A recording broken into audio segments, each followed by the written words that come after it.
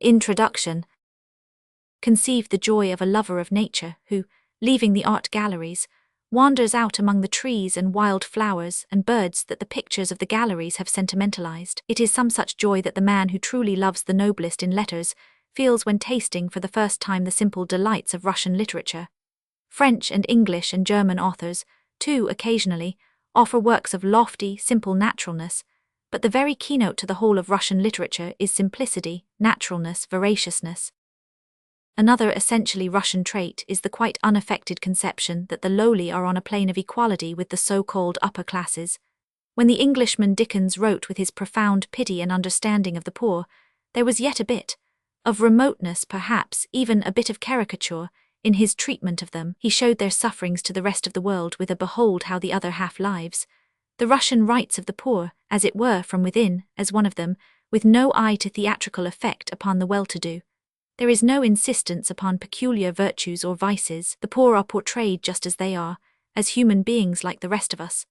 A democratic spirit is reflected, breathing a broad humanity, a true universality, an unstudied generosity that proceed not from the intellectual conviction that to understand all is to forgive all, but from an instinctive feeling that no man has the right to set himself up as a judge over another, that one can only observe and record. In 1834 two short stories appeared, The Queen of Spades by Pushkin and The Cloak by Gogol. The first was a finishing off of the old outgoing style of Romanticism, the other was the beginning of the new, the characteristically Russian style. We read Pushkin's Queen of Spades, the first story in the volume, and the likelihood is we shall enjoy it greatly. But why is it Russian? We ask. The answer is, it is not Russian. It might have been printed in an American magazine over the name of John Brown. But now take the very next story in the volume, The Cloak. Ah, you exclaim, a genuine Russian story surely. You cannot palm it off on me over the name of Jones or Smith. Why? Because The Cloak for the first time strikes that truly Russian note of deep sympathy with the disinherited. It is not yet wholly free from artificiality, and so is not yet typical of the purely realistic fiction that reached its perfected development in Turgenev and Tolstoy. Though Pushkin heads the list of those writers who made the literature of their country world famous, he was still a romanticist, in the universal literary fashion of his day. However, he already gave strong indication of the peculiarly Russian genius for naturalness or realism, and was a true Russian in his simplicity of style. In no sense an innovator, but taking the cue for his poetry from Byron, and for his prose from the romanticism current at that period, he was not in advance of his age. He had a revolutionary streak in his nature, as his ode to liberty and other bits of verse, and his intimacy with the Decembrist rebels show. But his youthful fire soon died down, and he found it possible to accommodate himself to the life of a Russian high functionary and courtier under the severe despot Nicholas I, though, to be sure, he always hated that life. For all his flirting with revolutionarism, he never displayed great originality or depth of thought. He was simply an extraordinarily gifted author, a perfect versifier, a wondrous lyrist, and a delicious raconteur, endowed with a grace, ease, and power of expression that delighted even the exacting artistic sense of Turgenev. To him aptly applies the dictum of Socrates, not by wisdom do the poets write poetry, but by a sort of genius and inspiration. I do not mean to convey that as a thinker Pushkin is to be despised. Nevertheless, it is true that he would occupy a lower position in literature did his reputation depend upon his contributions to thought, and not upon his value as an artist. We are all descended from Gogol's Cloak, said a Russian writer. And Dostoevsky's novel, Poor People, which appeared 10 years later, is in a way merely an extension of Gogol's shorter tale. In Dostoevsky, indeed, the passion for the common people and the all-embracing, all-penetrating pity for suffering humanity reached their climax. He was a profound psychologist and delved deeply into the human soul, especially in its abnormal and diseased aspects, between scenes of heartrending, abject poverty, injustice, and wrong, and the torments of mental pathology. He managed almost to exhaust the whole range of human woe. And he analyzed this misery with an intensity of feeling and a painstaking regard for the most harrowing details that are quite upsetting to normally constituted nerves. Yet all the horrors must be forgiven him because of the motive inspiring them, an overpowering love and the desire to induce an equal love in others. It is not horror for horror's sake, not a literary tour de force as in Poe, but horror for a high purpose, for purification through suffering, which was one of the articles of Dostoevsky's faith.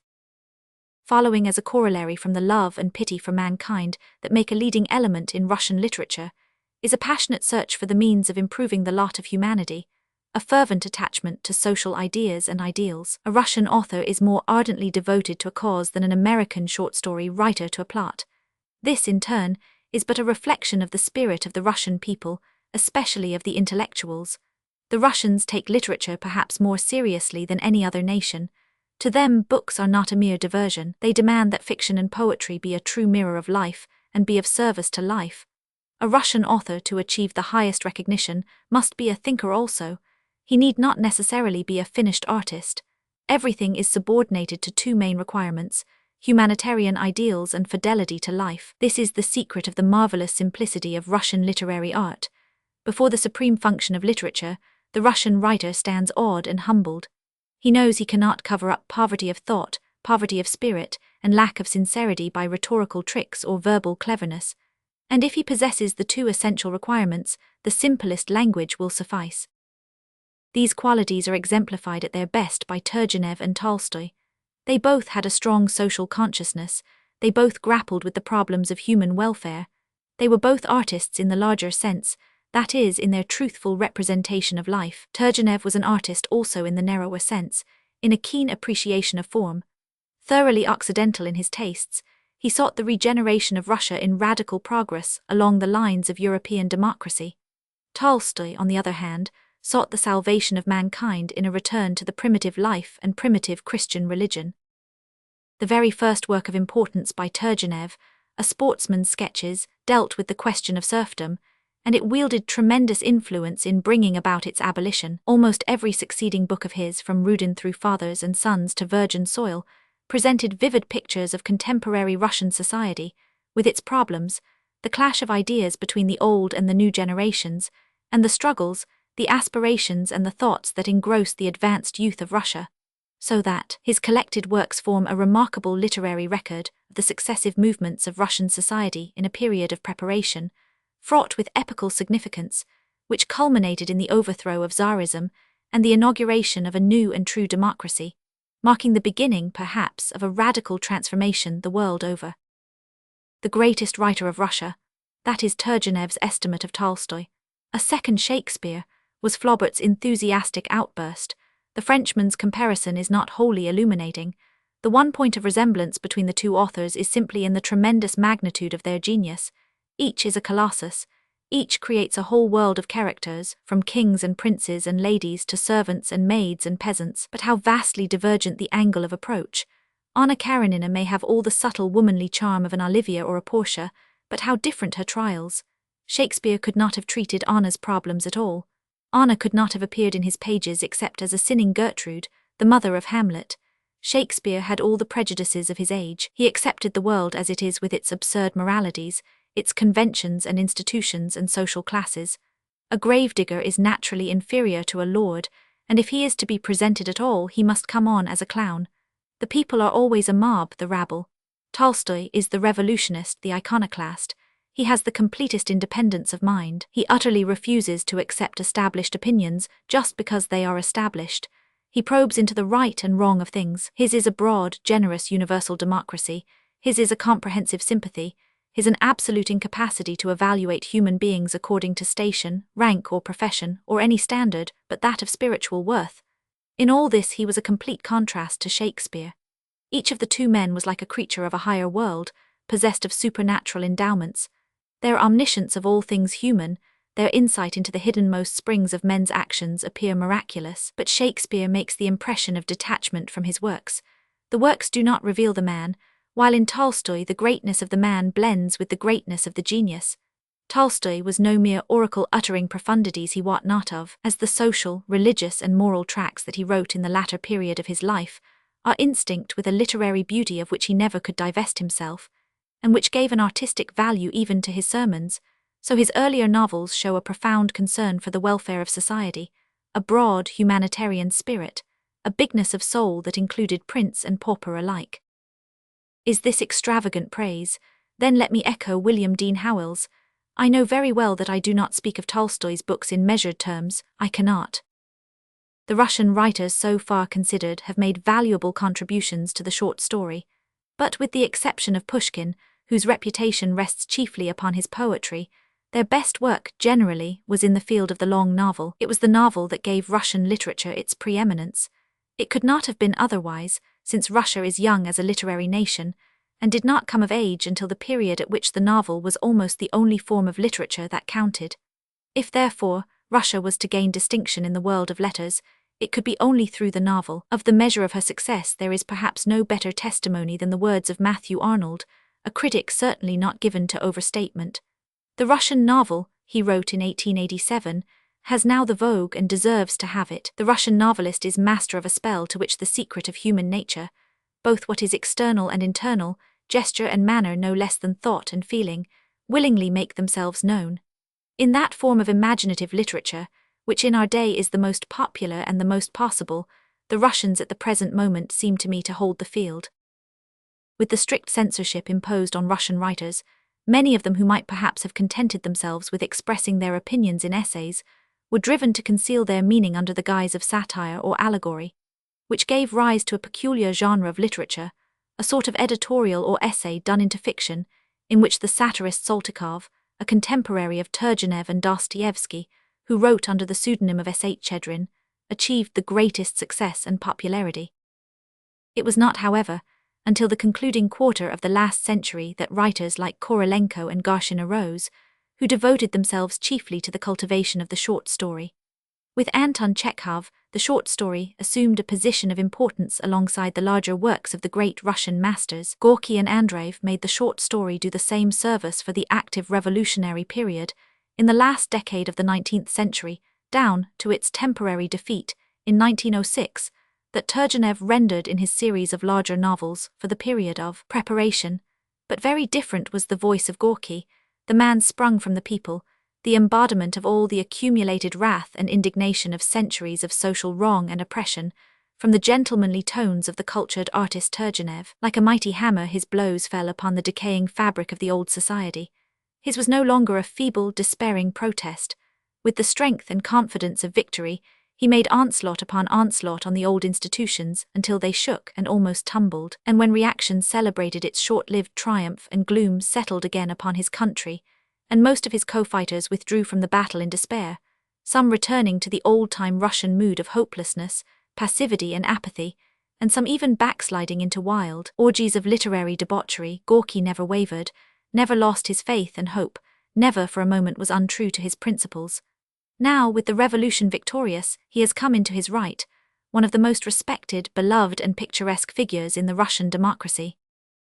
Kuprin, the most facile and talented short story writer next to Chekhov, has, on the whole, kept well to the best literary traditions of Russia, though he has frequently wandered off to extravagant sex themes, for which he seems to display as great a fondness as Artzybashev. Semyonov is a unique character in Russian literature, a peasant who had scarcely mastered the most elementary mechanics of writing when he penned his first story.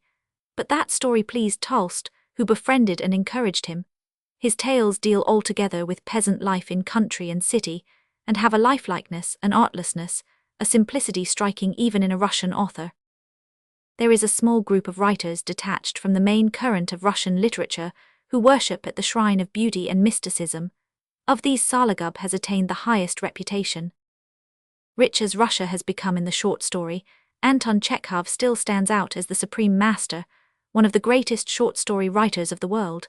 He was born in Taganrog in the Ukraine in 1860, the son of a peasant serf who succeeded in buying his freedom. Anton Chekhov studied medicine, but devoted himself largely to writing, in which he acknowledged his scientific training was of great service. Though he lived only 44 years, dying of tuberculosis in 1904, his collected works consist of 16 fair-sized volumes of short stories, and several dramas besides. A few volumes of his works have already appeared in English translation. Critics, among them Tolstoy, have often compared Chekhov to Maupassant. I find it hard to discover the resemblance. Maupassant holds a supreme position as a short story writer, so does Chekhov, but there, it seems to me, the likeness ends. The chill wind that blows from the atmosphere created by the Frenchman's objective artistry is by the Russian commingled with the warm breath of a great human sympathy. Maupassant never tells where his sympathies lie, and you don't know, you only guess. Chekhov does not tell you where his sympathies lie either, but you know all the same. You don't have to guess. And yet Chekhov is as objective as Maupassant. In the chronicling of facts, conditions, and situations, in the reproduction of characters, he is scrupulously true, hard, and inexorable. But without obtruding his personality, he somehow manages to let you know that he is always present, always at hand. If you laugh, he is there to laugh with you. If you cry, he is there to shed a tear with you. If you are horrified, he is horrified too. It is a subtle art by which he contrives to make one feel the nearness of himself for all his objectiveness, so subtle that it defies analysis. And yet it constitutes one of the great charms of his tales. Chekhov's works show an astounding resourcefulness and versatility. There is no monotony, no repetition. Neither in incident nor in character are any two stories alike. The range of Chekhov's knowledge of men and things seems to be unlimited, and he is extravagant in the use of it. Some great idea, which many a writer would consider sufficient to expand into a whole novel, he disposes of in a story of a few pages. Take, for example, Vanka, apparently but a mere episode in the childhood of a 9-year-old boy, while it is really the tragedy of a whole life in its tempting glimpses into a past environment and ominous forebodings of the future, all contracted into the space of 4 or 5 pages. Chekhov is lavish with his inventiveness. Apparently it cost him no effort to invent. I have used the word inventiveness for lack of a better name. It expresses but lamely the peculiar faculty that distinguishes Chekhov. Chekhov does not really invent, he reveals. He reveals things that no author before him has revealed. It is as though he possessed a special organ, which enabled him to see, hear and feel things of which we other mortals did not even dream the existence. Yet when he lays them bare, we know that they are not fictitious, not invented, but as real as the ordinary familiar facts of life. This faculty of his playing on all conceivable objects, all conceivable emotions, no matter how microscopic, endows them with life and a soul. By virtue of this power the steppe, an uneventful record of peasants travelling day after day through flat, monotonous fields, becomes instinct with dramatic interest, and its 125 pages seem all too short. And by virtue of the same attribute we follow with breathless suspense the minute description of the declining days of a great scientist, who feels his physical and mental faculties gradually ebbing away. A tiresome story, Chekhov calls it, and so it would be without the vitality conjured into it by the magic touch of this strange genius. Divination is perhaps a better term than invention. Chekhov divines the most secret impulses of the soul, scents out what is buried in the subconscious, and brings it up to the surface. Most writers are specialists. They know certain strata of society, and when they venture beyond, their step becomes uncertain. Chekhov's material is only delimited by humanity. He is equally at home everywhere. The peasant, the laborer, the merchant, the priest, the professional man, the scholar, the military officer, and the government functionary, Gentile or Jew, man, woman, or child, Chekhov is intimate with all of them. His characters are sharply defined individuals, not types. In almost all his stories, however short, the men and women and children who play a part in them come out as clear, distinct personalities. Ariadne is as vivid a character as Lily, the heroine of Sudermann's Song of Songs, yet Ariadne is but a single story in a volume of stories. Who that has read The Darling can ever forget her? The woman who had no separate existence of her own but thought the thoughts, felt the feelings, and spoke the words of the men she loved. And when there was no man to love any more, she was utterly crushed until she found a child to take care of and to love, and then she sank her personality in the boy as she had sunk it before in her husbands and lover, became a mere reflection of him, and was happy again. In the compilation of this volume, I have been guided by the desire to give the largest possible representation to the prominent authors of the Russian short story, and to present specimens characteristic of each. At the same time, the element of interest has been kept in mind, and in a few instances, as in the case of Korolenko, the selection of the story was made with a view to its intrinsic merit and striking qualities, rather than as typifying the writer's art. It was, of course, impossible in the space of one book to exhaust all that is best, but to my knowledge, the present volume is the most comprehensive anthology of the Russian short story in the English language, and gives a fair notion of the achievement in that field. All who enjoy good reading, I have no reason to doubt, will get pleasure from it, and if, in addition, it will prove of assistance to American students of Russian literature, I shall feel that the task has been doubly worth the while. Korolenko's Shades and Andreev's Lazarus first appeared in Current Opinion, and Artsabashev's The Revolutionist in the Metropolitan Magazine. I take pleasure in thanking Mr. Edward J. Wheeler, editor of Current Opinion, and Mr. Carl Hovey, editor of the Metropolitan Magazine, for permission to reprint them. Everything is subordinated to two main requirements: humanitarian ideals and fidelity to life. This is the secret of the marvelous simplicity of Russian literary art. Thomas Seltzer. Best Russian Short Stories. The Queen of Spades, by Alexander S. Pushkin. 1. There was a card party at the rooms of Narumov of the Horse Guards. The long winter night passed away imperceptibly, and it was 5 o'clock in the morning before the company sat down to supper. Those who had won ate with a good appetite, the others sat staring absently at their empty plates. When the champagne appeared, however, the conversation became more animated, and all took a part in it. "And how did you fare, Surin?" asked the host. "Oh, I lost as usual. I must confess that I am unlucky. I play Mirandole, I always keep cool, I never allow anything to put me out, and yet I always lose." "And you did not once allow yourself to be tempted to back the red. Your firmness astonishes me." "But what do you think of Herman?" said one of the guests, pointing to a young engineer. "He has never had a card in his hand in his life, he has never in his life laid a wager, and yet he sits here till 5 o'clock in the morning watching our play." "Play interests me very much," said Herman, "but I am not in the position to sacrifice the necessary in the hope of winning the superfluous." "Herman is a German, he is economical, that is all," observed Tomsky. "But if there is one person that I cannot understand, it is my grandmother, the Countess Anna Fedotovna." "How so?" inquired the guests. "I cannot understand," continued Tomsky, "how it is that my grandmother does not punt." "What is there remarkable about an old lady of 80 not punting?" said Narumov. "Then you do not know the reason why?" "No, really, haven't the faintest idea." "Oh, then listen. About 60 years ago my grandmother went to Paris, where she created quite a sensation. People used to run after her to catch a glimpse of the Muscovite Venus. Richelieu made love to her, and my grandmother maintains that he almost blew out his brains in consequence of her cruelty. At that time ladies used to play at faro.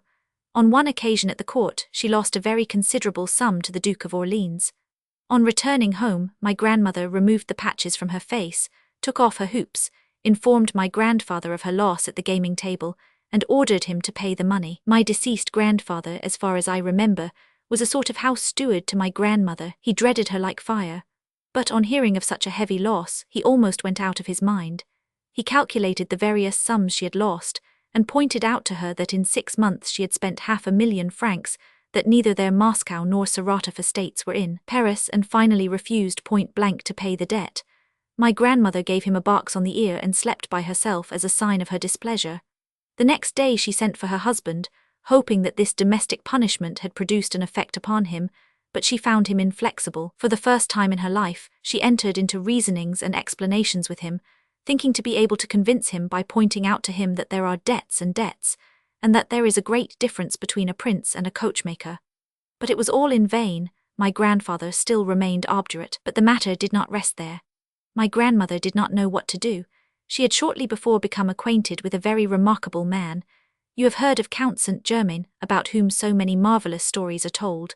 You know that he represented himself as the wandering Jew, as the discoverer of the elixir of life, of the philosopher's stone, and so forth. Some laughed at him as a charlatan, but Casanova in his memoirs says that he was a spy. But be that as it may, Saint-Germain, in spite of the mystery surrounding him, was a very fascinating person, and was much sought after in the best circles of society.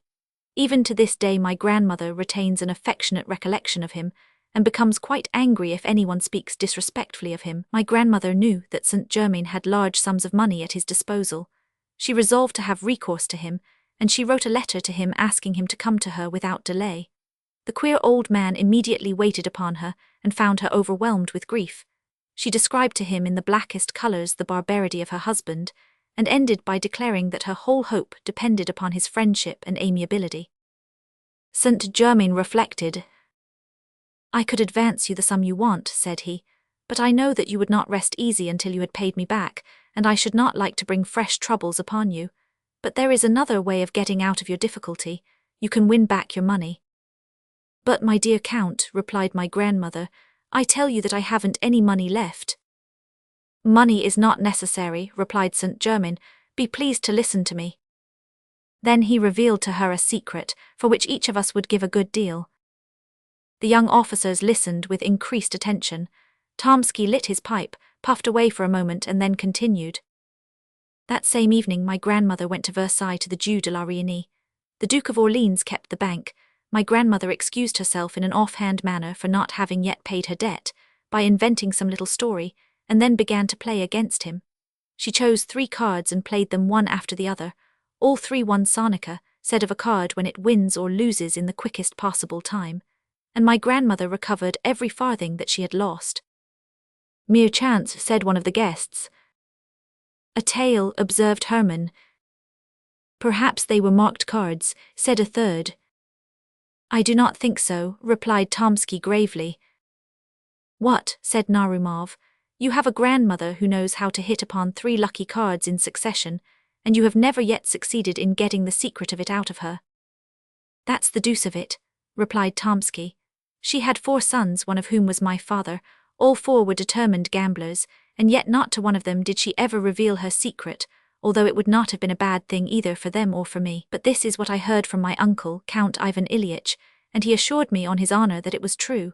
The late Chaplitsky, the same who died in poverty after having squandered millions, once lost in his youth about 300,000 rubles, to Zorich if I remember rightly.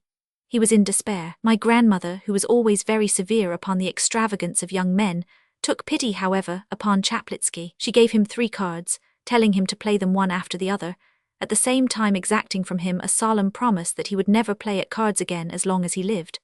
Chaplitsky then went to his victorious opponent, and they began a fresh game. On the first card he staked 50,000 rubles and won sonica. He doubled the stake and won again, till at last, by pursuing the same tactics, he won back more than he had lost. But it is time to go to bed. It is 5:45 already. And indeed it was already beginning to dawn. The young men emptied their glasses and then took leave of each other. Chapter 2. The old Countess A. was seated in her dressing-room in front of her looking-glass. 3 waiting maids stood around her. One held a small pot of rouge, another a box of hairpins, and the third a tolkan with bright red ribbons. The Countess had no longer the slightest pretensions to beauty, but she still preserved the habits of her youth, dressed in strict accordance with the fashion of 70 years before, and made as long and as careful a toilette as she would have done 60 years previously. Near the window, at an embroidery frame, sat a young lady, her ward. Good morning, Grandmamma, said a young officer entering the room. Bonjour, Mademoiselle Lise. Grandmamma, I want to ask you something. What is it, Paul? I want you to let me introduce one of my friends to you, and to allow me to bring him to the ball on Friday. Bring him direct to the ball and introduce him to me there. Were you at B.S. yesterday? Yes, everything went off very pleasantly, and dancing was kept up until 5 o'clock. How charming Yelitskaya was. But my dear, what is there charming about her? Isn't she like her grandmother, the Princess Daria Petrovna? By the way, she must be very old, the Princess Daria Petrovna. How do you mean old? Cried Tomsky thoughtlessly. She died 7 years ago. The young lady raised her head and made a sign to the young officer. He then remembered that the old countess was never to be informed of the death of any of her contemporaries, and he bit his lips, but the old countess heard the news with the greatest indifference. Dead, said she, and I did not know it. We were appointed maids of honor at the same time, and when we were presented to the Empress. And the countess for the 100th time related to her grandson one of her anecdotes. Come, Paul, said she when she had finished her story, help me to get up. Lizanka, where is my snuff-box? And the countess with her 3 maids went behind a screen to finish her toilette. Tomsky was left alone with the young lady. Who is the gentleman you wish to introduce to the countess? Asked Lizaveta Ivanovna in a whisper. Narumov, do you know him? No, is he a soldier or a civilian? A soldier. Is he in the engineers? No, in the cavalry. What made you think that he was in the engineers? The young lady smiled but made no reply. Paul, cried the countess from behind the screen, send me some new novel, only pray don't let it be one of the present-day style. What do you mean, grandmother? That is, a novel in which the hero strangles neither his father nor his mother, and in which there are no drowned bodies. I have a great horror of drowned persons. There are no such novels nowadays. Would you like a Russian one? Are there any Russian novels? Send me one, my dear, pray send me one. Goodbye, grandmother, I am in a hurry. Goodbye, Lizaveta Ivanovna. What made you think that Narumov was in the engineers? And Tomsky left the boudoir. Lizaveta Ivanovna was left alone.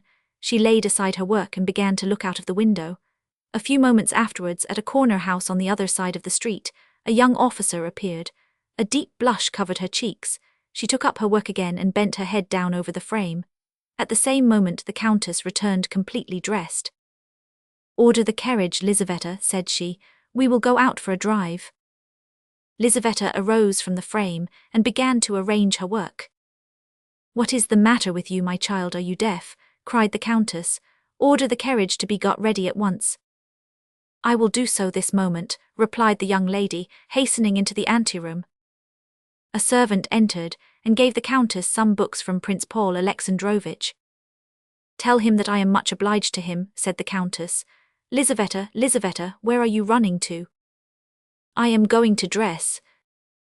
There is plenty of time, my dear. Sit down here, open the first volume and read to me aloud. Her companion took the book and read a few lines. Louder, said the Countess. What is the matter with you, my child? Have you lost your voice? Wait, give me that footstool a little nearer, that will do. Lizaveta read 2 more pages. The Countess yawned. Put the book down, said she. What a lot of nonsense. Send it back to Prince Paul with my thanks. But where is the carriage? The carriage is ready, said Lizaveta, looking out into the street. How is it that you are not dressed? Said the Countess. I must always wait for you. It is intolerable, my dear. Lisa hastened to her room. She had not been there 2 minutes before the Countess began to ring with all her might. The 3 waiting maids came running in at one door and the valet at another. How is it that you cannot hear me when I ring for you? Said the Countess. Tell Lizaveta Ivanovna that I am waiting for her. Lizaveta returned with her hat and cloak on. At last you are here, said the Countess. But why such an elaborate toilette? Whom do you intend to captivate? What sort of weather is it? It seems rather windy. No, your ladyship, it is very calm, replied the valet. You never think of what you are talking about. Open the window. So it is, windy and bitterly cold. Unharness the horses. Lizaveta, we won't go out. There was no need for you to deck yourself like that. What a life is mine, thought Lizaveta Ivanovna. And in truth, Lizaveta Ivanovna was a very unfortunate creature. The bread of the stranger is bitter, says Dante, and his staircase hard to climb, but who can know what the bitterness of dependence is so well as the poor companion of an old lady of quality? The Countess A. had by no means a bad heart, but she was capricious, like a woman who had been spoilt by the world, as well as being avaricious and egotistical, like all old people who have seen their best days, and whose thoughts are with the past and not the present. She participated in all the vanities of the great world, went to balls where she sat in a corner, painted and dressed in old-fashioned style, like a deformed but indispensable ornament of the ballroom. All the guests on entering approached her and made a profound bow, as if in accordance with a set ceremony, but after that nobody took any further notice of her. She received the whole town at her house, and observed the strictest etiquette, although she could no longer recognize the faces of people. Her numerous domestics, growing fat and old in her antechamber and servants' hall, did just as they liked, and vied with each other in robbing the aged Countess in the most barefaced manner. Lizaveta Ivanovna was the martyr of the household. She made tea and was reproached with using too much sugar. She read novels aloud to the Countess, and the faults of the author were visited upon her head. She accompanied the Countess in her walks, and was held answerable for the weather or the state of the pavement. A salary was attached to the post, but she very rarely received it, although she was expected to dress like everybody else, that is to say, like very few indeed. In society she played the most pitiable role. Everybody knew her, and nobody paid her any attention. At balls she danced only when a partner was wanted, and ladies would only take hold of her arm when it was necessary to lead her out of the room to attend to their dresses. She was very self-conscious, and felt her position keenly, and she looked about her with impatience for a deliverer to come to her rescue. But the young men, calculating in their giddiness, honoured her with but very little attention, although Lizaveta Ivanovna was 100 times prettier than the barefaced and cold-hearted marriageable girls around whom they hovered.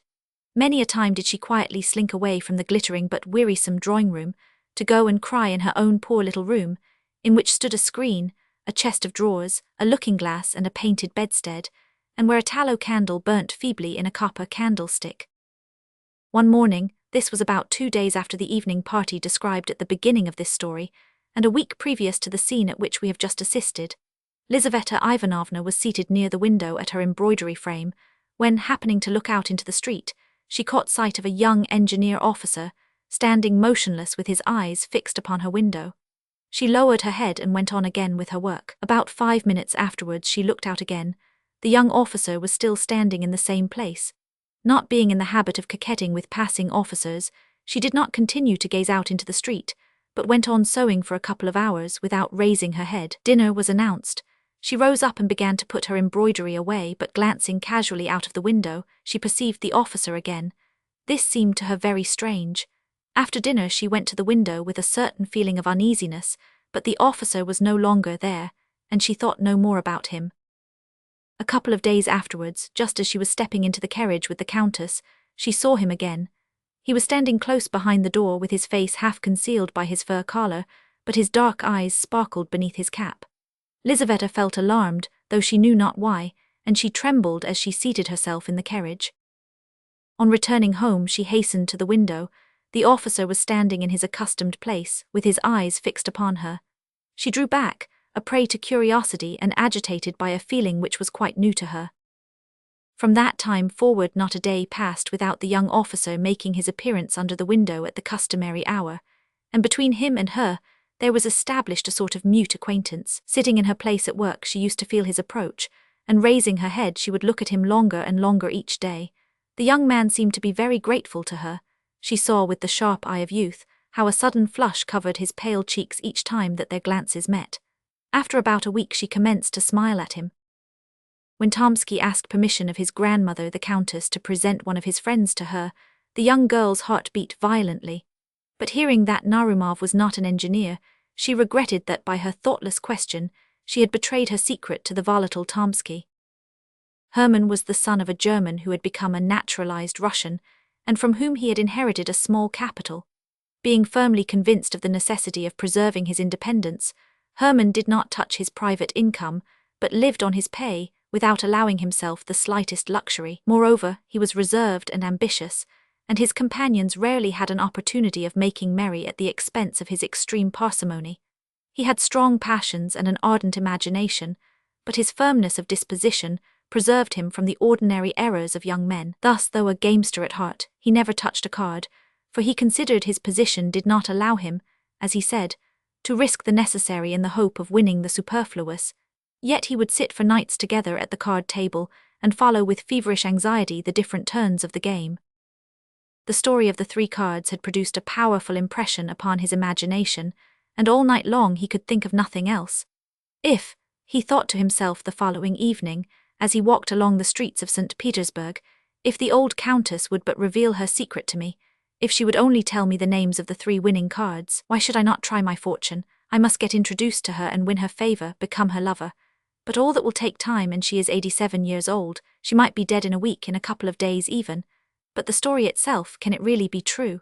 No, economy, temperance and industry, those are my 3 winning cards. By means of them I shall be able to double my capital, increase it 7-fold and procure for myself ease and independence.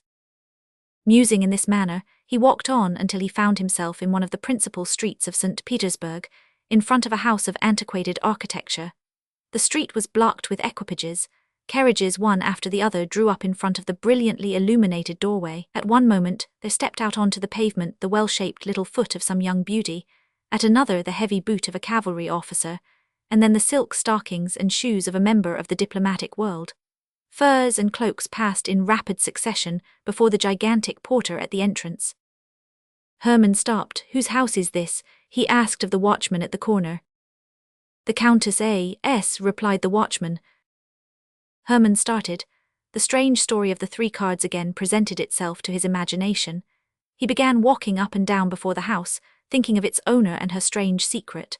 Returning late to his modest lodging, he could not go to sleep for a long time, and when at last he did doze off, he could dream of nothing but cards, green tables, piles of banknotes and heaps of ducats. He played one card after the other, winning uninterruptedly, and then he gathered up the gold and filled his pockets with the notes.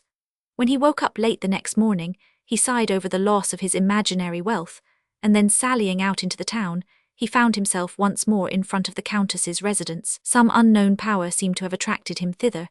He stopped and looked up at the windows. At one of these he saw a head with luxuriant black hair, which was bent down probably over some book or an embroidery frame. The head was raised. Herman saw a fresh complexion and a pair of dark eyes. That moment decided his fate. Chapter 3. Lizaveta Ivanovna had scarcely taken off her hat and cloak when the Countess sent for her and again ordered her to get the carriage ready. The vehicle drew up before the door, and they prepared to take their seats. Just at the moment when 2 footmen were assisting the old lady to enter the carriage, Lizaveta saw her engineer standing close beside the wheel. He grasped her hand. Alarm caused her to lose her presence of mind, and the young man disappeared, but not before he had left a letter between her fingers. She concealed it in her glove, and during the whole of the drive she neither saw nor heard anything. It was the custom of the Countess, when out for an airing in her carriage, to be constantly asking such questions as, "Who was that person that met us just now? What is the name of this bridge? What is written on that signboard?"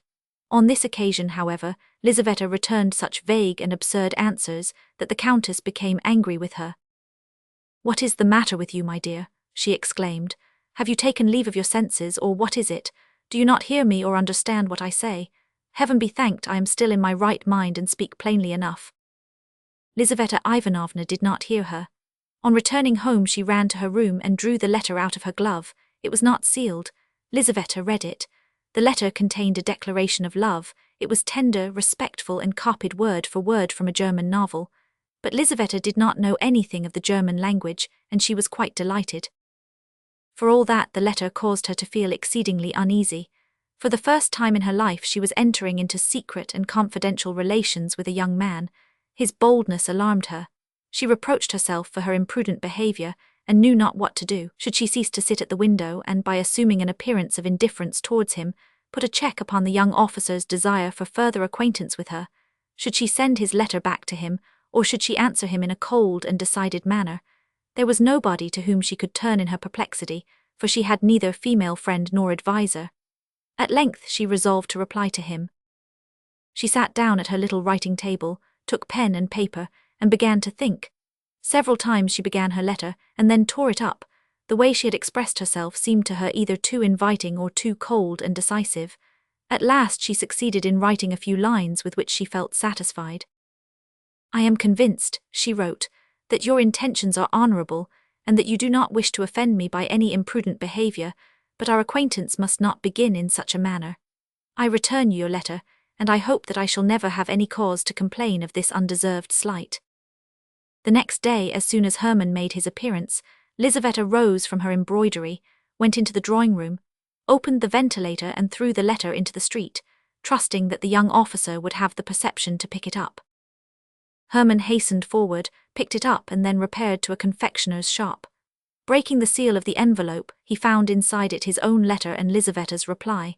He had expected this, and he returned home, his mind deeply occupied with his intrigue. 3 days afterwards, a bright-eyed young girl from a milliner's establishment brought Lizaveta a letter. Lizaveta opened it with great uneasiness, fearing that it was a demand for money, when suddenly she recognized Herman's handwriting. "You have made a mistake, my dear," said she. "This letter is not for me." "Oh yes, it is for you," replied the girl, smiling very knowingly.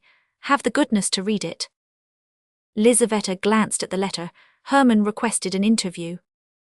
"It cannot be," she cried, alarmed at the audacious request and the manner in which it was made. "This letter is certainly not for me." And she tore it into fragments.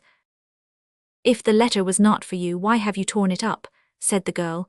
"I should have given it back to the person who sent it."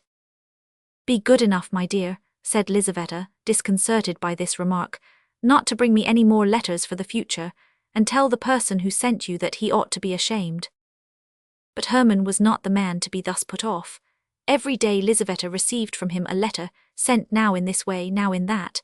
They were no longer translated from the German. Herman wrote them under the inspiration of passion, and spoke in his own language, and they bore full testimony to the inflexibility of his desire and the disordered condition of his uncontrollable imagination. Lizaveta no longer thought of sending them back to him. She became intoxicated with them and began to reply to them. and little by little her answers became longer and more affectionate. At last she threw out of the window to him the following letter. This evening there is going to be a ball at the embassy. The Countess will be there. We shall remain until 2 o'clock. You have now an opportunity of seeing me alone. As soon as the Countess is gone, the servants will very probably go out, and there will be nobody left but the Swiss, but he usually goes to sleep in his lodge. Come about 11:30. Walk straight upstairs. If you meet anybody in the anteroom, ask if the Countess is at home. You will be told no, in which case there will be nothing left for you to do but to go away again. But it is most probable that you will meet nobody. The maidservants will all be together in one room. On leaving the anteroom, turn to the left and walk straight on until you reach the Countess's bedroom. In the bedroom, behind a screen, you will find 2 doors. The one on the right leads to a cabinet which the Countess never enters. The one on the left leads to a corridor, at the end of which is a little winding staircase. This leads to my room. Hermann trembled like a tiger as he waited for the appointed time to arrive. At 10 o'clock in the evening he was already in front of the Countess's house. The weather was terrible, the wind blew with great violence, the sleety snow fell in large flakes, the lamps emitted a feeble light, the streets were deserted. From time to time a sledge drawn by a sorry-looking hack passed by on the lookout for a belated passenger. Hermann was enveloped in a thick overcoat and felt neither wind nor snow. At last the Countess's carriage drew up. Hermann saw 2 footmen carry out in their arms the bent form of the old lady, wrapped in sable fur, and immediately behind her, clad in a warm mantle, and with her head ornamented with a wreath of fresh flowers, followed Lizaveta. The door was closed. The carriage rolled away heavily through the yielding snow. The porter shut the street door. The windows became dark. Hermann began walking up and down near the deserted house. At length he stopped under a lamp and glanced at his watch. It was 20 minutes past 11. He remained standing under the lamp, his eyes fixed upon the watch, impatiently waiting for the remaining minutes to pass. At 11:30 precisely, Hermann ascended the steps of the house and made his way into the brightly illuminated vestibule. The porter was not there. Hermann hastily ascended the staircase, opened the door of the anteroom, and saw a footman sitting asleep in an antique chair by the side of a lamp. With a light, firm step Hermann passed by him. The drawing-room and dining-room were in darkness, but a feeble reflection penetrated thither from the lamp in the anteroom. Hermann reached the Countess's bedroom. Before a shrine, which was full of old images, a golden lamp was burning. Faded stuffed chairs and divans with soft cushions stood in melancholy symmetry around the room, the walls of which were hung with China silk. On one side of the room hung 2 portraits painted in Paris by Madame Lebrun. One of these represented a stout, red-faced man of about 40 years of age in a bright green uniform and with a star upon his breast. The other, a beautiful young woman with an aquiline nose, forehead curls, and a rose in her powdered hair. In the corners stood porcelain shepherds and shepherdesses, dining-room clocks from the workshop of the celebrated Lefebvre, bandboxes, roulettes, fans, and the various playthings for the amusement of ladies that were in vogue at the end of the last century, when Montgolfier's balloons and Mesmer's magnetism were the rage. Hermann stepped behind the screen. At the back of it stood a little iron bedstead. On the right was the door which led to the cabinet, on the left, the other which led to the corridor. He opened the latter and saw the little winding staircase which led to the room of the poor companion, but he retraced his steps and entered the dark cabinet. The time passed slowly. All was still. The clock in the drawing-room struck 12, the strokes echoed through the room one after the other, and everything was quiet again. Hermann stood leaning against the cold stove. He was calm, his heart beat regularly, like that of a man resolved upon a dangerous but inevitable undertaking. 1 o'clock in the morning struck, then 2, and he heard the distant noise of carriage wheels. An involuntary agitation took possession of him. The carriage drew near and stopped. He heard the sound of the carriage steps being let down. All was bustle within the house. The servants were running hither and thither, there was a confusion of voices, and the rooms were lit up. 3 antiquated chambermaids entered the bedroom, and they were shortly afterwards followed by the Countess, who, more dead than alive, sank into a Voltaire armchair. Hermann peeped through a chink. Lizaveta Ivanovna passed close by him, and he heard her hurried steps as she hastened up the little spiral staircase. For a moment his heart was assailed by something like a pricking of conscience, but the emotion was only transitory, and his heart became petrified as before. The Countess began to undress before her looking-glass. Her rose-bedecked cap was taken off, and then her powdered wig was removed from off her white and closely cut hair. Hairpins fell in showers around her. Her yellow satin dress, brocaded with silver, fell down at her swollen feet. Hermann was a witness of the repugnant mysteries of her toilette. At last the Countess was in her nightcap and dressing gown, and in this costume, more suitable to her age, she appeared less hideous and deformed. Like all old people in general, the Countess suffered from sleeplessness. Having undressed, she seated herself at the window in a Voltaire armchair and dismissed her maids. The candles were taken away, and once more the room was left with only one lamp burning in it. The Countess sat there looking quite yellow, mumbling with her flaccid lips and swaying to and fro. Her dull eyes expressed complete vacancy of mind, and looking at her, one would have thought that the rocking of her body was not a voluntary action of her own, but was produced by the action of some concealed galvanic mechanism. Suddenly the death-like face assumed an inexplicable expression. The lips ceased to tremble, the eyes became animated. Before the Countess stood an unknown man. "Do not be alarmed, for heaven's sake, do not be alarmed," said he in a low but distinct voice. "I have no intention of doing you any harm, I have only come to ask a favor of you." The old woman looked at him in silence, as if she had not heard what he had said. Hermann thought that she was deaf, and bending down towards her ear he repeated what he had said. The aged Countess remained silent as before. "You can ensure the happiness of my life," continued Hermann, "and it will cost you nothing. I know that you can name 3 cards in order." Hermann stopped. The Countess appeared now to understand what he wanted. She seemed as if seeking for words to reply. "It was a joke," she replied at last. "I assure you it was only a joke." "There is no joking about the matter," replied Hermann angrily. "Remember Chaplitsky, whom you helped to win." The Countess became visibly uneasy. Her features expressed strong emotion, but they quickly resumed their former immobility. "Can you not name me these 3 winning cards?" continued Hermann. The Countess remained silent. Hermann continued. "For whom are you preserving your secret? For your grandsons? They are rich enough without it, they do not know the worth of money. Your cards would be of no use to a spendthrift. He who cannot preserve his paternal inheritance will die in want, even though he had a demon at his service. I am not a man of that sort, I know the value of money. Your 3 cards will not be thrown away upon me. Come." He paused and tremblingly awaited her reply. The Countess remained silent. Hermann fell upon his knees. "If your heart has ever known the feeling of love," said he, "if you remember its rapture, if you have ever smiled at the cry of your newborn child, if any human feeling has ever entered into your breast, I entreat you by the feelings of a wife, a lover, a mother, by all that is most sacred in life, not to reject my prayer. Reveal to me your secret. Of what use is it to you? Maybe it is connected with some terrible sin, with the loss of eternal salvation, with some bargain with the devil. Reflect, you are old, you have not long to live, I am ready to take your sins upon my soul. Only reveal to me your secret. Remember that the happiness of a man is in your hands, that not only I but my children and grandchildren will bless your memory and reverence you as a saint." The old Countess answered not a word. Hermann rose to his feet. "You old hag," he exclaimed, grinding his teeth, "then I will make you answer." With these words he drew a pistol from his pocket. At the sight of the pistol, the Countess for the second time exhibited strong emotion. She shook her head and raised her hands as if to protect herself from the shot. Then she fell backwards and remained motionless. "Come, an end to this childish nonsense," said Hermann, taking hold of her hand. "I ask you for the last time, will you tell me the names of your 3 cards, or will you not?" The Countess made no reply. Hermann perceived that she was dead. 4.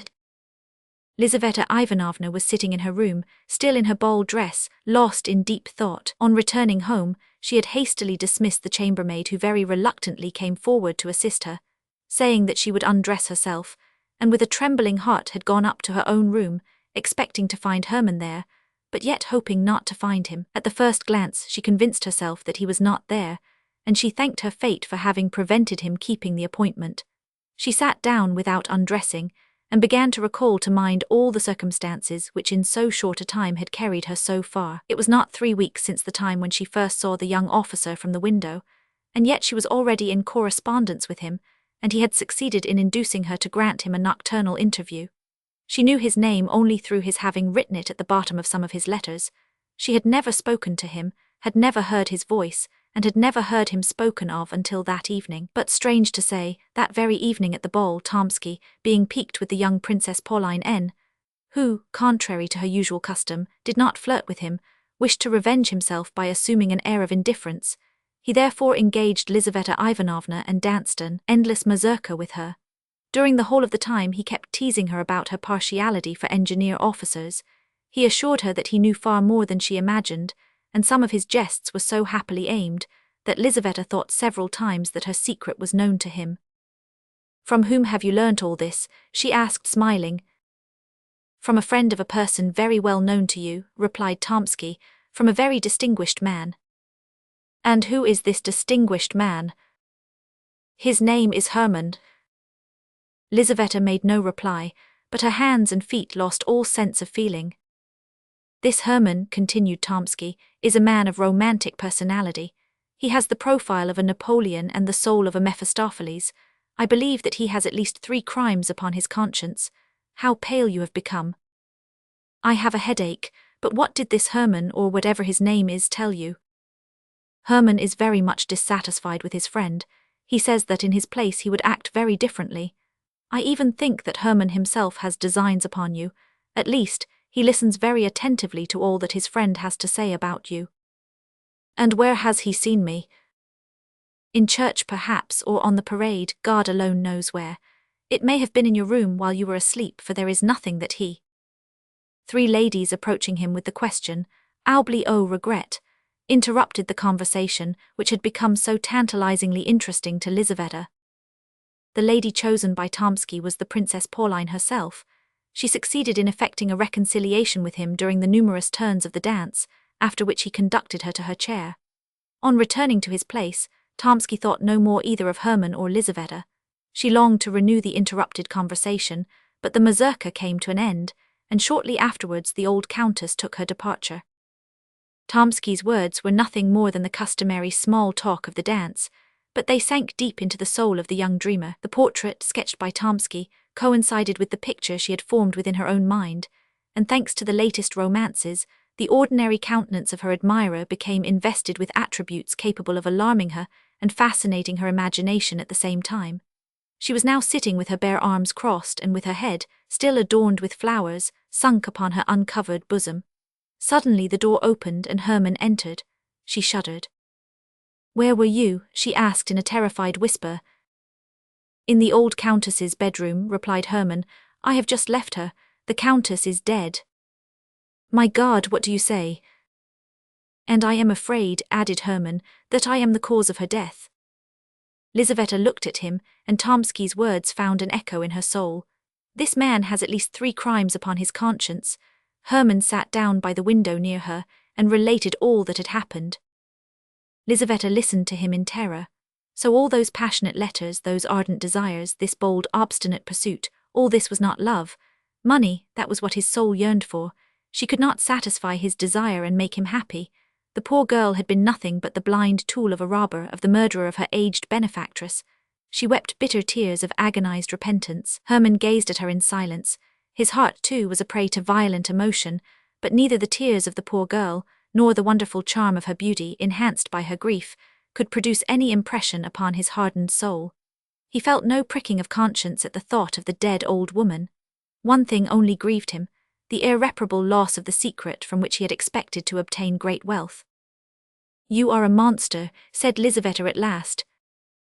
"I did not wish for her death," replied Hermann. "My pistol was not loaded." Both remained silent. The day began to dawn. Lizaveta extinguished her candle. A pale light illumined her room. She wiped her tear-stained eyes and raised them towards Hermann. He was sitting near the window, with his arms crossed and with a fierce frown upon his forehead. In this attitude he bore a striking resemblance to the portrait of Napoleon. This resemblance struck Lizaveta even. "How shall I get you out of the house?" said she at last. "I thought of conducting you down the secret staircase, but in that case it would be necessary to go through the countess's bedroom, and I am afraid." "Tell me how to find this secret staircase. I will go alone." Lizaveta arose, took from her drawer a key, handed it to Hermann and gave him the necessary instructions. Hermann pressed her cold, limp hand, kissed her bowed head and left the room. He descended the winding staircase and once more entered the countess's bedroom. The dead old lady sat as if petrified. Her face expressed profound tranquillity. Hermann stopped before her and gazed long and earnestly at her, as if he wished to convince himself of the terrible reality. At last he entered the cabinet, felt behind the tapestry for the door, and then began to descend the dark staircase, filled with strange emotions. Down this very staircase, thought he. Perhaps coming from the very same room, and at this very same hour 60 years ago, there may have glided in an embroidered coat, with his hair dressed à Eloise royal, and pressing to his heart his three-cornered hat, some young gallant who has long been mouldering in the grave, but the heart of his aged mistress has only today ceased to beat. At the bottom of the staircase, Hermann found a door, which he opened with a key, and then traversed a corridor which conducted him into the street. 5. 3 days after the fatal night, at 9 o'clock in the morning, Hermann repaired to the convent of where the last honours were to be paid to the mortal remains of the old countess. Although feeling no remorse, he could not altogether stifle the voice of conscience, which said to him, "You are the murderer of the old woman." In spite of his entertaining very little religious belief, he was exceedingly superstitious, and believing that the dead countess might exercise an evil influence on his life, he resolved to be present at her obsequies in order to implore her pardon. The church was full. It was with difficulty that Hermann made his way through the crowd of people. The coffin was placed upon a rich catafalque beneath a velvet baldachin. The deceased countess lay within it, with her hands crossed upon her breast, with a lace cap upon her head and dressed in a white satin robe. Around the catafalque stood the members of her household, the servants in black caftans, with armorial ribbons upon their shoulders and candles in their hands, the relatives, children, grandchildren and great-grandchildren, in deep mourning. Nobody wept. Tears would have been une affectation. The countess was so old that her death could have surprised nobody, and her relatives had long looked upon her as being out of the world. A famous preacher pronounced the funeral sermon. In simple and touching words he described the peaceful passing away of the righteous, who had passed long years in calm preparation for a Christian end.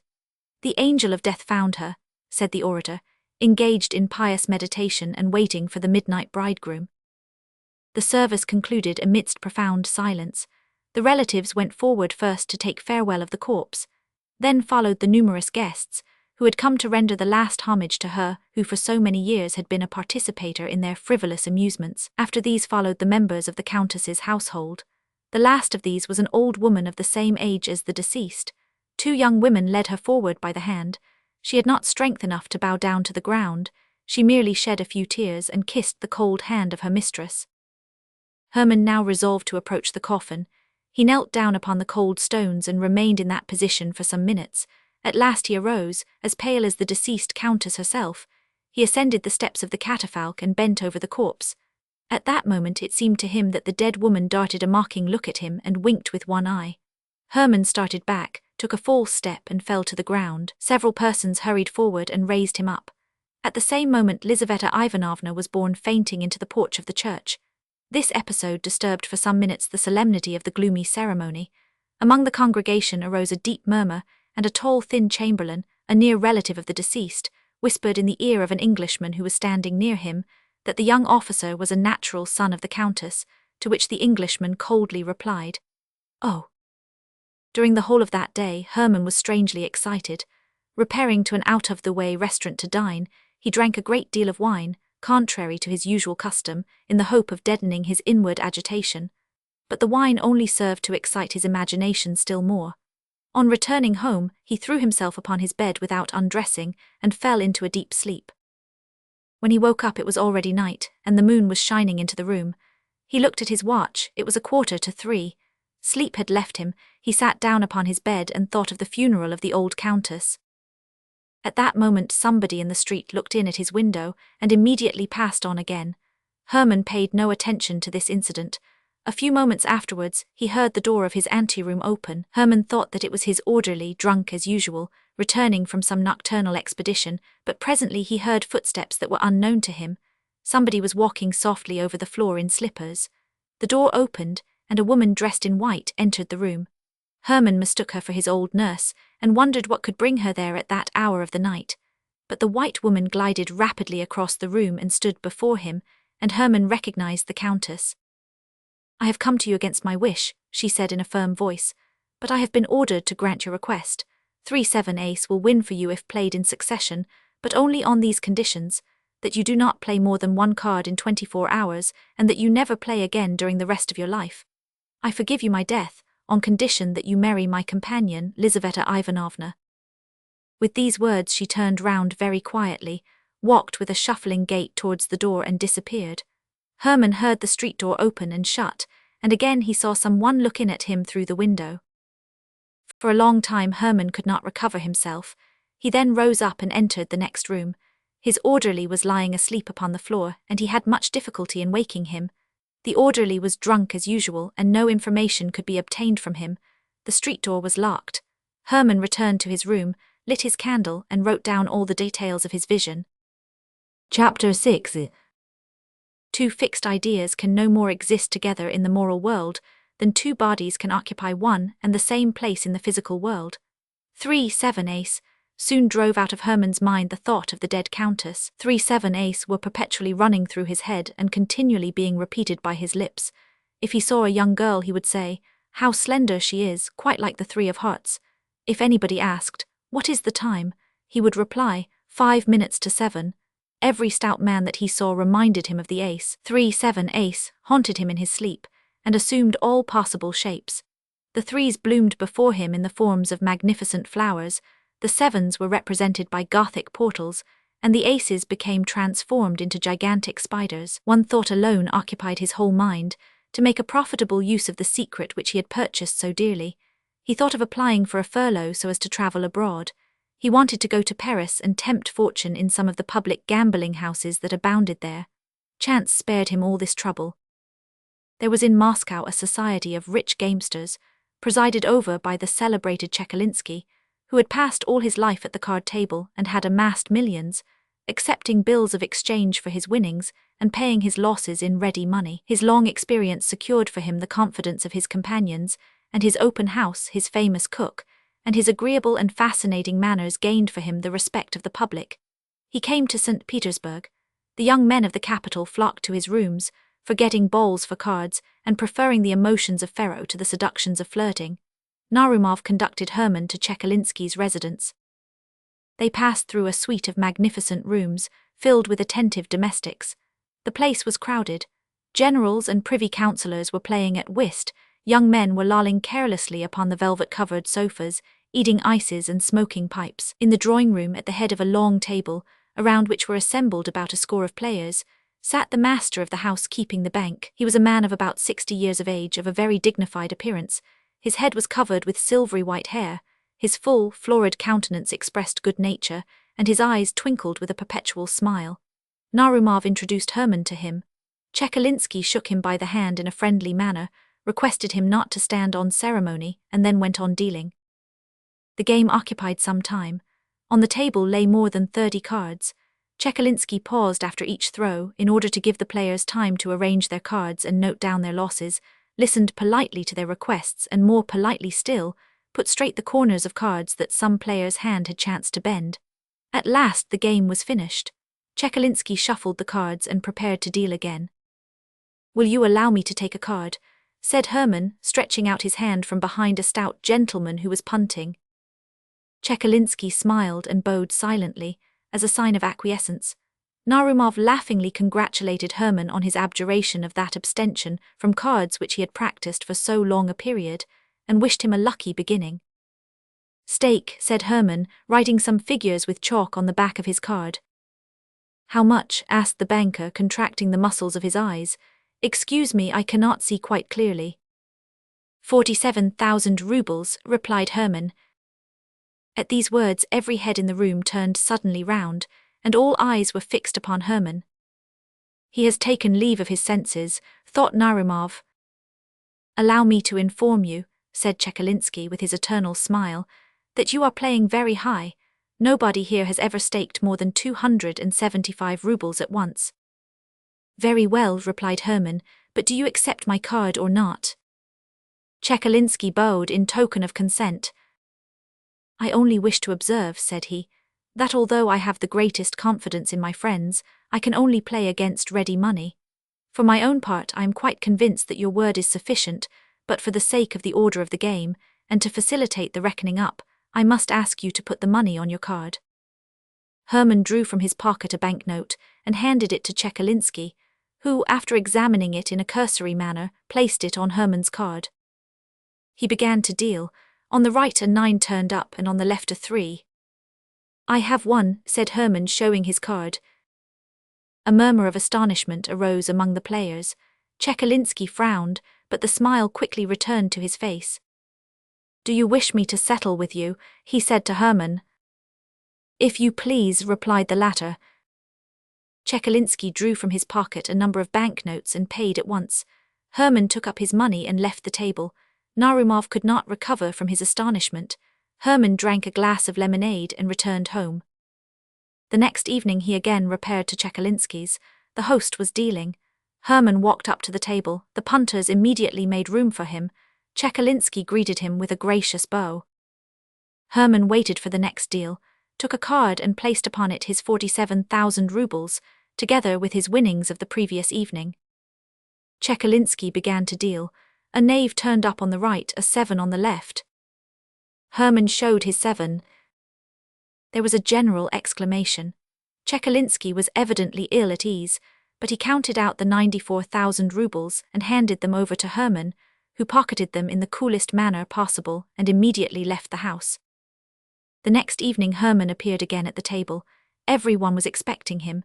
The generals and privy councillors left their whist in order to watch such extraordinary play. The young officers quitted their sofas, and even the servants crowded into the room. All pressed round Herman. The other players left off punting, impatient to see how it would end.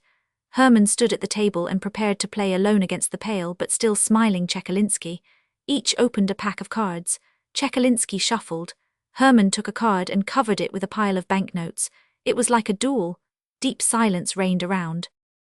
Chekalinsky began to deal. His hands trembled. On the right a queen turned up and on the left an ace. "Ace has won," cried Herman, showing his card. "Your queen has lost," said Chekalinsky politely. Herman started. Instead of an ace there lay before him the queen of spades. He could not believe his eyes, nor could he understand how he had made such a mistake. At that moment it seemed to him that the queen of spades smiled ironically and winked her eye at him. He was struck by her remarkable resemblance. "The old countess," he exclaimed, seized with terror. Chekalinsky gathered up his winnings. For some time Herman remained perfectly motionless. When at last he left the table, there was a general commotion in the room. "Splendidly punted," said the players. Chekalinsky shuffled the cards afresh and the game went on as usual. Herman went out of his mind and is now confined in room number 17 of the Aubakov hospital. He never answers any questions, but he constantly mutters with unusual rapidity, 3-7 ace, 3-7 queen. Lizaveta Ivanovna has married a very amiable young man, a son of the former steward of the old countess. He is in the service of the state somewhere, and is in receipt of a good income. Lizaveta is also supporting a poor relative. Tomsky has been promoted to the rank of captain, and has become the husband of the Princess Pauline. The Cloak by Nikolai V. Gogol's. In the department of, but it is better not to mention the department. The touchiest things in the world are departments, regiments, courts of justice, in a word, all branches of public service. Each individual nowadays thinks all society insulted in his person. Quite recently, a complaint was received from a district chief of police, in which he plainly demonstrated that all the imperial institutions were going to the dogs, and that the Tsar's sacred name was being taken in vain. And in proof he appended to the complaint romance, in which the district chief of police is made to appear about once in every 10 pages, and sometimes in a downright drunken condition. Therefore, in order to avoid all unpleasantness, it will be better to designate the department in question as a certain department. So in a certain department there was a certain official, not a very notable one it must be allowed, short of stature, somewhat pock-marked, red-haired and mole-eyed, with a bold forehead, wrinkled cheeks, and a complexion of the kind known as sanguine. The St. Petersburg climate was responsible for this. As for his official rank, with us Russians the rank comes first. He was what is called a perpetual titular councillor, over which, as is well known, some writers make merry and crack their jokes, obeying the praiseworthy custom of attacking those who cannot bite back. His family name was Bashmachkin. This name is evidently derived from Bashmak's shoe, but when, at what time and in what manner is not known. His father and grandfather and all the Bashmachkins always wore boots, which were resoled 2 or 3 times a year. His name was Akaki Akakievich. It may strike the reader as rather singular and far-fetched, but he may rest assured that it was by no means far-fetched, and that the circumstances were such that it would have been impossible to give him any other. This was how it came about. Akaki Akakievich was born, if my memory fails me not, in the evening on the 23rd of March. His mother, the wife of a government official, and a very fine woman, made all due arrangements for having the child baptized. She was lying on the bed opposite the door. On her right stood the godfather, Ivan Ivanovich Eroshkin, a most estimable man who served as the head clerk of the Senate, and the godmother, Arina Semyonovna Bilobrinchkova, the wife of an officer of the quarter and a woman of rare virtues. They offered the mother her choice of 3 names, Markia, Sasia, or that the child should be called after the martyr Kazdazat. No, said the good woman, all those names are poor. In order to please her, they opened the calendar at another place. 3 more names appeared, Trifili, Dula and Varakasi. This is awful, said the old woman. What names? I truly never heard the like. I might have put up with Varadat or Varuk, but not Trifili and Varakasi. They turned to another page and found Pavsikaki and Vaktisi. Now I see, said the old woman, that it is plainly fate, and since such is the case it will be better to name him after his father. His father's name was Akaki, so let his son's name be Akaki too. In this manner he became Akaki Akakievich. They christened the child whereat he wept, and made a grimace, as though he foresaw that he was to be a titular councillor. In this manner did it all come about. We have mentioned it in order that the reader might see for himself that it was a case of necessity, and that it was utterly impossible to give him any other name. When and how he entered the department, and who appointed him, no one could remember. However much the directors and chiefs of all kinds were changed, he was always to be seen in the same place, the same attitude, the same occupation, always the letter-copying clerk, so that it was afterwards affirmed that he had been born in uniform with a bald head. No respect was shown him in the department. The porter not only did not rise from his seat when he passed, but never even glanced at him, any more than if a fly had flown through the reception-room. His superiors treated him in coolly despotic fashion. Some insignificant assistant to the head clerk would thrust a paper under his nose without so much as saying, "Copy," or "Here's an interesting little case," or anything else agreeable, as is customary amongst well-bred officials. And he took it, looking only at the paper and not observing who handed it to him, or whether he had the right to do so, simply took it and set about copying it. The young officials laughed at and made fun of him, so far as their official wit permitted, told in his presence various stories concocted about him, and about his landlady, an old woman of 70, declared that she beat him, asked when the wedding was to be, and strewed bits of paper over his head, calling them snow. But Akaki Akakievich answered not a word, any more than if there had been no one there besides himself. It even had no effect upon his work. Amid all these annoyances he never made a single mistake in a letter, but if the joking became wholly unbearable, as when they jogged his head and prevented his attending to his work, he would exclaim, "Leave me alone, why do you insult me?"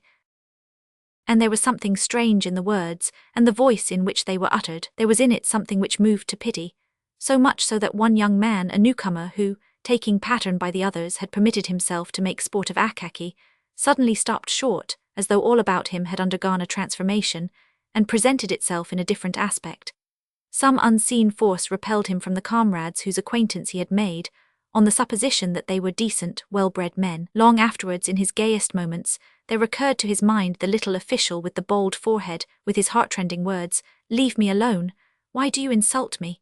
In these moving words other words resounded, "I am thy brother," and the young man covered his face with his hand, and many a time afterwards in the course of his life shuddered at seeing how much inhumanity there is in man, how much savage coarseness is concealed beneath refined, cultured, worldly refinement, and even, O God, in that man whom the world acknowledges as honourable and upright.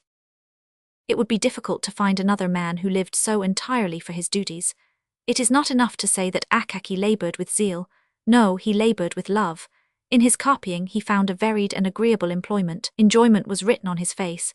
Some letters were even favourites with him, and when he encountered these, he smiled, winked and worked with his lips, till it seemed as though each letter might be read in his face as his pen traced it.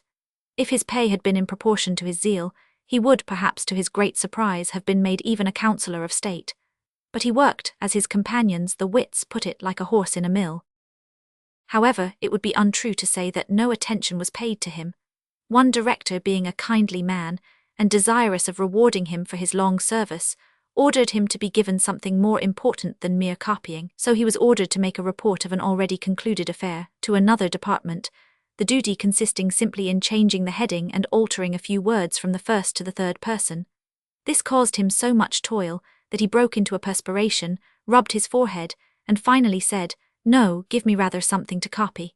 After that they let him copy on forever. Outside this copying it appeared that nothing existed for him. He gave no thought to his clothes. His uniform was not green but a sort of rusty meal colour. The collar was low, so that his neck, in spite of the fact that it was not long, seemed inordinately so as it emerged from it, like the necks of the plaster cats which peddlers carry about on their heads. And something was always sticking to his uniform, either a bit of hay or some trifle. Moreover, he had a peculiar knack, as he walked along the street, of arriving beneath a window just as all sorts of rubbish was being flung out of it.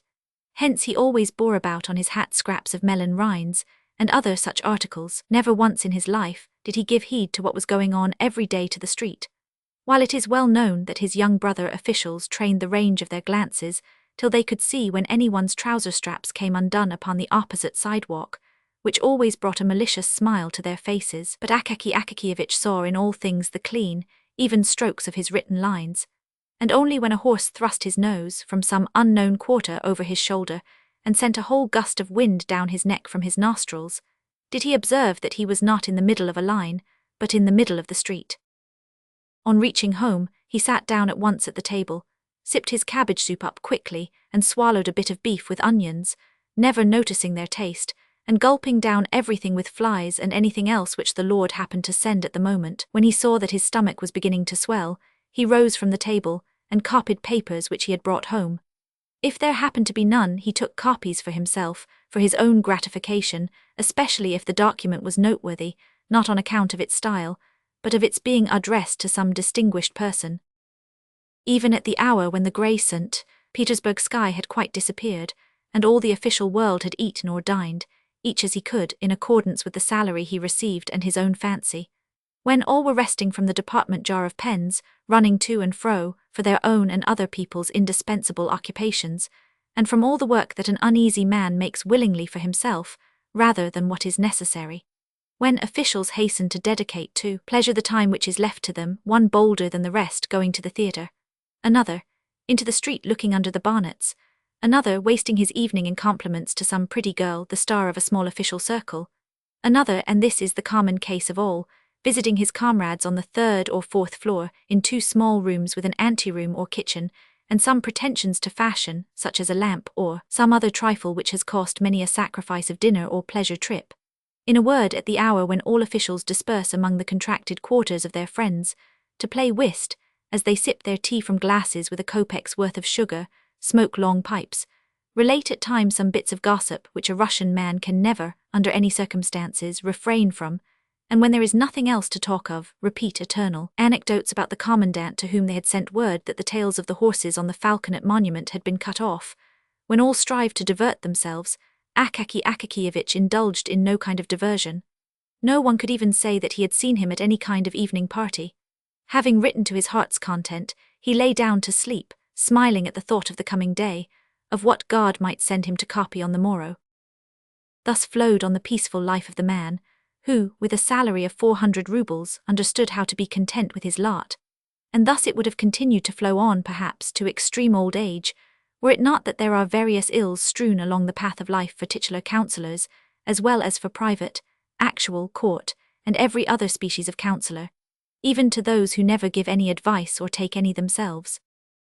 There exists in St. Petersburg a powerful foe of all who receive a salary of 400 rubles a year, or thereabouts. This foe is no other than the northern cold, although it is said to be very healthy. At 9 o'clock in the morning, at the very hour when the streets are filled with men bound for the various official departments, it begins to bestow such powerful and piercing nips on all noses impartially, that the poor officials really do not know what to do with them. At an hour when the foreheads of even those who occupy exalted positions ache with the cold, and tears start to their eyes, the poor titular counsellors are sometimes quite unprotected. Their only salvation lies in traversing as quickly as possible, in their thin little cloaks, 5 or 6 streets, and then warming their feet in the porter's room, and so thawing all their talents and qualifications for official service, which had become frozen on the way. Akaky Akakievich had felt for some time that his back and shoulders were paining with peculiar poignancy, in spite of the fact that he tried to traverse the distance with all possible speed. He began finally to wonder whether the fault did not lie in his cloak. He examined it thoroughly at home, and discovered that in two places, namely, on the back and shoulders, it had become thin as gauze. The cloth was worn to such a degree that he could see through it, and the lining had fallen into pieces. You must know that Akaky Akakievich's cloak served as an object of ridicule to the officials. They even refused it the noble name of cloak, and called it a cape. In fact, it was of singular make, its collar diminishing year by year to serve to patch its other parts. The patching did not exhibit great skill on the part of the tailor, and was, in fact, baggy and ugly. Seeing how the matter stood, Akaky Akakievich decided that it would be necessary to take the cloak to Petrovich, the tailor, who lived somewhere on the 4th floor up a dark staircase, and who, in spite of his having but one eye and pockmarks all over his face, busied himself with considerable success in repairing the trousers and coats of officials and others. That is to say, when he was sober and not nursing some other scheme in his head. It is not necessary to say much about this tailor, but as it is the custom to have the character of each personage in a novel clearly defined, there is no help for it, so here is Petrovich the tailor. At first he was called only Grigory, and was some gentleman's serf. He commenced calling himself Petrovich from the time when he received his free papers, and further began to drink heavily on all holidays, at first on the great ones, and then on all church festivals without discrimination, wherever a cross stood in the calendar. On this point he was faithful to ancestral custom, and when quarrelling with his wife he called her a low female and a German. As we have mentioned his wife, it will be necessary to say a word or two about her. Unfortunately, little is known of her beyond the fact that Petrovich had a wife, who wore a cap and a dress, but could not lay claim to beauty. At least, no one but the soldiers of the guard even looked under her cap when they met her. Ascending the staircase which led to Petrovich's room, which staircase was all soaked with dishwater and reeked with the smell of spirits which affects the eyes, and is an inevitable adjunct to all dark stairways in St. Petersburg houses, ascending the stairs, Akaky Akakievich pondered how much Petrovich would ask, and mentally resolved not to give more than 2 rubles. The door was open, for the mistress, in cooking some fish, had raised such a smoke in the kitchen that not even the beetles were visible. Akaky Akakievich passed through the kitchen unperceived, even by the housewife, and at length reached a room where he beheld Petrovich seated on a large unpainted table, with his legs tucked under him like a Turkish pasha. His feet were bare after the fashion of tailors as they sit at work, and the first thing which caught the eye was his thumb, with a deformed nail thick and strong as a turtle's shell. About Petrovich's neck hung a skein of silk and thread, and upon his knees lay some old garment. He had been trying unsuccessfully for 3 minutes to thread his needle, and was enraged at the darkness and even at the thread, growling in a low voice, "It won't go through, the barbarian. You pricked me, you rascal." Akaky Akakievich was vexed at arriving at the precise moment when Petrovich was angry. He liked to order something of Petrovich when he was a little downhearted, or, as his wife expressed it, when he had settled himself with brandy, the one-eyed devil. Under such circumstances, Petrovich generally came down in his price very readily, and even bowed and returned thanks. Afterwards, to be sure, his wife would come, complaining that her husband had been drunk, and so had fixed the price too low. But if only a 10-kopeck piece were added, then the matter would be settled. But now it appeared that Petrovich was in a sober condition, and therefore rough, taciturn, and inclined to demand, Satan only knows what price. Akaky Akakievich felt this, and would gladly have beat a retreat, but he was in for it. Petrovich screwed up his one eye very intently at him, and Akaky Akakievich involuntarily said, "How do you do, Petrovich?" "I wish you a good morning, sir," said Petrovich, squinting at Akaky Akakievich's hands, to see what sort of booty he had brought. "Ah, I to you, Petrovich, this." It must be known that Akaky Akakievich expressed himself chiefly by prepositions, adverbs, and scraps of phrases which had no meaning whatever. If the matter was a very difficult one, he had a habit of never completing his sentences, so that frequently, having begun a phrase with the words, "This, in fact, is quite," he forgot to go on, thinking he had already finished it. "What is it?" asked Petrovich, and with his one eye scanned Akaky Akakievich's whole uniform from the collar down to the cuffs, the back, the tails, and the buttonholes, all of which were well known to him, since they were his own handiwork. Such is the habit of tailors. It is the first thing they do on meeting one.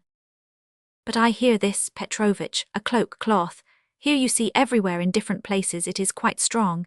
It is a little dusty and looks old, but it is new, only here in one place it is a little on the back, and here on one of the shoulders, it is a little worn, yes, here on this shoulder it is a little, do you see, that is all. And a little work.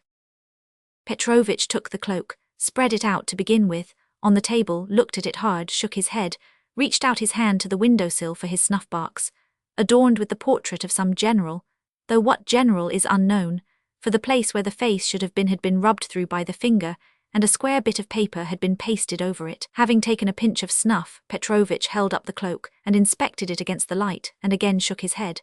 Then he turned it, lining upwards, and shook his head once more, after which he again lifted the general-adorned lid with its bit of pasted paper, and having stuffed his nose with snuff, dosed and put away the snuff-box, and said finally, "No, it is impossible to mend it.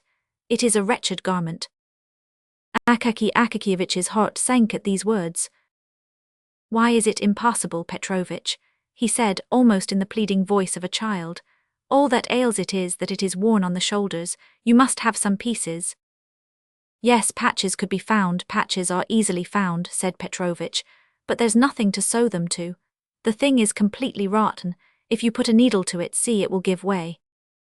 Let it give way, and you can put on another patch at once. But there is nothing to put the patches on to. There's no use in strengthening it. It is too far gone. It's lucky that it's cloth, for if the wind were to blow it would fly away." "Well, strengthen it again. How this, in fact?" "No," said Petrovich decisively. "There is nothing to be done with it. It's a thoroughly bad job. You'd better, when the cold winter weather comes on, make yourself some gaiters out of it, because stockings are not warm. The Germans invented them in order to make more money." Petrovich loved on all occasions to have a fling at the Germans, but it is plain you must have a new cloak. At the word new, all grew dark before Akaky Akakievich's eyes, and everything in the room began to whirl round. The only thing he saw clearly was the general with the paper face on the lid of Petrovich's snuff-box. "A new one," said he, as if still in a dream. "Why, I have no money for that." "Yes, a new one," said Petrovich with barbarous composure. "Well, if it came to a new one, how it?" "You mean how much would it cost?" "Yes." "Well, you would have to lay out 150 or more," said Petrovich, and pursed up his lips significantly. He liked to produce powerful effects, liked to stun utterly and suddenly, and then to glance sideways to see what face the stunned person would put on the matter. 150 rubles for a cloak," shrieked poor Akaky Akakievich, perhaps for the first time in his life, for his voice had always been distinguished for softness. "Yes, sir," said Petrovich, "for any kind of cloak. If you have a marten fur on the collar or a silk-lined hood, it will mount up to 200. "Petrovich, please," said Akaky Akakievich in a beseeching tone, not hearing, and not trying to hear, Petrovich's words and disregarding all his effects. "Some repairs, in order that it may wear yet a little longer." "No, it would only be a waste of time and money," said Petrovich. And Akaky Akakievich went away after these words, utterly discouraged. But Petrovich stood for some time after his departure with significantly compressed lips, and without betaking himself to his work, satisfied that he would not be dropped and an artistic tailor employed. Akaky Akakievich went out into the street as if in a dream. "Such an affair," he said to himself. "I did not think it had come to," and then after a pause he added, "Well, so it is, see what it has come to at last, and I never imagined that it was so." Then followed a long silence, after which he exclaimed, "Well, so it is, see what already nothing unexpected, that it would be nothing, what a strange circumstance." So saying, instead of going home, he went in exactly the opposite direction without suspecting it. On the way, a chimney sweep bumped up against him and blackened his shoulder, and a whole hatful of rubbish landed on him from the top of a house which was building. He did not notice it, and only when he ran against a watchman, who, having planted his halberd beside him, was shaking some snuff from his box into his horny hand, did he recover himself a little, and that because the watchman said, "Why are you poking yourself into a man's very face? Haven't you the pavement?" This caused him to look about him and turn towards home. There only he finally began to collect his thoughts, and to survey his position in its clear and actual light, and to argue with himself, sensibly and frankly as with a reasonable friend with whom one can discuss private and personal matters. "No," said Akaky Akakievich, "it is impossible to reason with Petrovich now. He is that evidently his wife has been beating him. I'd better go to him on Sunday morning. After Saturday night he will be a little cross-eyed and sleepy. for he will want to get drunk and his wife won't give him any money, and at such a time a 10-kopeck piece in his hand will. He will become more fit to reason with, and then the cloak and that. Thus argued Akaky Akakievich with himself, regained his courage, and waited until the first Sunday, when, seeing from afar that Petrovich's wife had left the house, he went straight to him. Petrovich's eye was indeed very much askew after Saturday. His head drooped and he was very sleepy, but for all that, as soon as he knew what it was a question of, it seemed as though Satan jogged his memory. "Impossible," said he, "please to order a new one." Thereupon Akaky Akakievich handed over the 10-kopeck piece. "Thank you, sir, I will drink your good health," said Petrovich. "But as for the cloak, don't trouble yourself about it, it is good for nothing. I will make you a capital new one, so let us settle about it now." Akaky Akakievich was still for mending it, but Petrovich would not hear of it and said, "I shall certainly have to make you a new one, and you may depend upon it that I shall do my best. It may even be, as the fashion goes, that the collar can be fastened by silver hooks under a flap." Then Akaky Akakievich saw that it was impossible to get along without a new cloak, and his spirits sank utterly. How, in fact, was it to be done? Where was the money to come from? He must have some new trousers and pay a debt of long standing to the shoemaker for putting new tops to his old boots, and he must order 3 shirts from the seamstress and a couple of pieces of linen. In short, all his money must be spent, and even if the director should be so kind as to order him to receive 45 or even 50 rubles instead of 40, it would be a mere nothing, a mere drop in the ocean towards the funds necessary for a cloak. Although he knew that Petrovich was often wrong-headed enough to blurt out some outrageous price, so that even his own wife could not refrain from exclaiming, "Have you lost your senses, you fool?" At one time he would not work at any price, and now it was quite likely that he had named a higher sum than the cloak would cost. But although he knew that Petrovich would undertake to make a cloak for 80 rubles still, where was he to get the 80 rubles from? He might possibly manage half. Yes, half might be procured, but where was the other half to come from? But the reader must first be told where the first half came from. Akaky Akakievich had a habit of putting, for every ruble he spent, a groschen into a small box, fastened with lock and key, and with a slit in the top for the reception of money. At the end of every half-year he counted over the heap of coppers and changed it for silver. This he had done for a long time, and in the course of years the sum had mounted up to over 40 rubles. Thus he had one half on hand, but where was he to find the other half? Where was he to get another 40 rubles from? Akaky Akakievich thought, and decided that it would be necessary to curtail his ordinary expenses, for the space of 1 year at least, to dispense with tea in the evening, to burn no candles, and if there was anything which he must do, to go into his landlady's room and work by her light. When he went into the street, he must walk as lightly as he could, and as cautiously upon the stones, almost upon tiptoe, in order not to wear his heels down in too short a time. He must give the laundress as little to wash as possible, and in order not to wear out his clothes, he must take them off as soon as he got home, and wear only his cotton dressing-gown, which had been long and carefully saved. To tell the truth, it was a little hard for him at first to accustom himself to these deprivations, but he got used to them at length after a fashion, and all went smoothly. He even got used to being hungry in the evening, but he made up for it by treating himself, so to say, in spirit, by bearing ever in mind the idea of his future cloak. From that time forth, his existence seemed to become in some way fuller, as if he were married, or as if some other man lived in him, as if in fact he were not alone, and some pleasant friend had consented to travel along life's path with him, the friend being no other than the cloak, with thick wadding and a strong lining incapable of wearing out. He became more lively, and even his character grew firmer, like that of a man who has made up his mind and set himself a goal. From his face and gait, doubt and indecision, all hesitating and wavering disappeared of themselves. Fire gleamed in his eyes, and occasionally the boldest and most daring ideas flitted through his mind. Why not, for instance, have marten fur on the collar? The thought of this almost made him absent-minded. Once in copying a letter he nearly made a mistake, so that he exclaimed almost aloud, "Ugh!" and crossed himself. Once in the course of every month he had a conference with Petrovich on the subject of the cloak, where it would be better to buy the cloth and the colour and the price. He always returned home satisfied, though troubled, reflecting that the time would come at last when it could all be bought, and then the cloak made. The affair progressed more briskly than he had expected, for beyond all his hopes, the director awarded neither 40 nor 45 rubles for Akaky Akakievich's share, but 60. Whether he suspected that Akaky Akakievich needed a cloak, or whether it was merely chance, at all events, 20 extra rubles were by this means provided. This circumstance hastened matters. 2 or 3 months more of hunger and Akaky Akakievich had accumulated about 80 rubles. His heart, generally so quiet, began to throb. On the first possible day, he went shopping in company with Petrovich. They bought some very good cloth, and at a reasonable rate too, for they had been considering the matter for 6 months, and rarely let a month pass without their visiting the shops to enquire prices. Petrovich himself said that no better cloth could be had. For lining, they selected a cotton stuff, but so firm and thick that Petrovich declared it to be better than silk, and even prettier and more glossy. They did not buy the marten fur, because it was in fact dear, but in its stead, they picked out the very best of cat skin which could be found in the shop, and which might indeed be taken for marten at a distance.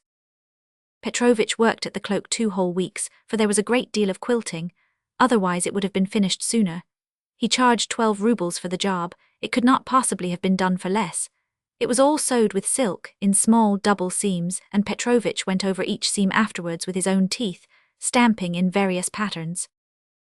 It is difficult to say precisely on what day, but probably the most glorious one in Akaky Akakievich's life, when Petrovich at length brought home the cloak. He brought it in the morning, before the hour when it was necessary to start for the department. Never did a cloak arrive so exactly in the nick of time, for the severe cold had set in, and it seemed to threaten to increase. Petrovich brought the cloak himself as befits a good tailor. On his countenance was a significant expression, such as Akaky Akakievich had never beheld there. He seemed fully sensible that he had done no small deed, and crossed a gulf separating tailors who put in linings and execute repairs from those who make new things. He took the cloak out of the pocket handkerchief in which he had brought it. The handkerchief was fresh from the laundress, and he put it in his pocket for use. Taking out the cloak, he gazed proudly at it, held it up with both hands, and flung it skillfully over the shoulders of Akaky Akakievich. Then he pulled it and fitted it down behind with his hand, and he draped it around Akaky Akakievich without buttoning it. Akaky Akakievich, like an experienced man, wished to try the sleeves. Petrovich helped him on with them, and it turned out that the sleeves were satisfactory also. In short, the cloak appeared to be perfect and most seasonable. Petrovich did not neglect to observe that it was only because he lived in a narrow street, and had no signboard, and had known Akaky Akakievich so long, that he had made it so cheaply. But that if he had been in business on the Nevsky Prospect, he would have charged 75 rubles for the making alone. Akaky Akakievich did not care to argue this point with Petrovich. He paid him, thanked him, and set out at once in his new cloak for the department. Petrovich followed him, and pausing in the street, gazed long at the cloak in the distance, after which he went to one side expressly to run through a crooked alley, and emerge again into the street beyond to gaze once more upon the cloak from another point, namely, directly in front. Meantime Akaky Akakievich went on in holiday mood. He was conscious every second of the time that he had a new cloak on his shoulders, and several times he laughed with internal satisfaction. In fact, there were 2 advantages, one was its warmth, the other its beauty. He saw nothing of the road, but suddenly found himself at the department. He took off his cloak in the anteroom, looked it over carefully, and confided it to the special care of the attendant. It is impossible to say precisely how it was that everyone in the department knew at once that Akaky Akakievich had a new cloak, and that the cape no longer existed. All rushed at the same moment into the anteroom to inspect it. They congratulated him, and said pleasant things to him, so that he began at first to smile, and then to grow ashamed, when all surrounded him, and said that the new cloak must be christened, and that he must at least give them all a party. Akaky Akakievich lost his head completely, and did not know where he stood, what to answer, or how to get out of it. He stood blushing all over for several minutes, trying to assure them with great simplicity that it was not a new cloak, that it was in fact the old cape. At length one of the officials, assistant to the head clerk, in order to show that he was not at all proud, and on good terms with his inferiors, said, "So be it, only I will give the party instead of Akaky Akakievich. I invite you all to tea with me tonight. It just happens to be my name day too." The officials naturally at once offered the assistant clerk their congratulations, and accepted the invitation with pleasure. Akaky Akakievich would have declined, but all declared that it was discourteous, that it was simply a sin and a shame, and that he could not possibly refuse. Besides, the notion became pleasant to him when he recollected that he should thereby have a chance of wearing his new cloak in the evening also. That whole day was truly a most triumphant festival for Akaky Akakievich. He returned home in the most happy frame of mind, took off his cloak, and hung it carefully on the wall, admiring afresh the cloth and the lining. Then he brought out his old, worn-out cloak for comparison. He looked at it and laughed, so vast was the difference. And long after dinner he laughed again when the condition of the cape recurred to his mind. He dined cheerfully and after dinner wrote nothing, but took his ease for a while on the bed until it got dark. Then he dressed himself leisurely, put on his cloak and stepped out into the street. Where the host lived, unfortunately we cannot say. Our memory begins to fail us badly. The houses and streets in St. Petersburg have become so mixed up in our head that it is very difficult to get anything out of it again in proper form. This much is certain, that the official lived in the best part of the city, and therefore it must have been anything but near to Akaky Akakievich's residence.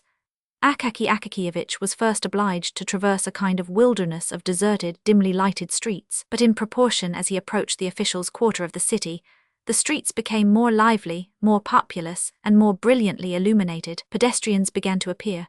Handsomely dressed ladies were more frequently encountered. The men had otter-skin collars to their coats. Shabby sleighmen with their wooden, railed sledges stuck over with brass-headed nails became rarer, whilst on the other hand, more and more drivers in red velvet caps, lacquered sledges and bearskin coats began to appear, and carriages with rich hammer-cloths flew swiftly through the streets, their wheels scrunching the snow.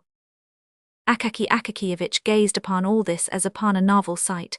He had not been in the streets during the evening for years. He halted out of curiosity before a shop window, to look at a picture representing a handsome woman who had thrown off her shoe, thereby baring her whole foot in a very pretty way, whilst behind her the head of a man with whiskers and a handsome moustache peeped through the doorway of another room. Akaky Akakievich shook his head and laughed and then went on his way. Why did he laugh? Either because he had met with a thing utterly unknown, but for which everyone cherishes nevertheless some sort of feeling, or else he thought, like many officials, well, those French, what is to be said, if they do go in for anything of that sort, why, but possibly he did not think at all. Akaky Akakievich at length reached the house in which the head clerk's assistant lodged. He lived in fine style. The staircase was lit by a lamp, his apartment being on the second floor. On entering the vestibule, Akaky Akakievich beheld a whole row of galoshes on the floor. Among them, in the centre of the room, stood a samovar, humming and emitting clouds of steam. On the walls hung all sorts of coats and cloaks, among which there were even some with beaver collars or velvet facings. Beyond, the buzz of conversation was audible and became clear and loud, when the servant came out with a trayful of empty glasses, cream jugs and sugar bowls. It was evident that the officials had arrived long before, and had already finished their first glass of tea.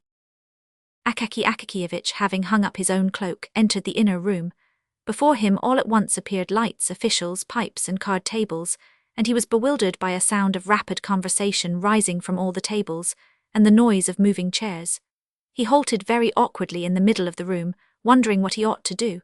But they had seen him. They received him with a shout, and all thronged at once into the anteroom, and they took another look at his cloak. Akaky Akakievich, although somewhat confused, was frank-hearted, and could not refrain from rejoicing when he saw how they praised his cloak. Then, of course, they all dropped him and his cloak, and returned, as was proper, to the tables set out for whist. All this, the noise, the talk, and the throng of people, was rather overwhelming to Akaky Akakievich. He simply did not know where he stood, or where to put his hands, his feet, and his whole body. Finally he sat down by the players, looked at the cards, gazed at the face of one and another, and after a while began to gape, and to feel that it was wearisome, the more so, as the hour was already long past when he usually went to bed. He wanted to take leave of the host, but they would not let him go, saying that he must not fail to drink a glass of champagne, in honour of his new garment. In the course of an hour, supper, consisting of vegetable salad, cold veal, pastry, confectioner's pies and champagne, was served. They made Akaky Akakievich drink 2 glasses of champagne, after which he felt things grow livelier. Still, he could not forget that it was 12 o'clock, and that he should have been at home long ago. In order that the host might not think of some excuse for detaining him, he stole out of the room quickly, sought out in the anteroom his cloak, which to his sorrow he found lying on the floor, brushed it, picked off every speck upon it, put it on his shoulders and descended the stairs to the street. In the street all was still bright. Some petty shops, those permanent clubs of servants and all sorts of folks, were open, others were shut, but nevertheless showed a streak of light the whole length of the door crack, indicating that they were not yet free of company, and that probably some domestics, male and female, were finishing their stories and conversations, whilst leaving their masters in complete ignorance as to their whereabouts. Akaky Akakievich went on in a happy frame of mind. He even started to run, without knowing why, after some lady, who flew past like a flash of lightning. But he stopped short, and went on very quietly as before, wondering why he had quickened his pace. Soon there spread before him these deserted streets which are not cheerful in the daytime, to say nothing of the evening. Now they were even more dim and lonely. The lanterns began to grow rarer, oil evidently had been less liberally supplied. Then came wooden houses and fences. Not a soul anywhere. Only the snow sparkled in the streets and mournfully veiled the low-roofed cabins with their closed shutters. He approached the spot where the street crossed a vast square with houses barely visible on its farther side, a square which seemed a fearful desert. Afar, a tiny spark glimmered from some watchman's box, which seemed to stand on the edge of the world. Akaky Akakievich's cheerfulness diminished at this point in a marked degree. He entered the square, not without an involuntary sensation of fear, as though his heart warned him of some evil. He glanced back, and on both sides it was like a sea about him. No, it is better not to look, he thought, and went on, closing his eyes. When he opened them to see whether he was near the end of the square, he suddenly beheld, standing just before his very nose, some bearded individuals of precisely what sort, he could not make out. All grew dark before his eyes, and his heart throbbed. "Of course the cloak is mine," said one of them in a loud voice, seizing hold of his collar. Akaky Akakievich was about to shout help, when the second man thrust a fist about the size of an official's head at his very mouth, muttering, "Just you dare to scream." Akaky Akakievich felt them strip off his cloak and give him a kick. He fell headlong upon the snow and felt no more. In a few minutes he recovered consciousness and rose to his feet, but no one was there. He felt that it was cold in the square and that his cloak was gone.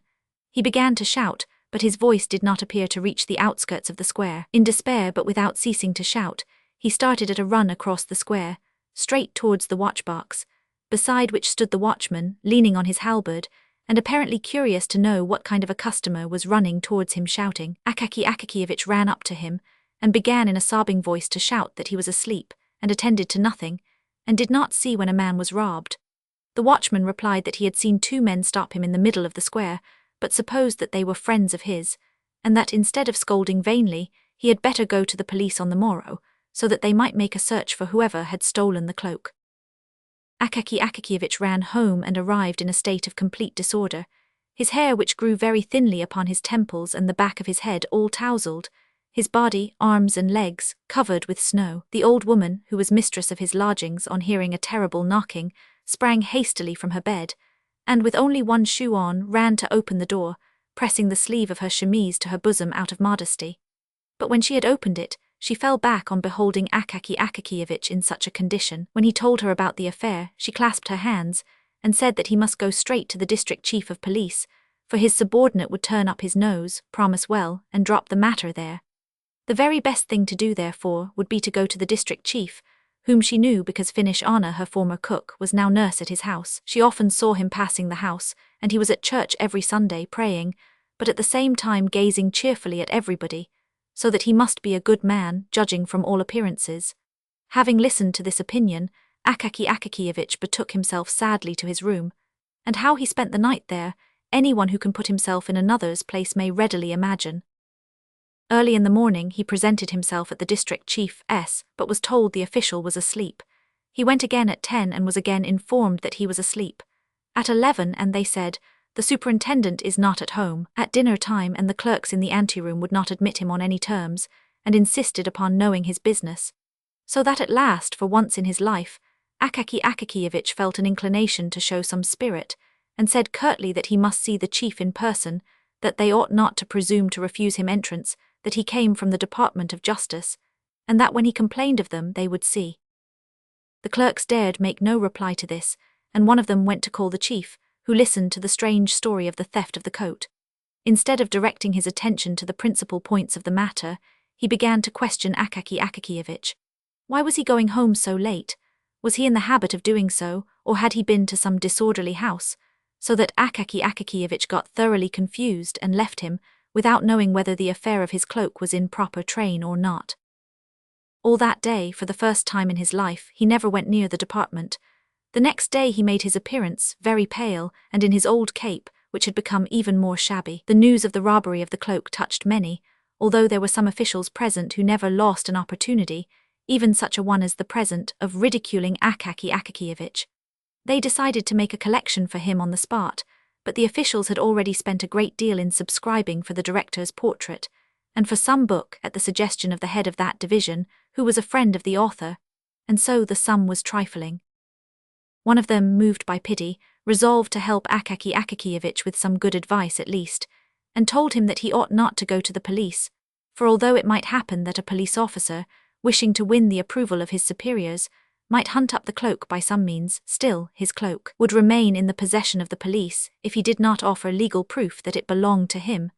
The best thing for him, therefore, would be to apply to a certain prominent personage, since this prominent personage, by entering into relation with the proper persons, could greatly expedite the matter.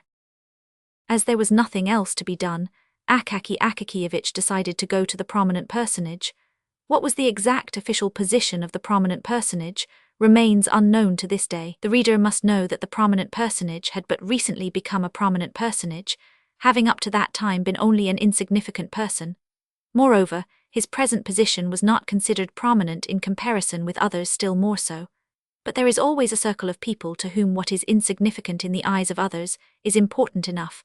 Moreover, he strove to increase his importance by sundry devices. For instance, he managed to have the inferior officials meet him on the staircase when he entered upon his service.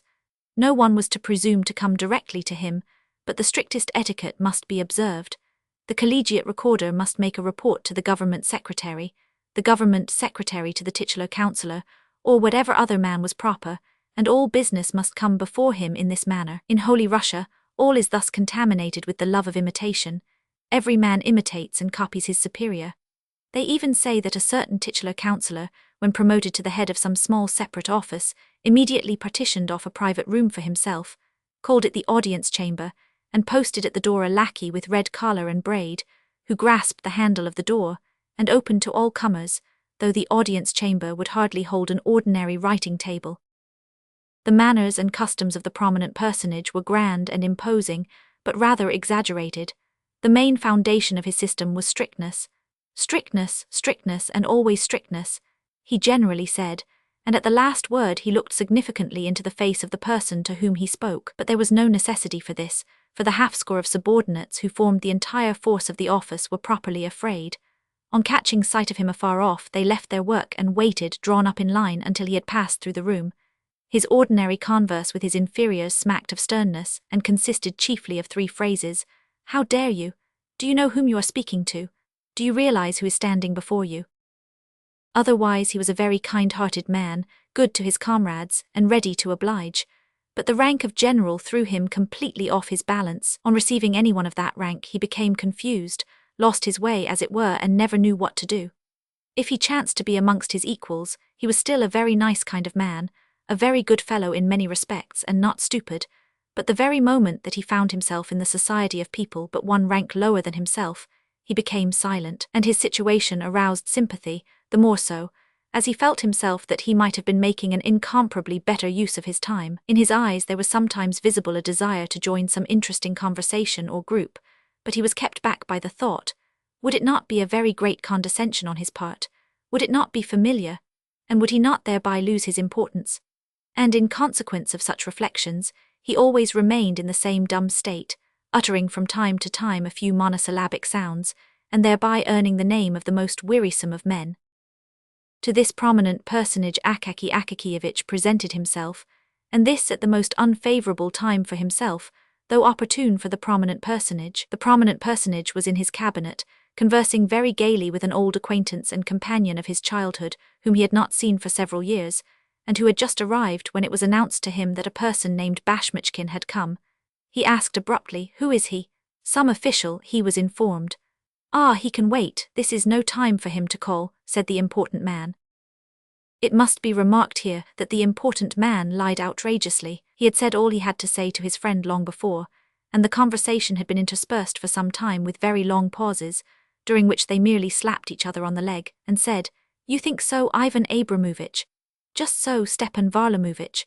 Nevertheless, he ordered that the official should be kept waiting in order to show his friend, a man who had not been in the service for a long time, but had lived at home in the country, how long officials had to wait in his anteroom. At length, having talked himself completely out, and more than that, having had his fill of pauses, and smoked a cigar in a very comfortable armchair with reclining back, he suddenly seemed to recollect, and said to the secretary, who stood by the door with papers of reports, "So it seems that there is an official waiting to see me. Tell him that he may come in." On perceiving Akaky Akakiyevich's modest mien and his worn uniform, he turned abruptly to him and said, "What do you want?" in a curt, hard voice which he had practiced in his room in private, and before the looking-glass for a whole week before being raised to his present rank. Akaky Akakiyevich, who was already imbued with a due amount of fear, became somewhat confused, and as well as his tongue would permit, explained, with a rather more frequent addition than usual of the word, that his cloak was quite new, and had been stolen in the most inhuman manner, that he had applied to him, in order that he might in some way, by his intermediation, that he might enter into correspondence with the chief of police, and find the cloak. For some inexplicable reason, this conduct seemed familiar to the prominent personage. "What, my dear sir," he said abruptly, "are you not acquainted with etiquette? To whom have you come? Don't you know how such matters are managed? You should first have presented a petition to the office. It would have gone to the head of the department, then to the chief of the division, then it would have been handed over to the secretary, and the secretary would have given it to me." "But, Your Excellency," said Akaky Akakiyevich, trying to collect his small handful of wits, and conscious at the same time that he was perspiring terribly, "I, Your Excellency, presume to trouble you because secretaries are an untrustworthy race." What, said the important personage. "Where did you get such courage? Where did you get such ideas? What impudence towards their chiefs and superiors has spread among the young generation?" The prominent personage apparently had not observed that Akaky Akakiyevich was already in the neighborhood of 50. If he could be called a young man, it must have been in comparison with someone who was 70. "Do you know to whom you are speaking? Do you realize who is standing before you? Do you realize it? Do you realize it, I ask you?" Then he stamped his foot and raised his voice to such a pitch that it would have frightened even a different man from Akaky Akakiyevich. Akaky Akakiyevich's senses failed him. He staggered, trembled in every limb, and if the porters had not run in to support him, would have fallen to the floor. They carried him out insensible, but the prominent personage, gratified that the effect should have surpassed his expectations, and quite intoxicated with the thought that his word could even deprive a man of his senses, glanced sideways at his friend in order to see how he looked upon this, and perceived, not without satisfaction, that his friend was in a most uneasy frame of mind, and even beginning on his part to feel a trifle frightened.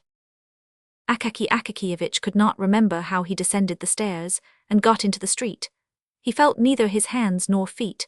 Never in his life had he been so rated by any high official, let alone a strange one. He went staggering on through the snowstorm, which was blowing in the streets, with his mouth wide open. The wind, in St. Petersburg fashion, darted upon him from all quarters and down every cross street. In a twinkling it had blown a quinsy into his throat, and he reached home unable to utter a word. His throat was swollen, and he lay down on his bed. So powerful is sometimes a good scolding. The next day a violent fever developed. Thanks to the generous assistance of the St. Petersburg climate, the malady progressed more rapidly than could have been expected, and when the doctor arrived he found, on feeling the sick man's pulse, that there was nothing to be done except to prescribe a poultice, so that the patient might not be left entirely without the beneficent aid of medicine. But at the same time he predicted his end in 36 hours. After this he turned to the landlady and said, "And as for you, don't waste your time on him. Order his pine coffin now, for an oak one will be too expensive for him." Did Akaky Akakiyevich hear these fatal words? And if he heard them, did they produce any overwhelming effect upon him? Did he lament the bitterness of his life? We know not, for he continued in a delirious condition. Visions incessantly appeared to him, each stranger than the other. Now he saw Petrovich, and ordered him to make a cloak, with some traps for robbers, who seemed to him to be always under the bed, and he cried every moment to the landlady to pull one of them from under his coverlet. Then he inquired why his old mantle hung before him when he had a new cloak. Next he fancied that he was standing before the prominent person, listening to a thorough setting down and saying, "Forgive me, Your Excellency," but at last he began to curse, uttering the most horrible words, so that his aged landlady crossed herself, never in her life having heard anything of the kind from him, and more so as these words followed directly after the words, "Your Excellency." Later on he talked utter nonsense, of which nothing could be made, all that was evident being that these incoherent words and thoughts hovered ever about one thing, his cloak. At length poor Akaky Akakiyevich breathed his last. They sealed up neither his room nor his effects, because in the first place there were no heirs, and in the second there was very little to inherit beyond a bundle of goose quills, a quire of white official paper, 3 pairs of socks, 2 or 3 buttons which had burst off his trousers, and the mantle already known to the reader. To whom all this fell, God knows. I confess that the person who told me this tale took no interest in the matter. They carried Akaky Akakievich out and buried him. And St. Petersburg was left without Akaky Akakievich, as though he had never lived there. A being disappeared, who was protected by none, dear to none, interesting to none, and who never even attracted to himself the attention of those students of human nature who omit no opportunity of thrusting a pin through a common fly and examining it under the microscope, a being who bore meekly the gibes of the department and went to his grave without having done one unusual deed, but to whom, nevertheless, at the close of his life, appeared a bright visitant in the form of a cloak, which momentarily cheered his poor life, and upon him, thereafter, an intolerable misfortune descended, just as it descends upon the heads of the mighty of this world. Several days after his death, the porter was sent from the department to his lodgings, with an order for him to present himself there immediately, the chief commanding it. But the porter had to return unsuccessful, with the answer that he could not come, and to the question, why, replied, well, because he is dead, he was buried 4 days ago. In this manner did they hear of Akaky Akakievich's death at the department, and the next day a new official sat in his place with a handwriting by no means so upright, but more inclined and slanting. But who could have imagined that this was not really the end of Akaky Akakievich, that he was destined to raise a commotion after death, as if in compensation for his utterly insignificant life? But so it happened, and our poor story unexpectedly gains a fantastic ending.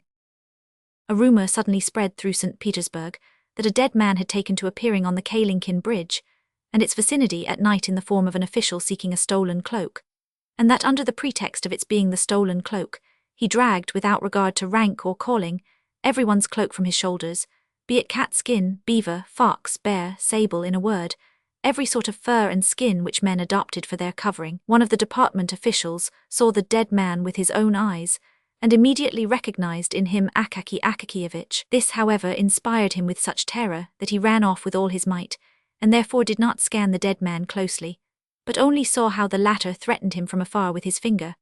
Constant complaints poured in from all quarters that the backs and shoulders, not only of titular but even of court councillors, were exposed to the danger of a cold, on account of the frequent dragging off of their cloaks. Arrangements were made by the police to catch the corpse alive or dead at any cost, and punish him as an example to others, in the most severe manner. In this they nearly succeeded, for a watchman on guard in Kirinchkin Lane caught the corpse by the collar on the very scene of his evil deeds, when attempting to pull off the frieze cloak of a retired musician. Having seized him by the collar, he summoned with a shout 2 of his comrades, whom he enjoined to hold him fast, while he himself felt for a moment in his boot, in order to draw out his snuff-box and refresh his frozen nose. But the snuff was of a sort which even a corpse could not endure. The watchman, having closed his right nostril with his finger, had no sooner succeeded in holding half a handful up to the left, than the corpse sneezed so violently that he completely filled the eyes of all 3. While they raised their hands to wipe them, the dead man vanished completely, so that they positively did not know whether they had actually had him in their grip at all. Thereafter the watchmen conceived such a terror of dead men that they were afraid even to seize the living, and only screamed from a distance, "Hey there, go your way." So the dead official began to appear even beyond the Kalinkin bridge, causing no little terror to all timid people. But we have totally neglected that certain prominent personage who may really be considered as the cause of the fantastic turn taken by this true history. First of all, justice compels us to say that after the departure of poor annihilated Akaky Akakievich, he felt something like remorse. Suffering was unpleasant to him, for his heart was accessible to many good impulses, in spite of the fact that his rank often prevented his showing his true self. As soon as his friend had left his cabinet, he began to think about poor Akaky Akakievich. And from that day forth, poor Akaky Akakievich, who could not bear up under an official reprimand, recurred to his mind almost every day. The thought troubled him to such an extent that a week later he even resolved to send an official to him, to learn whether he really could assist him. And when it was reported to him that Akaky Akakievich had died suddenly of fever, he was startled, hearkened to the reproaches of his conscience, and was out of sorts for the whole day. Wishing to divert his mind in some way and drive away the disagreeable impression, He set out that evening for one of his friends' houses, where he found quite a large party assembled. What was better, nearly everyone was of the same rank as himself, so that he need not feel in the least constrained. This had a marvelous effect upon his mental state. He grew expansive, made himself agreeable in conversation. In short, he passed a delightful evening. After supper he drank a couple of glasses of champagne, not a bad recipe for cheerfulness, as everyone knows. The champagne inclined him to various adventures, and he determined not to return home, but to go and see a certain well-known lady, of German extraction, Karolina Ivanovna, a lady, it appears, with whom he was on a very friendly footing. It must be mentioned that the prominent personage was no longer a young man, but a good husband and respected father of a family. 2 sons, one of whom was already in the service, and a good-looking 16-year-old daughter with a slightly arched but pretty little nose, came every morning to kiss his hand and say, "Bonjour, Papa." His wife, a still fresh and good-looking woman, first gave him her hand to kiss, and then, reversing the procedure, kissed his. But the prominent personage, though perfectly satisfied in his domestic relations, considered it stylish to have a friend in another quarter of the city. This friend was scarcely prettier or younger than his wife, but there are such puzzles in the world, and it is not our place to judge them. So the important personage descended the stairs, stepped into his sledge, said to the coachman, to Karolina Ivanovna's, and, wrapping himself luxuriously in his warm cloak, found himself in that delightful frame of mind than which a Russian can conceive nothing better, namely, when you think of nothing yourself, yet when the thoughts creep into your mind of their own accord, each more agreeable than the other, giving you no trouble either to drive them away or seek them. Fully satisfied, he recalled all the gay features of the evening just past, and all the mots which had made the little circle laugh. Many of them he repeated in a low voice, and found them quite as funny as before, so it is not surprising that he should laugh heartily at them. Occasionally, however, he was interrupted by gusts of wind, which, coming suddenly, God knows whence or why, cut his face, drove masses of snow into it, filled out his cloak collar like a sail, or suddenly blew it over his head with supernatural force, and thus caused him constant trouble to disentangle himself. Suddenly the important personage felt someone clutch him firmly by the collar. Turning round, he perceived a man of short stature in an old, worn uniform, and recognized, not without terror, Akaky Akakievich. The official's face was white as snow, and looked just like a corpse, but the horror of the important personage transcended all bounds when he saw the dead man's mouth open, and heard it utter the following remarks, while it breathed upon him the terrible odour of the grave. "Ah, here you are at last. I have you that by the collar. I need your cloak. You took no trouble about mine but reprimanded me, so now give up your own." The pallid prominent personage almost died of fright. Brave as he was in the office and in the presence of inferiors generally, and although at the sight of his manly form and appearance everyone said, "Ah, how much character he has," at this crisis he, like many possessed of an heroic exterior, experienced such terror that, not without cause, he began to fear an attack of illness. He flung his cloak hastily from his shoulders and shouted to his coachman in an unnatural voice, "Home at full speed."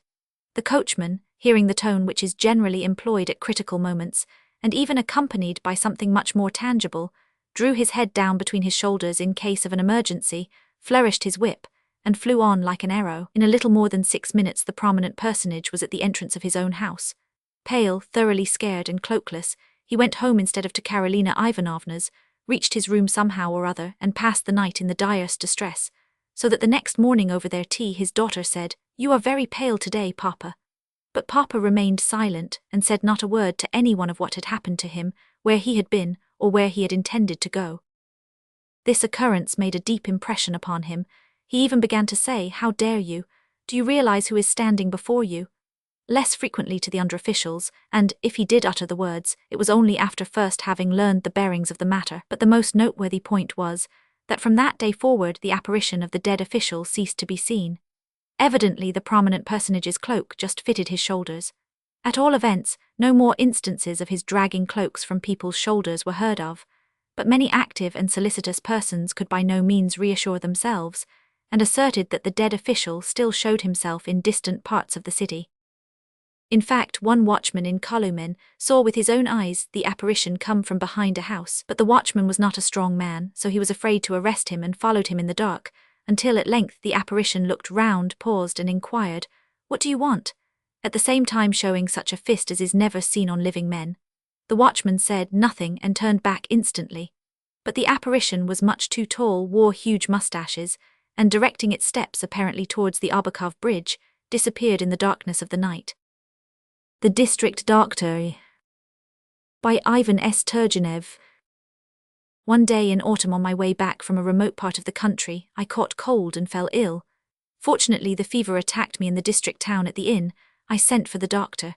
In half an hour the district doctor appeared, a thin, dark-haired man of middle height. He prescribed me the usual sudorific, ordered a mustard plaster to be put on, very deftly slid a 5-ruble note up his sleeve, coughing dryly and looking away as he did so, and then was getting up to go home, but somehow fell into talk and remained.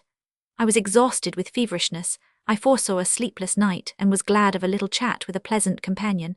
Tea was served. My doctor began to converse freely. He was a sensible fellow, and expressed himself with vigor and some humor. Queer things happen in the world. You may live a long while with some people, and be on friendly terms with them, and never once speak openly with them from your soul. With others you have scarcely time to get acquainted, and all at once you are pouring out to him, or he to you, all your secrets as though you were at confession.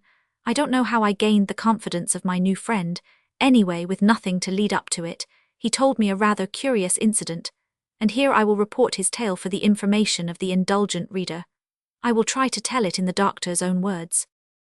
You don't happen to know, he began in a weak and quavering voice, the common result of the use of unmixed Berezov snuff. You don't happen to know the judge here, Milov Pavel Lukich? You don't know him?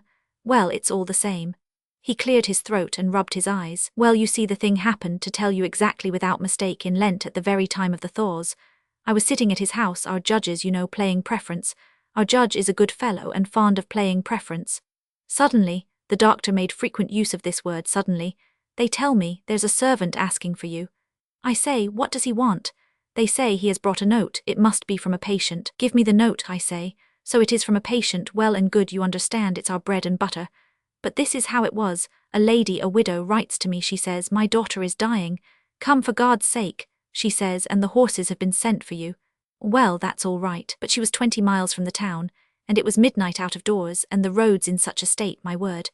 And as she was poor herself, one could not expect more than 2 silver rubles, and even that problematic, and perhaps it might only be a matter of a roll of linen and a sack of oatmeal in payment. However, duty, before everything. A fellow creature may be dying. I hand over my cards at once to Kaliopin, the member of the provincial commission, and return home. I look, a wretched little trap was standing at the steps with peasants' horses, fat, too fat, and their coat as shaggy as felt, and the coachman sitting with his cap off out of respect. Well, I think to myself, it's clear, my friend, these patients aren't rolling in riches. You smile, but I tell you, a poor man like me has to take everything into consideration. If the coachman sits like a prince and doesn't touch his cap and even sneers at you behind his beard and flicks his whip, then you may bet on 6 rubles. But this case, I saw, had a very different air. However, I think there's no help for it, duty before everything. I snatch up the most necessary drugs and set off. Will you believe it? I only just managed to get there at all. The road was infernal, streams, snow, watercourses, and the dike had suddenly burst there. That was the worst of it. However, I arrived at last. It was a little thatched house. There was a light in the windows, that meant they expected me. I was met by an old lady, very venerable, in a cap. Save her, she says, she is dying. I say, pray don't distress yourself, where is the invalid? Come this way. I see a clean little room, a lamp in the corner, on the bed a girl of 20, unconscious. She was in a burning heat and breathing heavily. It was fever. There were 2 other girls, her sisters, scared and in tears. Yesterday, they tell me, she was perfectly well and had a good appetite. This morning she complained of her head, and this evening suddenly you see like this.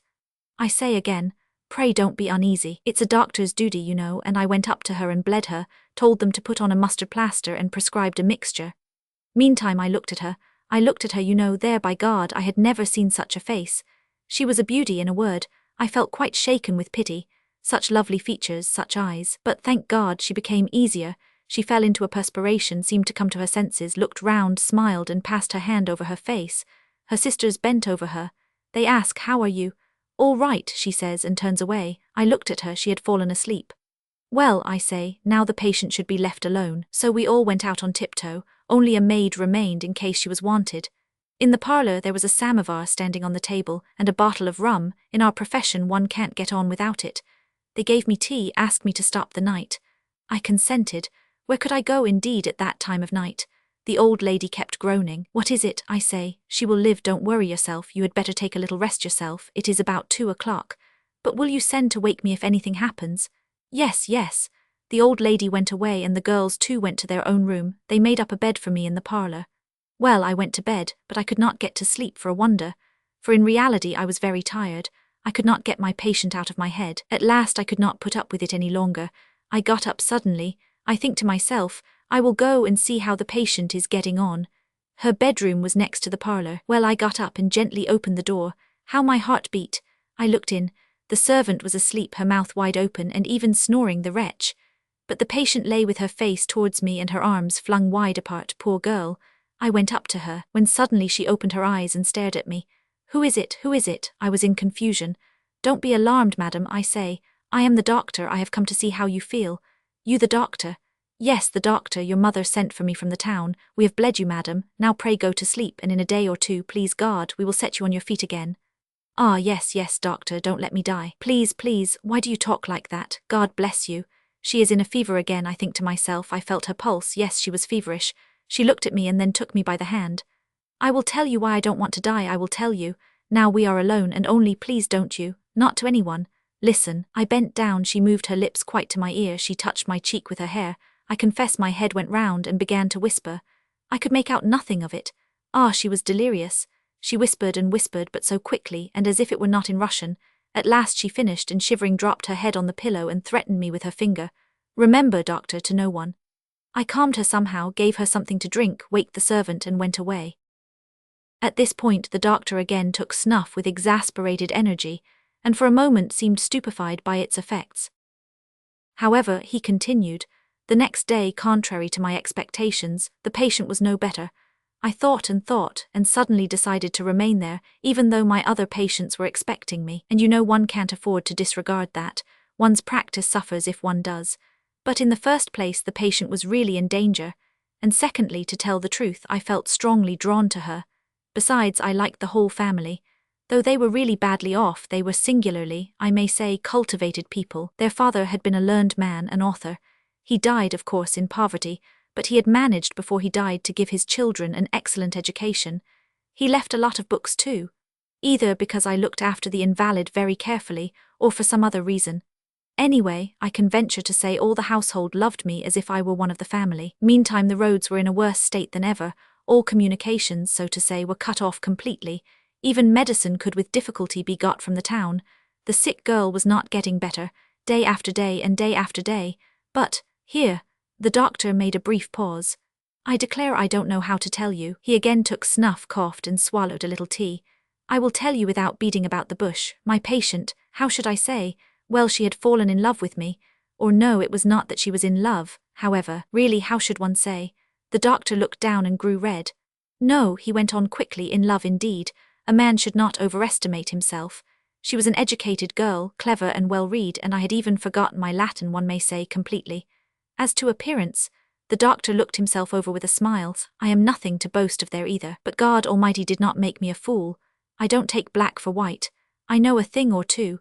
I could see very clearly, for instance, that Alexandra Andreevna, that was her name, did not feel love for me but had a friendly, so to say, inclination, a respect or something for me, though she herself perhaps mistook this sentiment. Anyway, this was her attitude. You may form your own judgment of it. But, added the doctor, who had brought out all these disconnected sentences without taking breath, and with obvious embarrassment, I seem to be wandering rather. You won't understand anything like this. There, with your leave, I will relate it all in order. He drank off a glass of tea, and began in a calmer voice. Well then, my patient kept getting worse and worse. You are not a doctor, my good sir. You cannot understand what passes in a poor fellow's heart, especially at first when he begins to suspect that the disease is getting the upper hand of him. What becomes of his belief in himself? You suddenly grow so timid, it's indescribable. You fancy then that you have forgotten everything you knew, and that the patient has no faith in you, and that other people begin to notice how distracted you are, and tell you the symptoms with reluctance, that they are looking at you suspiciously, whispering, "Ah, it's horrid. There must be a remedy, you think, for this disease if one could find it. Isn't this it? You try, no, that's not it. You don't allow the medicine the necessary time to do good. You clutch at one thing then at another. Sometimes you take up a book of medical prescriptions. Here it is, you think. Sometimes, by Jove, you pick one out by chance, thinking to leave it to fate, but meantime a fellow creature's dying and another doctor would have saved him. We must have a consultation, you say. I will not take the responsibility on myself, and what a fool you look at such times. Well, in time you learn to bear it, it's nothing to you. A man has died, but it's not your fault, you treated him by the rules. But what's still more torture to you is to see blind faith in you, and to feel yourself that you are not able to be of use. Well, it was just this blind faith that the whole of Alexandra Andreevna's family had in me. They had forgotten to think that their daughter was in danger. I too, on my side, assure them that it's nothing, but meantime my heart sinks into my boots. To add to our troubles, the roads were in such a state that the coachman was gone for whole days together to get medicine, and I never left the patient's room. I could not tear myself away. I tell her amusing stories, and play cards with her. I watch by her side at night. The old mother thanks me with tears in her eyes, but I think to myself, I don't deserve your gratitude. I frankly confess to you, there is no object in concealing it now. I was in love with my patient, and Alexandra Andreevna had grown fond of me. She would not sometimes let anyone be in her room but me. She began to talk to me, to ask me questions, where I had studied, how I lived, who are my people whom I go to see. I feel that she ought not to talk, but to forbid her resolutely, I could not. Sometimes I held my head in my hands and asked myself, what are you doing, villain? And she would take my hand and hold it, give me a long, long look and turn away, sigh and say, how good you are. Her hands were so feverish, her eyes so large and languid. Yes, she says, you are a good, kind man, you are not like our neighbors. No, you are not like that. Why did I not know you till now? Alexandra Andreevna, calm yourself, I say. I feel, believe me, I don't know how I have gained. But there, calm yourself. All will be right, you will be well again. And meanwhile I must tell you, continued the doctor, bending forward and raising his eyebrows, that they associated very little with the neighbors, because the smaller people were not on their level, and pride hindered them from being friendly with the rich. I tell you, they were an exceptionally cultivated family, so it was gratifying for me. She would only take her medicine from my hands. She would lift herself up, poor girl, with my aid, take it and gaze at me. My heart felt as if it were bursting. And meanwhile she was growing worse and worse, worse and worse all the time. She will die, I think to myself, she must die. Believe me, I would sooner have gone to the grave myself, and here were her mother and sisters watching me, looking into my eyes, and their faith in me was wearing away. Well, how is she? Oh, all right, all right. All right indeed, my mind was failing me. Well, I was sitting one night alone again by my patient. The maid was sitting there too and snoring away in full swing. I can't find fault with the poor girl though, she was worn out too. Alexandra Andreevna had felt very unwell all the evening. She was very feverish. Until midnight she kept tossing about. At last she seemed to fall asleep. At least she lay still without stirring. The lamp was burning in the corner before the holy image. I sat there, with my head bent. I even dozed a little. Suddenly it seemed as though someone touched me in the side. I turned round. Good God, Alexandra Andreevna was gazing with intent eyes at me. Her lips parted, her cheeks seemed burning. What is it? Doctor, shall I die? Merciful heavens! No, doctor, no, please don't tell me I shall live. Don't say so. If you knew. Listen. For God's sake, don't conceal my real position. And her breath came so fast. If I can know for certain that I must die, then I will tell you all. Alexandra Andreevna, I beg. Listen, I have not been asleep at all. I have been looking at you a long while. For God's sake, I believe in you. You are a good man, an honest man. I entreat you by all that is sacred in the world, tell me the truth. If you knew how important it is for me. Doctor, for God's sake, tell me. Am I in danger? What can I tell you, Alexandra Andreevna, pray? For God's sake, I beseech you. I can't disguise from you, I say, Alexandra Andreevna, you are certainly in danger, but God is merciful. I shall die. And it seemed as though she were pleased. Her face grew so bright, I was alarmed. Don't be afraid, I am not frightened of death at all. She suddenly sat up and leaned on her elbow.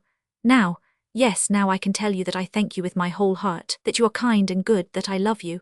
I stare at her like one possessed. It was terrible for me, Do you hear? I love you. Alexandra Andreevna, how have I deserved? No, you don't understand me. And suddenly she stretched out her arms and taking my head in her hands, she kissed it. Believe me, I almost screamed aloud. I threw myself on my knees and buried my head in the pillow. She did not speak, her fingers trembled in my hair. I listen, she is weeping. I began to soothe her, to assure her. I really don't know what I did say to her. You will wake up the girl, I say to her. Alexandra Andreevna, I thank you. Believe me, calm yourself. Enough, she persisted. Never mind all of them, let them wake then, let them come in, it does not matter, I am dying, you see. And what do you fear? Why are you afraid? Lift up your head. Or perhaps you don't love me, perhaps I am wrong. In that case, forgive me. Alexandra Andreevna, what are you saying? I love you, Alexandra Andreevna. She looked straight into my eyes and opened her arms wide. Then take me in your arms. I tell you frankly, I don't know how it was I did not go mad that night. I feel that my patient is killing herself. I see that she is not fully herself. I understand, too, that if she did not consider herself on the point of death, she would never have thought of me. And indeed, say what you will, it's hard to die at 20 without having known love. This was what was torturing her. This was why, in despair, she caught at me. Do you understand now? But she held me in her arms and would not let me go. Have pity on me, Alexandra Andreevna, and have pity on yourself, I say. Why, she says. What is there to think of? You know I must die. This she repeated incessantly. If I knew that I should return to life and be a proper young lady again, I should be ashamed. Of course, ashamed. But why now? But who has said you will die? Oh no, leave off. You will not deceive me. You don't know how to lie. Look at your face. You shall live, Alexandra Andreevna. I will cure you. We will ask your mother's blessing. We will be united. We will be happy. No, I have your word. I must die. You have promised me. You have told me. It was cruel for me, cruel for many reasons. And see what trifling things can do sometimes. It seems nothing at all, but it's painful. It occurred to her to ask me what is my name, not my surname, but my first name. I must needs be so unlucky as to be called Trifon. Yes, indeed, Trifon Ivanitch. Everyone in the house called me doctor. However, there's no help for it. I say, Trifon, madam. She frowned, shook her head, and muttered something in French, something unpleasant, of course. And then she laughed disagreeably too. Well, I spent the whole night with her in this way. Before morning I went away, feeling as though I were mad. When I went again into her room it was daytime, after morning tea. Good God, I could scarcely recognize her. People are laid in their grave looking better than that. I swear to you on my honor I don't understand. I absolutely don't understand now how I lived through that experience. 3 days and nights my patient still lingered on. And what nights, what things she said to me. And on the last night, only imagine to yourself, I was sitting near her and kept praying to God for one thing only. Take her, I said quickly, and me with her. Suddenly the old mother comes unexpectedly into the room. I had already the evening before told her, the mother, there was little hope, and it would be well to send for a priest. When the sick girl saw her mother, she said, It's very well you have come. Look at us, we love one another, we have given each other our word. What does she say, doctor? What does she say? I turned livid. She is wandering, I say, the fever. But she, hush, hush, you told me something quite different just now and have taken my ring. Why do you pretend? My mother is good, she will forgive, she will understand, and I am dying. I have no need to tell lies, give me your hand. I jumped up and ran out of the room. The old lady, of course, guessed how it was. I will not, however, weary you any longer, and to me too, of course, it's painful to recall all this. My patient passed away the next day. God rest her soul, the doctor added, speaking quickly and with a sigh. Before her death she asked her family to go out and leave me alone with her. Forgive me, she said, I am perhaps to blame towards you, my illness, but believe me I have loved no one more than you. Do not forget me. Keep my ring. The doctor turned away. I took his hand. Ah, he said, let us talk of something else, or would you care to play preference for a small stake? It is not for people like me to give way to exalted emotions. There's only one thing for me to think of, how to keep the children from crying and the wife from scolding. Since then, you know, I have had time to enter into lawful wedlock, as they say. Oh, I took a merchant's daughter, 7,000 for her dowry. Her name's Akulina, it goes well with Trifon. She is an ill-tempered woman, I must tell you, but luckily she's asleep all day. Well, shall it be preference? We sat down to preference for halfpenny points. Trifon Ivanitch won 2 roubles and a half from me, and went home late, well pleased with his success. The Christmas Tree and the Wedding, by Fyodor Dostoevsky. The other day I saw a wedding, but no, I would rather tell you about a Christmas tree. The wedding was superb, I liked it immensely, but the other incident was still finer. I don't know why it is that the sight of the wedding reminded me of the Christmas tree. This is the way it happened.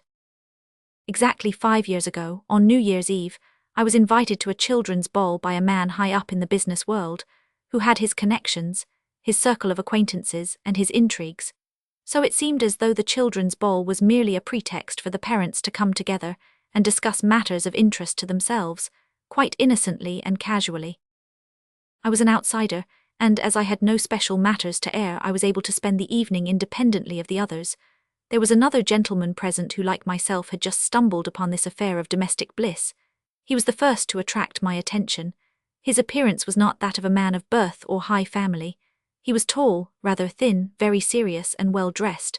Apparently he had no heart for the family festivities. The instant he went off into a corner by himself, the smile disappeared from his face, and his thick dark brows knitted into a frown.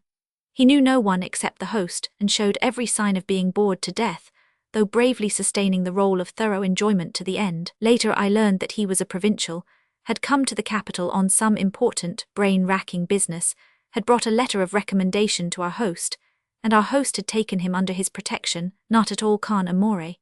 It was merely out of politeness that he had invited him to the children's ball. They did not play cards with him, they did not offer him cigars. No one entered into conversation with him. Possibly they recognized the bird by its feathers from a distance. Thus, my gentleman, not knowing what to do with his hands, was compelled to spend the evening stroking his whiskers. His whiskers were really fine, but he stroked them so assiduously that one got the feeling that the whiskers had come into the world first, and afterwards the man in order to stroke them. There was another guest who interested me, but he was of quite a different order. He was a personage. They called him Julian Mastakovich.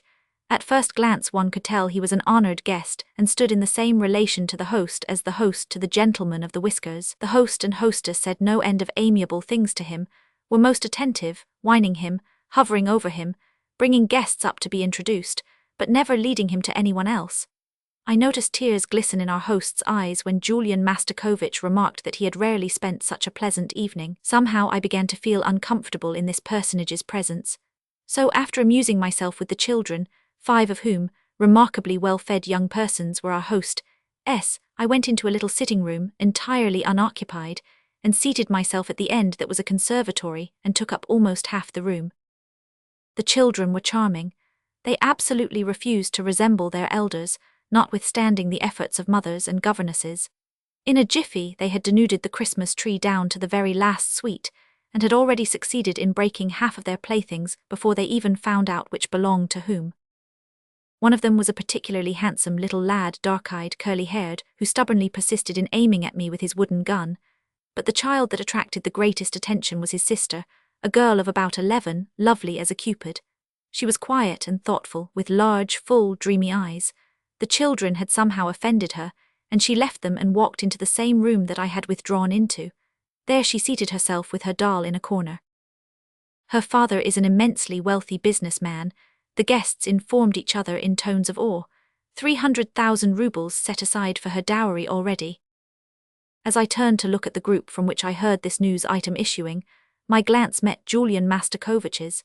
He stood listening to the insipid chatter in an attitude of concentrated attention, with his hands behind his back and his head inclined to one side. All the while I was quite lost in admiration of the shrewdness our host displayed in the dispensing of the gifts. The little maid of the many-rubied dowry received the handsomest doll, and the rest of the gifts were graded in value according to the diminishing scale of the parents' stations in life. The last child, a tiny chap of 10, thin, red-haired, freckled, came into possession of a small book of nature stories without illustrations or even head and tail pieces.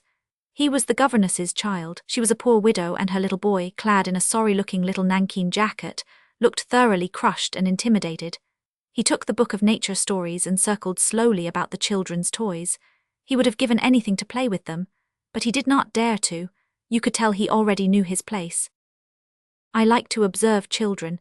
It is fascinating to watch the individuality in them struggling for self-assertion. I could see that the other children's things had tremendous charm for the red-haired boy, especially a toy theatre, in which he was so anxious to take a part that he resolved to fawn upon the other children. He smiled and began to play with them. His one and only apple he handed over to a puffy urchin whose pockets were already crammed with sweets, and he even carried another youngster pickaback, all simply that he might be allowed to stay with the theatre. But in a few moments an impudent young person fell on him and gave him a pummeled. He did not dare even to cry. The governess came and told him to leave off interfering with the other children's games, and he crept away to the same room the little girl and I were in. She let him sit down beside her, and the two set themselves busily dressing the expensive doll. Almost half an hour passed, and I was nearly dozing off, as I sat there in the conservatory half listening to the chatter of the red-haired boy and the dowered beauty, when Julian Mastakovich entered suddenly. He had slipped out of the drawing-room under cover of a noisy scene among the children. From my secluded corner, It had not escaped my notice that a few moments before he had been eagerly conversing with the rich girl's father, to whom he had only just been introduced. He stood still for a while, reflecting and mumbling to himself, as if counting something on his fingers. 300, 11, 12, 13, 16 in 5 years. Let's say 4%, 5 times 12, 60, and on these 60, let us assume that in 5 years it will amount to, well, 400. But the shrewd old fox isn't likely to be satisfied with 4%. He gets 8 or even 10 perhaps. Let's suppose 500,000 at least, that's sure. Anything above that for pocket money. He blew his nose and was about to leave the room when he spied the girl and stood still. I, behind the plants, escaped his notice. He seemed to me to be quivering with excitement. It must have been his calculations that upset him so. He rubbed his hands and danced from place to place, and kept getting more and more excited. Finally, however, he conquered his emotions and came to a standstill. He cast a determined look at the future bride and wanted to move toward her, but glanced about first. Then, as if with a guilty conscience, he stepped over to the child on tiptoe, smiling, and bent down and kissed her head. His coming was so unexpected that she uttered a shriek of alarm. "What are you doing here, dear child?" he whispered, looking around and pinching her cheek. "We're playing." "What with him?" said Julian Mastakovich with a look askance at the governess's child. "You should go into the drawing-room, my lad," he said to him. The boy remained silent and looked up at the man with wide-open eyes. Julian Mastakovich glanced round again cautiously and bent down over the girl. "What have you got, a doll, my dear?" "Yes, sir," the child quailed a little and her brow wrinkled. "A doll, and do you know, my dear, what dolls are made of?" "No, sir," she said weakly and lowered her head. "Out of rags, my dear. You boy, you go back to the drawing-room to the children," said Julian Mastakovich, looking at the boy sternly. The two children frowned. They caught hold of each other and would not part. "And do you know why they gave you the doll?" asked Julian Mastakovich, dropping his voice lower and lower. "No, because you were a good, very good little girl the whole week." Saying which, Julian Mastakovich was seized with a paroxysm of agitation. He looked round and said in a tone faint, almost inaudible with excitement and impatience, "If I come to visit your parents, will you love me, my dear?" He tried to kiss the sweet little creature, but the red-haired boy saw that she was on the verge of tears, and he caught her hand and sobbed out loud in sympathy. That enraged the man. Go away, go back to the other room to your playmates." I don't want him to, you go away," cried the girl. Let him alone," she was almost weeping. There was a sound of footsteps in the doorway. Julian Mastakovich started and straightened up his respectable body.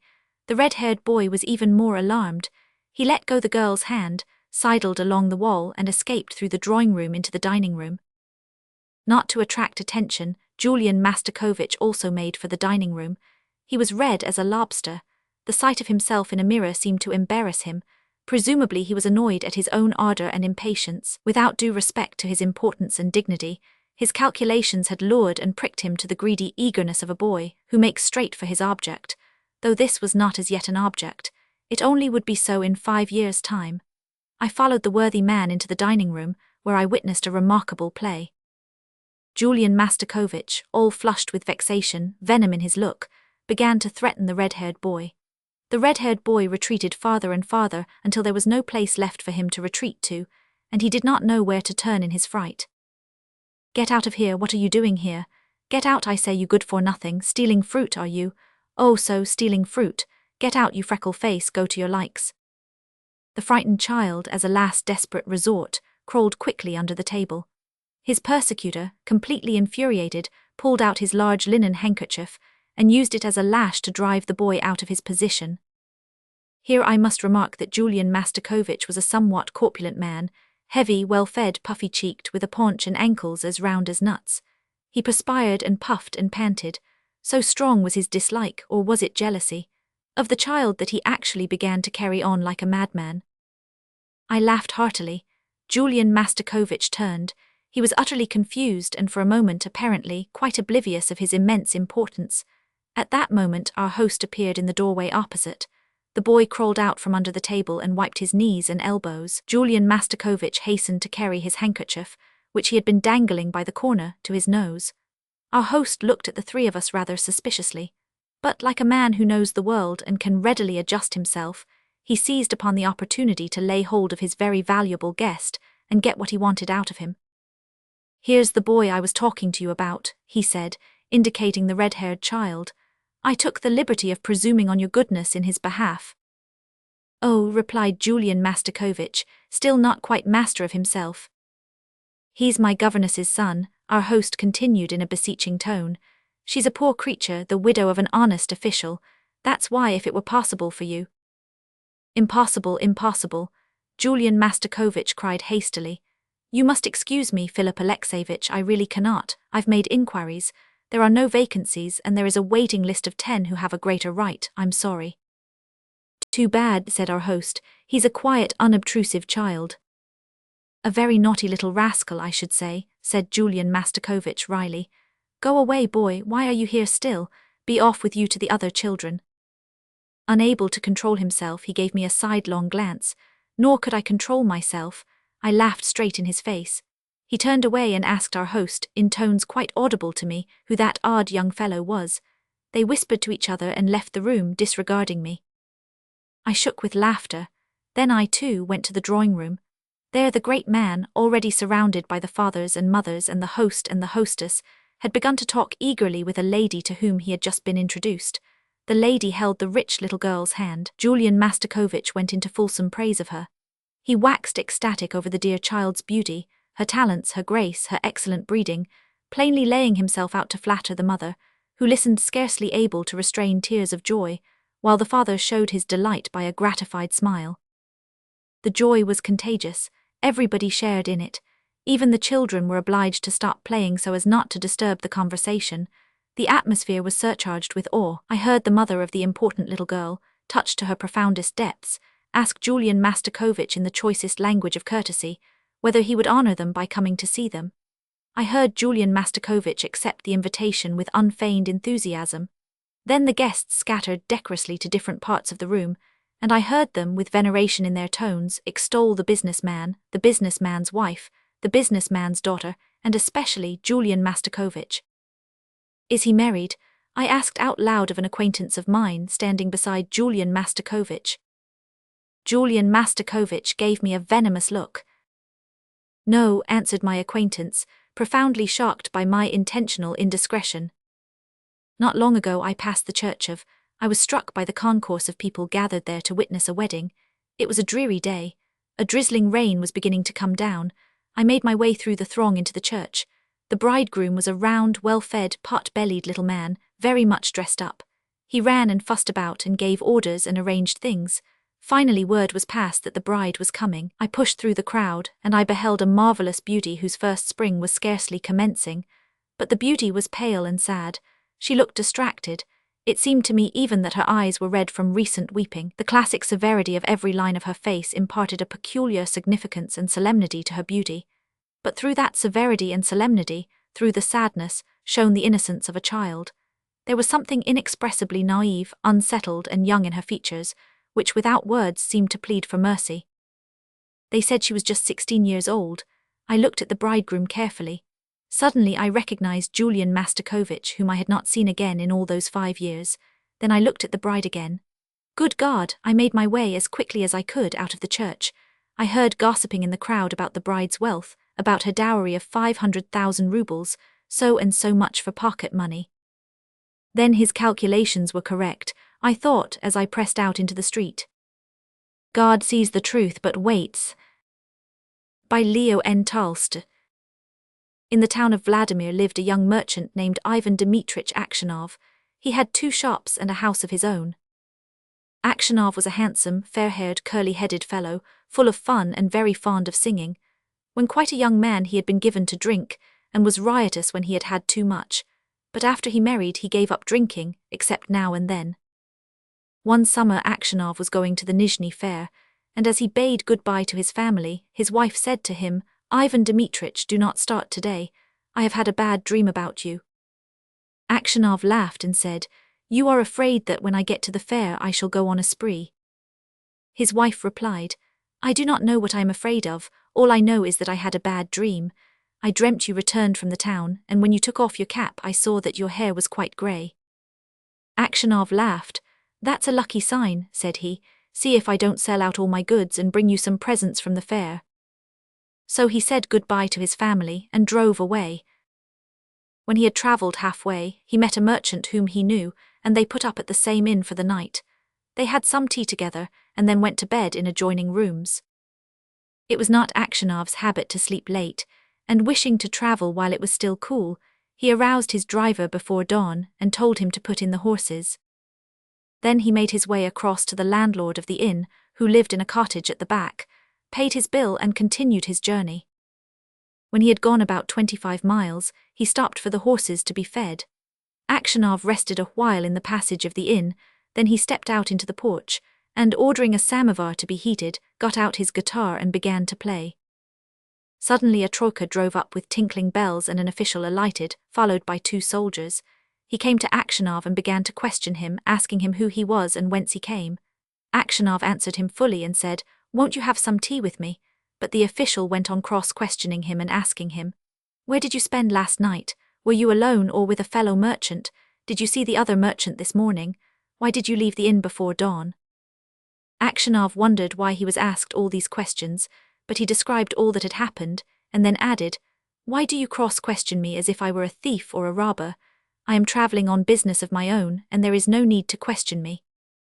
Then the official, calling the soldiers, said, "I am the police officer of this district, and I question you because the merchant with whom you spent last night has been found with his throat cut. We must search your things." They entered the house. The soldiers and the police officer unstrapped Aksionov's luggage and searched it. Suddenly the officer drew a knife out of a bag, crying, "Whose knife is this?" Aksionov looked, and seeing a blood-stained knife taken from his bag, he was frightened. "How is it there is blood on this knife?" Aksionov tried to answer but could hardly utter a word and only stammered, "I don't know, not mine." Then the police officer said, "This morning the merchant was found in bed with his throat cut. You are the only person who could have done it. The house was locked from inside and no one else was there. Here is this blood-stained knife in your bag and your face and manner betray you. Tell me how you killed him and how much money you stole." Aksionov swore he had not done it, that he had not seen the merchant after they had had tea together, that he had no money except 8,000 rubles of his own, and that the knife was not his. But his voice was broken, his face pale, and he trembled with fear as though he went guilty. The police officer ordered the soldiers to bind Aksionov and to put him in the cart. As they tied his feet together and flung him into the cart, Aksionov crossed himself and wept. His money and goods were taken from him, and he was sent to the nearest town and imprisoned there. Inquiries as to his character were made in Vladimir. The merchants and other inhabitants of that town said that in former days he used to drink and waste his time, but that he was a good man. Then the trial came on. He was charged with murdering a merchant from Ryazan and robbing him of 20,000 rubles. His wife was in despair and did not know what to believe. Her children were all quite small, one was a baby at her breast. Taking them all with her, she went to the town where her husband was in jail. At first she was not allowed to see him, but after much begging she obtained permission from the officials and was taken to him. When she saw her husband in prison dress and in chains, shut up with thieves and criminals, she fell down and did not come to her senses for a long time. Then she drew her children to her and sat down near him. She told him of things at home and asked about what had happened to him. He told her all and she asked, "What can we do now?" "We must petition the Tsar not to let an innocent man perish." His wife told him that she had sent a petition to the Tsar, but it had not been accepted. Aksionov did not reply, but only looked downcast. Then his wife said, "It was not for nothing I dreamt your hair had turned grey. You remember, you should not have started that day."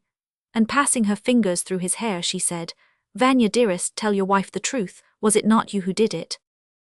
"So you too suspect me," said Aksionov, and hiding his face in his hands, he began to weep. Then a soldier came to say that the wife and children must go away, and Aksionov said goodbye to his family for the last time. When they were gone, Aksionov recalled what had been said, and when he remembered that his wife also had suspected him, he said to himself, "It seems that only God can know the truth. It is to him alone we must appeal, and from him alone expect mercy." And Aksionov wrote no more petitions, gave up all hope and only prayed to God. Aksionov was condemned to be flogged and sent to the mines. So he was flogged with a knot, and when the wounds made by the knot were healed, he was driven to Siberia with other convicts. For 26 years Aksionov lived as a convict in Siberia. His hair turned white as snow and his beard grew long, thin and grey. All his mirth went, he stooped, he walked slowly, spoke little and never laughed, but he often prayed. In prison Aksionov learnt to make boots and earned a little money with which he bought the lives of the saints. He read this book when there was light enough in the prison, and on Sundays in the prison church he read the lessons and sang in the choir, for his voice was still good. The prison authorities liked Aksionov for his meekness, and his fellow prisoners respected him. They called him grandfather and the saint. When they wanted to petition the prison authorities about anything, they always made Aksionov their spokesman, and when there were quarrels among the prisoners they came to him to put things right and to judge the matter. No news reached Aksionov from his home, and he did not even know if his wife and children were still alive. One day a fresh gang of convicts came to the prison. In the evening the old prisoners collected round the new ones and asked them what towns or villages they came from and what they were sentenced for. Among the rest Aksionov sat down near the newcomers and listened with downcast air to what was said. One of the new convicts, a tall, strong man of 60, with a closely cropped grey beard, was telling the others what he had been arrested for. "Well, friends," he said, "I only took a horse that was tied to a sledge and I was arrested and accused of stealing. I said I had only taken it to get home quicker and had then let it go. Besides, the driver was a personal friend of mine. So I said, it's all right." "No," said they, "you stole it." But how or where I stole it they could not say. "I once really did something wrong and ought by rights to have come here long ago, but that time I was not found out. Now I have been sent here for nothing at all. But it's lies I'm telling you. I've been to Siberia before, but I did not stay long." "Where are you from?" asked someone. "From Vladimir. My family are of that town. My name is Makar and they also call me Semyonish." Aksionov raised his head and said, "Tell me, Semyonish, do you know anything of the merchants Aksionov of Vladimir? Are they still alive?" "Know them, of course I do. The Aksionovs are rich, though their father is in Siberia, a sinner like ourselves, it seems. As for you, Grandad, how did you come here?" Aksionov did not like to speak of his misfortune. He only sighed and said, "For my sins I have been in prison these 26 years." "What sins?" asked Makar Semyonish. But Aksionov only said, Well, well, I must have deserved it." He would have said no more, but his companions told the newcomers how Aksionov came to be in Siberia, how someone had killed a merchant and had put the knife among Aksyonov's things, and Aksionov had been unjustly condemned. When Makar Semyonish heard this, he looked at Aksionov, slapped his own knee and exclaimed, "Well, this is wonderful, really wonderful, but how old you've grown, Grandad." The others asked him why he was so surprised and where he had seen Aksionov before, but Makar Semyonish did not reply. He only said, "It's wonderful that we should meet here, lads." These words made Aksionov wonder whether this man knew who had killed the merchant, so he said, "Perhaps, Semyonish, you have heard of that affair, or maybe you've seen me before." "How could I help hearing? The world's full of rumors, but it's a long time ago and I've forgotten what I heard." "Perhaps you heard who killed the merchant?" asked Aksionov. Makar Semyonish laughed and replied, "It must have been him in whose bag the knife was found. If someone else hid the knife there, he's not a thief till he's caught, as the saying is. How could anyone put a knife into your bag while it was under your head? It would surely have woke you up." When Aksionov heard these words, he felt sure this was the man who had killed the merchant. He rose and went away. All that night Aksionov lay awake. He felt terribly unhappy and all sorts of images rose in his mind. There was the image of his wife as she was when he parted from her to go to the fair. He saw her as if she were present. Her face and her eyes rose before him. He heard her speak and laugh. Then he saw his children, quite little as they were at that time, one with a little cloak on, another at his mother's breast. And then he remembered himself as he used to be young and merry. He remembered how he sat playing the guitar in the porch of the inn where he was arrested, and how free from care he had been. He saw in his mind the place where he was flogged, the executioner, and the people standing around, the chains, the convicts, all the 26 years of his prison life, and his premature old age. The thought of it all made him so wretched that he was ready to kill himself. "And it's all that villain's doing," thought Aksionov, and his anger was so great against Makar Semyonich that he longed for vengeance, even if he himself should perish for it. He kept repeating prayers all night but could get no peace. During the day he did not go near Makar Semyonich nor even look at him. A fortnight passed in this way. Aksionov could not sleep at night, and was so miserable that he did not know what to do. One night as he was walking about the prison he noticed some earth that came rolling out from under one of the shelves on which the prisoners slept. He stopped to see what it was. Suddenly Makar Semyonich crept out from under the shelf, and looked up at Aksionov with frightened face. Aksionov tried to pass without looking at him, but Makar seized his hand, and told him that he had dug a hole under the wall, getting rid of the earth by putting it into his high boots, and emptying it out every day on the road when the prisoners were driven to their work. "Just you keep quiet, old man, and you shall get out too. If you blab they'll flog the life out of me, but I will kill you first." Aksionov trembled with anger as he looked at his enemy. He drew his hand away, saying, "I have no wish to escape and you have no need to kill me, you killed me long ago. As to telling of you, I may do so or not as God shall direct." Next day when the convicts were led out to work, the convoy soldiers noticed that one or other of the prisoners emptied some earth out of his boots.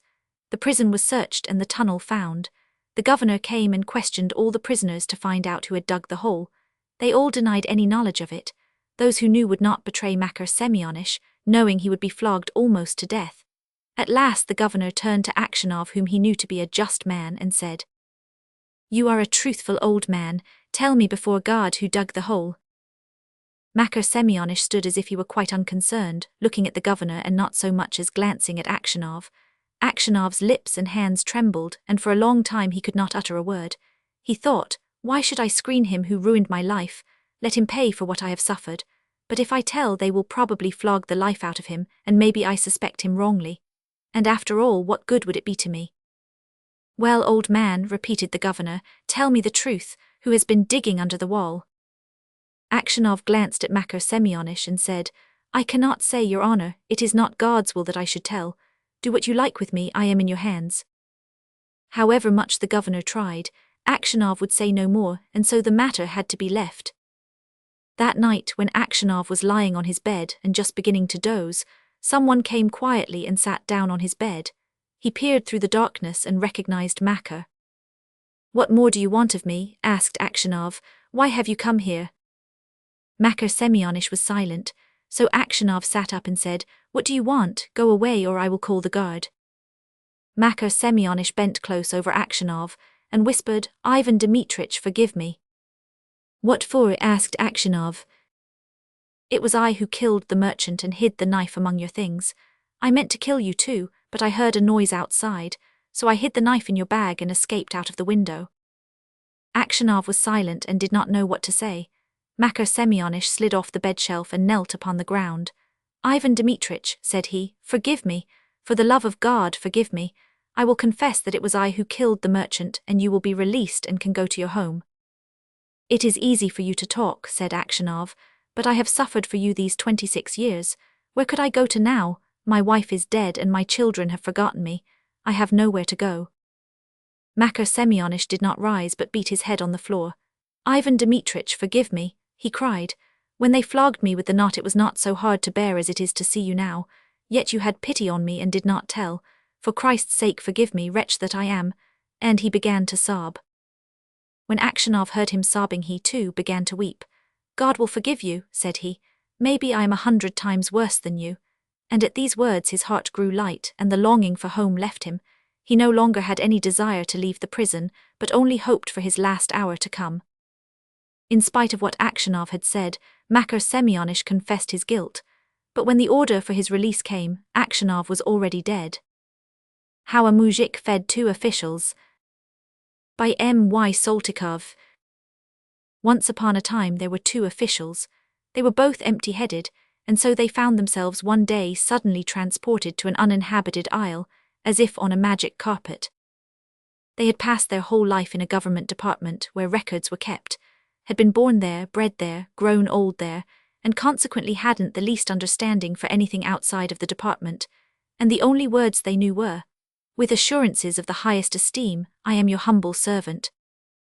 But the department was abolished, and as the services of the 2 officials were no longer needed, they were given their freedom. So the retired officials migrated to Podyachiskaya Street in St. Petersburg. Each had his own home, his own cook and his pension. Waking up on the uninhabited isle, they found themselves lying under the same cover. At first, of course, they couldn't understand what had happened to them, and they spoke as if nothing extraordinary had taken place. "What a peculiar dream I had last night, Your Excellency," said the one official. "It seemed to me as if I were on an uninhabited isle." Scarcely had he uttered the words when he jumped to his feet. The other official also jumped up. "Good Lord, what does this mean? Where are we?" they cried out in astonishment. They felt each other to make sure that they were no longer dreaming, and finally convinced themselves of the sad reality. Before them stretched the ocean, and behind them was a little spot of earth, beyond which the ocean stretched again. They began to cry, the first time since their department had been shut down.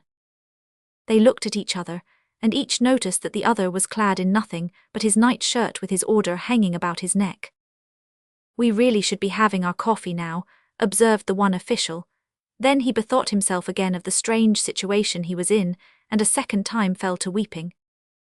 "What are we going to do now?" he sobbed. "Even supposing we were to draw up a report, what good would that do?" "You know what, Your Excellency," replied the other official. "You go to the east and I will go to the west. Toward evening we will come back here again, and perhaps we shall have found something." They started to ascertain which was the east and which was the west.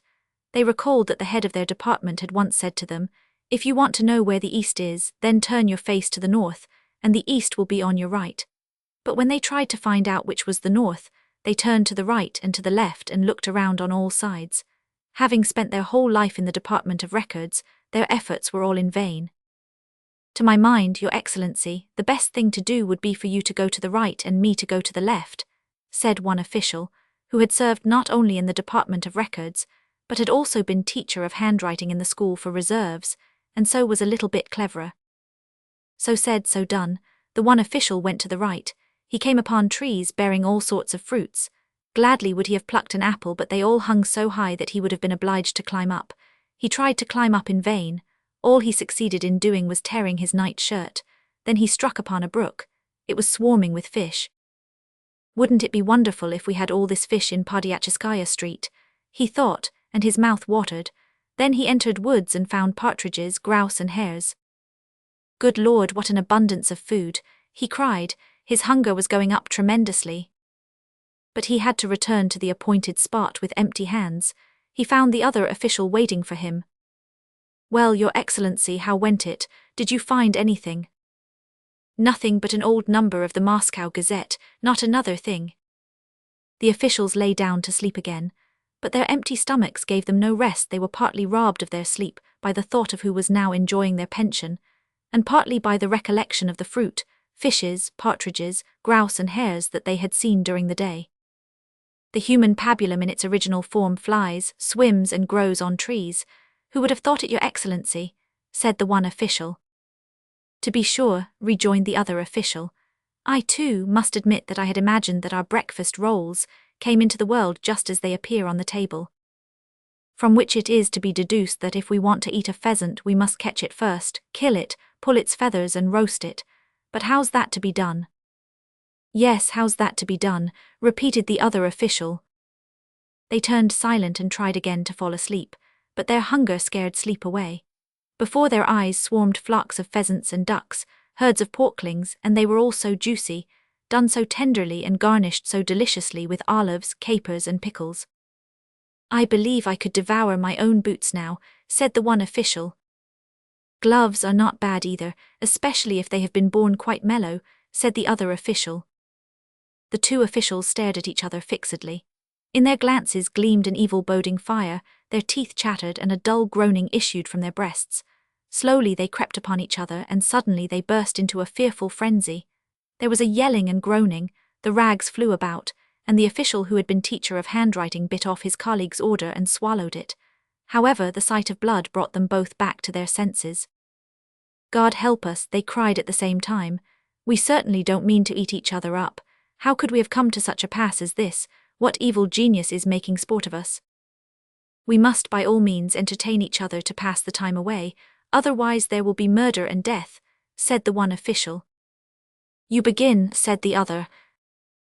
Can you explain why it is that the sun first rises and then sets? Why isn't it the reverse? Aren't you a funny man, Your Excellency? You get up first, then you go to your office and work there, and at night you lie down to sleep. But why can't one assume the opposite, that is, that one goes to bed, sees all sorts of dream figures and then gets up? Well, yes, certainly. But when I was still an official, I always thought this way. Now it is dawn, then it will be day, then will come supper, and finally will come the time to go to bed. The word supper recalled that incident in the day's doings, and the thought of it made both officials melancholy, so that the conversation came to a halt. A doctor once told me that human beings can sustain themselves for a long time on their own juices. The one official began again. What does that mean? It is quite simple. You see, one's own juices generate other juices, and these in their turn still other juices, and so it goes on until finally all the juices are consumed. And then what happens? Then food has to be taken into the system again. The devil. No matter what topic the officials chose, the conversation invariably reverted to the subject of eating, which only increased their appetite more and more. So they decided to give up talking altogether, and recollecting the Moscow Gazette that the one of them had found, they picked it up and began to read eagerly. Banquet given by the mayor.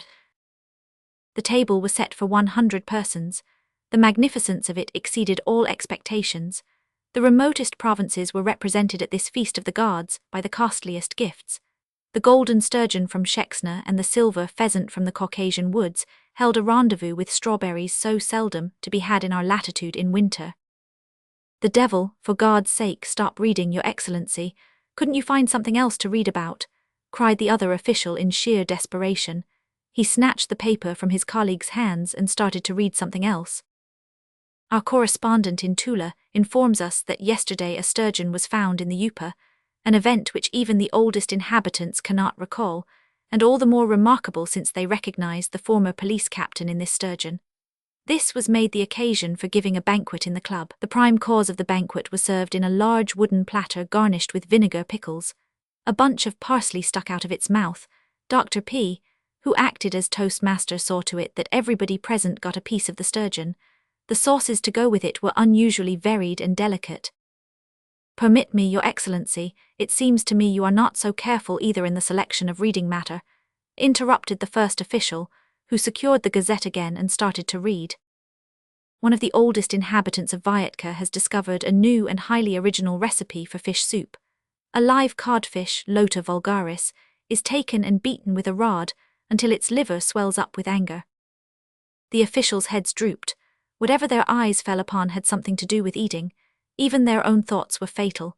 No matter how much they tried to keep their minds off beefsteak and the like, it was all in vain. Their fancy returned invariably with irresistible force, back to that for which they were so painfully yearning. Suddenly an inspiration came to the official who had once taught handwriting. I have it, he cried delightedly. What do you say to this, Your Excellency? What do you say to our finding a mujik? A mujik, Your Excellency, what sort of a mujik? Why, a plain, ordinary mujik. A mujik like all other mujiks. He would get the breakfast rolls for us right away, and he could also catch partridges and fish for us. A mujik, but where are we to fetch one from if there is no mujik here? Why shouldn't there be a mujik here? There are mujiks everywhere. All one has to do is hunt for them. There certainly must be a mujik hiding here somewhere so as to get out of working. This thought so cheered the officials that they instantly jumped up to go in search of a mujik. For a long while they wandered about on the island without the desired result, until finally a concentrated smell of black bread and old sheepskin assailed their nostrils and guided them in the right direction. There under a tree was a colossal mujik, lying fast asleep with his hands under his head. It was clear that to escape his duty to work, he had impudently withdrawn to this island. The indignation of the officials knew no bounds. What, lying asleep here, you lazy bones, you? They raged at him. It is nothing to you that there are 2 officials here who are fairly perishing of hunger. Up, forward, march, work. The mujik rose and looked at the 2 severe gentlemen standing in front of him. His first thought was to make his escape, but the officials held him fast. He had to submit to his fate, he had to work. First he climbed up on a tree and plucked several dozen of the finest apples for the officials. He kept a rotten one for himself. Then he turned up the earth and dug out some potatoes. Next he started a fire with 2 bits of wood that he rubbed against each other. Out of his own hair he made a snare and caught partridges. Over the fire, by this time burning brightly, he cooked so many kinds of food that the question arose in the officials' minds whether they shouldn't give some to this idler. Beholding the efforts of the mujik, they rejoiced in their hearts. They had already forgotten how the day before they had nearly been perishing of hunger, and all they thought of now was, "What a good thing it is to be an official. Nothing bad can ever happen to an official." "Are you satisfied, gentlemen?" the lazy mujik asked. "Yes, we appreciate your industry," replied the officials. "Then you will permit me to rest a little." "Go take a little rest, but first make a good strong cord." The mujik gathered wild hemp stalks, laid them in water, beat them and broke them, and toward evening a good stout cord was ready. The officials took the cord and bound the mujik to a tree, so that he should not run away. Then they laid themselves to sleep. Thus day after day passed, and the mujik became so skillful that he could actually cook soup for the officials in his bare hands. The officials had become round and well-fed and happy. It rejoiced them that here they needn't spend any money, and that in the meanwhile their pensions were accumulating in St. Petersburg. "What is your opinion, Your Excellency?" one said to the other after breakfast one day. "Is the story of the Tower of Babel true? Don't you think it is simply an allegory?" "By no means, Your Excellency. I think it was something that really happened. What other explanation is there for the existence of so many different languages on earth?" "Then the flood must really have taken place too." "Certainly, else how would you explain the existence of antediluvian animals? Besides, the Moscow Gazette says." They made search for the old number of the Moscow Gazette, seated themselves in the shade, and read the whole sheet from beginning to end. They read of festivities in Moscow, Tula, Penza and Ryazan, and strangely enough felt no discomfort at the description of the delicacies served. There is no saying how long this life might have lasted. Finally, however, it began to bore the officials. They often thought of their cooks in St. Petersburg, and even shed a few tears in secret. "I wonder how it looks in Podyachiskaya Street now, Your Excellency," one of them said to the other. "Oh, don't remind me of it, Your Excellency. I am pining away with homesickness." "It is very nice here. There is really no fault to be found with this place, but the lamb longs for its mother sheep. And it is a pity, too, for the beautiful uniforms." "Yes, indeed, a uniform of the 4th class is no joke. The gold embroidery alone is enough to make one dizzy." Now they began to importune the mujik to find some way of getting them back to Podyachiskaya Street, and strange to say, the mujik even knew where Podyachiskaya Street was. He had once drunk beer and mead there, and as the saying goes, everything had run down his beard, alas, but nothing into his mouth. The officials rejoiced and said, "We are officials from Podyachiskaya Street."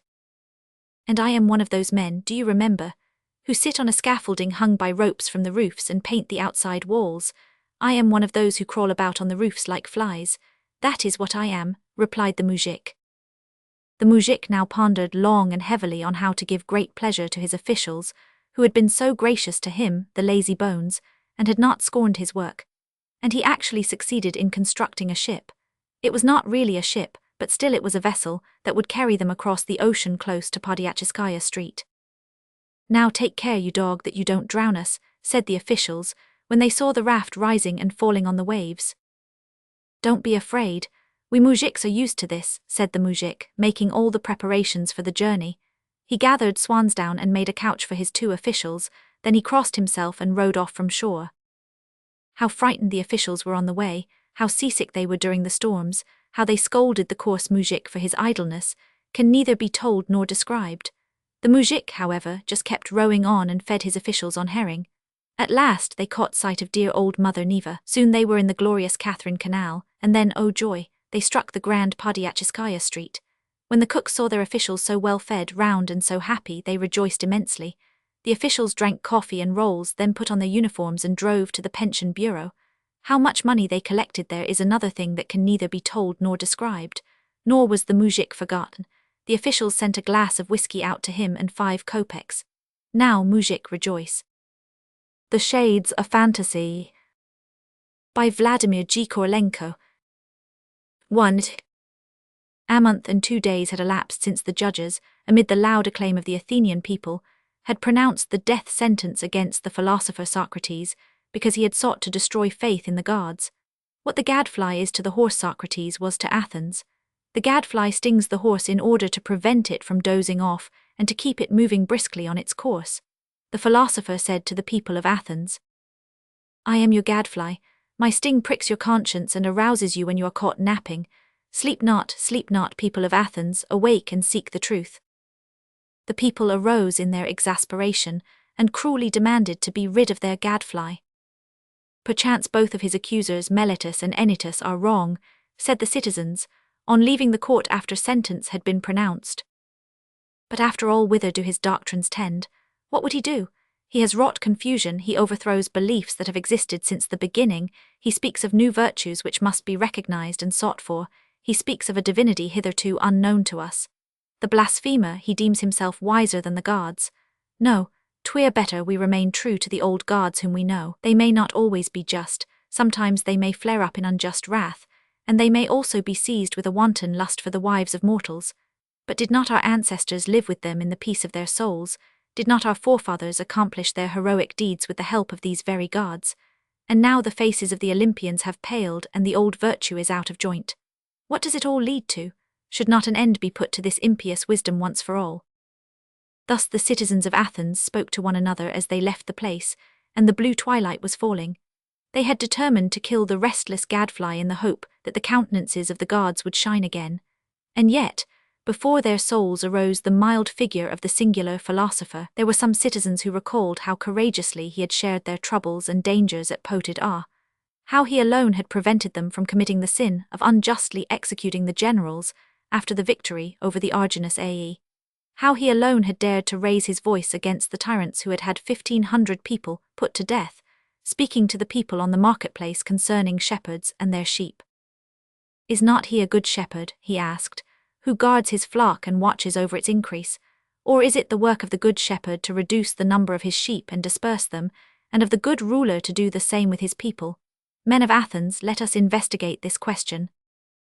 And at this question of the solitary, undefended philosopher, the faces of the tyrants paled, while the eyes of the youths kindled with the fire of just wrath and indignation. Thus, when on dispersing after the sentence the Athenians recalled all these things of Socrates, their hearts were oppressed with heavy doubt. "Have we not done a cruel wrong to the son of Sophroniscus?"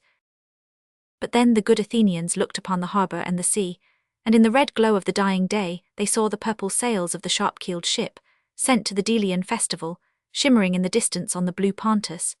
The ship would not return until the expiration of a month, and the Athenians recollected that during this time no blood might be shed in Athens, whether the blood of the innocent or the guilty. A month, moreover, has many days and still more hours. Supposing the son of Sophroniscus had been unjustly condemned, who would hinder his escaping from the prison, especially since he had numerous friends to help him?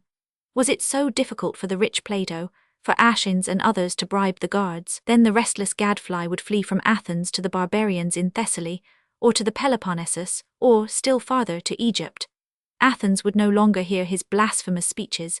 His death would not weigh upon the conscience of the worthy citizens, and so everything would end for the best of all. Thus said many to themselves that evening, while aloud they praised the wisdom of the Demos and the Heliasts. In secret, however, they cherished the hope that the restless philosopher would leave Athens, fly from the hemlock to the barbarians, and so free the Athenians of his troublesome presence, and of the pangs of consciences that smote them for inflicting death upon an innocent man. 32 times since that evening had the sun risen from the ocean and dipped down into it again. The ship had returned from Delos and lay in the harbour with sadly drooping sails, as if ashamed of its native city. The moon did not shine in the heavens, the sea heaved under a heavy fog, and on the hills lights peered through the obscurity like the eyes of men gripped by a sense of guilt. The stubborn Socrates did not spare the conscience of the good Athenians. "We part, you go home and I go to death," he said to the judges after the sentence had been pronounced. "I know not, my friends, which of us chooses the better lot." As the time had approached for the return of the ship, many of the citizens had begun to feel uneasy. Must that obstinate fellow really die? And they began to appeal to the consciences of Aeschines, Phadu, and other pupils of Socrates, trying to urge them on to further efforts for their master. "Will you permit your teacher to die?" they asked reproachfully in biting tones, "or do you grudge the few coins it would take to bribe the guard?" In vain Crito besought Socrates to take to flight, and complained that the public was upbraiding his disciples with lack of friendship and with avarice. The self-willed philosopher refused to gratify his pupils or the good people of Athens. "Let us investigate," he said. "If it turns out that I must flee, I will flee, but if I must die, I will die. Let us remember what we once said, the wise man need not fear death, he need fear nothing but falsehood. Is it right to abide by the laws we ourselves have made so long as they are agreeable to us, and refuse to obey those which are disagreeable? If my memory does not deceive me, I believe we once spoke of these things, did we not?" "Yes, we did," answered his pupil. And I think all were agreed as to the answer. Yes. But perhaps what is true for others is not true for us. No, truth is alike for all, including ourselves. But perhaps when we must die and not someone else, truth becomes untruth. No, Socrates, truth remains the truth under all circumstances. After his pupil had thus agreed to each premise of Socrates in turn, he smiled and drew his conclusion. "If that is so, my friend, mustn't I die? Or has my head already become so weak that I am no longer in a condition to draw a logical conclusion? Then correct me, my friend, and show my erring brain the right way." His pupil covered his face with his mantle and turned aside. "Yes," he said, "now I see you must die." And on that evening, when the sea tossed hither and thither and roared dully under the load of fog, and the whimsical wind in mournful astonishment gently stirred the sails of the ships, when the citizens meeting on the streets asked one another, "Is he dead?" and their voices timidly betrayed the hope that he was not dead, when the first breath of awakened conscience touched the hearts of the Athenians like the first messenger of the storm, and when, it seemed, the very faces of the gods were darkened with shame, on that evening at the sinking of the sun, the self-willed man drank the cup of death. The wind increased in violence and shrouded the city more closely in the veil of mist, angrily tugging at the sails of the vessels delayed in the harbour. And the Erinyes sang their gloomy songs to the hearts of the citizens, and whipped up in their breasts that tempest which was later to overwhelm the denouncers of Socrates. But in that hour the first stirrings of regret were still uncertain and confused. The citizens found more fault with Socrates than ever because he had not given them the satisfaction of fleeing to Thessaly. They were annoyed with his pupils because in the last days they had walked about in sombre mourning attire, a living reproach to the Athenians. They were vexed with the judges because they had not had the sense and the courage to resist the blind rage of the excited people. They bore even the gods' resentment. "To you, ye gods, have we brought this sacrifice," spoke many. "Rejoice, ye unsatiable. I know not which of us chooses the better lot." Those words of Socrates came back to their memory, those his last words to the judges and to the people gathered in the court. Now he lay in the prison quiet and motionless under his cloak, while over the city hovered mourning, horror, and shame. Again he became the tormentor of the city, he who was himself no longer accessible to torment. The gadfly had been killed, but it stung the people more sharply than ever. Sleep not this night, O men of Athens.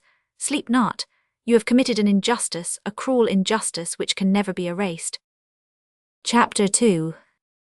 During those sad days Xenophon, the general, a pupil of Socrates, was marching with his 10,000 in a distant land, amid dangers, seeking a way of return to his beloved fatherland. Aeschines, Crito, Critobulus, Phadu, and Apollodorus were now occupied with the preparations for the modest funeral. Plato was burning his lamp and bending over a parchment. The best disciple of the philosopher was busy inscribing the deeds, words, and teachings that marked the end of the sage's life. A thought is never lost, and the truth discovered by a great intellect illumines the way for future generations like a torch in the dark. There was one other disciple of Socrates. Not long before, the impetuous Ctesippus had been one of the most frivolous and pleasure-seeking of the Athenian youths.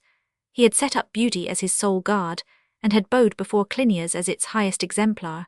But since he had become acquainted with Socrates, all desire for pleasure and all light-mindedness had gone from him. He looked on indifferently while others took his place with Clinias. The grace of thought and the harmony of spirit that he found in Socrates seemed 100 times more attractive than the graceful form and the harmonious features of Clinias. With all the intensity of his stormy temperament, He hung on the man who had disturbed the serenity of his virginal soul, which for the first time opened to doubts, as the bud of a young oak opens to the fresh winds of spring. Now that the master was dead, he could find peace neither at his own hearth nor in the oppressive stillness of the streets nor among his friends and fellow disciples. The gods of hearth and home, and the gods of the people inspired him with repugnance.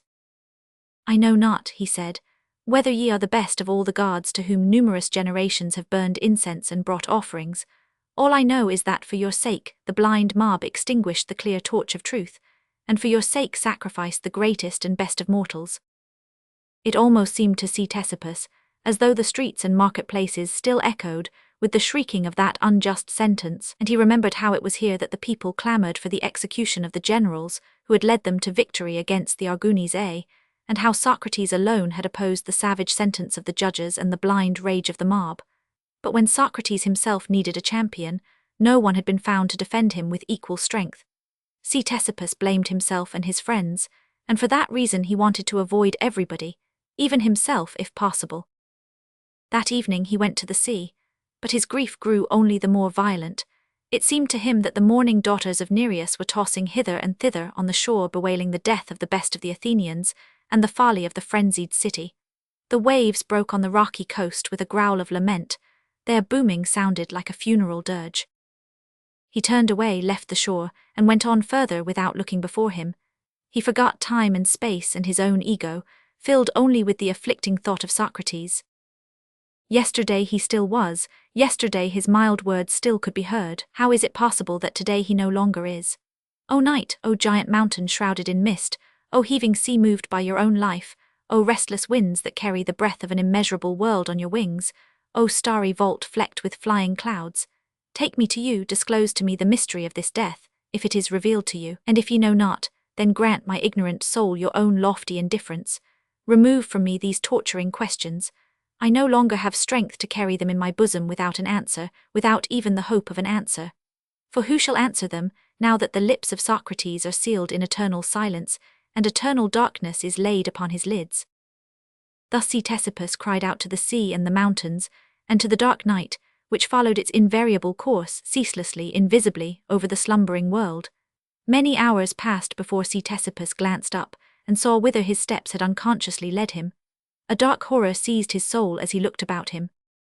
Chapter 3. It seemed as if the unknown gods of eternal night had heard his impious prayer.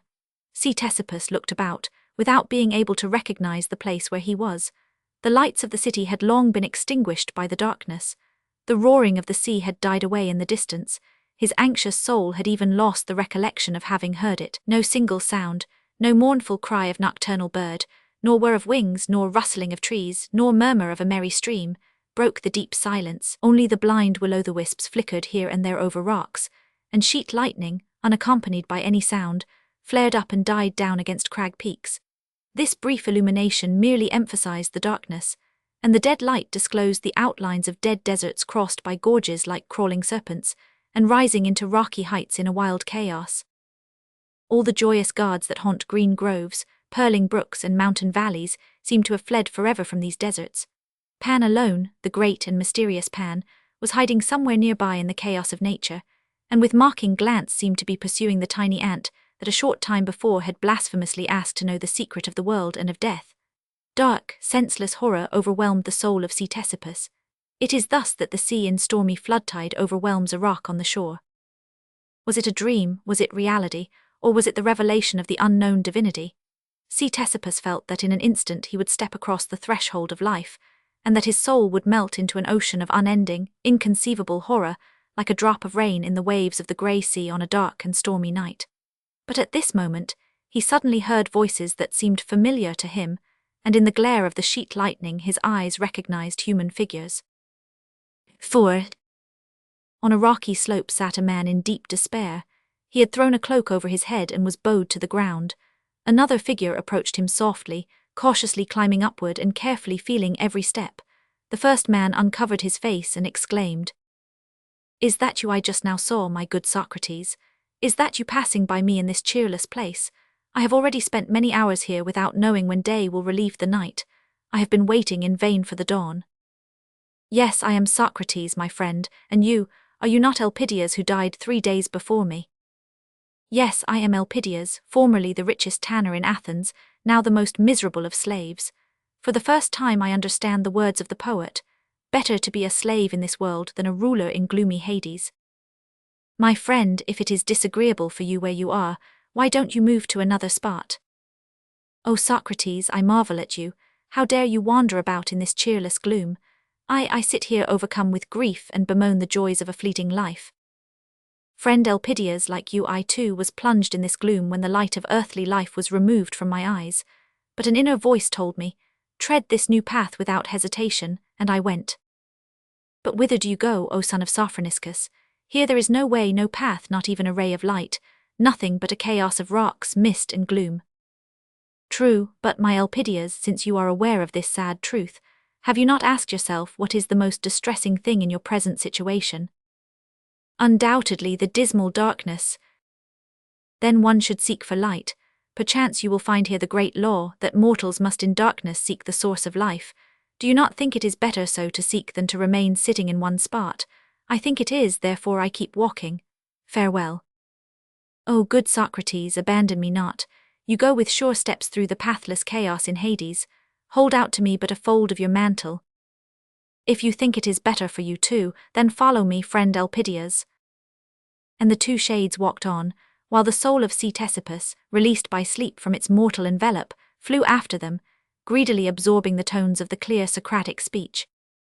Are you here, good Socrates? The voice of the Athenian again was heard. Why are you silent? Converse shortens the way, and I swear, by Hercules, never did I have to traverse such a horrid way. Put questions, friend Elpidias. The question of one who seeks knowledge brings forth answers and produces conversation. Elpidias maintained silence for a moment, and then, after he had collected his thoughts, asked, Yes, this is what I wanted to say. Tell me, my poor Socrates, did they at least give you a good burial? I must confess, friend Elpidias, I cannot satisfy your curiosity. I understand, my poor Socrates, it doesn't help you cut a figure. Now with me it was so different. Oh, how they buried me, how magnificently they buried me, my poor fellow wanderer. I still think with great pleasure of those lovely moments after my death. First they washed me and sprinkled me with well-smelling balsam. Then my faithful Larissa dressed me in garments of the finest weave. The best mourning women of the city tore their hair from their heads because they had been promised good pay, and in the family vault they placed an amphora, a crater with beautiful decorated handles of bronze, and besides a vial. Stay, friend Elpidias, I am convinced that the faithful Larissa converted her love into several minas, yet exactly 10 minas and 4 drachmas, not counting the drinks for the guests. I hardly think that the richest tanner can come before the souls of his ancestors and boast of such respect on the part of the living. Friend Elpidias, don't you think that money would have been of more use to the poor people who are still alive in Athens than to you at this moment? Admit, Socrates, you are speaking in envy, responded Elpidias, pained. I am sorry for you, unfortunate Socrates, although between ourselves you really deserved your fate. I myself in the family circle said more than once that an end ought to be put to your impious doings because— Stay, friend, I thought you wanted to draw a conclusion, and I fear you are straying from the straight path. Tell me, my good friend, whither does your wavering thought tend? I wanted to say that in my goodness I am sorry for you. A month ago I myself spoke against you in the assembly, but truly none of us who shouted so loud wanted such a great ill to befall you. Believe me, now I am all the sorrier for you, unhappy philosopher. I thank you, but tell me, my friend, do you perceive a brightness before your eyes? No, on the contrary, such darkness lies before me that I must ask myself whether this is not the misty region of Orcus. This way, therefore, is just as dark for you as for me. Quite right. If I am not mistaken, you are even holding on to the folds of my cloak. Also true. Then we are in the same position. You see, your ancestors are not hastening to rejoice in the tale of your pompous burial. Where is the difference between us, my good friend? But, Socrates, have the gods enveloped your reason in such obscurity that the difference is not clear to you? Friend, if your situation is clearer to you, then give me your hand and lead me, for I swear by the dog, you let me go ahead in this darkness. Cease your scoffing, Socrates. Do not make sport and do not compare yourself, your godless self, with a man who died in his own bed. Ah, I believe I am beginning to understand you. But tell me, Elpidias, do you hope ever again to rejoice in your bed? Oh, I think not. And was there ever a time when you did not sleep in it? Yes, that was before I bought goods from Agesilaus at half their value. You see that Agesilaus is really a deep-dyed rogue. Ah, never mind about Agesilaus. Perhaps he is getting them back from your widow at a quarter their value.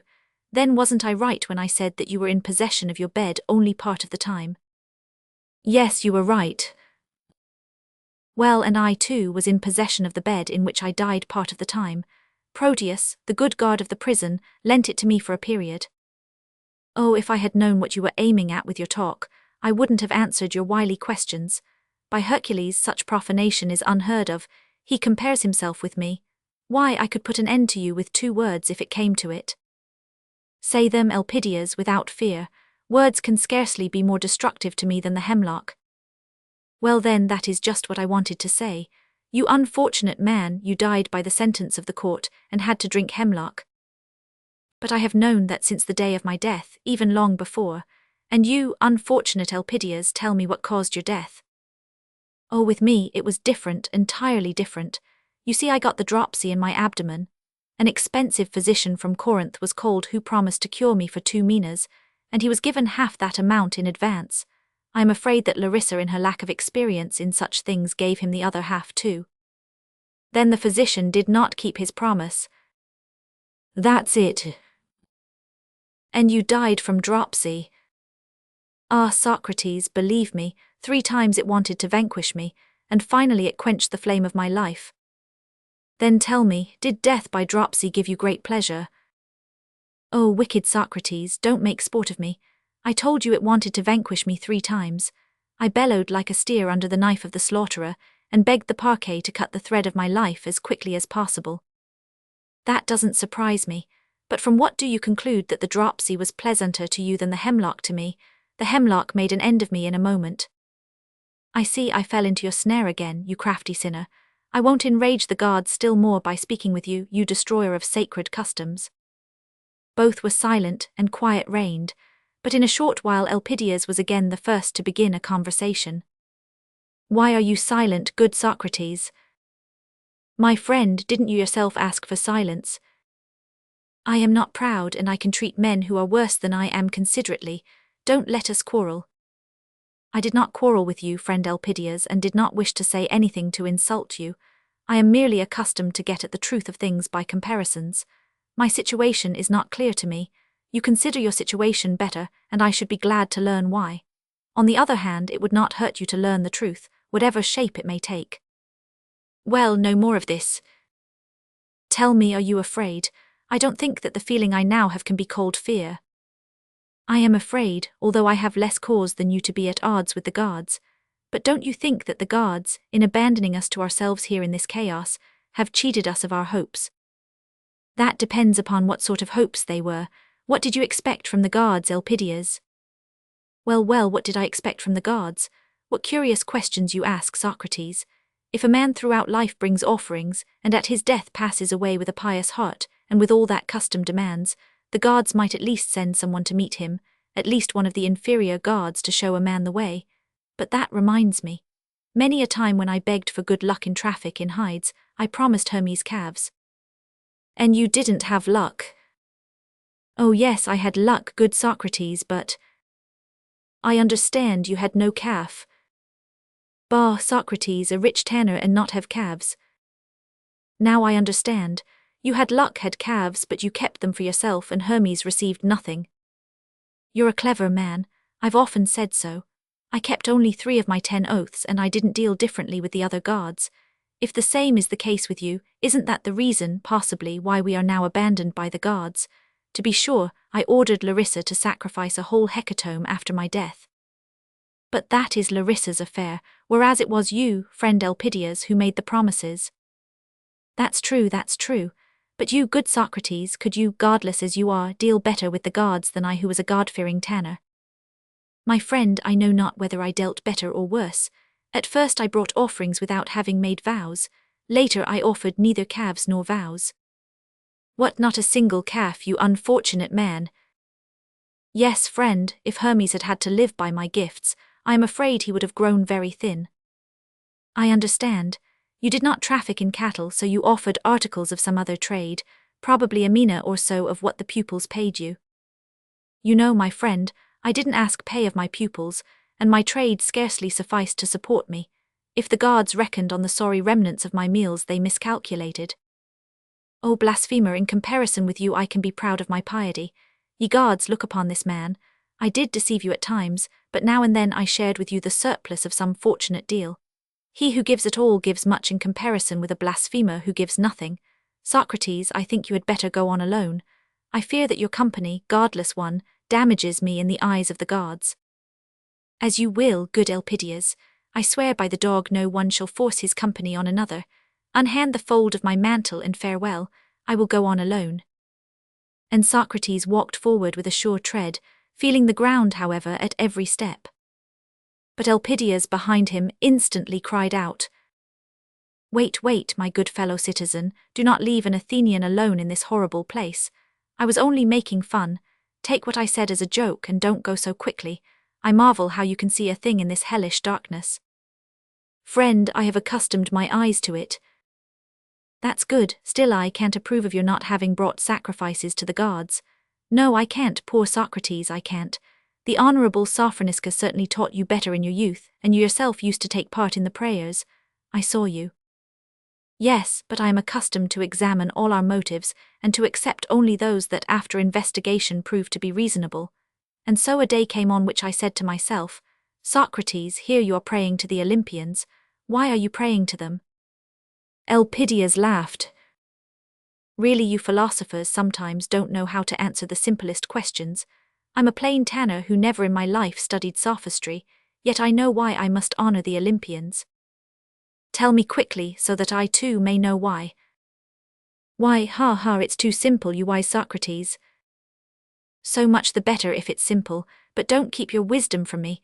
Tell me, why must one honor the gods? Why, because everybody does it. Friend, you know very well that not everyone honors the gods. Wouldn't it be more correct to say many? Very well, many. But tell me, don't more men deal wickedly than righteously? I think so. You find more wicked people than good people. Therefore, if you follow the majority, you ought to deal wickedly and not righteously. What are you saying? I'm not saying it, you are. But I think the reason that men reverence the Olympians is not because the majority worship them. We must find another, more rational ground. Perhaps you mean they deserve reverence. Yes, very right. Good, but then arises a new question. Why do they deserve reverence? Because of their greatness. Ah, that's more like it. Perhaps I will soon be agreeing with you. It only remains for you to tell me wherein their greatness consists. That's a difficult question, isn't it? Let us seek the answer together. Homer says that the impetuous Ares, when stretched flat on the ground by a stone thrown by Pallas Athene, covered with his body the space that can be travelled in 7 mornings. You see what an enormous space. Is that wherein greatness consists? There you have me, my friend. That raises another question. Do you remember the athlete Theophans? He towered over the people a whole head's length, whereas Pericles was no larger than you. But whom do we call great, Pericles or Theophans? I see that greatness does not consist in size of body. In that you're right, I am glad we agree. Perhaps greatness consists in virtue. Certainly. I think so too. Well then, who must bow to whom? The small before the large, or those who are great in virtues before the wicked? The answer is clear. I think so too. Now we will look further into this matter. Tell me truly, did you ever kill other people's children with arrows? It goes without saying, never. Do you think so ill of me? Nor have you, I trust, ever seduced the wives of other men. I was an upright tanner and a good husband. Don't forget that, Socrates, I beg of you. You never became a brute, nor by your lustfulness gave your faithful Larissa occasion to revenge herself on women, whom you had ruined, and on their innocent children. You anger me really, Socrates. But perhaps you snatched your inheritance from your father, and threw him into prison. Never. Why these insulting questions? Wait, my friend, perhaps we will both reach a conclusion. Tell me, would you have considered a man great who had done all these things of which I have spoken? No, no, no. I should have called such a man a scoundrel, and lodged public complaint against him with the judges in the marketplace. Well, Elpidias, why did you not complain in the marketplace against Zeus and the Olympians? The son of Cronos carried on war with his own father, and was seized with brutal lust for the daughters of men, while Hera took vengeance upon innocent virgins. Did not both of them convert the unhappy daughter of Inachos into a common cow? Did not Apollo kill all the children of Niobe with his arrows? Did not Calenius steal bulls? Well then, Elpidias, if it is true that he who has less virtue must do honor to him who has more, then you should not build altars to the Olympians, but they to you. Blaspheme not, impious Socrates, keep quiet, how dare you judge the acts of the gods? Friend, a higher power has judged them. Let us investigate the question, what is the mark of divinity? I think you said greatness which consists in virtue. Now is not this greatness the one divine spark in man? But if we test the greatness of the gods by our small human virtues, and it turns out that that which measures is greater than that which is measured, then it follows that the divine principle itself condemns the Olympians. But then? What then? Then, friend Elpidias, they are no gods but deceptive phantoms, creations of a dream. Is it not so? Ah, that's whither your talk leads, you barefooted philosopher. Now I see what they said of you is true. You are like that fish that takes men captive with its look. So you took me captive in order to confound my believing soul and awaken doubt in it. It was already beginning to waver in its reverence for Zeus. Speak alone. I won't answer any more. Be not wrathful, Elpidias. I don't wish to inflict any evil upon you, but if you are tired of following my arguments to their logical conclusions, permit me to relate to you an allegory of a Milesian youth. Allegories rest the mind, and the relaxation is not unprofitable. Speak if your story is not too long and its purpose is good. Its purpose is truth, friend Elpidias, and I will be brief. Once, you know, in ancient times, Miletus was exposed to the attacks of the barbarians. Among the youth who were seized was a son of the wisest and best of all the citizens in the land. His precious child was overtaken by a severe illness and became unconscious. He was abandoned and allowed to lie like worthless booty. In the dead of night he came to his senses. High above him glimmered the stars. Round about stretched the desert, and in the distance he heard the howl of beasts of prey. He was alone. He was entirely alone, and besides that, the gods had taken from him the recollection of his former life. In vain he racked his brain. It was as dark and empty as the inhospitable desert in which he found himself, but somewhere far away, behind the misty and obscure figures conjured up by his reason, loomed the thought of his lost home, and a vague realization of the figure of the best of all men. And in his heart resounded the word, Father. Doesn't it seem to you that the fate of this youth resembles the fate of all humanity? How so? Do we not all awake to life on earth with a hazy recollection of another home, and does not the figure of the great unknown hover before our souls? Continue, Socrates, I am listening. The youth revived, arose, and walked cautiously, seeking to avoid all dangers. When after long wanderings his strength was nearly gone, he discerned a fire in the misty distance which illumined the darkness and banished the cold. A faint hope crept into his weary soul, and the recollections of his father's house again awoke within him. The youth walked toward the light and cried, "It is you, my father, it is you." And was it his father's house? No, it was merely a night lodging of wild nomads. So for many years he led the miserable life of a captive slave, and only in his dreams saw the distant home and rested on his father's bosom.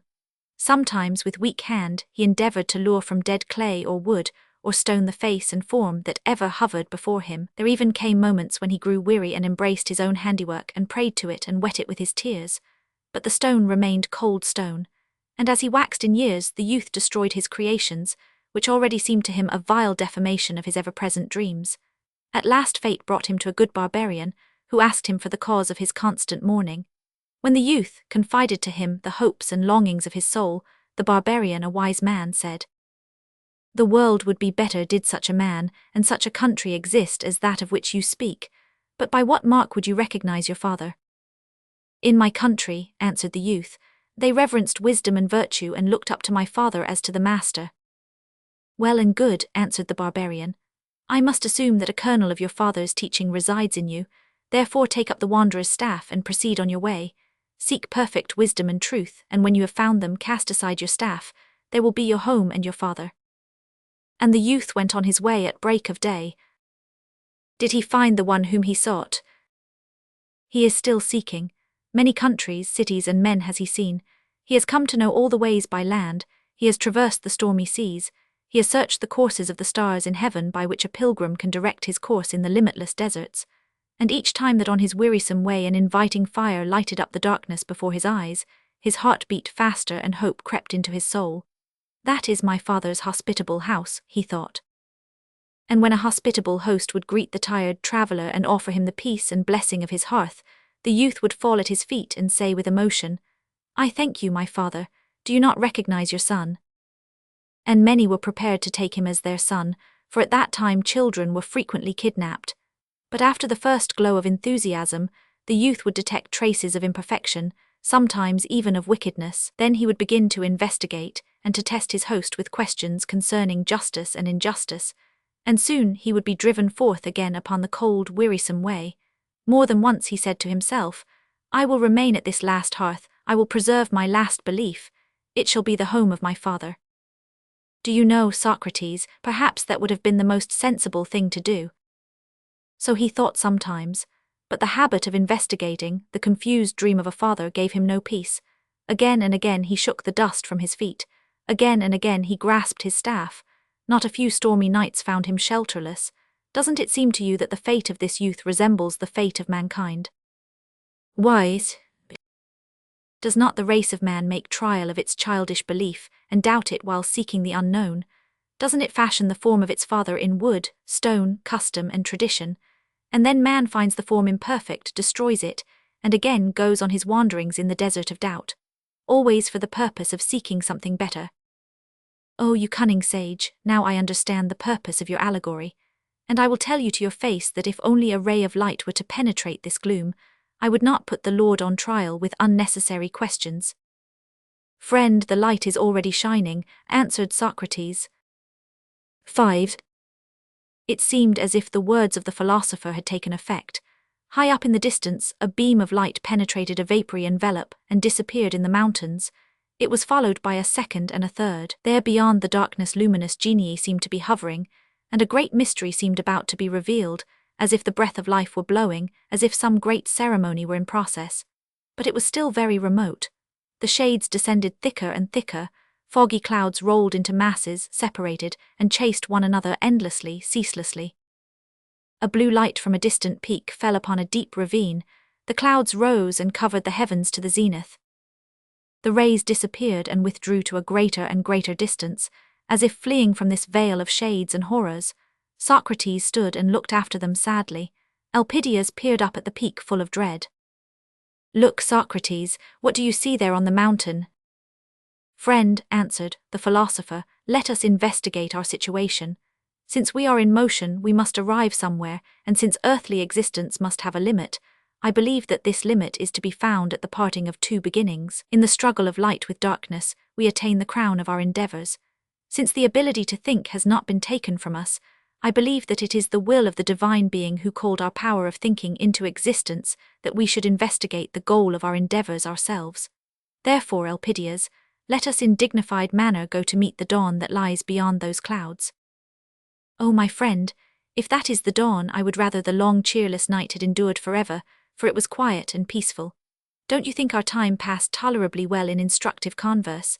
And now my soul trembles before the tempest drawing nigh. Say what you will, but there before us are no ordinary shades of the dead night. Zeus hurled a bolt into the bottomless gulf." Ctesippus looked up to the peak, and his soul was frozen with horror. Huge somber figures of the Olympian gods crowded on the mountain in a circle. A last ray shot through the region of clouds and mists and died away like a faint memory. A storm was approaching now, and the powers of night were once more in the ascendant. Dark figures covered the heavens. In the center, Ctesippus could discern the all-powerful son of Cronos, surrounded by a halo. The somber figures of the older gods encircled him in wrathful excitement, like flocks of birds winging their way in the twilight, like eddies of dust driven by a hurricane, like autumn leaves lashed by Boreas. Numerous minor gods hovered in long clouds and occupied the spaces. When the clouds gradually lifted from the peak and sent down dismal horror to embrace the earth, Ctesippus fell upon his knees. Later, he admitted that in this dreadful moment he forgot all his master's deductions and conclusions. His courage failed him, and terror took possession of his soul. He merely listened. Two voices resounded there where before had been silence, the one the mighty and threatening voice of the Godhead, the other the weak voice of a mortal which the wind carried from the mountain slope to the spot where Ctesippus had left Socrates. "Are you," thus spake the voice from the clouds, "are you the blasphemous Socrates who strives with the gods of heaven and earth? Once there were none so joyous, so immortal as we. Now, for long we have passed our days in darkness because of the unbelief and doubt that have come upon earth. Never has the mist closed in on us so heavily as since the time your voice resounded in Athens, the city we once so dearly loved. Why did you not follow the commands of your father, Sophroniscus? The good man permitted himself a few little sins, especially in his youth, yet by way of recompense, we frequently enjoyed the smell of his offerings. Stay, son of Cronos, and solve my doubts. Do I understand that you prefer cowardly hypocrisy to searchings for the truth?" At this question the crags trembled with the shock of a thundering peal. The first breath of the tempest scattered in the distant gorges, but the mountains still trembled, for he who was enthroned upon them still trembled, and in the anxious quiet of the night only distant sighs could be heard. In the very bowels of the earth, the chained Titans seemed to be groaning under the blow of the son of Cronos. "Where are you now, you impious questioner?" Suddenly came the mocking voice of the Olympian. "I am here, son of Cronos, on the same spot. Nothing but your answer can move me from it. I am waiting." Thunder bellowed in the clouds like a wild animal, amazed at the daring of a Libyan tamer's fearless approach. At the end of a few moments, the voice again rolled over the spaces. "Son of Sophroniscus, is it not enough that you bred so much skepticism on earth that the clouds of your doubt reached even to Olympus? Indeed, many a time when you were carrying on your discourse in the marketplaces, or in the academies, or on the promenades, it seemed to me as if you had already destroyed all the altars on earth, and the dust were rising from them up to us here on the mountain. Even that is not enough. Here before my very face you will not recognize the power of the immortals. Zeus, thou art wrathful. Tell me, who gave me the demon which spoke to my soul throughout my life and forced me to seek the truth without resting?" Mysterious silence reigned in the clouds. "Was it not you? You are silent, then I will investigate the matter. Either this divine beginning emanates from you or from someone else. If from you, I bring it to you as an offering. I offer you the ripe fruit of my life, the flame of the spark of your own kindling.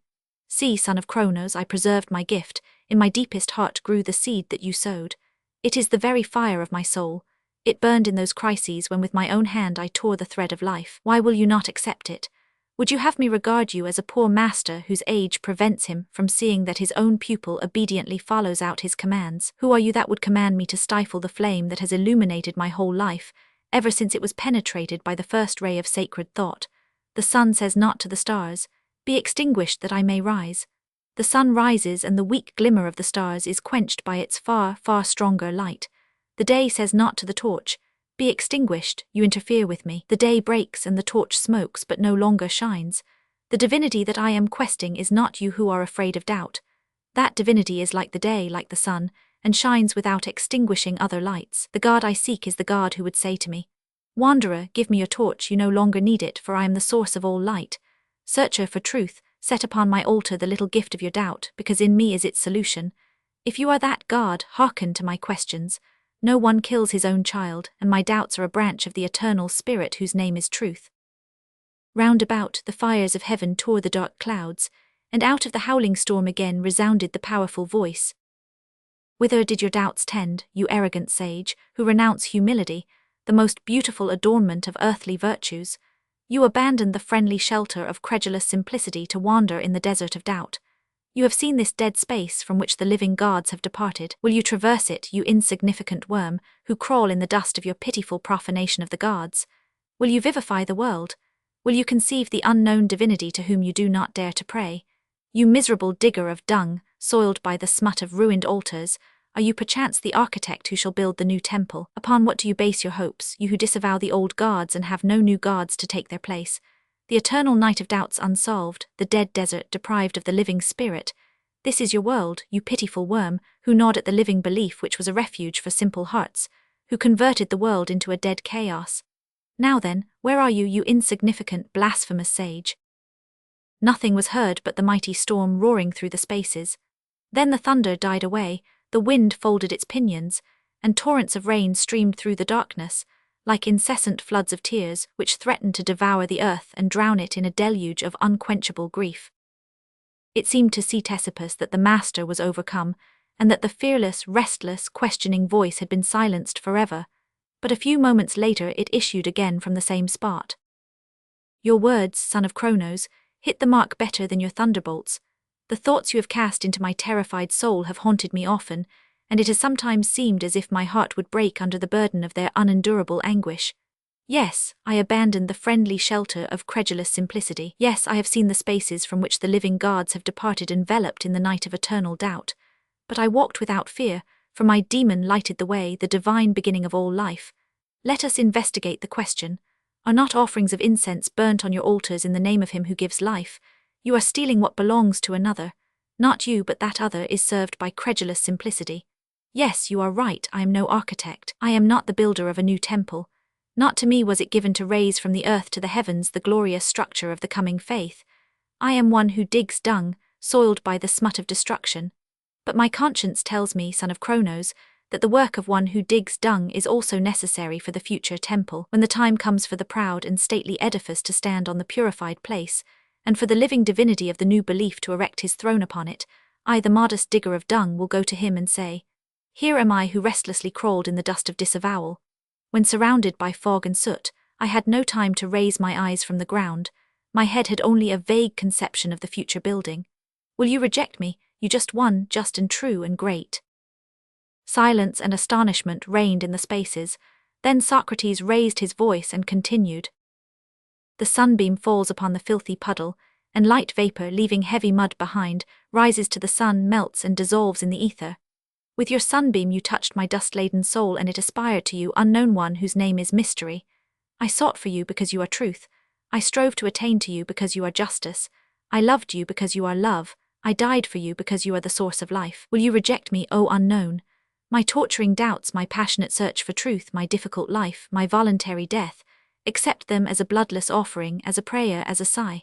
Absorb them as the immeasurable ether absorbs the evaporating mists. Take them, you whose name I do not know. Let not the ghosts of the night I have traversed bar the way to you to eternal light. Give way, you shades who dim the light of the dawn. I tell you, gods of my people, you are unjust, and where there is no justice there can be no truth, but only phantoms, creations of a dream. To this conclusion have I come, I, Socrates, who sought to fathom all things. Rise, dead mists, I go my way to him whom I have sought all my life long. The thunder burst again, a short, abrupt peal, as if the aegis had fallen from the weakened hand of the thunderer. Storm voices trembled from the mountains, sounding dully in the gorges, and died away in the clefts. In their place resounded other, marvelous tones. When Ctesippus looked up in astonishment, a spectacle presented itself such as no mortal eyes had ever seen. The night vanished, the clouds lifted, and godly figures floated in the azure like golden ornaments on the hem of a festive robe. Heroic forms glimmered over the remote crags and ravines, and Elpidias, whose little figure was seen standing at the edge of a cleft in the rocks, stretched his hands toward them, as if beseeching the vanishing gods for a solution of his fate. A mountain peak now stood out clearly above the mysterious mist, gleaming like a torch over dark blue valleys. The son of Cronos, the thunderer, was no longer enthroned upon it, and the other Olympians too were gone. Socrates stood alone in the light of the sun under the high heavens. Ctesippus was distinctly conscious of the pulse-beat of a mysterious life quivering throughout nature, stirring even the tiniest blade of grass. A breath seemed to be stirring the balmy air, a voice to be sounding in wonderful harmony, an invisible tread to be heard, the tread of the radiant dawn. And on the illumined peak a man still stood, stretching out his arms in mute ecstasy, moved by a mighty impulse.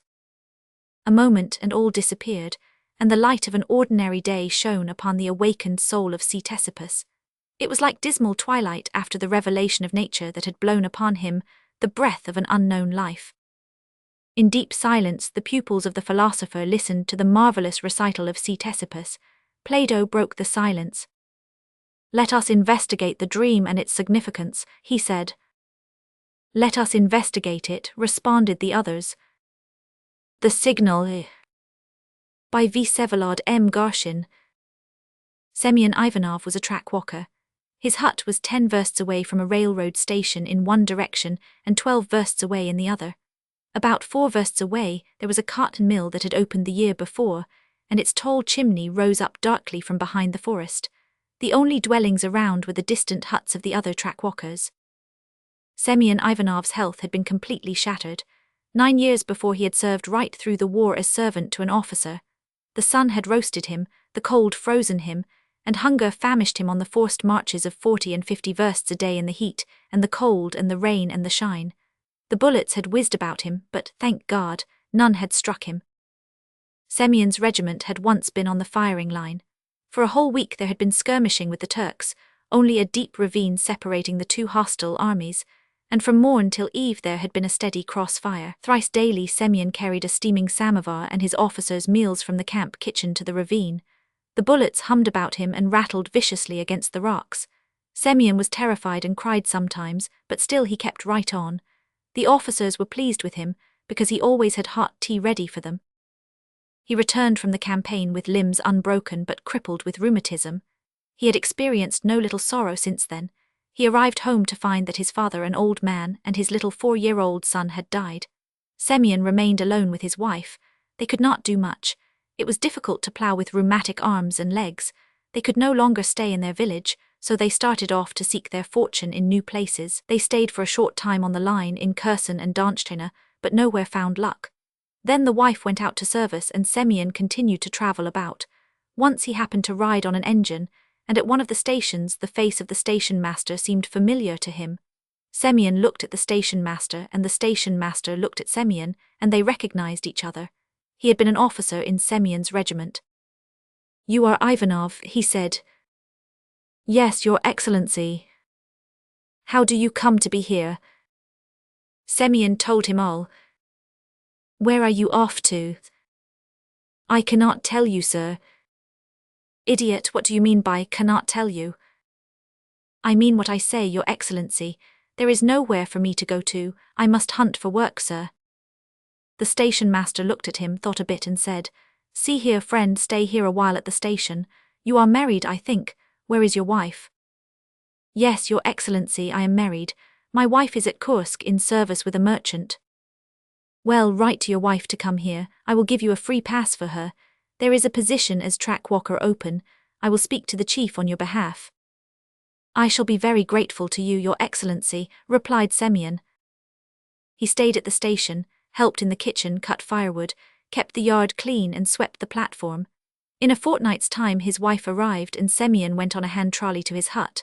The hut was a new one and warm, with as much wood as he wanted. There was a little vegetable garden, the legacy of former track walkers, and there was about half a desiatin of ploughed land on either side of the railway embankment. Semyon was rejoiced. He began to think of doing some farming, of purchasing a cow and a horse. He was given all necessary stores: a green flag, a red flag, lanterns, a horn, hammer, screw wrench for the nuts, a crowbar, spade, broom, bolts and nails. They gave him 2 books of regulations and a timetable of the train. At first Semyon could not sleep at night, and learnt the whole timetable by heart. 2 hours before a train was due he would go over his section, sit on the bench at his hut, and look and listen whether the rails were trembling or the rumble of the train could be heard. He even learned the regulations by heart, although he could only read by spelling out each word. It was summer, the work was not heavy, there was no snow to clear away and the trains on that line were infrequent. Semyon used to go over his verse twice a day, examine and screw up nuts here and there, keep the bed level, look at the water pipes, and then go home to his own affairs. There was only one drawback: he always had to get the inspector's permission for the least little thing he wanted to do. Semyon and his wife were even beginning to be bored. 2 months passed and Semyon commenced to make the acquaintance of his neighbours, the track walkers on either side of him. One was a very old man whom the authorities were always meaning to relieve. He scarcely moved out of his hut. His wife used to do all his work. The other track walker nearer the station was a young man, thin but muscular. He and Semyon met for the first time on the line midway between the huts. Semyon took off his hat and bowed. "Good health to you, neighbour," he said. The neighbour glanced askance at him. "How do you do?" he replied, then turned around and made off. Later the wives met. Semyon's wife passed the time of day with her neighbor, but neither did she say much. On one occasion Semyon said to her, "Young woman, your husband is not very talkative."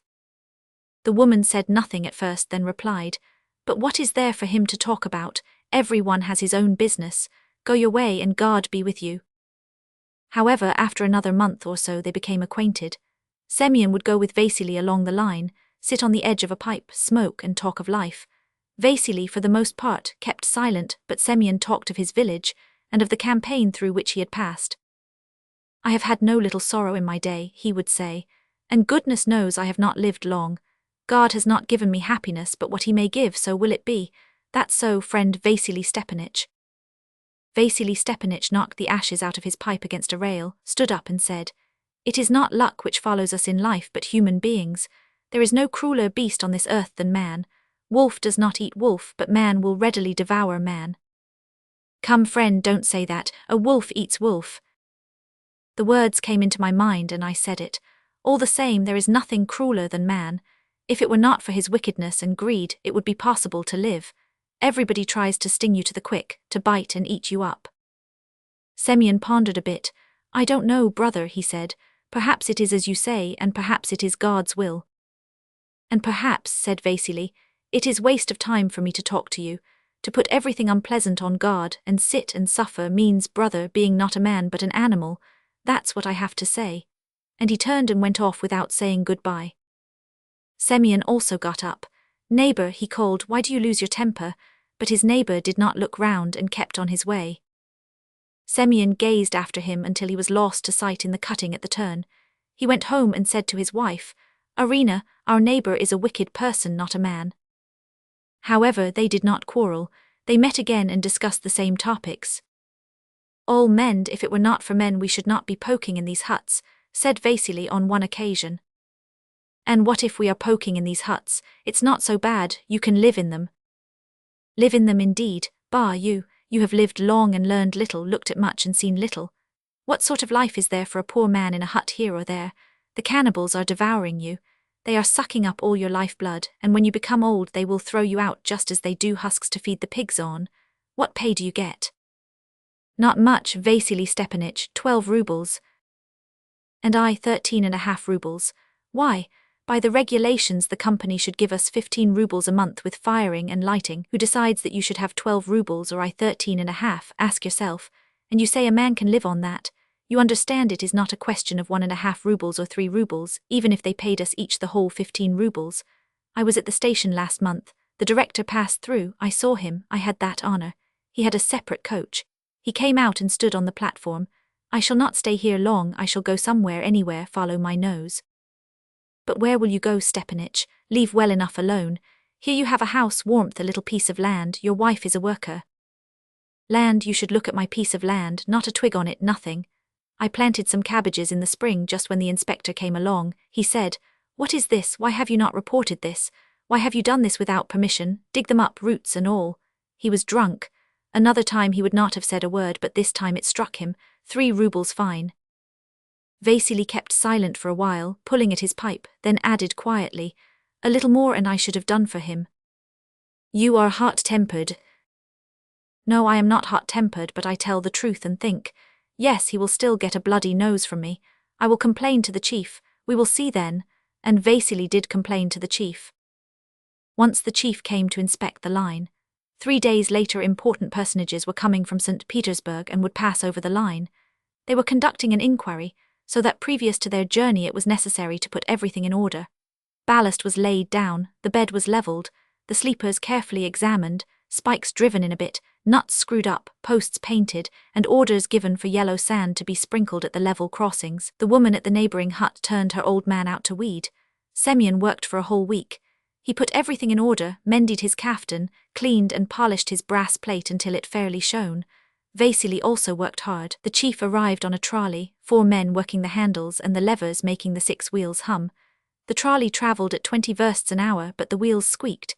It reached Semyon's hut, and he ran out and reported in soldierly fashion. All appeared to be in repair. "Have you been here long?" inquired the chief. "Since the 2nd of May, Your Excellency." "All right, thank you. And who is at hut number 164? The traffic inspector, he was traveling with the chief on the trolley, replied, Vasily Spiridov. Spiridov. Ah, is he the man against whom you made a note last year? He is. Well, we will see Vasily Spiridov. Go on. The workmen laid to the handles and the trolley got under way. Semyon watched it and thought, there will be trouble between them and my neighbor. About 2 hours later he started on his round. He saw someone coming along the line from the cutting. Something white showed on his head. Semyon began to look more attentively. It was Vasily. He had a stick in his hand, a small bundle on his shoulder, and his cheek was bound up in a handkerchief. Where are you off to? Cried Semyon. Vasily came quite close. He was very pale, white as chalk, and his eyes had a wild look. Almost choking, he muttered, To town, to Moscow, to the head office. Head office? Ah, you are going to complain, I suppose. Give it up, Vasily Stepanich, forget it. No, mate, I will not forget, it is too late. See, he struck me in the face, drew blood. So long as I live I will not forget, I will not leave it like this. Semyon took his hand. Give it up, Stepanich, I am giving you good advice, you will not better things. Better things, I know myself I shan't better things. You were right about fate. It would be better for me not to do it, but one must stand up for the right. But tell me, how did it happen? How? He examined everything, got down from the trolley, looked into the hut. I knew beforehand that he would be strict, and so I had put everything into proper order. He was just going when I made my complaint. He immediately cried out, Here is a government inquiry coming and you make a complaint about a vegetable garden. Here are privy councillors coming and you annoy me with cabbages. I lost patience and said something, not very much, but it offended him and he struck me in the face. I stood still. I did nothing, just as if what he did was perfectly all right. They went off, I came to myself, washed my face and left. And what about the hut? My wife is staying there. She will look after things, never mind about their roads. Vasily got up and collected himself. Goodbye, Ivanov. I do not know whether I shall get anyone at the office to listen to me. Surely you are not going to walk? At the station I will try to get on a freight train, and tomorrow I shall be in Moscow. The neighbors bade each other farewell. Vasily was absent for some time. His wife worked for him night and day. She never slept and wore herself out waiting for her husband. On the third day the commission arrived, an engine, luggage van and 2 first-class saloons, but Vasily was still away. Semyon saw his wife on the 4th day. Her face was swollen from crying and her eyes were red. Has your husband returned? He asked, but the woman only made a gesture with her hands and without saying a word went her way. Semyon had learnt when still a lad to make flutes out of a kind of reed. He used to burn out the heart of the stalk, make holes where necessary, drill them, fix a mouthpiece at one end, and tune them so well that it was possible to play almost any air on them. He made a number of them in his spare time, and sent them by his friends amongst the freight brakemen to the bazaar in the town. He got 2 kopecks apiece for them. On the day following the visit of the commission he left his wife at home to meet the 6 o'clock train, and started off to the forest to cut some sticks. He went to the end of his section. At this point the line made a sharp turn, descended the embankment and struck into the wood at the foot of the mountain. About half a verst away there was a big marsh, around which splendid reeds for his flutes grew. He cut a whole bundle of stalks and started back home. The sun was already dropping low, and in the dead stillness only the twittering of the birds was audible, and the crackle of the dead wood under his feet. As he walked along rapidly, he fancied he heard the clang of iron striking iron, and he redoubled his pace. There was no repair going on in his section. What did it mean? He emerged from the woods. The railway embankment stood high before him. On the top a man was squatting on the bed of the line, busily engaged in something. Semyon commenced quietly to crawl up towards him. He thought it was someone after the nuts which secure the rails. He watched, and the man got up holding a crowbar in his hand. He had loosened a rail so that it would move to one side. A mist swam before Semyon's eyes. He wanted to cry out but could not. It was Vasily. Semyon scrambled up the bank as Vasily with crowbar and wrench slid headlong down the other side.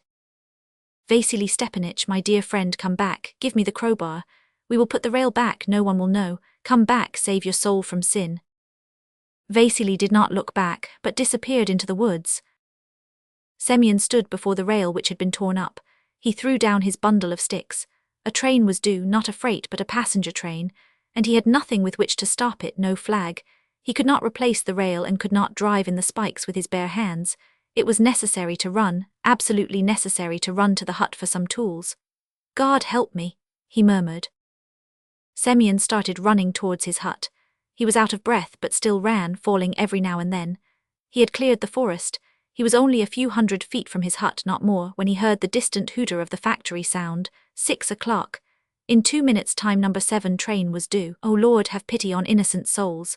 In his mind Semyon saw the engine strike against the loosened rail with its left wheel, shiver, careen, tear up and splinter the sleepers.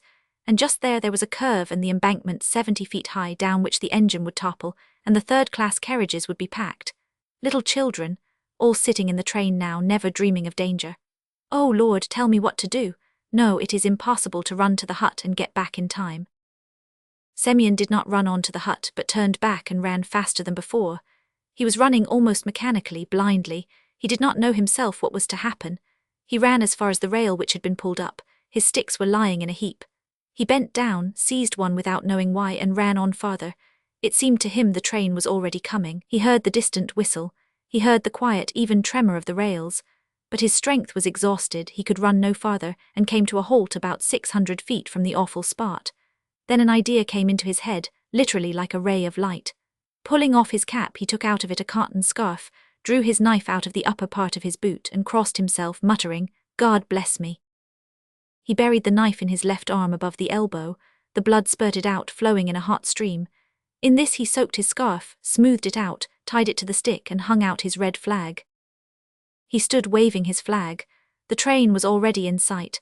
The driver would not see him, would come close up, and a heavy train cannot be pulled up in 600 feet. And the blood kept on flowing. Semyon pressed the sides of the wound together so as to close it, but the blood did not diminish. Evidently he had cut his arm very deep. His head commenced to swim, black spots began to dance before his eyes, and then it became dark. There was a ringing in his ears. He could not see the train or hear the noise. Only one thought possessed him. I shall not be able to keep standing up. I shall fall and drop the flag. The train will pass over me. Help me, O Lord. All turned black before him. His mind became a blank, and he dropped the flag. But the blood-stained banner did not fall to the ground. A hand seized it and held it high to meet the approaching train. The engineer saw it, shut the regulator, and reversed steam. The train came to a standstill. People jumped out of the carriages and collected in a crowd.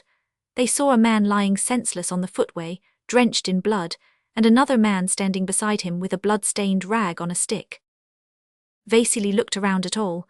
Then, lowering his head, he said, "Bind me, I tore up a rail."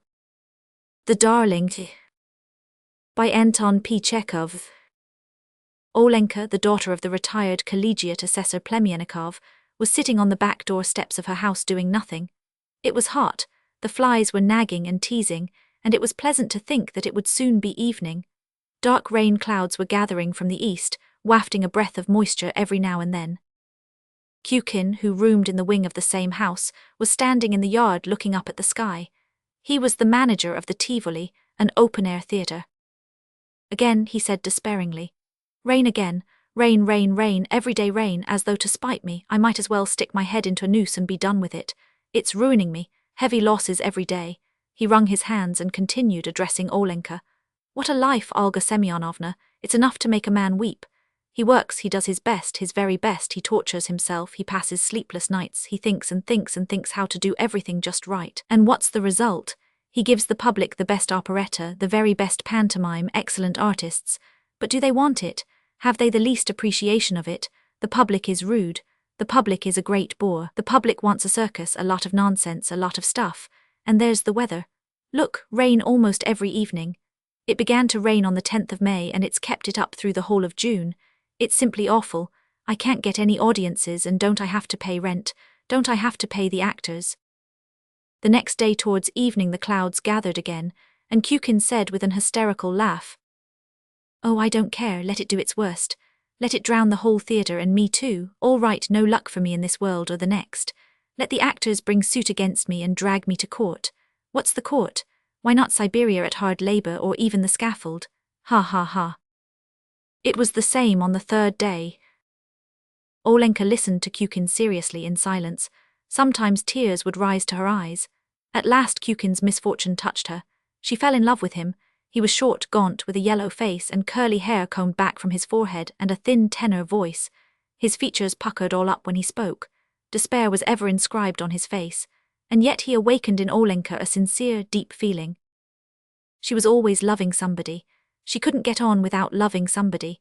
She had loved her sick father, who sat the whole time in his armchair in a darkened room, breathing heavily.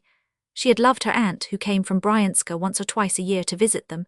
And before that, when a pupil at the progymnasium, she had loved her French teacher. She was a quiet, kind-hearted, compassionate girl, with a soft, gentle way about her. And she made a very healthy, wholesome impression. Looking at her full, rosy cheeks, at her soft, white neck with the black mole, and at the good, naive smile that always played on her face when something pleasant was said, the men would think, not so bad, and would smile too. And the lady visitors in the middle of the conversation would suddenly grasp her hand and exclaim, "You darling!"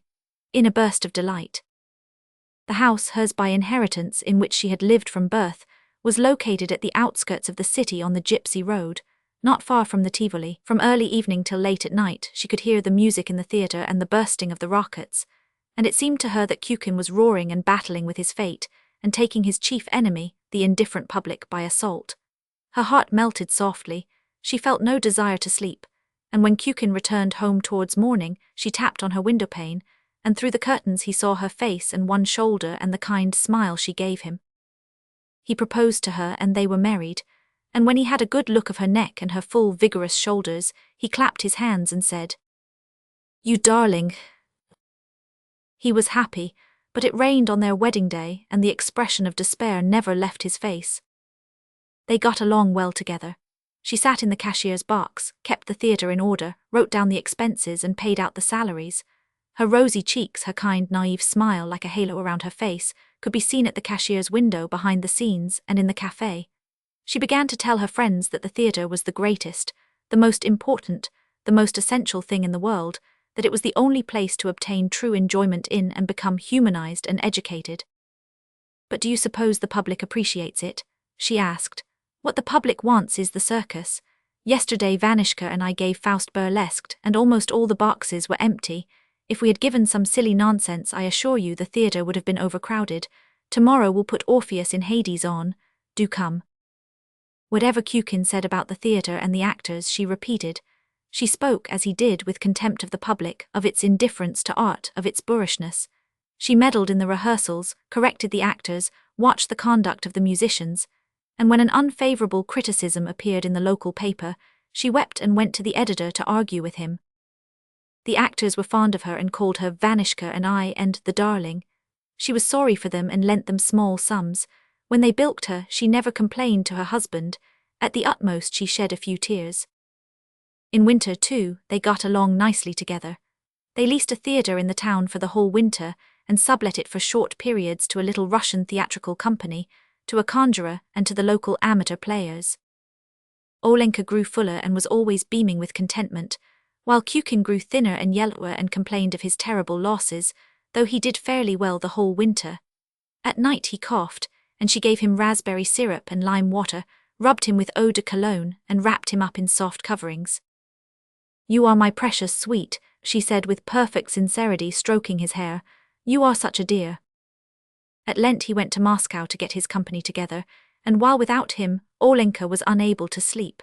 She sat at the window the whole time, gazing at the stars. She likened herself to the hens that are also uneasy and unable to sleep when their rooster is out of the coop. Kukin was detained in Moscow. He wrote he would be back during Easter week, and in his letters discussed arrangements already for the Tivoli. But late one night before Easter Monday, there was an ill-omened knocking at the wicket gate. It was like a knocking on a barrel, boom, boom, boom. The sleepy cook ran barefooted, plashing through the puddles to open the gate. "Open the gate, please," said someone in a hollow bass voice. "I have a telegram for you." Olenka had received telegrams from her husband before, but this time somehow she was numbed with terror. She opened the telegram with trembling hands and read, "Ivan Petrovich died suddenly today, awaiting prompt orders for funeral Tuesday." That was the way the telegram was written, funeral, and another unintelligible word, propt. The telegram was signed by the manager of the opera company. "My dearest," Olenka burst out sobbing. "Vanishka, my dearest, my sweetheart, why did I ever meet you? Why did I ever get to know you and love you? To whom have you abandoned your poor Olenka, your poor unhappy Olenka?" Kukin was buried on Tuesday in the Vagenkov cemetery in Moscow. Olenka returned home on Wednesday, and as soon as she entered her house, she threw herself on her bed and broke into such loud sobbing that she could be heard in the street and in the neighboring yards. "The darling," said the neighbors, crossing themselves. "How Olga Semyonovna, the poor darling, is grieving." 3 months afterwards, Olenka was returning home from Mass, downhearted and in deep mourning. Beside her walked a man also returning from church, Vasily Pustovalov, the manager of the merchant Babakayev's lumberyard. He was wearing a straw hat, a white vest with a gold chain, and looked more like a landowner than a businessman. "Everything has its ordained course, Olga Semyonovna," he said sedately with sympathy in his voice. "And if anyone near and dear to us dies, then it means it was God's will, and we should remember that and bear it with submission." He took her to the wicket gate, said goodbye and went away. After that she heard his sedate voice the whole day, and on closing her eyes she instantly had a vision of his dark beard. She took a great liking to him, and evidently he had been impressed by her too, for not long after an elderly woman, a distant acquaintance, came in to have a cup of coffee with her. As soon as the woman was seated at table, she began to speak about Pustovalov, how good he was, what a steady man, and any woman could be glad to get him as a husband.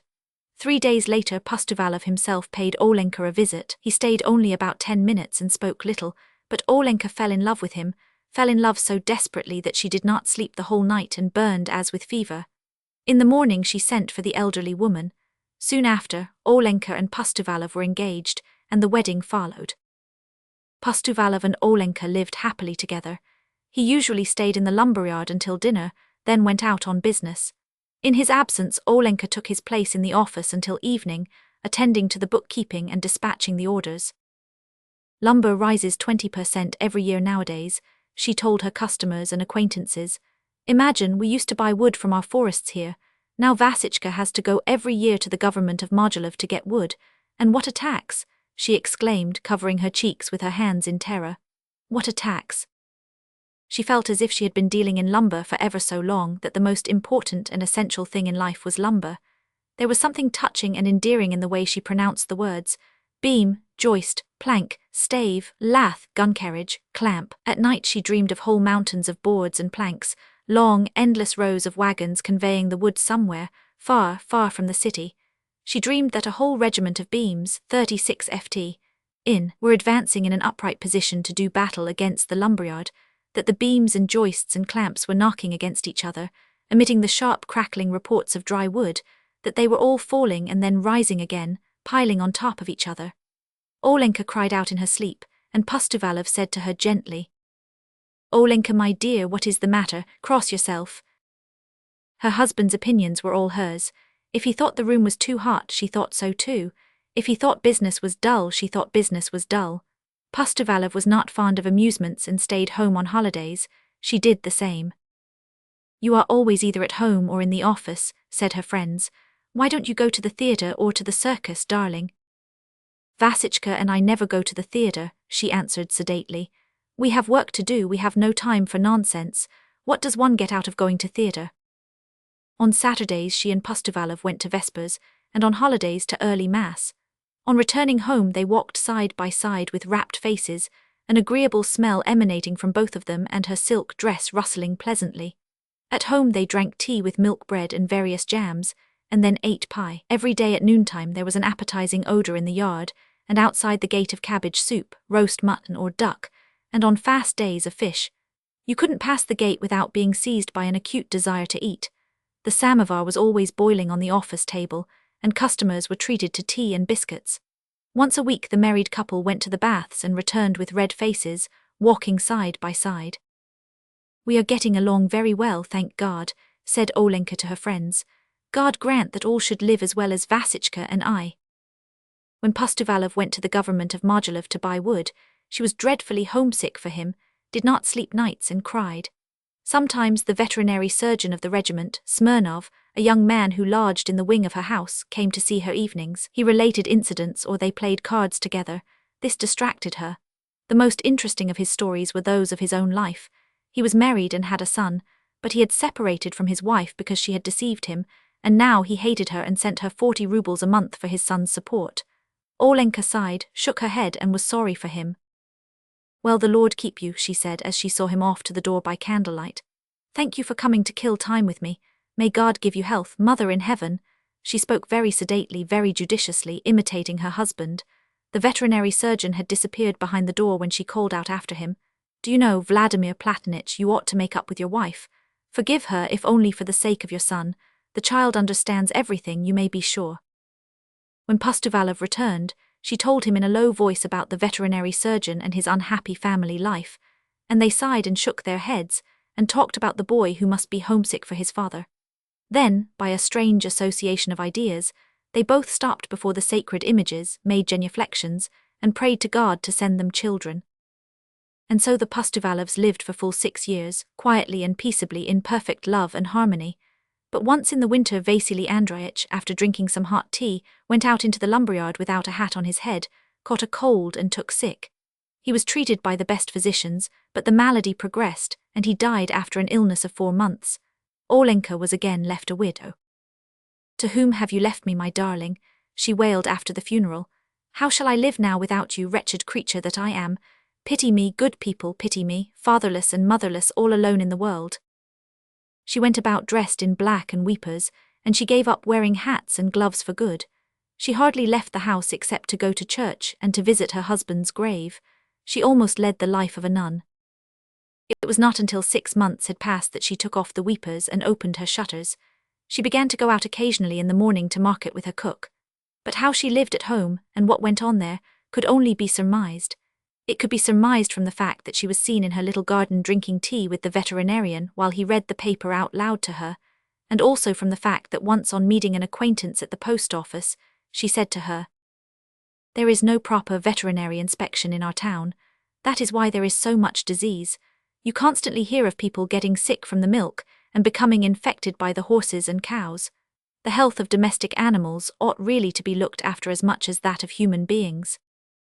She repeated the veterinarian's words and held the same opinions as he about everything.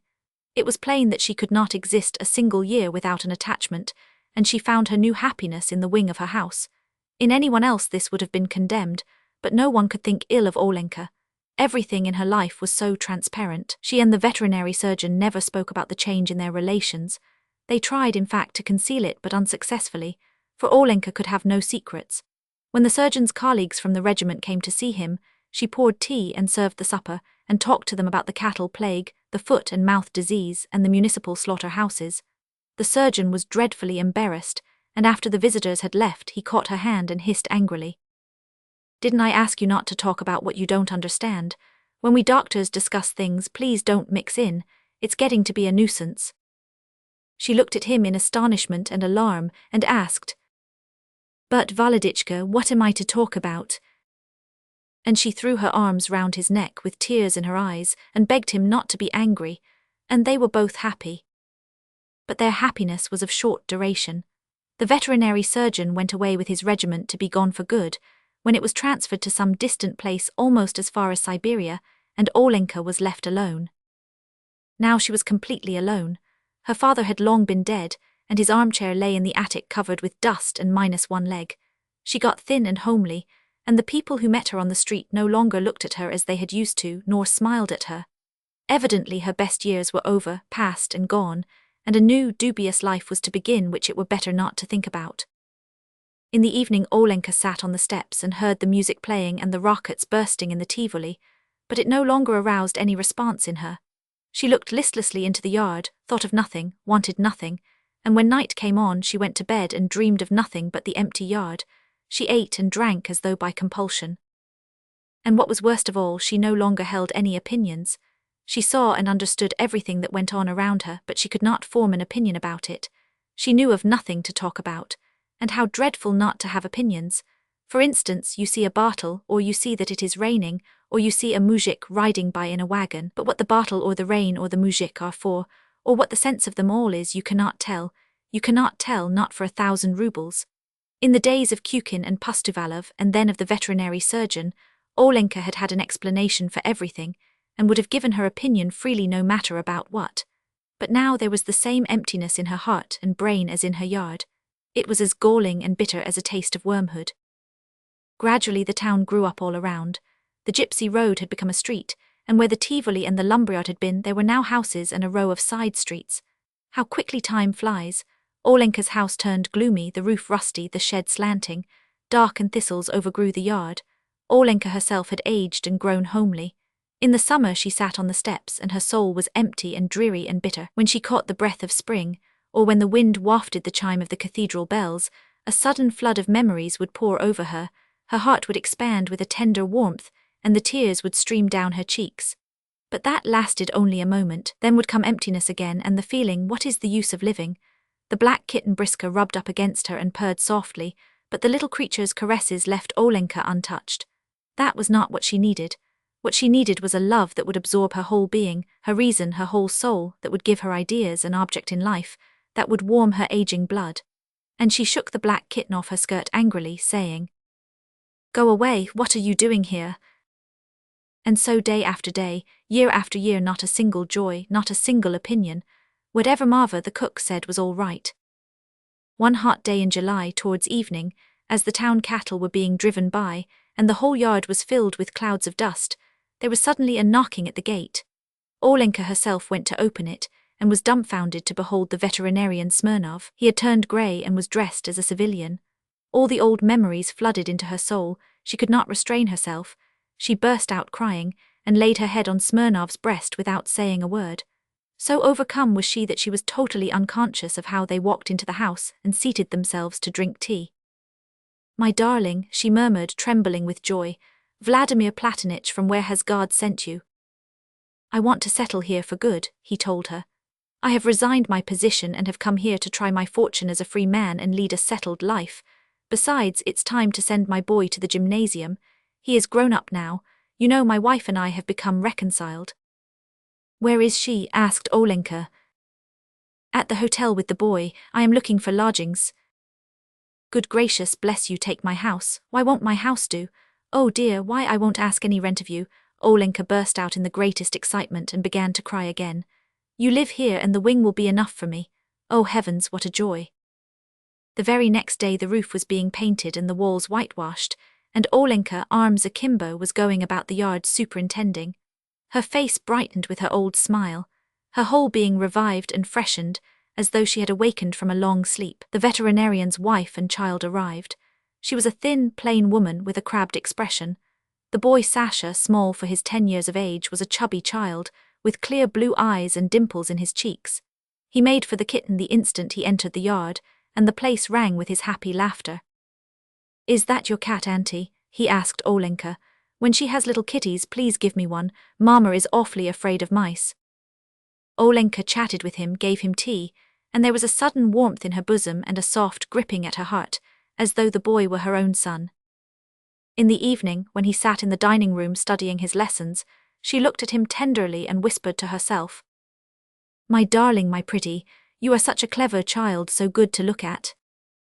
"An island is a tract of land entirely surrounded by water," he recited. "An island is a tract of land," she repeated, the first idea asseverated with conviction after so many years of silence and mental emptiness. She now had her opinions, and at supper discussed with Sasha's parents how difficult the studies had become for the children at the gymnasium, but how, after all, a classical education was better than a commercial course, because when you graduated from the gymnasium, then the road was open to you for any career at all. If you chose to, you could become a doctor, or, if you wanted to, you could become an engineer. Sasha began to go to the gymnasium. His mother left on a visit to her sister in Kharkov and never came back. The father was away every day inspecting cattle, and sometimes was gone 3 whole days at a time, so that Sasha, it seemed to Olenka, was utterly abandoned, was treated as if he were quite superfluous and must be dying of hunger. So she transferred him into the wing along with herself and fixed up a little room for him there. Every morning Olenka would come into his room and find him sound asleep with his hand tucked under his cheek, so quiet that he seemed not to be breathing. What a shame to have to wake him, she thought. "Sashenka," she said sorrowingly, "get up, darling. It's time to go to the gymnasium." He got up, dressed, said his prayers, then sat down to drink tea. He drank 3 glasses of tea, ate 2 large cracknels and half a buttered roll. The sleep was not yet out of him, so he was a little cross. "You don't know your fable as you should, Sashenka," said Olenka, looking at him as though he were departing on a long journey. "What a lot of trouble you are. You must try hard and learn, dear, and mind your teachers." "Oh, let me alone, please," said Sasha. Then he went down the street to the gymnasium, a little fellow wearing a large cap and carrying a satchel on his back. Olenka followed him noiselessly. "Sashenka," she called. He looked round and she shoved a date or a caramel into his hand. When he reached the street of the gymnasium, he turned around and said, ashamed of being followed by a tall, stout woman, "You had better go home, Aunt. I can go the rest of the way myself." She stopped and stared after him until he had disappeared into the school entrance. Oh, how she loved him. Not one of her other ties had been so deep. Never before had she given herself so completely, so disinterestedly, so cheerfully as now that her maternal instincts were all aroused. For this boy who was not hers, for the dimples in his cheeks and for his big cap, she would have given her life, given it with joy and with tears of rapture. Why? Indeed, why? When she had seen Sasha off to the gymnasium, she returned home quietly, content, serene, overflowing with love. Her face, which had grown younger in the last half-year, smiled and beamed. People who met her were pleased as they looked at her. "How are you, Olga Semyonovna, darling? How are you getting on, darling?"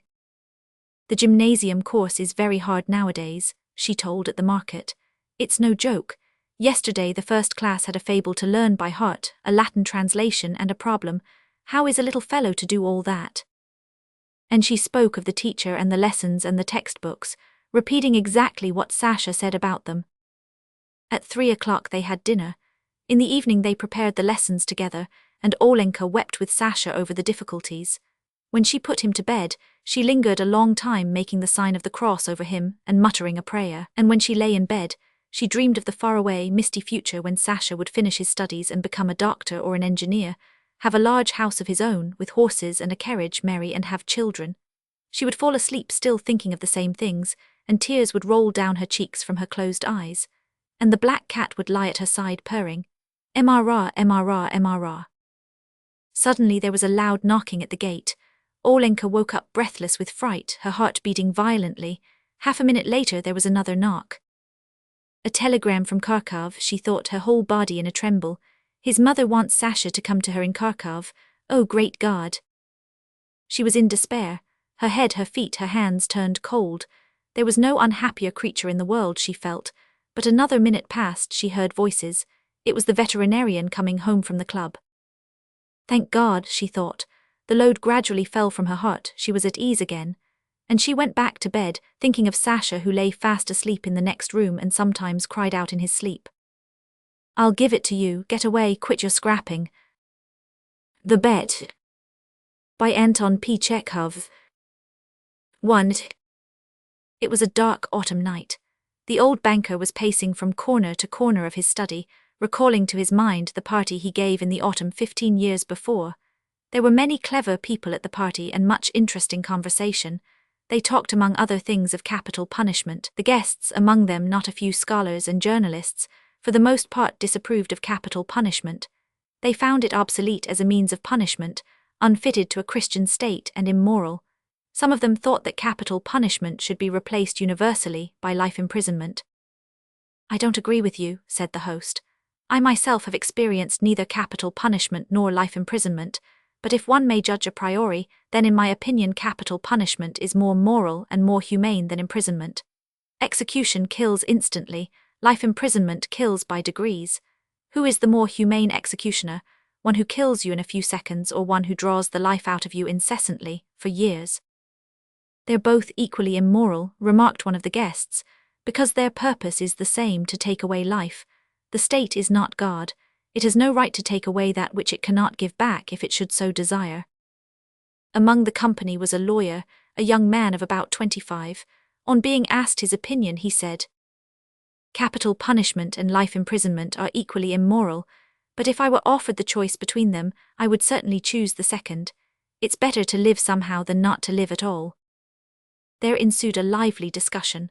The banker, who was then younger and more nervous, suddenly lost his temper, banged his fist on the table, and turning to the young lawyer, cried out, "It's a lie. I bet you 2 millions you wouldn't stick in a cell even for 5 years." "If you mean it seriously," replied the lawyer, "then I bet I'll stay not 5 but 15. 15 done, cried the banker. Gentlemen, I stake 2 millions. Agreed, you stake 2 millions, I my freedom, said the lawyer. So this wild, ridiculous bet came to pass. The banker, who at that time had too many millions to count, spoiled and capricious, was beside himself with rapture. During supper he said to the lawyer jokingly, "Come to your senses, young roan, before it's too late. 2 millions are nothing to me, but you stand to lose 3 or 4 of the best years of your life. I say 3 or 4 because you'll never stick it out any longer. Don't forget either, you unhappy man, that voluntary is much heavier than enforced imprisonment. The idea that you have the right to free yourself at any moment will poison the whole of your life in the cell. I pity you." And now the banker, pacing from corner to corner, recalled all this and asked himself, "Why did I make this bet? What's the good? The lawyer loses 15 years of his life and I throw away 2 millions. Will it convince people that capital punishment is worse or better than imprisonment for life? No, no, all stuff and rubbish. On my part it was the caprice of a well-fed man, on the lawyer's pure greed of gold." He recollected further what happened after the evening party. It was decided that the lawyer must undergo his imprisonment under the strictest observation, in a garden wing of the banker's house. It was agreed that during the period he would be deprived of the right to cross the threshold, to see living people, to hear human voices, and to receive letters and newspapers. He was permitted to have a musical instrument, to read books, to write letters, to drink wine and smoke tobacco. By the agreement he could communicate, but only in silence, with the outside world through a little window specially constructed for this purpose. Everything necessary, books, music, wine, he could receive in any quantity by sending a note through the window. The agreement provided for all the minutest details, which made the confinement strictly solitary, and it obliged the lawyer to remain exactly 15 years from 12 o'clock of November 14th, 1870, to 12 o'clock of November 14th, 1885. The least attempt on his part to violate the conditions, to escape if only for 2 minutes before the time, freed the banker from the obligation to pay him the 2 millions. During the first year of imprisonment, the lawyer, as far as it was possible to judge from his short notes, suffered terribly from loneliness and boredom. From his wing day and night came the sound of the piano. He rejected wine and tobacco. "Wine," he wrote, "excites desires, and desires are the chief foes of a prisoner. Besides, nothing is more boring than to drink good wine alone, and tobacco spoils the air in his room." During the first year the lawyer was sent books of a light character, novels with a complicated love interest, stories of crime and fantasy, comedies, and so on. In the second year the piano was heard no longer and the lawyer asked only for classics. In the 5th year music was heard again and the prisoner asked for wine. Those who watched him said that during the whole of that year he was only eating, drinking, and lying on his bed. He yawned often and talked angrily to himself. Books he did not read. Sometimes at nights he would sit down to write. He would write for a long time and tear it all up in the morning. More than once he was heard to weep. In the second half of the 6th year, the prisoner began zealously to study languages, philosophy, and history. He fell on these subjects so hungrily that the banker hardly had time to get books enough for him. In the space of 4 years about 600 volumes were bought at his request. It was while that passion lasted that the banker received the following letter from the prisoner. "My dear jailer, I am writing these lines in 6 languages. Show them to experts. Let them read them. If they do not find one single mistake, I beg you to give orders to have a gun fired off in the garden. By the noise I shall know that my efforts have not been in vain. The geniuses of all ages and countries speak in different languages, but in them all burns the same flame. Oh, if you knew my heavenly happiness now that I can understand them." The prisoner's desire was fulfilled. 2 shots were fired in the garden by the banker's order. Later on, after the 10th year, the lawyer sat immovable before his table and read only the New Testament.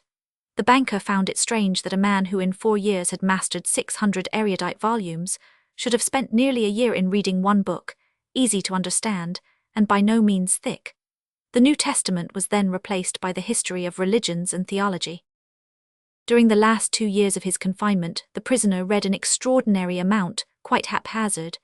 Now he would apply himself to the natural sciences, then he would read Byron or Shakespeare. Notes used to come from him in which he asked to be sent at the same time a book on chemistry, a textbook of medicine, a novel, and some treatise on philosophy or theology.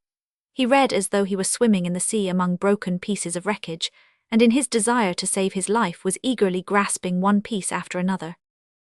Chapter 2. The banker recalled all this in thought. Tomorrow at 12 o'clock he receives his freedom. Under the agreement I shall have to pay him 2 millions.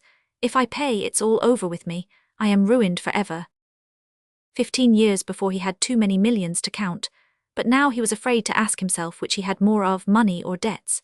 Gambling on the stock exchange, risky speculation, and the recklessness of which he could not rid himself even in old age, had gradually brought his business to decay, and the fearless, self-confident, proud man of business had become an ordinary banker, trembling at every rise and fall in the market. "That cursed bet," murmured the old man, clutching his head in despair. "Why didn't the man die? He's only 40 years old.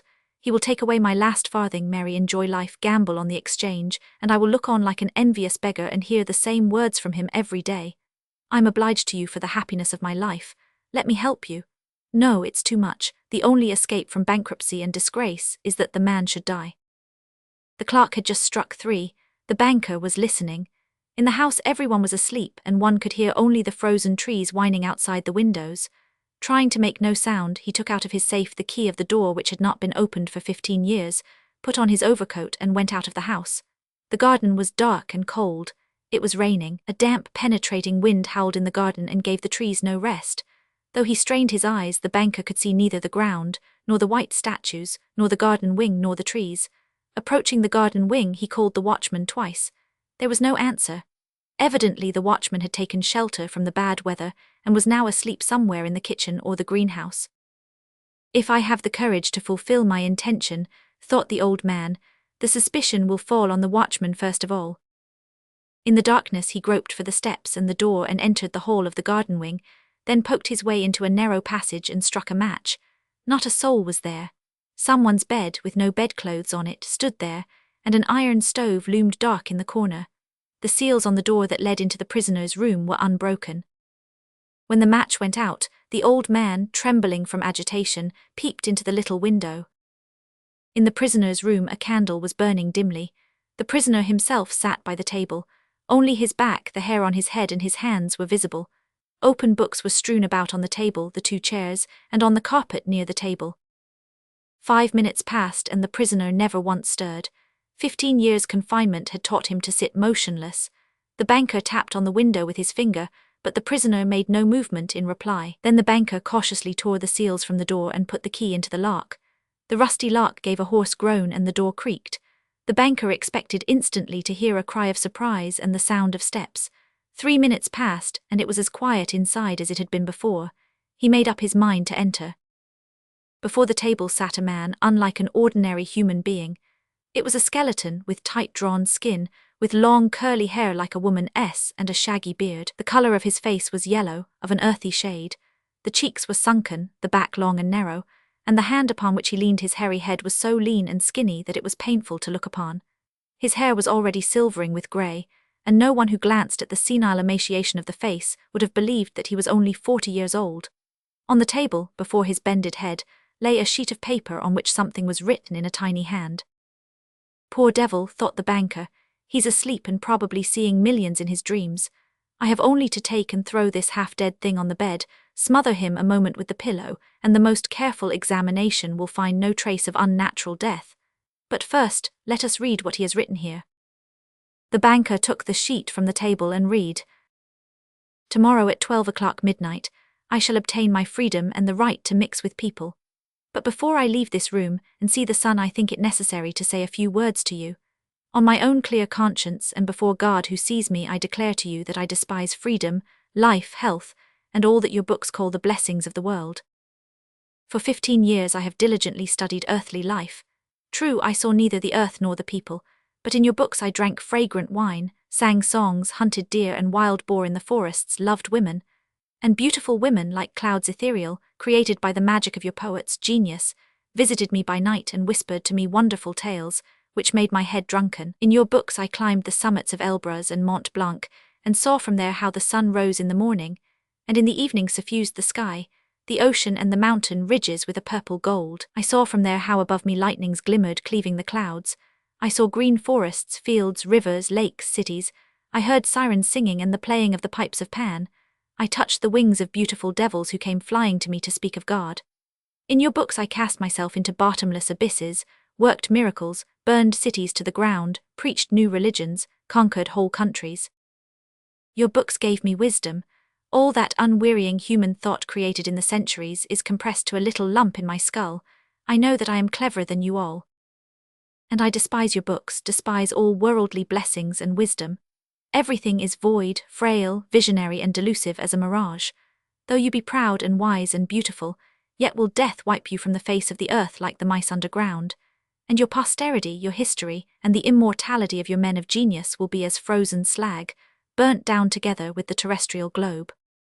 You are mad and gone the wrong way. You take falsehood for truth and ugliness for beauty. You would marvel if suddenly apple and orange trees should bear frogs and lizards instead of fruit, and if roses should begin to breathe the odor of a sweating horse. So do I marvel at you who have bartered heaven for earth. I do not want to understand you. That I may show you indeed my contempt for that by which you live, I waive the 2 millions of which I once dreamed as of paradise, and which I now despise. That I may deprive myself of my right to them, I shall come out from here 5 minutes before the stipulated term, and thus shall violate the agreement. When he had read, the banker put the sheet on the table, kissed the head of the strange man and began to weep. He went out of the wing. Never at any other time, not even after his terrible losses on the exchange, had he felt such contempt for himself as now. Coming home, he lay down on his bed, but agitation and tears kept him a long time from sleeping. The next morning the poor watchman came running to him, and told him that they had seen the man who lived in the wing climb through the window into the garden. He had gone to the gate and disappeared. The banker instantly went with his servants to the wing and established the escape of his prisoner. To avoid unnecessary rumors, he took the paper with the renunciation from the table, and on his return, locked it in his safe. Vanka by Anton Chekhov. 9-year-old Vanka Zhukov, who had been apprenticed to the shoemaker Alyakin for 3 months, did not go to bed the night before Christmas. He waited till the master and mistress and the assistants had gone out to an early church service, to procure from his employer's cupboard a small phial of ink and a penholder with a rusty nib. Then, spreading a crumpled sheet of paper in front of him, he began to write. Before, however, deciding to make the first letter, he looked furtively at the door and at the window, glanced several times at the sombre icon, on either side of which stretched shelves full of lasts, and heaved a heartrending sigh. The sheet of paper was spread on a bench, and he himself was on his knees in front of it. Dear Grandfather Konstantin Makarich, he wrote, I am writing you a letter. I wish you a happy Christmas and all God's holy best. I have no mamma or papa, you are all I have. Vanka gave a look towards the window in which shone the reflection of his candle, and vividly pictured to himself his grandfather, Konstantin Makarich, who was night watchman at Messrs. Givev. He was a small, lean, unusually lively and active old man of 65, always smiling and blear-eyed. All day he slept in the servants' kitchen or trifled with the cooks. At night, enveloped in an ample sheepskin coat, he strayed round the domain tapping with his cudgel. Behind him, each hanging its head, walked the old bitch Kashtanka, and the dog Vian, so named because of his black coat and long body and his resemblance to a loach. Vian was an unusually civil and friendly dog, looking as kindly at a stranger as at his masters, but he was not to be trusted. Beneath his deference and humbleness was hid the most inquisitorial maliciousness. No one knew better than he how to sneak up and take a bite at a leg, or slip into the larder or steal a muzhik's chicken. More than once they had nearly broken his hind legs, twice he had been hung up, every week he was nearly flogged to death, but he always recovered. At this moment, for certain, Vanka's grandfather must be standing at the gate, blinking his eyes at the bright red windows of the village church, stamping his feet in their high felt boots, and jesting with the people in the yard. His cudgel will be hanging from his belt, he will be hugging himself with cold, giving a little dry old man's cough, and at times pinching a servant girl or a cook. Won't we take some snuff? He asks, holding out his snuff box to the women. The women take a pinch of snuff and sneeze. The old man goes into indescribable ecstasies, breaks into loud laughter and cries, "Off with it, it will freeze to your nose." He gives his snuff to the dogs too. Kashtanka sneezes, twitches her nose and walks away offended. Vian deferentially refuses to sniff and wags his tail. It is glorious weather, not a breath of wind, clear and frosty. It is a dark night, but the whole village, its white roofs and streaks of smoke from the chimneys, the trees silvered with hoarfrost and the snowdrifts, you can see it all. The sky scintillates with bright twinkling stars, and the Milky Way stands out so clearly that it looks as if it had been polished and rubbed over with snow for the holidays. Vanka sighs, dips his pen in the ink, and continues to write. Last night I got a thrashing. My master dragged me by my hair into the yard, and belaboured me with a shoemaker's stirrup, because while I was rocking his brat in its cradle, I unfortunately fell asleep. And during the week my mistress told me to clean a herring, and I began by its tail, so she took the herring and stuck its snout into my face. The assistants tease me, send me to the tavern for vodka, make me steal the master's cucumbers, and the master beats me with whatever is handy. Food there is none. In the morning it's bread, at dinner gruel, and in the evening bread again. As for tea or sour cabbage soup, the master and the mistress themselves guzzle that. They make me sleep in the vestibule, and when their brat cries I don't sleep at all but have to rock the cradle. Dear grandpapa, for heaven's sake, take me away from here, home to our village. I can't bear this any more. I bow to the ground to you, and will pray to God for ever and ever, take me from here or I shall die. The corners of Vanka's mouth went down. He rubbed his eyes with his dirty fist and sobbed. I'll grate your tobacco for you, he continued. I'll pray to God for you, and if there is anything wrong, then flog me like the grey goat. And if you really think I shan't find work, then I'll ask the manager, for Christ's sake, to let me clean the boots, or I'll go instead of Fedya as under herdsman. Dear grandpapa, I can't bear this any more, it'll kill me. I wanted to run away to our village, but I have no boots, and I was afraid of the frost, and when I grow up I'll look after you, no one shall harm you, and when you die I'll pray for the repose of your soul, just like I do for Mama Pelagia. As for Moscow, it is a large town. There are all gentlemen's houses, lots of horses, no sheep, and the dogs are not vicious. The children don't come round at Christmas with a star. No one is allowed to sing in the choir, and once I saw in a shop window hooks on a line and fishing rods, all for sale, and for every kind of fish, awfully convenient, and there was one hook which would catch a sheet fish weighing a pound. And there are shops with guns like the master's, and I am sure they must cost 100 rubles each. And in the meat shops there are woodcocks, partridges and hares, but who shot them or where they come from, the shopman won't say. Dear grandpapa, and when the masters give a Christmas tree, take a golden walnut and hide it in my green box. Ask the young lady Olga Ignatievna for it, say it's for Vanka. Vanka sighed convulsively and again stared at the window. He remembered that his grandfather always went to the forest for the Christmas tree and took his grandson with him. What happy times! The frost crackled, his grandfather crackled, and as they both did, Vanka did the same. Then before cutting down the Christmas tree his grandfather smoked his pipe, took a long pinch of snuff, and made fun of poor frozen little Vanka. The young fir trees, wrapped in hoarfrost, stood motionless, waiting for which of them would die. Suddenly a hare springing from somewhere would dart over the snowdrift. His grandfather could not help shouting, catch it, catch it, catch it, ah, short-tailed devil. When the tree was down, his grandfather dragged it to the master's house, and there they set about decorating it. The young lady, Olga Ignatievna, Vanka's great friend, busied herself most about it. When little Vanka's mother, Pelagia, was still alive, and was servant woman in the house, Olga Ignatievna used to stuff him with sugar candy, and having nothing to do, taught him to read, write, count up to 100, and even to dance the quadrille. When Pelagia died, they placed the orphan Vanka in the kitchen with his grandfather, and from the kitchen he was sent to Moscow to Alyakhin, the shoemaker. Come quick, dear grandpapa, continued Vanka. I beseech you, for Christ's sake, take me from here. Have pity on a poor orphan, for here they beat me, and I am frightfully hungry, and so sad that I can't tell you, I cry all the time. The other day the master hit me on the head with a last. I fell to the ground, and only just returned to life. My life is a misfortune, worse than any dog's. I send greetings to Alyona, to One-Eyed Tegger and the coachman, and don't let anyone have my mouth organ. I remain, your grandson Ivan Zhukov. Dear grandpapa, do come. Vanka folded his sheet of paper in 4, and put it into an envelope purchased the night before for a kopeck. He thought a little, dipped the pen into the ink and wrote the address. The village, to my grandfather. He then scratched his head, thought again, and added, Konstantin Makarich.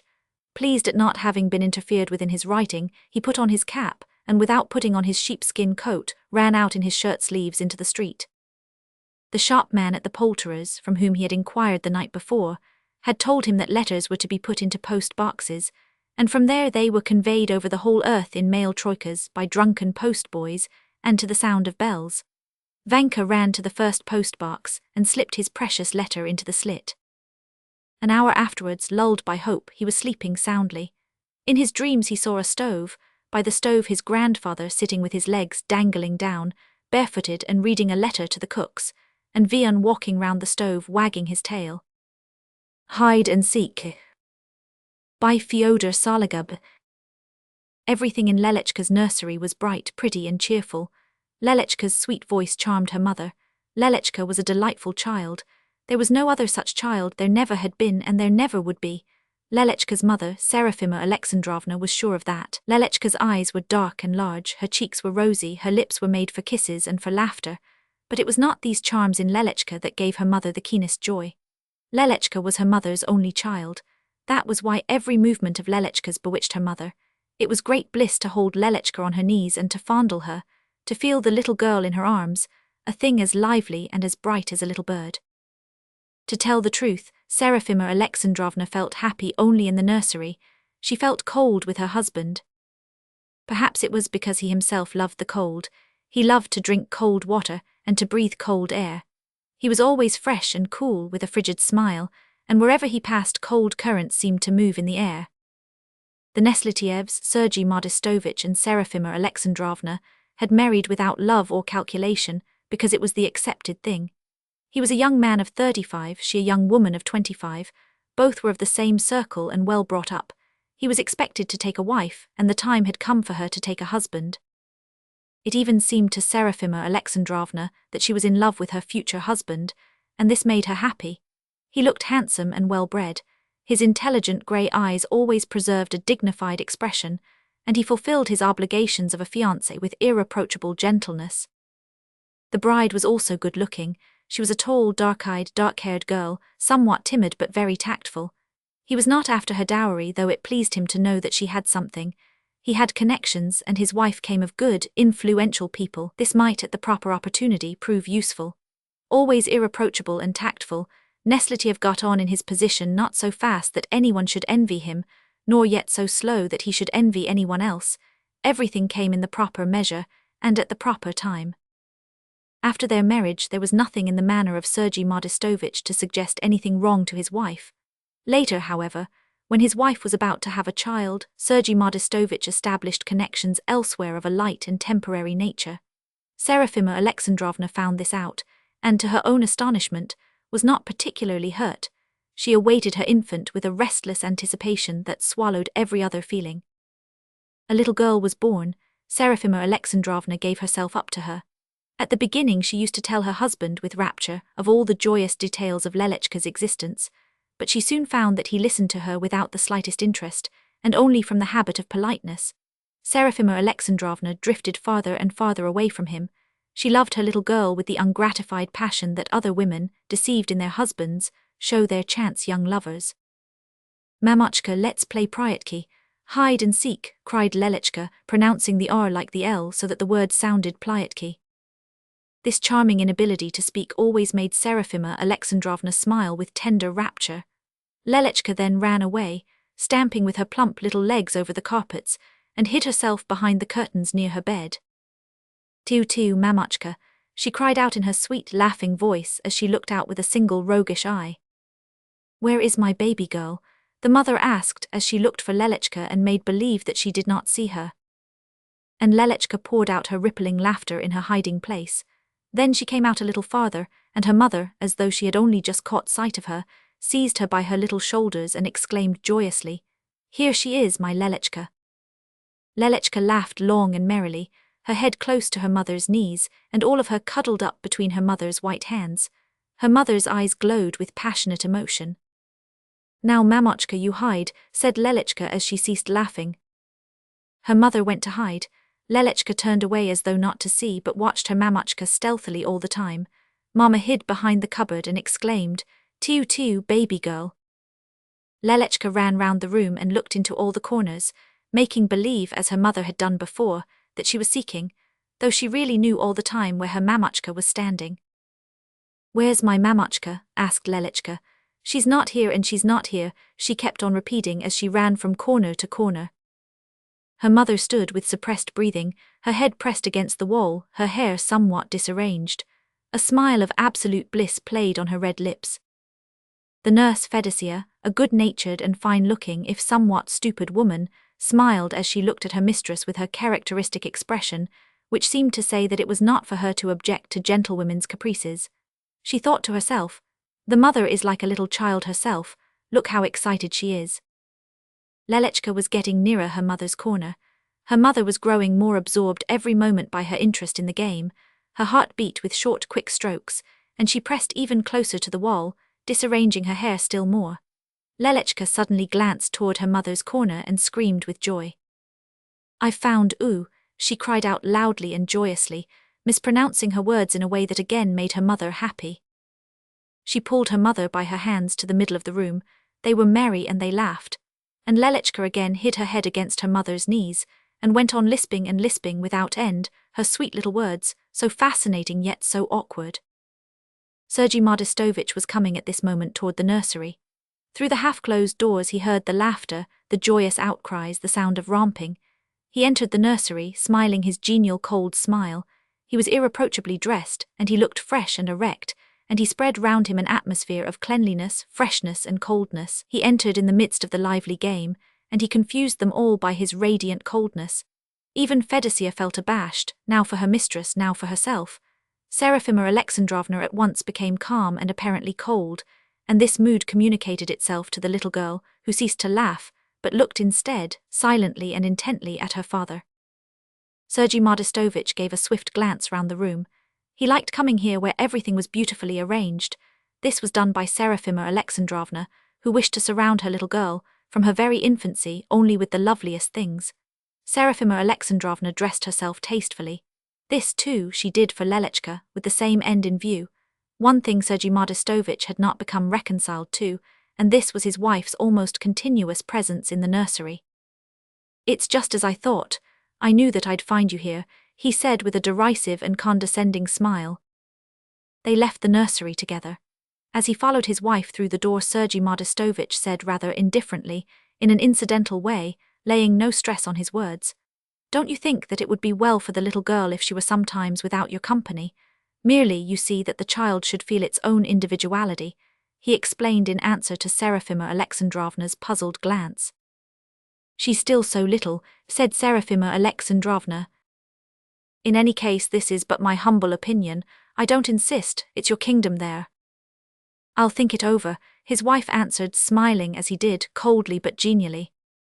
Then they began to talk of something else. Chapter 2. Nurse Fedosya, sitting in the kitchen that evening, was telling the silent housemaid Daria and the talkative old cook Agathia about the young lady of the house, and how the child loved to play pryaki with her mother. She hides her little face and cries to. "And the mistress herself is like a little one," added Fedosya, smiling. Agathia listened and shook her head ominously, while her face became grave and reproachful. "That the mistress does it well, that's one thing, but that the young lady does it, that's bad." "Why?" asked Fedosya with curiosity. This expression of curiosity gave her face the look of a wooden, roughly painted doll. "Yes, that's bad," repeated Agathia with conviction, "terribly bad." "Well," said Fedosya, the ludicrous expression of curiosity on her face becoming more emphatic. "She'll hide and hide and hide away," said Agathia in a mysterious whisper as she looked cautiously toward the door. "What are you saying?" exclaimed Fedosya, frightened. "It's the truth I'm saying, remember my words," Agathia went on with the same assurance and secrecy. "It's the surest sign." The old woman had invented this sign, quite suddenly herself, and she was evidently very proud of it. Chapter 3. Lelechka was asleep, and Serafima Alexandrovna was sitting in her own room, thinking with joy and tenderness of Lelechka. Lelechka was in her thoughts, first a sweet, tiny girl, then a sweet, big girl, then again a delightful little girl, and so until the end she remained Mama's little Lelechka. Serafima Alexandrovna did not even notice that Fedosya came up to her and paused before her.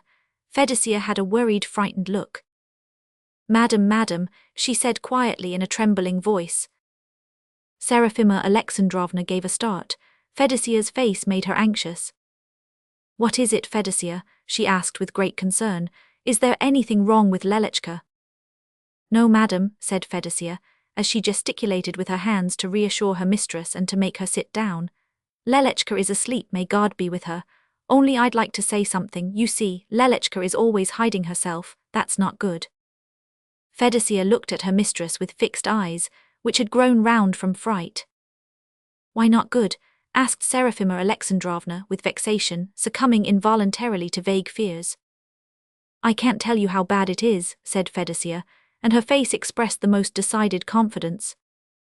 "Please speak in a sensible way," observed Seraphima Alexandrovna dryly. "I understand nothing of what you are saying." "You see, madam, it's a kind of omen," explained Fedosya abruptly in a shamefaced way. "Nonsense," said Seraphima Alexandrovna. She did not wish to hear any further as to the sort of omen it was, and what it foreboded. But somehow, a sense of fear and of sadness crept into her mood, and it was humiliating to feel that an absurd tale should disturb her beloved fancies, and should agitate her so deeply. "Of course I know that gentlefolk don't believe in omens, but it's a bad omen, madam," Fedosya went on in a doleful voice. "The young lady will hide and hide." Suddenly she burst into tears, sobbing out loudly. "She'll hide and hide and hide away, angelic little soul, in a damp grave," she continued, as she wiped her tears with her apron and blew her nose. "Who told you all this?" asked Seraphima Alexandrovna in an austere low voice. "Agathia says so, madam," answered Fedosya. "It's she that knows." "Knows!" exclaimed Seraphima Alexandrovna in irritation, as though she wished to protect herself somehow from this sudden anxiety. "What nonsense! Please don't come to me with any such notions in the future. Now you may go." Fedosya, dejected, her feelings hurt, left her mistress. "What nonsense, as though Lelechka could die," thought Seraphima Alexandrovna to herself, trying to conquer the feeling of coldness and fear which took possession of her at the thought of the possible death of Lelechka. Seraphima Alexandrovna, upon reflection, attributed these women's beliefs in omens to ignorance. She saw clearly that there could be no possible connection between a child's quite ordinary diversion and the continuation of the child's life. She made a special effort that evening to occupy her mind with other matters, but her thoughts returned involuntarily to the fact that Lelechka loved to hide herself. When Lelechka was still quite small and had learned to distinguish between her mother and her nurse, she sometimes, sitting in her nurse's arms, made a sudden roguish grimace and hid her laughing face in the nurse's shoulder. Then she would look out with a sly glance.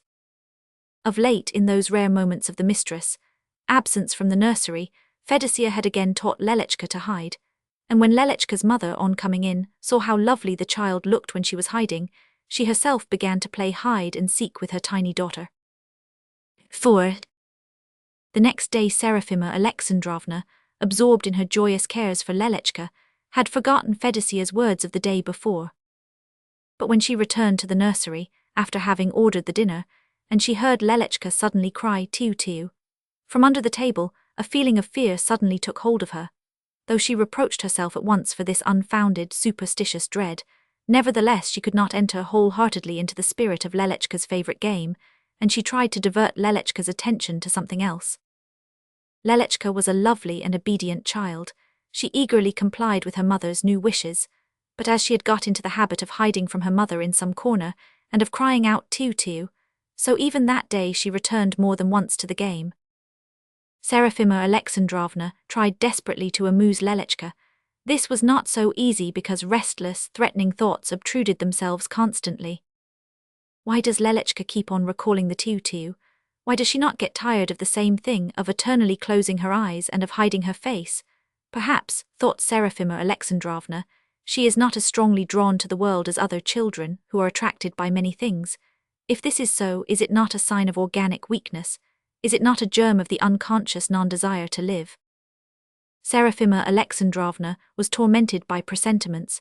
She felt ashamed of herself for ceasing to play hide and seek with Lelechka before Fedosya, but this game had become agonizing to her, all the more agonizing because she had a real desire to play it, and because something drew her very strongly to hide herself from Lelechka and to seek out the hiding child. Seraphima Alexandrovna herself began the game once or twice, though she played it with a heavy heart. She suffered as though committing an evil deed with full consciousness. It was a sad day for Seraphima Alexandrovna. 5. Lelechka was about to fall asleep. No sooner had she climbed into her little bed, protected by a network on all sides, than her eyes began to close from fatigue. Her mother covered her with a blue blanket. Lelechka drew her sweet little hands from under the blanket and stretched them out to embrace her mother. Her mother bent down. Lelechka, with a tender expression on her sleepy face, kissed her mother and let her head fall on the pillow. As her hands hid themselves under the blanket, Lelechka whispered, "The hands too." The mother's heart seemed to stop. Lelechka lay there so small, so frail, so quiet. Lelechka smiled gently, closed her eyes and said quietly, "The eyes too." Then even more quietly, "Lelechka too." With these words she fell asleep, her face pressing the pillow. She seemed so small and so frail under the blanket that covered her. Her mother looked at her with sad eyes. Serafima Alexandrovna remained standing over Lelechka's bed a long while, and she kept looking at Lelechka with tenderness and fear. "I'm a mother, is it possible that I shouldn't be able to protect her?" she thought, as she imagined the various ills that might befall Lelechka. She prayed long that night, but the prayer did not relieve her sadness. Chapter 6. Several days passed. Lelechka caught cold. The fever came upon her at night.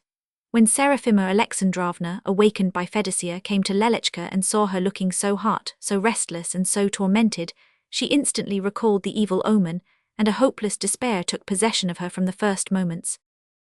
A doctor was called, and everything was done that is usual on such occasions, but the inevitable happened. Serafima Alexandrovna tried to console herself with the hope that Lelechka would get well, and would again laugh and play, yet this seemed to her an unthinkable happiness, and Lelechka grew feebler from hour to hour. All simulated tranquility, so as not to frighten Serafima Alexandrovna, but their masked faces only made her sad. Nothing made her so unhappy as the reiterations of Fedosya, uttered between sobs. She hid herself and hid herself, our Lelechka. But the thoughts of Serafima Alexandrovna were confused, and she could not quite grasp what was happening. Fever was consuming Lelechka, and there were times when she lost consciousness and spoke in delirium, but when she returned to herself she bore her pain and her fatigue with gentle good nature. She smiled feebly at her mamochka, so that her mamochka should not see how much she suffered. 3 days passed, torturing like a nightmare. Lelechka grew quite feeble. She did not know that she was dying. She glanced at her mother with her dimmed eyes and lisped in a scarcely audible hoarse voice, "Tu, mamochka, make tu, mamochka." Serafima Alexandrovna hid her face behind the curtains near Lelechka's bed. How tragic! "Mamochka," called Lelechka in an almost inaudible voice. Lelechka's mother bent over her, and Lelechka, her vision grown still more dim, saw her mother's pale, despairing face for the last time. "A white mamochka," whispered Lelechka. Mamochka's white face became blurred, and everything grew dark before Lelechka. She caught the edge of the bed cover feebly with her hands and whispered, "Tu." Something rattled in her throat. Lelechka opened and again closed her rapidly paling lips and died. Serafima Alexandrovna was in dumb despair as she left Lelechka and went out of the room. She met her husband.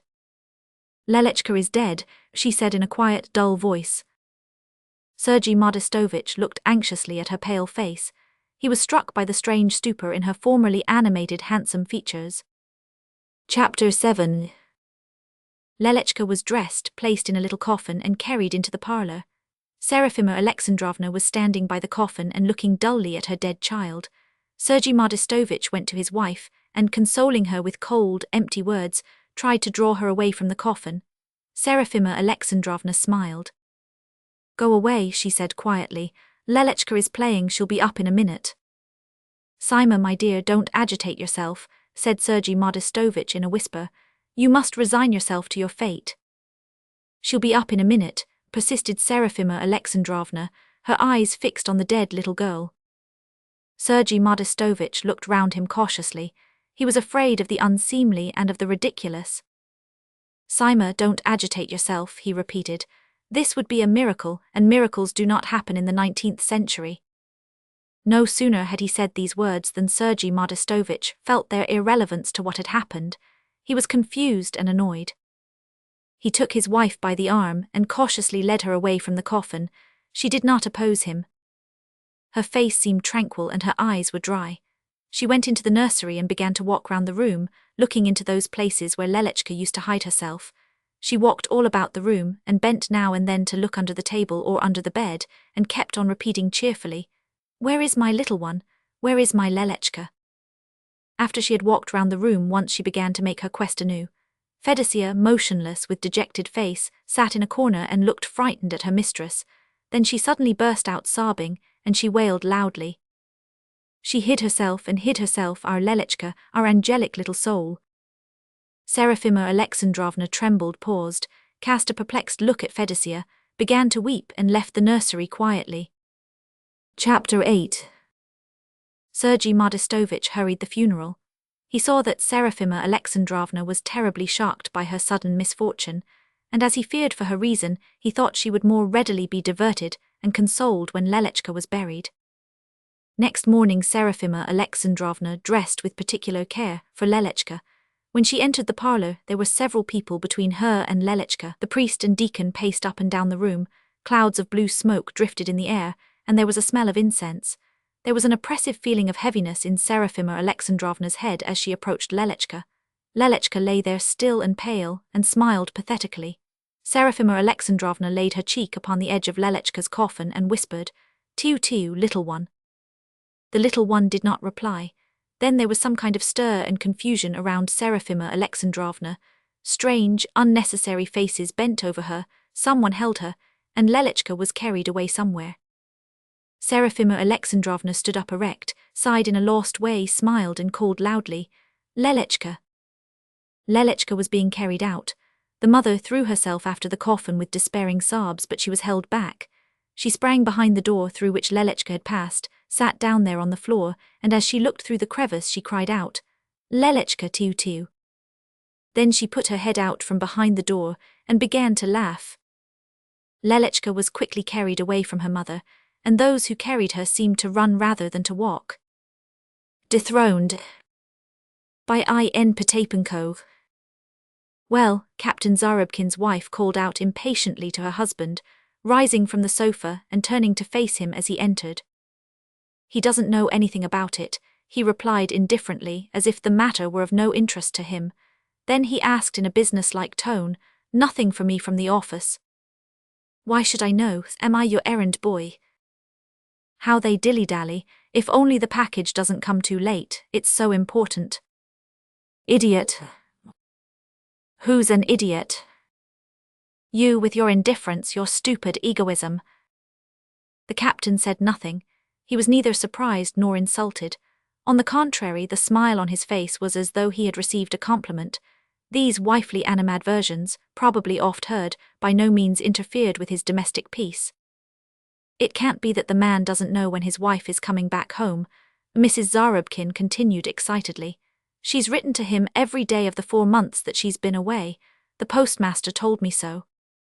"Semyonov, ho Semyonov, has anyone from the office been here?" "I don't know, Your Excellency," came in a loud, clear voice from back of the room. "Why don't you know? Where have you been?" "I went to Abramka, Your Excellency." "The tailor again?" "Yes, Your Excellency, the tailor Abramka." The captain spat in annoyance. "And where is Krinka?" "He went to market, Your Excellency." "Was he told to go to market?" "Yes, Your Excellency." The captain spat again. "Why do you keep spitting, such vulgar manners?" his wife cried angrily. "You behave at home like a drunken subaltern. You haven't the least consideration for your wife. You are so coarse in your behavior towards me. Do please go to your office." "Semyonov." "Your Excellency." "If the package comes, please have it sent back to the office and say I've gone there. And listen, someone must always be here. I won't have everybody out of the house at the same time. Do you hear?" "Yes, Your Excellency." The captain put on his cap to go. In the doorway he turned and addressed his wife. "Please, Tasya, please don't send all the servants on your errands at the same time. Something important may turn up, and then there's nobody here to attend to it." He went out, and his wife remained reclining in the sofa corner, as if his plea were no concern of hers. But scarcely had he left the house when she called out, "Semyonov, come here, quick." A barefooted, unshaven man in dark blue pantaloons and cotton shirt presented himself. His stocky figure and red face made a wholesome appearance. He was the captain's orderly. "At your service, Your Excellency." Listen, Semyonov, you don't seem to be stupid. I don't know, Your Excellency. For goodness sake, drop, Your Excellency. I am not your superior officer. Yes, Your Excel. Idiot. But the lady's manner toward the servant was far friendlier than toward her husband. Semyonov had it in his power to perform important services for her, while the captain had not come up to her expectations. Listen, Semyonov, how do you and the doctor's men get along together? Are you friendly? Yes, Your Excellency. Intolerable, cried the lady, jumping up. Stop using that silly title. Can't you speak like a sensible man? Semyonov had been standing in the stiff attitude of attention, with the palms of his hands at the seams of his trousers. Now he suddenly relaxed, and even wiped his nose with his fist. That's the way we are taught to do, he said carelessly with a clownish grin. The gentlemen, the officers, insist on it. Now tell me, you are on good terms with the doctor's men. You mean Padma and Shachak? Of course we're friends. Very well, then go straight to them and try to find out when Mrs. Shaldin is expected back. They ought to know. They must be getting things ready against her return, cleaning her bedroom and fixing it up. Do you understand? But be careful to find out right. And also be very careful not to let on for whom you're finding it out. Do you understand? Of course I understand. Well then go, but one more thing. Since you're going out, you may as well stop at Abramka's again and tell him to come here right away. You understand? But His Excellency gave me orders to stay at home, said Semyonov, scratching himself behind his ears. Please don't answer back, just do as I tell you. Go on now. At your service. And the orderly, impressed by the lady's severe military tone, left the room. Mrs. Zarubkin remained reclining on the sofa for a while. Then she rose and walked up and down the room and finally went to her bedroom, where her two little daughters were playing in their nurse's care. She scolded them a bit and returned to her former place on the couch. Her every movement betrayed great excitement. Tatiana Grigorievna Zarubkin was one of the most looked-up-to ladies of the S. Regiment and even of the whole town of Ch. where the regiment was quartered. To be sure, you hardly could say that, outside the regiment, the town could boast any ladies at all. They were very respectable women, decent wives, mothers, daughters and widows of honourable citizens, but they all dressed in cotton and flannel, and on high holidays made a show of cheap cashmere gowns over which they wore gay shawls with borders of wonderful arabesques. Their hats and other headgear gave not the faintest evidence of good taste, so they could scarcely be dubbed ladies. They were satisfied to be called women. Each one of them almost had the name of her husband's trade or position tacked to her name, Mrs. Grocer so-and-so, Mrs. Mayor so-and-so, Mrs. Milliner so-and-so, etc. Genuine ladies in the Russian society sense had never come to the town before the S. Regiment had taken up its quarters there, and it goes without saying that the ladies of the regiment had nothing in common, and therefore no intercourse with, the women of the town. They were so dissimilar that they were like creatures of a different species. There is no disputing that Tatiana Grigorievna Zarubkin was one of the most looked up to of the ladies. She invariably played the most important part at all the regimental affairs, the amateur theatricals, the social evenings, the afternoon teas. If the captain's wife was not to be present, it was a foregone conclusion that the affair would not be a success. The most important point was that Mrs. Zarubkin had the untarnished reputation of being the best dressed of all the ladies. She was always the most distinguished looking at the annual ball. Her gown for the occasion, ordered from Moscow, was always chosen with the greatest regard for her charms and defects, and it was always exquisitely beautiful. A new fashion could not gain admittance to the other ladies of the regiment, except by way of the captain's wife. Thanks to her good taste in dressing, the stately blonde was queen at all the balls and in all the salons of Ch. Another advantage of hers was that, although she was nearly 40, she still looked fresh and youthful, so that the young officers were constantly hovering about her and paying her homage. November was a very lively month in the regiment's calendar. It was on the 10th of November that the annual ball took place. The ladies, of course, spent their best efforts in preparation for this event.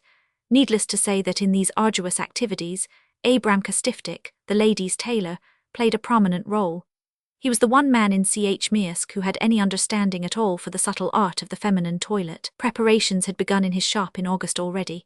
Within the last weeks his modest parlour, furnished with 6 shabby chairs placed about a round table, and a fly-specked mirror on the wall, the atmosphere heavy with a smell of onions and herring, had been filled from early morning to the evening hours with the most charming and elegant of the fairer sex. There was trying on and discussion of styles and selection of material. It was all very nerve-wracking for the ladies. The only one who had never appeared in this parlour was the captain's wife. That had been a thorn in Abramka's flesh.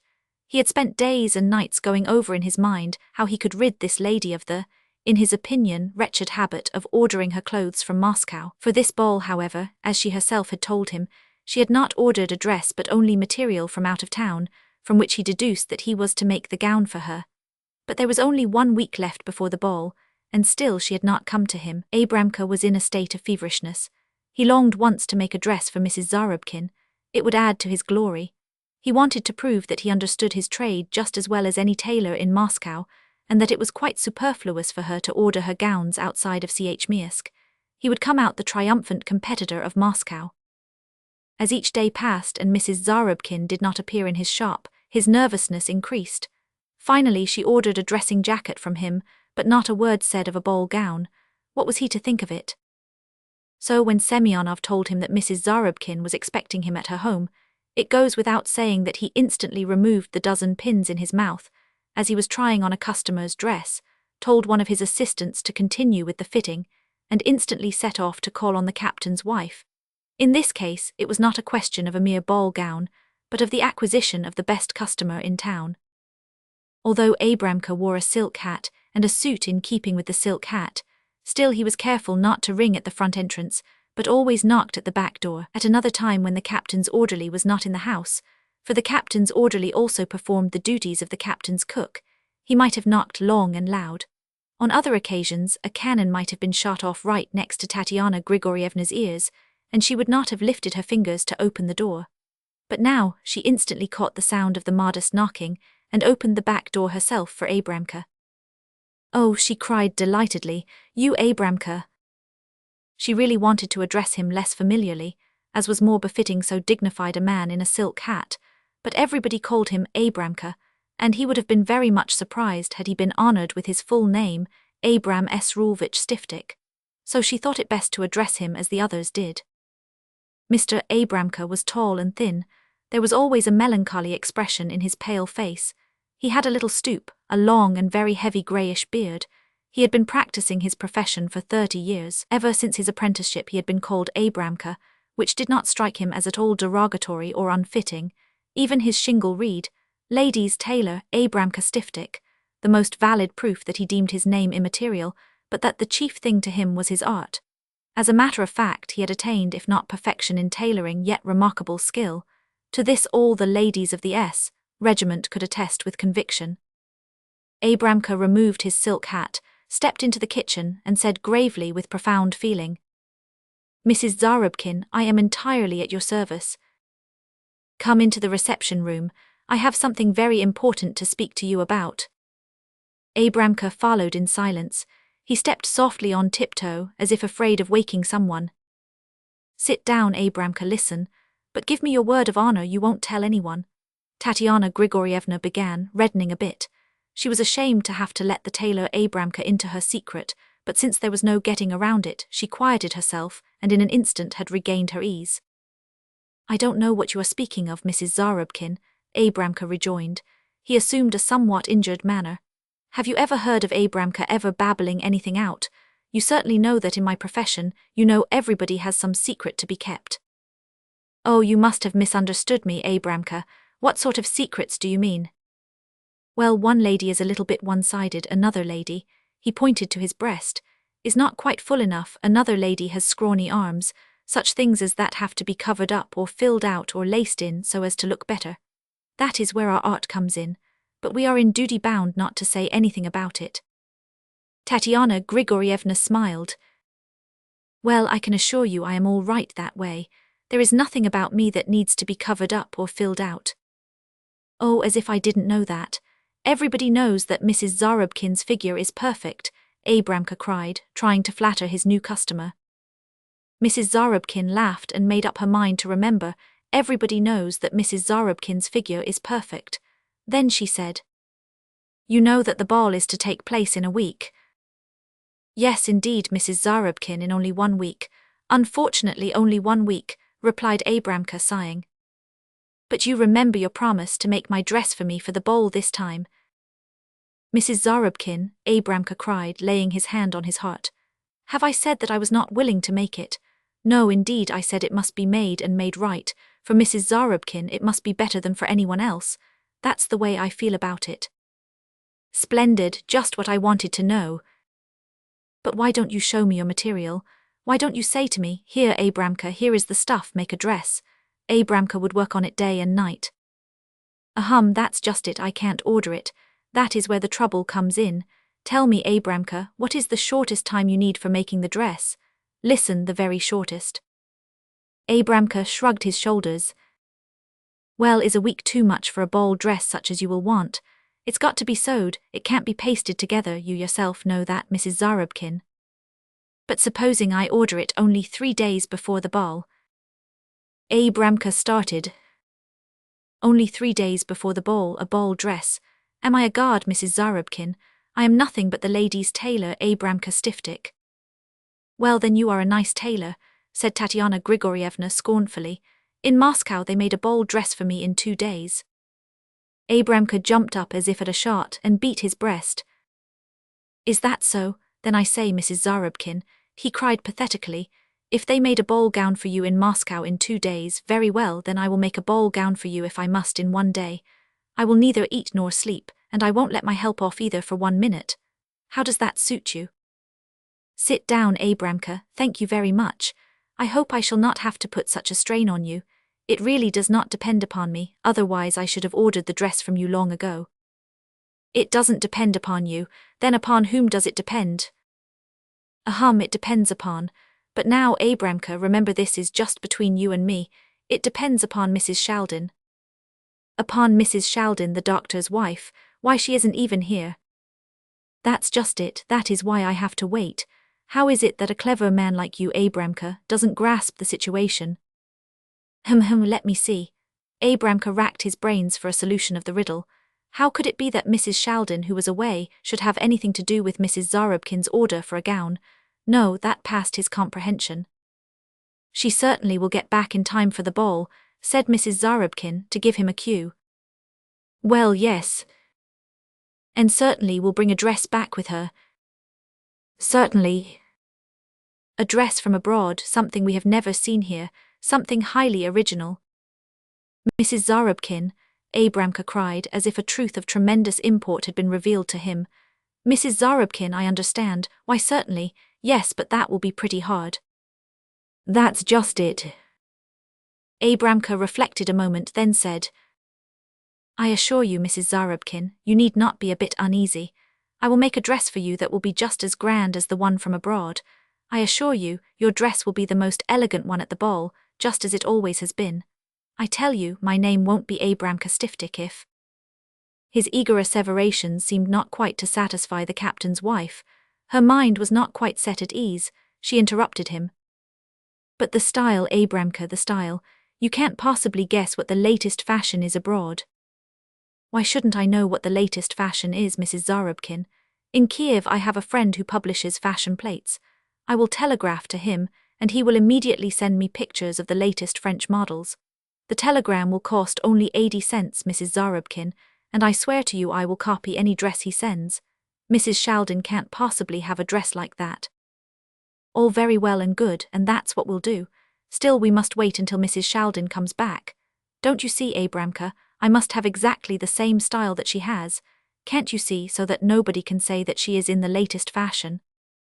At this point Semyonov entered the room cautiously. He was wearing the oddest-looking jacket and the captain's old boots. His hair was rumpled, and his eyes were shining suspiciously. There was every sign that he had used the renewal of friendship with the doctor's men as a pretext for a booze. I had to stand them some brandy, Your Excellency, he said saucily, but catching his mistress's threatening look, he lowered his head guiltily. Idiot, she yelled at him, face about, be off with you to the kitchen. In his befuddlement, Semyonov had not noticed Abramka's presence. Now he became aware of him, faced about and retired to the kitchen sheepishly. What an impolite fellow, said Abramka reproachfully.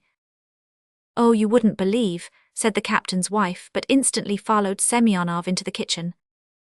Semyonov, aware of his awful misdemeanor, tried to stand up straight and give a report. "She will come back, Your Excellency, day after tomorrow toward evening. She sent a telegram." "Is that true now?" "I swear it's true. Shchak saw it himself." "All right, very good. You will get something for this." "Yes, Your Excellency." "Silence, you goose. Go on, set the table." Abramka remained about 10 minutes longer with the captain's wife, and on leaving said, "Let me assure you once again, Mrs. Zarubkin, you needn't worry. Just select the style, and I will make a gown for you that the best tailor in Paris can't beat." He pressed his hand to his heart in token of his intention to do everything in his power for Mrs. Zarubkin. It was 7 o'clock in the evening.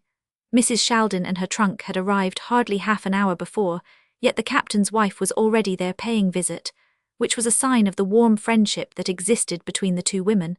They kissed each other and fell to talking. The doctor, a tall man of 45, seemed discomforted by the visit, and passed unfriendly side glances at his guest. He had hoped to spend that evening undisturbed with his wife, and he well knew that when the ladies of the regiment came to call upon each other, for only a second, it meant a whole evening of listening to idle talk. "You wouldn't believe me, dear, how bored I was the whole time you were away, how I longed for you, Natalie Semyonovna, but you probably never gave us a thought." "Oh, how can you say anything like that? I was thinking of you every minute, every second. If I hadn't been obliged to finish the cure, I should have returned long ago. No matter how beautiful it may be away from home, still the only place to live is among those that are near and dear to you." These were only the preliminary soundings. They lasted with variations for a quarter of an hour. First, Mrs. Shaldin narrated a few incidents of the trip, then Mrs. Zarubkin gave a report of some of the chief happenings in the life of the regiment. When the conversation was in full swing and the samovar was singing on the table, and the pancakes were spreading their appetizing odor, the captain's wife suddenly cried, "I wonder what the fashions are abroad now. I say, you must have feasted your eyes on them." Mrs. Shaldin simply replied with a scornful gesture, "Other people may like them, but I don't care for them one bit. I am glad we here don't get to see them until a year later. You know, Tatiana Grigorievna, you sometimes see the ugliest styles." "Really?" asked the captain's wife eagerly, her eyes gleaming with curiosity. The great moment of complete revelation seemed to have arrived. "Perfectly hideous, I tell you. Just imagine, you know how nice the plain skirts were, then why change them? But no, to be in style now the skirts have to be draped. Why, it is just a sign of complete lack of imagination. And in Lyon they got out a new kind of silk, but that is still a French secret."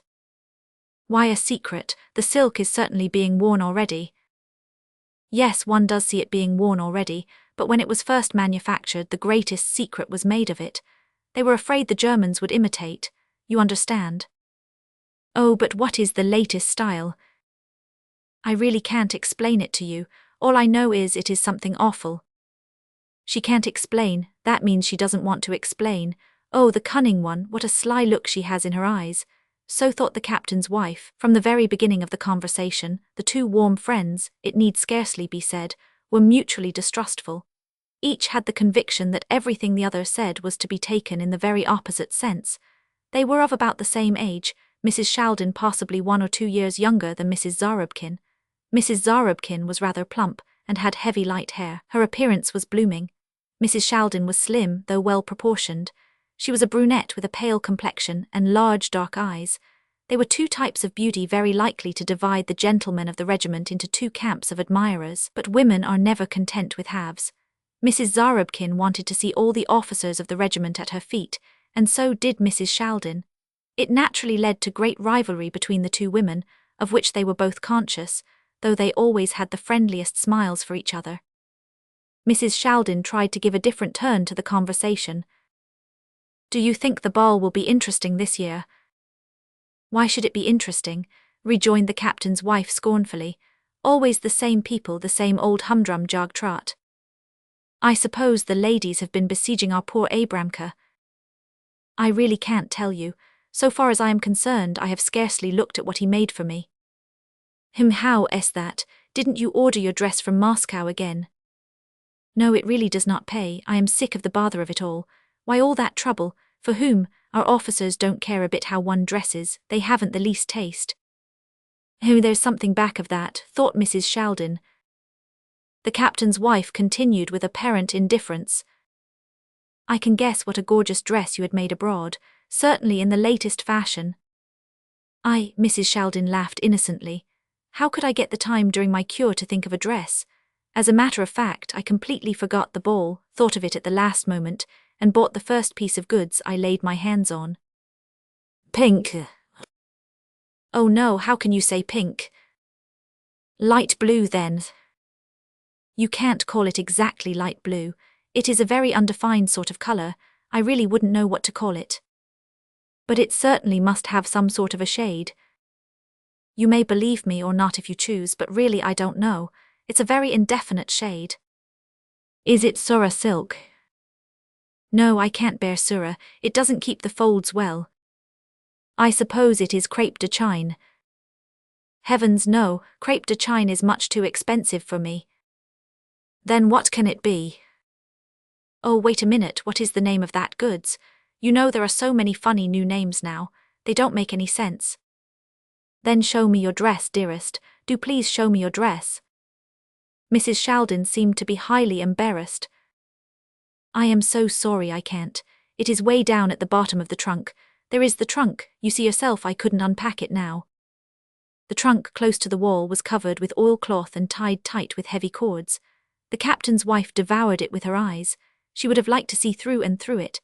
She had nothing to say in reply because it certainly was impossible to ask her friend, tired out from her recent journey, to begin to unpack right away and take out all her things just to show her new dress. Yet she could not tear her eyes away from the trunk. There was a magic in it that held her enthralled. Had she been alone she would have begun to unpack it herself, nor even have asked the help of a servant to undo the knots. Now there was nothing left for her but to turn her eyes sorrowfully away from the fascinating object and take up another topic of conversation to which she would be utterly indifferent. But she couldn't think of anything else to talk about. Mrs. Sheldon must have prepared herself beforehand. She must have suspected something. So now Mrs. Zarobkin pinned her last hope to Abramka's inventiveness. She glanced at the clock. Dear me, she exclaimed, as if surprised at the lateness of the hour. I must be going. I don't want to disturb you any longer either, dearest. You must be very tired. I hope you rest well. She shook hands with Mrs. Sheldon, kissed her and left. Abramka Stiftik had just taken off his coat and was doing some ironing in his shirt sleeves when a peculiar figure appeared in his shop. It was that of a stocky orderly in a well-worn uniform without buttons and old galoshes instead of boots. His face was gloomy-looking and was covered with a heavy growth of hair. Abramka knew this figure well. It seemed always just to have been awakened from the deepest sleep. Shchak, what do you want? Mrs. Sheldon would like you to call upon her, said Shchak. He behaved as if he had come on a terribly serious mission. That's so, your lady has come back. I heard about it. You see, I am very busy. Still, you may tell her I am coming right away. I just want to finish ironing Mrs. Konopatkin's dress. Abramka simply wanted to keep up appearances, as always when he was sent for. But his joy at the summons to Mrs. Sheldon was so great that to the astonishment of his helpers and Shchak he left immediately. He found Mrs. Sheldon alone.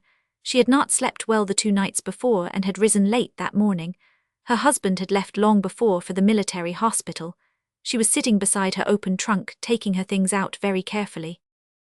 How do you do, Mrs. Sheldon? Welcome back to Ch Mirsk. I congratulate you on your happy arrival. Oh, how do you do, Abramka? Said Mrs. Sheldon delightedly. We haven't seen each other for a long time, have we? I was rather homesick for you. Oh, Mrs. Sheldon, you must have had a very good time abroad. But what do you need me for? You certainly brought a dress back with you. Abramka always comes in handy, said Mrs. Sheldon jestingly. We ladies of the regiment are quite helpless without Abramka. Take a seat. Abramka seated himself. He felt much more at ease in Mrs. Sheldon's home than in Mrs. Zarobkin's. Mrs. Sheldon did not order her clothes from Moscow. She was a steady customer of his. In this room he had many a time circled about the doctor's wife with a yard measure. Pins, chalk and scissors, had kneeled down beside her, raised himself to his feet, bent over again and stood puzzling over some difficult problem of dressmaking. How low to cut the dress out at the neck, how long to make the train, how wide the hem, and so on. None of the ladies of the regiment ordered as much from him as Mrs. Sheldon. Her grandmother would send her material from Kiev, or the doctor would go on a professional trip to Chernihiv and always bring some goods back with him, or sometimes her aunt in Voronezh would make her a gift of some silk. "Abramka is always ready to serve Mrs. Shaldin first," said the tailor, though seized with a little pang, as if bitten by a guilty conscience. "Are you sure you are telling the truth? Is Abramka always to be depended upon? Is he?" She looked at him searchingly from beneath drooping lids. "What a question," rejoined Abramka. His face quivered slightly. His feeling of discomfort was waxing. "Has Abramka ever?" "Oh, things can happen. But all right, never mind. I brought a dress along with me. I had to have it made in a great hurry, and there is just a little more to be done on it. Now if I give you this dress to finish, can I be sure that you positively won't tell another soul how it is made?" "Mrs. Shaldin, oh Mrs. Shaldin," said Abramka reproachfully. Nevertheless, the expression of his face was not so reassuring as usual.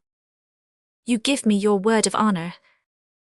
"Certainly, my name is Abramka Stiftik if I—" "Well, all right, I will trust you, but be careful.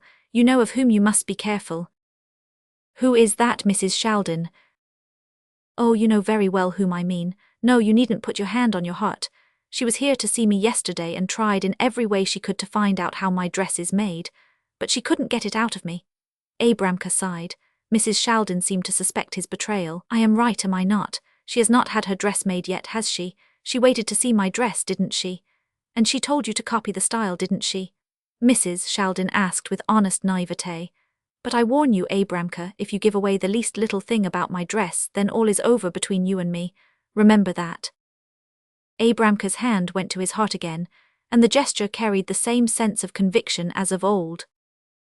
"Mrs. Shaldin, how can you speak like that?" "Wait a moment." Mrs. Shaldin left the room. About 10 minutes passed, during which Abramka had plenty of time to reflect. How could he have given the captain's wife a promise like that so lightly? What was the captain's wife to him as compared with the doctor's wife? Mrs. Zarubkin had never given him a really decent order, just a few things for the house and some mending. Supposing he were now to perform this great service for her, would that mean that he could depend upon her for the future? Was any woman to be depended upon? She would wear this dress out and go back to ordering her clothes from Moscow again. But Mrs. Shaldin, she was very different. He could forgive her having brought this one dress along from abroad. What woman in Russia would have refrained, when abroad, from buying a new dress? Mrs. Shaldin would continue to be his steady customer all the same. The door opened. Abramka rose involuntarily and clasped his hands in astonishment. "Well," he exclaimed rapturously, "that is a dress, that is, my. He was so stunned he could find nothing more to say. And how charming Mrs. Shaldin looked in her wonderful gown. Her tall, slim figure seemed to have been made for it. What simple yet elegant lines. At first glance you would think it was nothing more than an ordinary house gown, but only at first glance. If you looked at it again, you could tell right away that it met all the requirements of a fancy ball gown. What struck Abramka most was that it had no waistline, that it did not consist of bodice and skirt. That was strange. It was just caught lightly together under the bosom, which it brought out in relief. Draped over the whole was a sort of upper garment of exquisite old rose lace embroidered with large silk flowers, which fell from the shoulders and broadened out in bold, superb lines. The dress was cut low and edged with a narrow strip of black down around the bosom, around the bottom of the lace drapery, and around the hem of the skirt. A wonderful fan of feathers to match the down edging gave the finishing touch. "Well, how do you like it, Abramka?" asked Mrs. Shaldin with a triumphant smile. "Glorious, glorious, I haven't the words at my command. What a dress! No, I couldn't make a dress like that. And how beautifully it fits you, as if you had been born in it, Mrs. Shaldin. What do you call the style?" "Empire." "Empire?" he queried. "Is that a new style? Well, what people don't think of, tailors like us might just as well throw our needles and scissors away. Now listen, Abramka, I wouldn't have shown it to you if there were not this sewing to be done on it. You are the only one who will have seen it before the ball. I am not even letting my husband look at it." "Oh, Mrs. Shaldin, you can rely upon me as upon a rock, but after the ball may I copy it?" "Oh yes, after the ball copy it as much as you please, but not now, not for anything in the world." There were no doubts in Abramka's mind when he left the doctor's house. He had arrived at his decision. That superb creation had conquered him. It would be a piece of audacity on his part, he felt, even to think of imitating such a gown. Why, it was not a gown. It was a dream, a fantastic vision, without a bodice, without puffs or frills or tawdry trimmings of any sort. Simplicity itself, and yet so chic. Back in his shop, he opened the package of fashion plates that had just arrived from Kiev. He turned the pages and stared in astonishment. What was that? Could he trust his eyes? An empire gown. There it was, with the broad, voluptuous drapery of lace hanging from the shoulders and the edging of down. Almost exactly the same thing as Mrs. Shaldin's. He glanced up and saw Semyonov outside the window. He had certainly come to fetch him to the captain's wife, who must have ordered him to watch the tailor's movements, and must have learned that he had just been at Mrs. Shaldin's. Semyonov entered and told him his mistress wanted to see him right away. Abramka slammed the fashion magazine shut, as if afraid that Semyonov might catch a glimpse of the new empire fashion and give the secret away. "I will come immediately," he said crossly.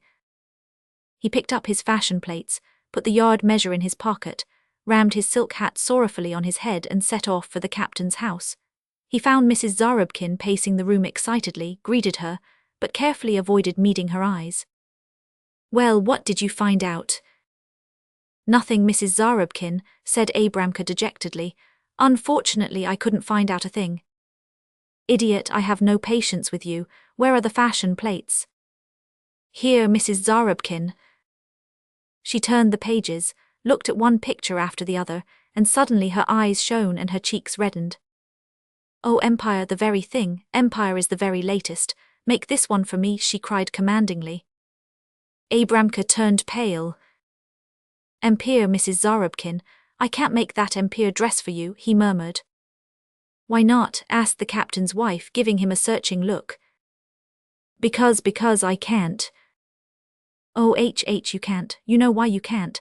Because that is the style of Mrs. Shaldin's dress. So that is the reliability you boast so about. Great. Mrs. Zarubkin, I will make any other dress you choose, but it is absolutely impossible for me to make this one. I don't need your fashion plates, do you hear me? Get out of here and don't ever show your face again." "Mrs. Zarubkin, I—" "Get out of here," repeated the captain's wife, quite beside herself. The poor tailor stuck his yard measure, which he had already taken out, back into his pocket and left. Half an hour later, the captain's wife was entering a train for Kiev, carrying a large package which contained material for a dress. The captain had accompanied her to the station with a pucker in his forehead. That was 5 days before the ball. At the ball, 2 expensive empire gowns stood out conspicuously from among the more or less elegant gowns which had been finished in the shop of Abramka Stiftik, ladies' tailor. The one gown adorned Mrs. Shaldin's figure, the other the figure of the captain's wife. Mrs. Zarubkin had bought her gown ready-made at Kiev and had returned only 2 hours before the beginning of the ball. She had scarcely had time to dress. Perhaps it would have been better had she not appeared at this one of the annual balls, had she not taken that fateful trip to Kiev. For in comparison with the make and style of Mrs. Shaldin's dress, which had been brought abroad, hers was like the botched imitation of an amateur. That was evident to everybody, though the captain's wife had her little group of partisans, who maintained with exaggerated eagerness that she looked extraordinarily fascinating in her dress, and Mrs. Shaldin still could not rival her. But there was no mistaking it, there was little justice in this contention. Everybody knew better. What was worst of all, Mrs. Zarubkin herself knew better. Mrs. Shaldin's triumph was complete. The 2 ladies gave each other the same friendly smiles as always, but one of them was experiencing the fine disdain and the derision of the conqueror, while the other was burning inside with the furious resentment of a dethroned goddess of the annual ball. From that time on, Abramka cautiously avoided passing the captain's house. The Servant by St. Semyonov. 1. Gerasim returned to Moscow just at a time when it was hardest to find work, a short while before Christmas, when a man sticks even to a poor job in the expectation of a present. For 3 weeks the peasant lad had been going about in vain seeking a position. He stayed with relatives and friends from his village, and although he had not yet suffered great want, it disheartened him that he, a strong young man, should go without work. Gerasim had lived in Moscow from early boyhood. When still a mere child, he had gone to work in a brewery as bottle washer, and later as a lower servant in a house. In the last 2 years he had been in a merchant's employ, and would still have held that position had he not been summoned back to his village for military duty. However, he had not been drafted. It seemed dull to him in the village. He was not used to the country life, so he decided he would rather count the stones in Moscow than stay there. Every minute it was getting to be more and more irksome for him to be tramping the streets in idleness. Not a stone did he leave unturned in his efforts to secure any sort of work. He plagued all of his acquaintances. He even held up people on the street and asked them if they knew of a situation, all in vain. Finally Gerasim could no longer bear being a burden on his people. Some of them were annoyed by his coming to them, and others had suffered unpleasantness from their masters on his account. He was altogether at a loss what to do. Sometimes he would go a whole day without eating. Chapter 2. One day Gerasim betook himself to a friend from his village, who lived at the extreme outer edge of Moscow, near Sokolnik. The man was coachman to a merchant by the name of Sharov, in whose service he had been for many years. He had ingratiated himself with his master, so that Sharov trusted him absolutely and gave every sign of holding him in high favor. It was the man's glib tongue, chiefly, that had gained him his master's confidence. He told on all the servants, and Sharov valued him for it. Gerasim approached and greeted him. The coachman gave his guest a proper reception, served him with tea and something to eat, and asked him how he was doing. "Very badly, Yegor Danilych," said Gerasim. "I've been without a job for weeks." "Didn't you ask your old employer to take you back?" "I did. He wouldn't take you again. The position was filled already." "That's it, that's the way you young fellows are. You serve your employers so, and when you leave your jobs you usually have mudded up the way back to them. You ought to serve your masters so that they will think a lot of you, and when you come again they will not refuse you, but rather dismiss the man who has taken your place." "How can a man do that? In these days there aren't any employers like that, and we aren't exactly angels either." "What's the use of wasting words? I just want to tell you about myself. If for some reason or other I should ever have to leave this place and go home, not only would Mr. Sharov, if I came back, take me on again without a word, but he would be glad to, too." Gerasim sat there downcast. He saw his friend was boasting, and it occurred to him to gratify him. "I know it," he said, "but it's hard to find men like you, Yegor Danilych. If you were a poor worker, your master would not have kept you 12 years. Yegor smiled. He liked the praise. "That's it," he said. "If you were to live and serve as I do, you wouldn't be out of work for months and months." Gerasim made no reply. Yegor was summoned to his master. "Wait a moment," he said to Gerasim. "I'll be right back." "Very well." Chapter 3. Yegor came back and reported that inside of half an hour he would have to have the horses harnessed, ready to drive his master to town. He lighted his pipe and took several turns in the room. Then he came to a halt in front of Gerasim. "Listen, my boy," he said. "If you want, I'll ask my master to take you as a servant here." "Does he need a man?" "We have one, but he's not much good. He's getting old, and it's very hard for him to do the work. It's lucky for us that the neighborhood isn't a lively one, and the police don't make a fuss about things being kept just so, else the old man couldn't manage to keep the place clean enough for them. Oh, if you can, then please do say a word for me, Yegor Danilych. I'll pray for you all my life. I can't stand being without work any longer." "All right, I'll speak for you. Come again tomorrow, and in the meantime take this 10-kopek piece. It may come in handy." "Thanks, Yegor Danilych, then you will try for me. Please do me the favor." "All right, I'll try for you." Gerasim left and Yegor harnessed up his horses. Then he put on his coachman's habit and drove up to the front door. Mr. Sharov stepped out of the house, seated himself in the sleigh, and the horses galloped off. He attended to his business in town and returned home. Yegor, observing that his master was in a good humor, said to him, "Yegor Fyodorych, I have a favor to ask of you." "What is it?" "There's a young man from my village here, a good boy. He's without a job." "Well, wouldn't you take him?" "What do I want him for?" "Use him as man of all work round the place." "How about Polikarpych?" "What good is he? It's about time you dismissed him." "That wouldn't be fair. He has been with me so many years. I can't let him go just so without any cause." "Supposing he has worked for you for years, he didn't work for nothing. He got paid for it. He certainly saved up a few dollars for his old age." Saved up, how could he? From what? He's not alone in the world.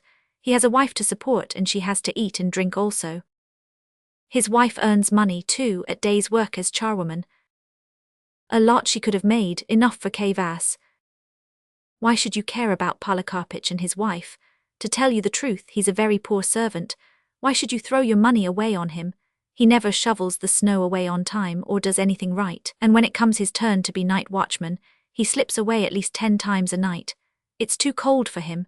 You'll see some day because of him you will have trouble with the police. The quarterly inspector will descend on us, and it won't be so agreeable for you to be responsible for Polikarpych. Still, it's pretty rough. He's been with me 15 years, and to treat him that way in his old age, it would be a sin. A sin? Why, what harm would you be doing him? He won't starve, he'll go to the almshouse. It will be better for him too to be quiet in his old age. Chekhov reflected. All right, he said finally, bring your friend here, I'll see what I can do. Do take him, sir, I'm so sorry for him. He's a good boy and he's been without work for such a long time. I know he'll do his work well and serve you faithfully. On account of having to report for military duty, he lost his last position. If it hadn't been for that, his master would never have let him go. 4. The next evening Gerasim came again and asked, Well, could you do anything for me? Something, I believe. First let's have some tea, then we'll go see my master. Even tea had no allurements for Gerasim.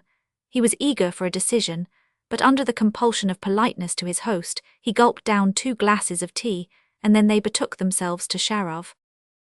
Chekhov asked Gerasim where he had lived before, and what work he could do. Then he told him he was prepared to engage him as man of all work, and he should come back the next day ready to take the place. Gerasim was fairly stunned by the great stroke of fortune. So overwhelming was his joy that his legs would scarcely carry him. He went to the coachman's room, and Yegor said to him, Well, my lad, see to it that you do your work right, so that I shan't have to be ashamed of you. You know what masters are like. If you go wrong once, they'll be at you forever after with their fault-finding, and never give you peace. Don't worry about that, Yegor Danilych. Well. Gerasim took leave, crossing the yard to go out by the gate. Polikarpych's rooms gave on the yard, and a broad beam of light from the window fell across Gerasim's way. He was curious to get a glimpse of his future home, but the panes were all frosted over, and it was impossible to peep through. However, he could hear what the people inside were saying. What will we do now? Was said in a woman's voice. I don't know, a man, undoubtedly Polikarpych replied.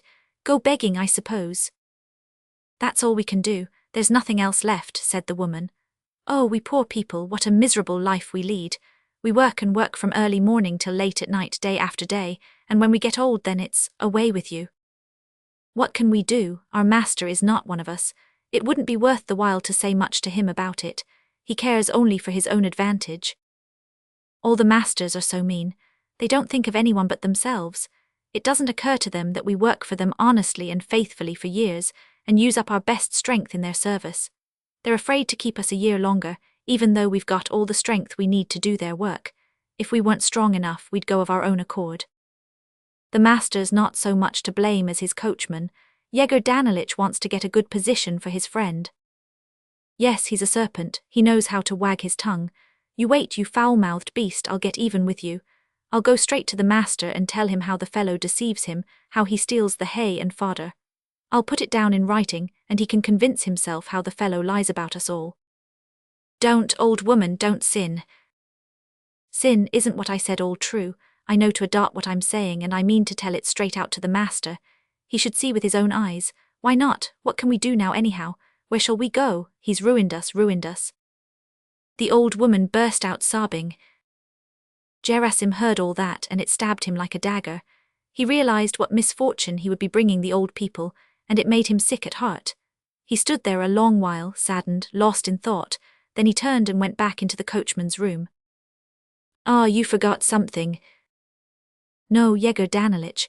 Gerasim stammered out, I've come, listen, I want to thank you ever and ever so much for the way you received me, and all the trouble you took for me, but I can't take the place. What does that mean?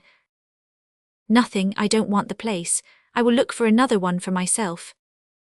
Yegor flew into a rage. Did you mean to make a fool of me, did you, you idiot? You come here so meek, try for me, do try for me, and then you refuse to take the place. You rascal, you have disgraced me. Gerasim found nothing to say in reply. He reddened and lowered his eyes. Yegor turned his back scornfully and said nothing more. Then Gerasim quietly picked up his cap and left the coachman's room. He crossed the yard rapidly, went out by the gate and hurried off down the street. He felt happy and light-hearted. One Autumn Night by Maxim Gorky. Once in the autumn I happened to be in a very unpleasant and inconvenient position. In the town where I had just arrived, and where I knew not a soul, I found myself without a farthing in my pocket, and without a night's lodging. Having sold during the first few days every part of my costume without which it was still possible to go about, I passed from the town into the quarter called Ust, where were the steamship wharves, a quarter which during the navigation season fermented with boisterous, laborious life, but now was silent and deserted, for we were in the last days of October. Dragging my feet along the moist sand, and obstinately scrutinizing it with the desire to discover in it any sort of fragment of food, I wandered alone among the deserted buildings and warehouses, and thought how good it would be to get a full meal. In our present state of culture, hunger of the mind is more quickly satisfied than hunger of the body. You wander about the streets, you are surrounded by buildings not bad looking from the outside, and you may safely say it, not so badly furnished inside, and the sight of them may excite within you stimulating ideas about architecture, hygiene, and many other wise and high-flying subjects. You may meet warmly and neatly dressed folks, all very polite, and turning away from you tactfully, not wishing offensively to notice the lamentable fact of your existence. Well, the mind of a hungry man is always better nourished and healthier than the mind of the well-fed man, and there you have a situation from which you may draw a very ingenious conclusion in favor of the ill-fed. The evening was approaching, the rain was falling, and the wind blew violently from the north. It whistled in the empty booths and shops, blew into the plastered window-panes of the taverns, and whipped into foam the wavelets of the river which splashed noisily on the sandy shore, casting high their white crests, racing one after another into the dim distance, and leaping impetuously over one another's shoulders. It seemed as if the river felt the proximity of winter, and was running at random away from the fetters of ice, which the north wind might well have flung upon her that very night. The sky was heavy and dark. Down from it swept incessantly scarcely visible drops of rain, and the melancholy elegy in nature all around me was emphasized by a couple of battered and misshapen willow trees and a boat, bottom upwards, that was fastened to their roots. The overturned canoe with its battered keel and the miserable old trees rifled by the cold wind, everything around me was bankrupt, barren, and dead, and the sky flowed with undryable tears. Everything around was waste and gloomy. It seemed as if everything were dead, leaving me alone among the living, and for me also a cold death waited. I was then 18 years old, a good time.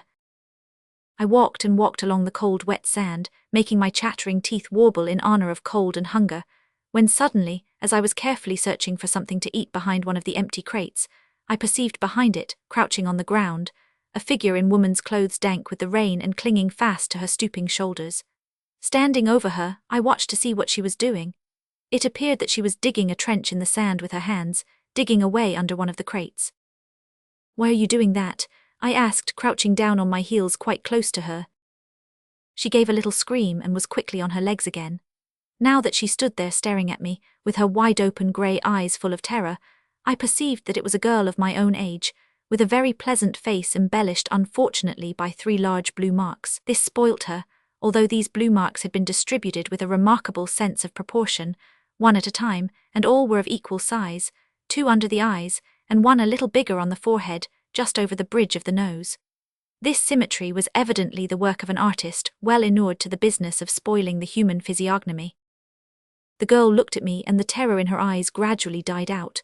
She shook the sand from her hands, adjusted her cotton headgear, cowered down, and said, "I suppose you too want something to eat. Dig away then, my hands are tired, over there." She nodded her head in the direction of a booth. "There is bread for certain, and sausages too. That booth is still carrying on business." I began to dig. She, after waiting a little and looking at me, sat down beside me and began to help me. We worked in silence. I cannot say now whether I thought at that moment of the criminal code, of morality, of proprietorship, and all the other things about which, in the opinion of many experienced persons, one ought to think every moment of one's life. Wishing to keep as close to the truth as possible, I must confess that apparently I was so deeply engaged in digging under the crate that I completely forgot about everything else except this one thing. What could be inside that crate? The evening drew on. The grey, mouldy, cold fog grew thicker and thicker around us. The waves roared with a hollower sound than before, and the rain pattered down on the boards of that crate more loudly and more frequently. Somewhere or other the night watchman began springing his rattle. "Has it got a bottom or not?" softly inquired my assistant. I did not understand what she was talking about, and I kept silence. "I say, has the crate got a bottom? If it has, we shall try in vain to break into it. Here we are digging a trench, and we may, after all, come upon nothing but solid boards. How shall we take them off? Better smash the lock, it is a wretched lock." Good ideas rarely visit the heads of women, but, as you see, they do visit them sometimes. I have always valued good ideas, and have always tried to utilize them as far as possible. Having found the lock, I tugged at it and wrenched off the whole thing. My accomplice immediately stooped down and wriggled like a serpent into the gaping open, four-cornered cover of the crate, whence she called to me approvingly, in a low tone. "You're a brick." Nowadays a little crumb of praise from a woman is dearer to me than a whole dithyramb from a man, even though he be more eloquent than all the ancient and modern orators put together. Then, however, I was less amiably disposed than I am now, and paying no attention to the compliment of my comrade, I asked her curtly and anxiously, "Is there anything?" In a monotonous tone, she set about calculating our discoveries. A basketful of bottles, thick furs, a sunshade, an iron pail. All this was uneatable. I felt that my hopes had vanished, but suddenly she exclaimed vivaciously, "Aha, here it is." "What?" "Bread, a loaf, it's only wet, take it." A loaf flew to my feet, and after it herself, my valiant comrade. I had already bitten off a morsel, stuffed it in my mouth, and was chewing it. "Come, give me some too, and we mustn't stay here. Where shall we go?" She looked inquiringly about on all sides. It was dark, wet, and boisterous. "Look, there's an upset canoe yonder. Let us go there." Let us go then, and off we set, demolishing our booty as we went, and filling our mouths with large portions of it. The rain grew more violent, the river roared. From somewhere or other resounded a prolonged mocking whistle, just as if someone great who feared nobody was whistling down all earthly institutions, and along with them this horrid autumnal wind and us its heroes. This whistling made my heart throb painfully, in spite of which I greedily went on eating, and in this respect the girl, walking on my left hand, kept even pace with me. "What do they call you?" I asked her, why I know not. "Natasha," she answered shortly, munching loudly. I stared at her. My heart ached within me, and then I stared into the mist before me, and it seemed to me as if the inimical countenance of my destiny was smiling at me enigmatically and coldly. The rain scourged the timbers of the skiff incessantly, and its soft patter induced melancholy thoughts, and the wind whistled as it flew down into the boat's battered bottom through a rift, where some loose splinters of wood were rattling together, a disquieting and depressing sound. The waves of the river were splashing on the shore, and sounded so monotonous and hopeless, just as if they were telling something unbearably dull and heavy, which was boring them into utter disgust, something from which they wanted to run away, and yet were obliged to talk about all the same. The sound of the rain blended with their splashing, and a long-drawn sigh seemed to be floating above the overturned skiff, the endless, labouring sigh of the earth, injured and exhausted by the eternal changes from the bright and warm summer to the cold, misty and damp autumn. The wind blew continually over the desolate shore, and the foaming river blew and sang its melancholy songs. Our position beneath the shelter of the skiff was utterly devoid of comfort. It was narrow and damp, tiny cold drops of rain dribbled through the damaged bottom, gusts of wind penetrated it. We sat in silence and shivered with cold. I remembered that I wanted to go to sleep. Natasha leaned her back against the hull of the boat and curled herself up into a tiny ball. Embracing her knees with her hands, and resting her chin upon them, she stared doggedly at the river with wide-open eyes. On the pale patch of her face they seemed immense because of the blue marks below them.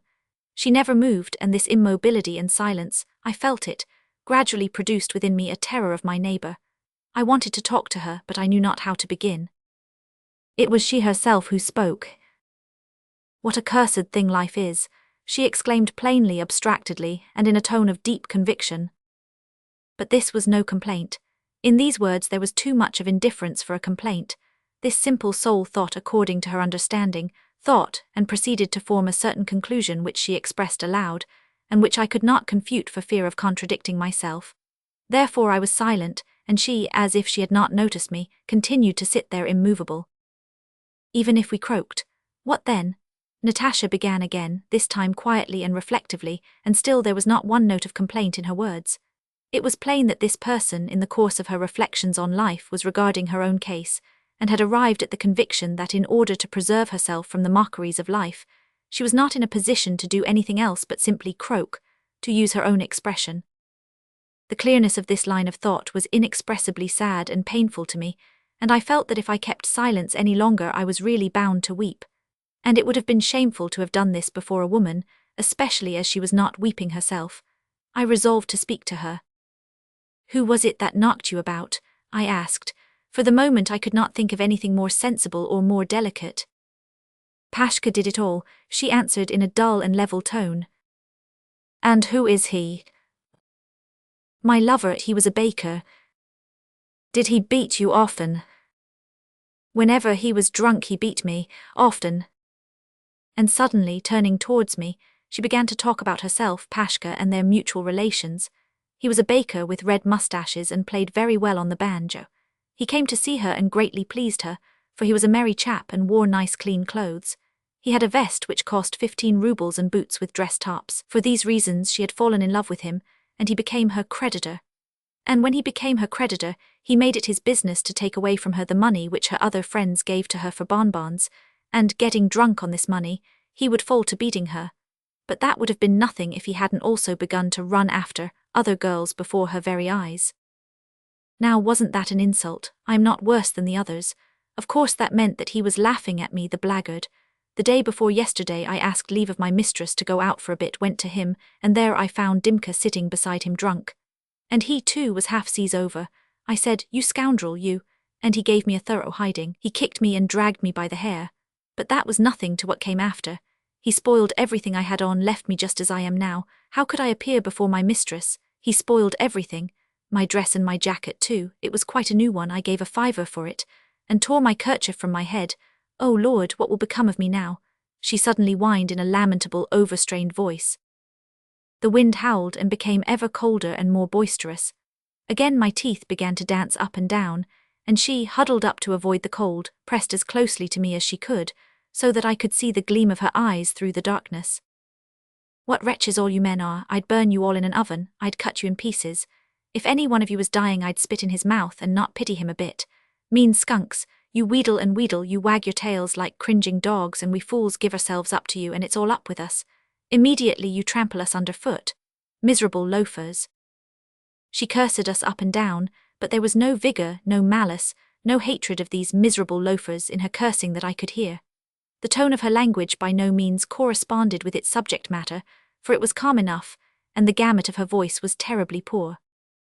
Yet all this made a stronger impression on me than the most eloquent and convincing pessimistic books and speeches, of which I had read a good many, and which I still read to this day. And this, you see, was because the agony of a dying person is much more natural and violent than the most minute and picturesque descriptions of death. I felt really wretched, more from cold than from the words of my neighbour. I groaned softly and ground my teeth. Almost at the same moment I felt 2 little arms about me. One of them touched my neck and the other lay upon my face, and at the same time an anxious, gentle, friendly voice uttered the question, "What ails you?" I was ready to believe that someone else was asking me this and not Natasha, who had just declared that all men were scoundrels, and expressed a wish for their destruction. But she it was, and now she began speaking quickly, hurriedly. "What ails you, eh? Are you cold? Are you frozen?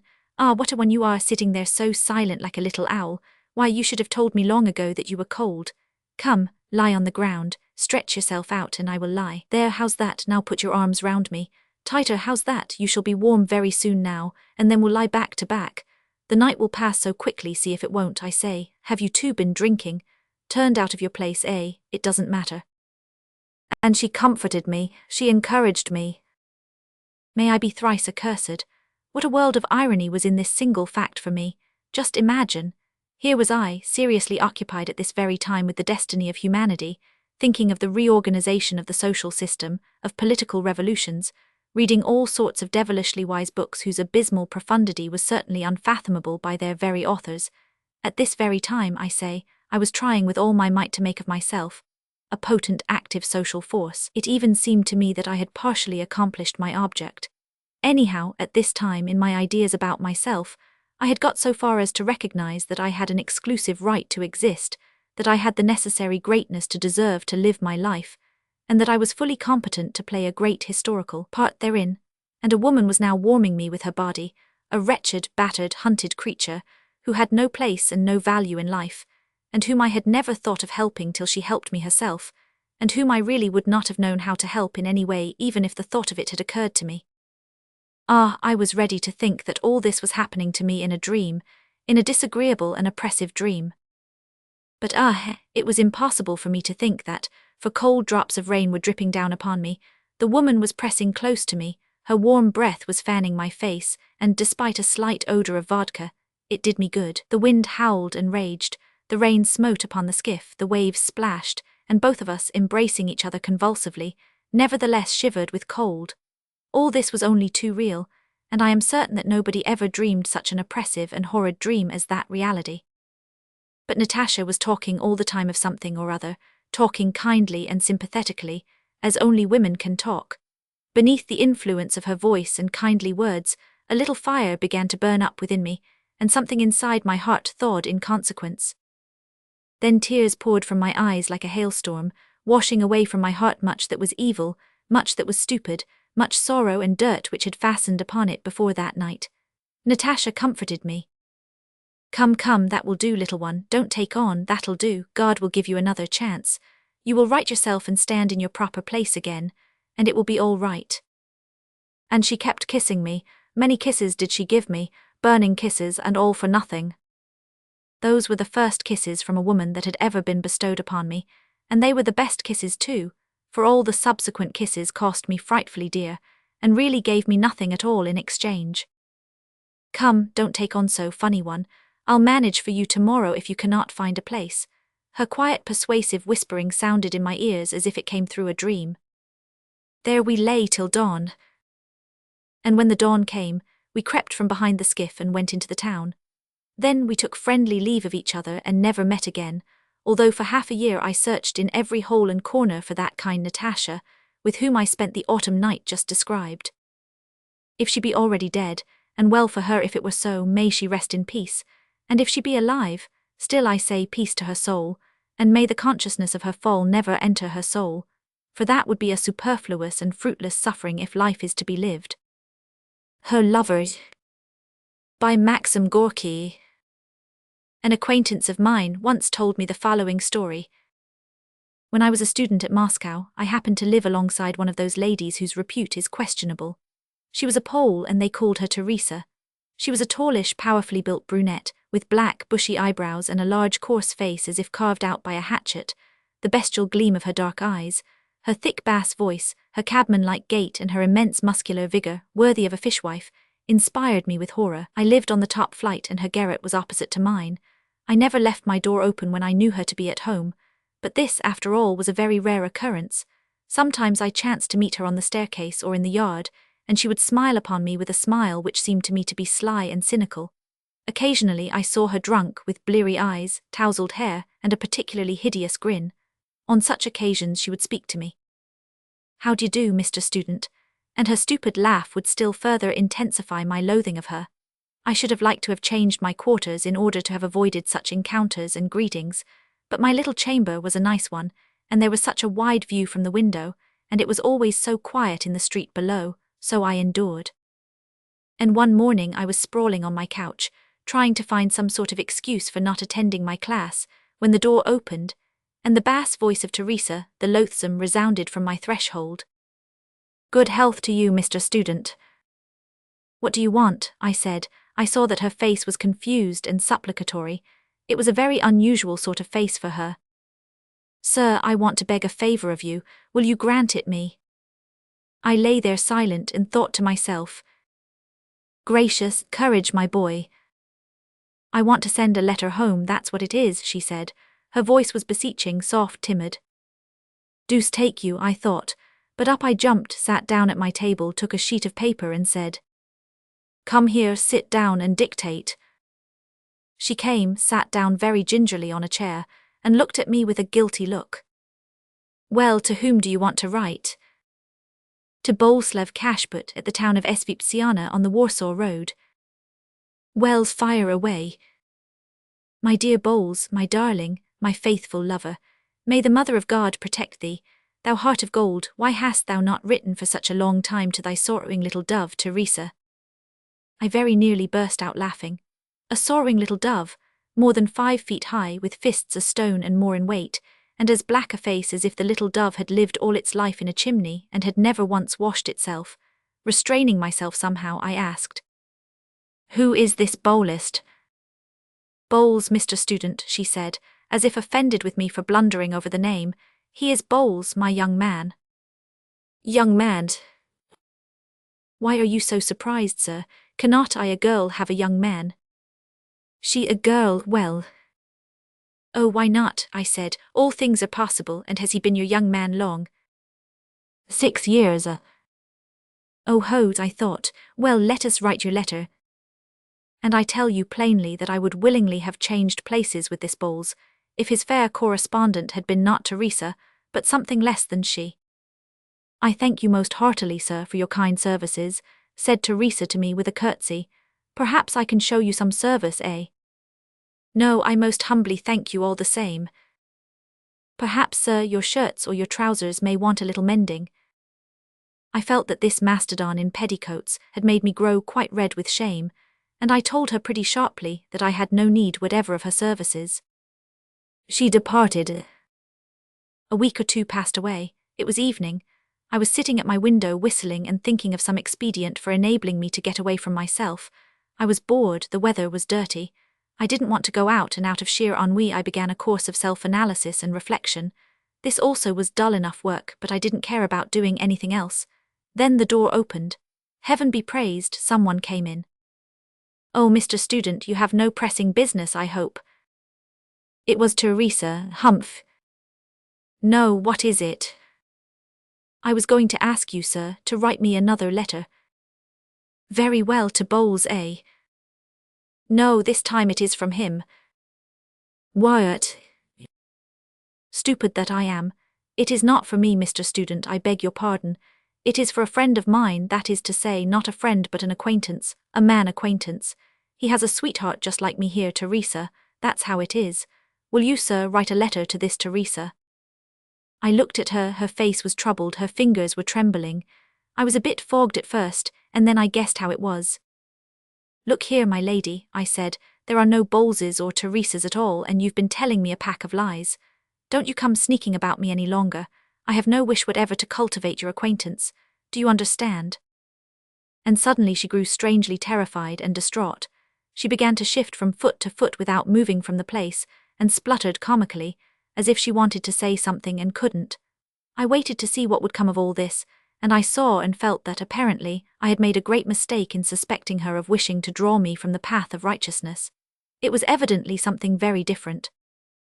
"Mr. Student," she began, and suddenly waving her hand, she turned abruptly towards the door and went out.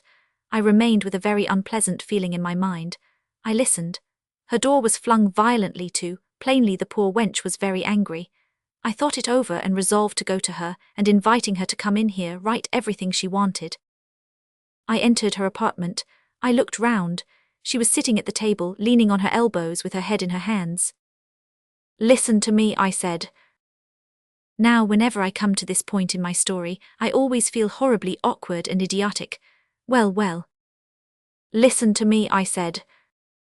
She leaped from her seat, came towards me with flashing eyes, and laying her hands on my shoulders, began to whisper, or rather to hum in her peculiar bass voice.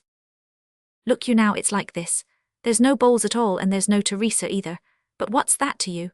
Is it a hard thing for you to draw your pen over paper? And you too, still such a little fair-haired boy. There's nobody at all, neither Bowles nor Teresa, only me. There you have it, and much good may it do you." "Pardon me," said I, altogether flabbergasted by such a reception. "What is it all about? There's no Bowles, you say? No, so it is. And no Teresa either. And no Teresa, I'm Teresa. I didn't understand it at all. I fixed my eyes upon her and tried to make out which of us was taking leave of his or her senses. But she went again to the table, searched about for something, came back to me, and said in an offended tone, "If it was so hard for you to write to Bowles, look, there's your letter, take it. Others will write for me." I looked, in her hand was my letter to Bowles. Phew. Listen, Teresa, what is the meaning of all this? Why must you get others to write for you when I have already written it and you haven't sent it? Sent it where? Why, to this Bowles. There's no such person. I absolutely did not understand it. There was nothing for me but to spit and go. Then she explained. "What is it?" she said, still offended. "There's no such person, I tell you," and she extended her arms as if she herself did not understand why there should be no such person. "But I wanted him to be. Am I then not a human creature like the rest of them? Yes, yes, I know, of course. Yet no harm was done to anyone by my writing to him that I can see." "Pardon me, to whom?" "To Bowles, of course." "But he doesn't exist." "Alas, alas, but what if he does? He doesn't exist, but he might. I write to him and it looks as if he did exist. And Teresa, that's me, and he replies to me, and then I write to him again." I understood at last, and I felt so sick, so miserable, so ashamed somehow. Alongside of me, not 3 yards away, lived a human creature who had nobody in the world to treat her kindly, affectionately, and this human being had invented a friend for herself. "Look now, you wrote me a letter to Bowles and I gave it to someone else to read it to me, and when they read it to me I listened and fancied that Bowles was there. And I asked you to write me a letter from Bowles to Teresa, that is to me. When they write such a letter for me and read it to me, I feel quite sure that Bowles is there, and life grows easier for me in consequence." "Deuce take you for a blockhead," said I to myself when I heard this. And from thenceforth, regularly, twice a week, I wrote a letter to Bowles and an answer from Bowles to Teresa. I wrote those answers well. She, of course, listened to them and wept like anything, roared, I should say, with her bass voice, and in return for my thus moving her to tears by real letters from the imaginary Bowles, she began to mend the holes I had in my socks, shirts, and other articles of clothing. Subsequently, about 3 months after this history began, they put her in prison for something or other. No doubt by this time she is dead. My acquaintance shook the ash from his cigarette, looked pensively up at the sky, and thus concluded, "Well, well, the more a human creature has tasted of bitter things, the more it hungers after the sweet things of life. And we, wrapped round in the rags of our virtues, and regarding others through the mist of our self-sufficiency, and persuaded of our universal impeccability, do not understand this. And the whole thing turns out pretty stupidly, and very cruelly. The fallen classes, we say. And who are the fallen classes, I should like to know? They are, first of all, people with the same bones, flesh and blood and nerves as ourselves. We have been told this day after day for ages, and we actually listen, and the devil only knows how hideous the whole thing is. Or are we completely depraved by the loud sermonizing of humanism? In reality, we also are fallen folks, and so far as I can see, very deeply fallen into the abyss of self-sufficiency and the conviction of our own superiority. But enough of this. It is all as old as the hills, so old that it is a shame to speak of it. Very old indeed, yes, that's what it is.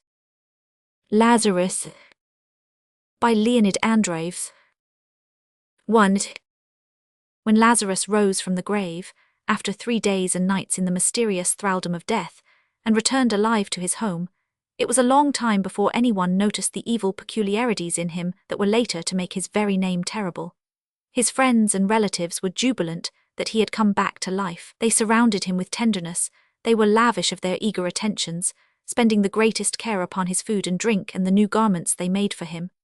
They clad him gorgeously in the glowing colours of hope and laughter, and when, arrayed like a bridegroom, he sat at table with them again, ate again, and drank again, they wept fondly and summoned the neighbours to look upon the man miraculously raised from the dead. The neighbours came and were moved with joy. Strangers arrived from distant cities and villages to worship the miracle. They burst into stormy exclamations and buzzed around the house of Mary and Martha like so many bees.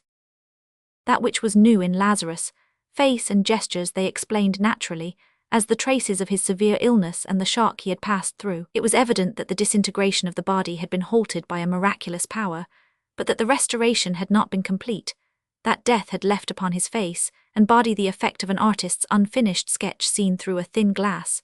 On his temples, under his eyes, and in the hollow of his cheek lay a thick, earthy blue. His fingers were blue, too, and under his nails, which had grown long in the grave, the blue had turned livid. Here and there on his lips and body, the skin, blistered in the grave, had burst open and left reddish glistening cracks, as if covered with a thin, glassy slime. And he had grown exceedingly stout. His body was horribly bloated and suggested the fetid, damp smell of putrefaction, but the cadaverous, heavy odor that clung to his burial garments and, as it seemed, to his very body soon wore off, and after some time the blue of his hands and face softened, and the reddish cracks of his skin smoothed out, though they never disappeared completely. Such was the aspect of Lazarus in his second life. It looked natural only to those who had seen him buried. Not merely Lazarus' face, but his very character, it seemed, had changed, though it astonished no one and did not attract the attention it deserved. Before his death, Lazarus had been cheerful and careless, a lover of laughter and harmless jest. It was because of his good humor, pleasant and equable, his freedom from meanness and gloom, that he had been so beloved by the master. Now he was grave and silent. Neither he himself jested nor did he laugh at the jests of others, and the words he spoke occasionally were simple, ordinary and necessary words as much devoid of sense and depth as are the sounds with which an animal expresses pain and pleasure, thirst and hunger. Such words a man may speak all his life, and no one would ever know the sorrows and joys that dwelt within him. Thus it was that Lazarus sat at the festive table among his friends and relatives, his face the face of a corpse over which, for 3 days, death had reigned in darkness, his garments gorgeous and festive, glittering with gold, bloody red and purple, his mien heavy and silent. He was horribly changed and strange, but as yet undiscovered. In high waves, now mild, now stormy, the festivities went on around him. Warm glances of love caressed his face, still cold with the touch of the grave, and a friend's warm hand patted his bluish, heavy hand, and the music played joyous tunes mingled of the sounds of the tympanum, the pipe, the zither and the dulcimer. It was as if bees were humming, locusts buzzing and birds singing over the happy home of Mary and Martha. Chapter 2. Someone recklessly lifted the veil. By one breath of an uttered word he destroyed the serene charm and uncovered the truth in its ugly nakedness. No thought was clearly defined in his mind when his lips smilingly asked, "Why do you not tell us, Lazarus, what was there?" And all became silent, struck with the question. Only now it seemed to have occurred to them that for 3 days Lazarus had been dead, and they looked with curiosity awaiting an answer. But Lazarus remained silent. "You will not tell us," wondered the inquirer. "Is it so terrible there?" Again his thought lagged behind his words. Had it preceded them, he would not have asked the question, for at the very moment he uttered it, his heart sank with a dread fear. All grew restless, they awaited the words of Lazarus anxiously. But he was silent, cold and severe, and his eyes were cast down. And now, as if for the first time, they perceived the horrible bluishness of his face and the loathsome corpulence of his body. On the table, as if forgotten by Lazarus, lay his livid blue hand, and all eyes were riveted upon it, as though expecting the desired answer from that hand. The musicians still played. Then silence fell upon them too, and the gay sounds died down as scattered coals are extinguished by water. The pipe became mute, and the ringing tympanum and the murmuring dulcimer, and as though a chord were broken, as though song itself were dying, the zither echoed a trembling, broken sound. Then all was quiet. "You will not," repeated the inquirer, unable to restrain his babbling tongue. Silence reigned, and the livid blue hand lay motionless. It moved slightly, and the company sighed with relief and raised their eyes. Lazarus, risen from the dead, was looking straight at them, embracing all with one glance, heavy and terrible. This was on the 3rd day after Lazarus had arisen from the grave. Since then many had felt that his gaze was the gaze of destruction, but neither those who had been forever crushed by it, nor those who in the prime of life, mysterious even as death, had found the will to resist his glance, could ever explain the terror that lay immovable in the depths of his black pupils. He looked quiet and simple. One felt that he had no intention to hide anything, but also no intention to tell anything. His look was cold, as of one who is entirely indifferent to all that is alive, and many careless people who pressed around him, and did not notice him, later learned with wonder and fear the name of this stout, quiet man who brushed against them with his sumptuous, gaudy garments. The sun did not stop shining when he looked, neither did the fountain cease playing, and the eastern sky remained cloudless and blue as always. But the man who fell under his inscrutable gaze could no longer feel the sun, nor hear the fountain, nor recognize his native sky. Sometimes he would cry bitterly, sometimes tear his hair in despair and madly call for help.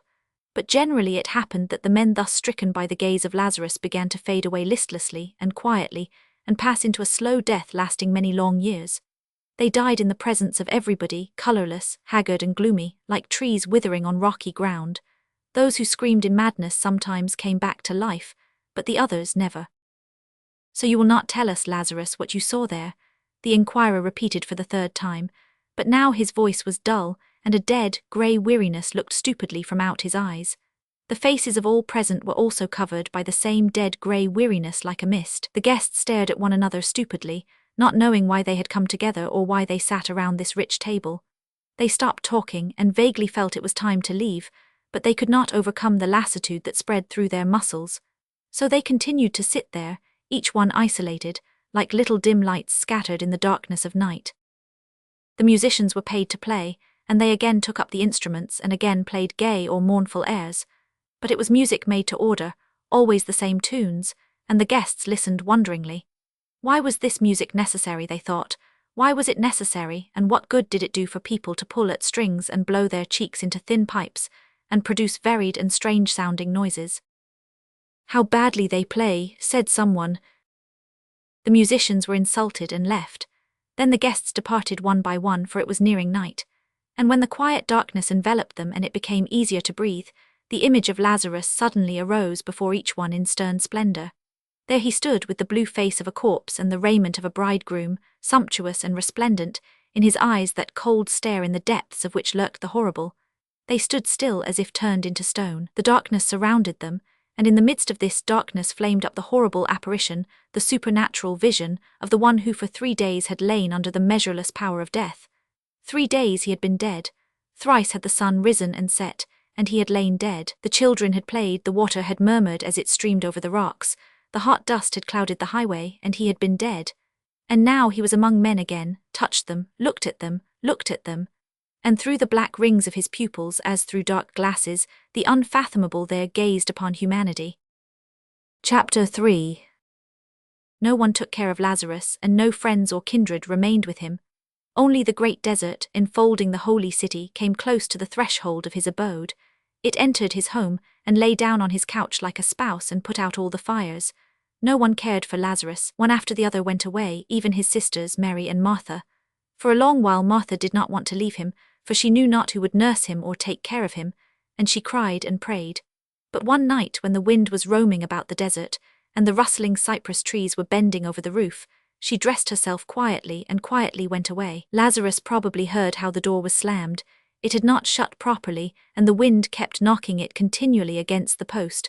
But he did not rise, did not go out, did not try to find out the reason, and the whole night until the morning the cypress trees hissed over his head, and the door swung to and fro, allowing the cold, greedily prowling desert to enter his dwelling.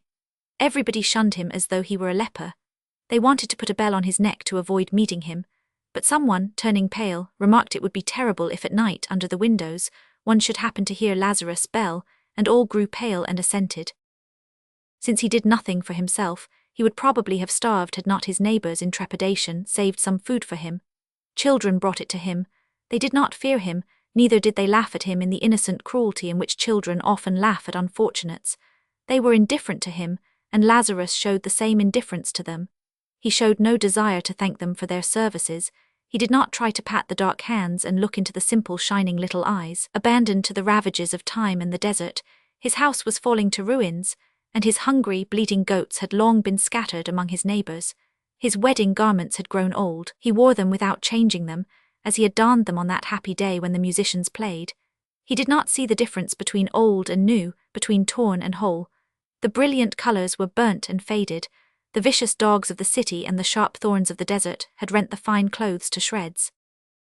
During the day, when the sun beat down mercilessly upon all living things, and even the scorpions hid under the stones, convulsed with a mad desire to sting, he sat motionless in the burning rays, lifting high his blue face and shaggy wild beard. While yet the people were unafraid to speak to him, same one had asked him, "Poor Lazarus, do you find it pleasant to sit so and look at the sun?" And he answered, "Yes, it is pleasant." The thought suggested itself to people that the cold of the 3 days in the grave had been so intense, its darkness so deep, that there was not in all the earth enough heat or light to warm Lazarus and lighten the gloom of his eyes, and inquirers turned away with a sigh. And when the setting sun, flat and purple-red, descended to earth, Lazarus went into the desert and walked straight toward it, as though intending to reach it. Always he walked directly toward the sun, and those who tried to follow him and find out what he did at night in the desert had indelibly imprinted upon their minds' vision the black silhouette of a tall, stout man against the red background of an immense disk. The horrors of the night drove them away, and so they never found out what Lazarus did in the desert. But the image of the black form against the red was burned forever into their brains. Like an animal with a cinder in its eye which furiously rubs its muzzle against its paws, they foolishly rubbed their eyes. But the impression left by Lazarus was ineffaceable, forgotten only in death. There were people living far away who never saw Lazarus and only heard of him. With an audacious curiosity which is stronger than fear and feeds on fear, with a secret sneer in their hearts, some of them came to him one day as he basked in the sun, and entered into conversation with him. At that time his appearance had changed for the better, and was not so frightful. At first the visitors snapped their fingers and thought disapprovingly of the foolish inhabitants of the holy city, but when the short talk came to an end and they went home, their expression was such that the inhabitants of the holy city at once knew their errand and said, "Here go some more madmen at whom Lazarus has looked." The speakers raised their hands in silent pity. Other visitors came, among them brave warriors in clinking armor, who knew not fear, and happy youths who made merry with laughter and song. Busy merchants, jingling their coins, ran in for a while, and proud attendants at the temple placed their staffs at Lazarus' door. But no one returned the same as he came. A frightful shadow fell upon their souls, and gave a new appearance to the old familiar world. Those who felt any desire to speak, after they had been stricken by the gaze of Lazarus, described the change that had come over them somewhat like this. All objects seen by the eye and palpable to the hand became empty, light and transparent, as though they were light shadows in the darkness, and this darkness enveloped the whole universe. It was dispelled neither by the sun, nor by the moon, nor by the stars, but embraced the earth like a mother, and clothed it in a boundless black veil. Into all bodies it penetrated, even into iron and stone, and the particles of the body lost their unity and became lonely. Even to the heart of the particles it penetrated, and the particles of the particles became lonely. The vast emptiness which surrounds the universe was not filled with things seen, with sun or moon or stars. It stretched boundless, penetrating everywhere, disuniting everything, body from body, particle from particle. In emptiness the trees spread their roots, themselves empty. In emptiness rose phantom temples, palaces and houses, all empty, and in the emptiness moved restless man, himself empty and light like a shadow. There was no more a sense of time. The beginning of all things and their end merged into one.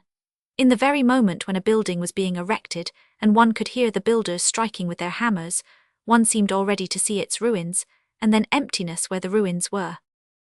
A man was just born, and funeral candles were already lighted at his head, and then were extinguished, and soon there was emptiness where before had been the man and the candles. And surrounded by darkness and empty waste, man trembled hopelessly before the dread of the infinite. So spoke those who had a desire to speak, but much more could probably have been told by those who did not want to talk, and who died in silence. 4. At that time there lived in Rome a celebrated sculptor by the name of Aurelius. Out of clay, marble and bronze, he created forms of gods and men of such beauty that this beauty was proclaimed immortal. But he himself was not satisfied, and said there was a supreme beauty that he had never succeeded in expressing in marble or bronze. "I have not yet gathered the radiance of the moon," he said. "I have not yet caught the glare of the sun. There is no soul in my marble, there is no life in my beautiful bronze." And when by moonlight he would slowly wander along the roads, crossing the black shadows of the cypress trees, his white tunic flashing in the moonlight, those he met used to laugh good-naturedly and say, "Is it moonlight that you are gathering, Aurelius? Why did you not bring some baskets along?" And he too would laugh and point to his eyes and say, "Here are the baskets in which I gather the light of the moon and the radiance of the sun." And that was the truth. In his eyes shone moon and sun, but he could not transmit the radiance to marble. Therein lay the greatest tragedy of his life. He was a descendant of an ancient race of patricians, had a good wife and children, and except in this one respect lacked nothing. When the dark rumor about Lazarus reached him, he consulted his wife and friends and decided to make the long voyage to Judea, in order that he might look upon the man miraculously raised from the dead. He felt lonely in those days and hoped on the way to renew his jaded energies. What they told him about Lazarus did not frighten him. He had meditated much upon death. He did not like it, nor did he like those who tried to harmonize it with life. On this side, beautiful life. On the other, mysterious death, he reasoned, and no better lot could befall a man than to live, to enjoy life and the beauty of living. And he already had conceived a desire to convince Lazarus of the truth of this view, and to return his soul to life even as his body had been returned. This task did not appear impossible, for the reports about Lazarus, fearsome and strange as they were, did not tell the whole truth about him, but only carried a vague warning against something awful. Lazarus was getting up from a stone to follow in the path of the setting sun, on the evening when the rich Roman, accompanied by an armed slave, approached him, and in a ringing voice called to him, "Lazarus." Lazarus saw a proud and beautiful face, made radiant by fame, and white garments and precious jewels shining in the sunlight. The ruddy rays of the sun lent to the head and face a likeness to dimly shining bronze. That was what Lazarus saw. He sank back to his seat obediently, and wearily lowered his eyes. "It is true you are not beautiful, my poor Lazarus," said the Roman quietly, playing with his gold chain. "You are even frightful, my poor friend, and death was not lazy the day when you so carelessly fell into its arms. But you are as fat as a barrel, and fat people are not bad, as the great CSR said. I do not understand why people are so afraid of you. You will permit me to stay with you overnight. It is already late and I have no abode." Nobody had ever asked Lazarus to be allowed to pass the night with him. "I have no bed," said he. "I am somewhat of a warrior and can sleep sitting," replied the Roman. "We shall make a light." "I have no light." "Then we will converse in the darkness like two friends. I suppose you have some wine." "I have no wine." The Roman laughed. "Now I understand why you are so gloomy and why you do not like your second life. No wine? Well, we shall do without. You know there are words that go to one's head even as Falernian wine." With a motion of his head he dismissed the slave, and they were alone. And again the sculptor spoke, but it seemed as though the sinking sun had penetrated into his words. They faded, pale and empty, as if trembling on weak feet, as if slipping and falling, drunk with the wine of anguish and despair. And black chasms appeared between the two men, like remote hints of vast emptiness and vast darkness. "Now I am your guest and you will not ill-treat me, Lazarus," said the Roman. "Hospitality is binding even upon those who have been 3 days dead. 3 days, I am told, you were in the grave. It must have been cold there. And it is from there that you have brought this bad habit of doing without light and wine. I like a light. It gets dark so quickly here. Your eyebrows and forehead have an interesting line, even as the ruins of castles covered with the ashes of an earthquake. But why in such strange, ugly clothes? I have seen the bridegrooms of your country, they wear clothes like that, such ridiculous clothes, such awful garments. Are you a bridegroom?" Already the sun had disappeared. A gigantic black shadow was approaching fast from the west, as if prodigious bare feet were rustling over the sand, and the chill breezes stole up behind. "In the darkness you seem even bigger, Lazarus, as though you had grown stouter in these few minutes. Do you feed on darkness, perchance? And I would like a light, just a small light, and I am cold.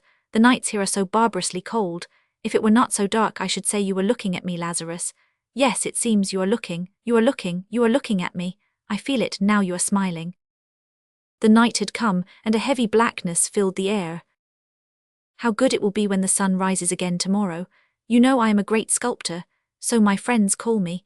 I create, yes, they say I create, but for that daylight is necessary. I give life to cold marble. I melt the ringing bronze in the fire, in a bright, hot fire. Why did you touch me with your hand?" "Come," said Lazarus, "you are my guest." And they went into the house, and the shadows of the long evening fell on the earth. The slave at last grew tired waiting for his master, and when the sun stood high he came to the house.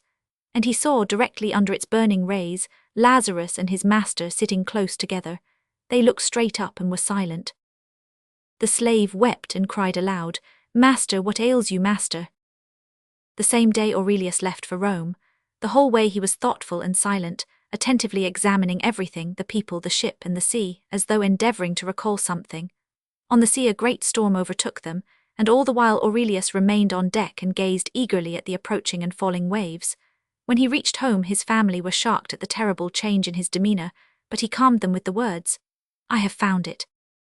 In the dusty clothes which he had worn during the entire journey and had not changed, he began his work, and the marble ringingly responded to the resounding blows of the hammer.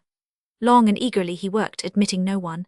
At last one morning he announced that the work was ready, and gave instructions that all his friends and the severe critics and judges of art be called together. Then he donned gorgeous garments, shining with gold, glowing with the purple of the bison. "Here is what I have created," he said thoughtfully. His friends looked, and immediately the shadow of deep sorrow covered their faces. It was a thing monstrous, possessing none of the forms familiar to the eye, yet not devoid of a hint of some new unknown form. On a thin tortuous little branch, or rather an ugly likeness of one, lay crooked, strange, unsightly, shapeless heaps of something turned outside in, or something turned inside out, wild fragments which seemed to be feebly trying to get away from themselves. And accidentally, under one of the wild projections, they noticed a wonderfully sculptured butterfly, with transparent wings, trembling as though with a weak longing to fly. "Why, that wonderful butterfly, Aurelius?" timidly asked someone. "I do not know," answered the sculptor. The truth had to be told, and one of his friends, the one who loved Aurelius best, said, "This is ugly, my poor friend. It must be destroyed. Give me the hammer." And with 2 blows he destroyed the monstrous mass, leaving only the wonderfully sculptured butterfly. After that Aurelius created nothing. He looked with absolute indifference at marble and at bronze, and at his own divine creations, in which dwelt immortal beauty. In the hope of breathing into him once again the old flame of inspiration, with the idea of awakening his dead soul, his friends led him to see the beautiful creations of others, but he remained indifferent, and no smile warmed his closed lips. And only after they spoke to him much and long of beauty, he would reply wearily, "But all this is a lie." And in the daytime, when the sun was shining, he would go into his rich and beautifully laid-out garden, and finding a place where there was no shadow, would expose his bare head and his dull eyes to the glitter and burning heat of the sun. Red and white butterflies fluttered around. Down into the marble cistern ran splashing water from the crooked mouth of a blissfully drunken satyr. But he sat motionless, like a pale shadow of that other one who, in a far land at the very gates of the stony desert, also sat motionless under the fiery sun. 5. And it came about finally that Lazarus was summoned to Rome by the great Augustus. They dressed him in gorgeous garments as though it had been ordained that he was to remain a bridegroom to an unknown bride until the very day of his death. It was as if an old coffin, rotten and falling apart, were regilded over and over, and gay tassels were hung on it, and solemnly they conducted him in gala attire, as though in truth it were a bridal procession, the runners loudly sounding the trumpet that the way be made for the ambassadors of the emperor. But the roads along which he passed were deserted. His entire native land cursed the execrable name of Lazarus, the man miraculously brought to life, and the people scattered at the mere report of his horrible approach. The trumpeters blew lonely blasts, and only the desert answered with a dying echo. Then they carried him across the sea on the saddest and most gorgeous ship that was ever mirrored in the azure waves of the Mediterranean. There were many people aboard, but the ship was silent and still as a coffin, and the water seemed to moan as it parted before the short curved prow. Lazarus sat lonely, bearing his head to the sun, and listening in silence to the splashing of the waters. Further away the seamen and the ambassadors gathered like a crowd of distressed shadows. If a thunderstorm had happened to burst upon them at that time, or the wind had overwhelmed the red sails, the ship would probably have perished, for none of those who were on her had strength or desire enough to fight for life. With supreme effort some went to the side of the ship and eagerly gazed at the blue, transparent abyss. Perhaps they imagined they saw a naiad flashing a pink shoulder through the waves, or an insanely joyous and drunken centaur galloping by, splashing up the water with his hoofs. But the sea was deserted and mute, and so was the watery abyss. Listlessly Lazarus set foot on the streets of the eternal city, as though all its riches, all the majesty of its gigantic edifices, all the luster and beauty and music of refined life, were simply the echo of the wind in the desert, or the misty images of hot-running sand. Chariots whirled by, the crowd of strong, beautiful, haughty men passed on, builders of the eternal city and proud partakers of its life. Songs rang out, fountains laughed, Pearly laughter of women filled the air while the drunkard philosophized and the sober ones smilingly listened. Horseshoes rattled on the pavement, and surrounded on all sides by glad sounds, a fat, heavy man moved through the center of the city like a cold spot of silence, sowing in his path grief, anger, and vague, carking distress. Who dared to be sad in Rome? Indignantly demanded frowning citizens, and in 2 days the swift-tongued Rome knew of Lazarus, the man miraculously raised from the grave, and timidly evaded him. There were many brave men ready to try their strength, and at their senseless call Lazarus came obediently. The emperor was so engrossed with state affairs that he delayed receiving the visitor, and for 7 days Lazarus moved among the people. A jovial drunkard met him with a smile on his red lips. "Drink, Lazarus, drink," he cried, "would not Augustus laugh to see you drink?" And naked, besotted women laughed and decked the blue hands of Lazarus with rose leaves. But the drunkard looked into the eyes of Lazarus, and his joy ended forever. Thereafter he was always drunk. He drank no more but was drunk all the time, shadowed by fearful dreams, instead of the joyous reveries that wine gives. Fearful dreams became the food of his broken spirit. Fearful dreams held him day and night in the mists of monstrous fantasy, and death itself was no more fearful than the apparition of its fierce precursor. Lazarus came to a youth and his lass who loved each other and were beautiful in their love. Proudly and strongly holding in his arms his beloved one, the youth said with gentle pity, "Look at us, Lazarus, and rejoice with us. Is there anything stronger than love?" And Lazarus looked at them, and their whole life they continued to love one another, but their love became mournful and gloomy, even as those cypress trees over the tombs that feed their roots on the putrescence of the grave, and strive in vain in the quiet evening hour to touch the sky with their pointed tops. Hurled by fathomless life forces into each other's arms, they mingled their kisses with tears, their joy with pain, and only succeeded in realizing the more vividly a sense of their slavery to the silent nothing. Forever united, forever parted, they flashed like sparks, and like sparks went out in boundless darkness. Lazarus came to a proud sage, and the sage said to him, "I already know all the horrors that you may tell me, Lazarus. With what else can you terrify me?" Only a few moments passed before the sage realized that the knowledge of the horrible is not the horrible, and that the sight of death is not death. And he felt that in the eyes of the infinite wisdom and folly are the same, for the infinite knows them not. And the boundaries between knowledge and ignorance, between truth and falsehood, between top and bottom, faded, and his shapeless thought was suspended in emptiness. Then he grasped his grey head in his hands and cried out insanely, "I cannot think, I cannot think." Thus it was that under the cool gaze of Lazarus, the man miraculously raised from the dead, all that serves to affirm life, its sense and its joys perished, and people began to say it was dangerous to allow him to see the emperor, that it were better to kill him and bury him secretly, and swear he had disappeared. Swords were sharpened, and youths devoted to the welfare of the people announced their readiness to become assassins, when Augustus upset the cruel plans by demanding that Lazarus appear before him. Even though Lazarus could not be kept away, it was felt that the heavy impression conveyed by his face might be somewhat softened. With that end in view, expert painters, barbers, and artists were secured who worked the whole night on Lazarus' head.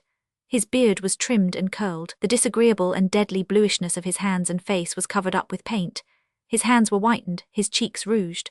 The disgusting wrinkles of suffering that ridged his old face were patched up and painted, and on the smooth surface, wrinkles of good nature and laughter, and of pleasant, good-humoured cheeriness, were laid on artistically with fine brushes.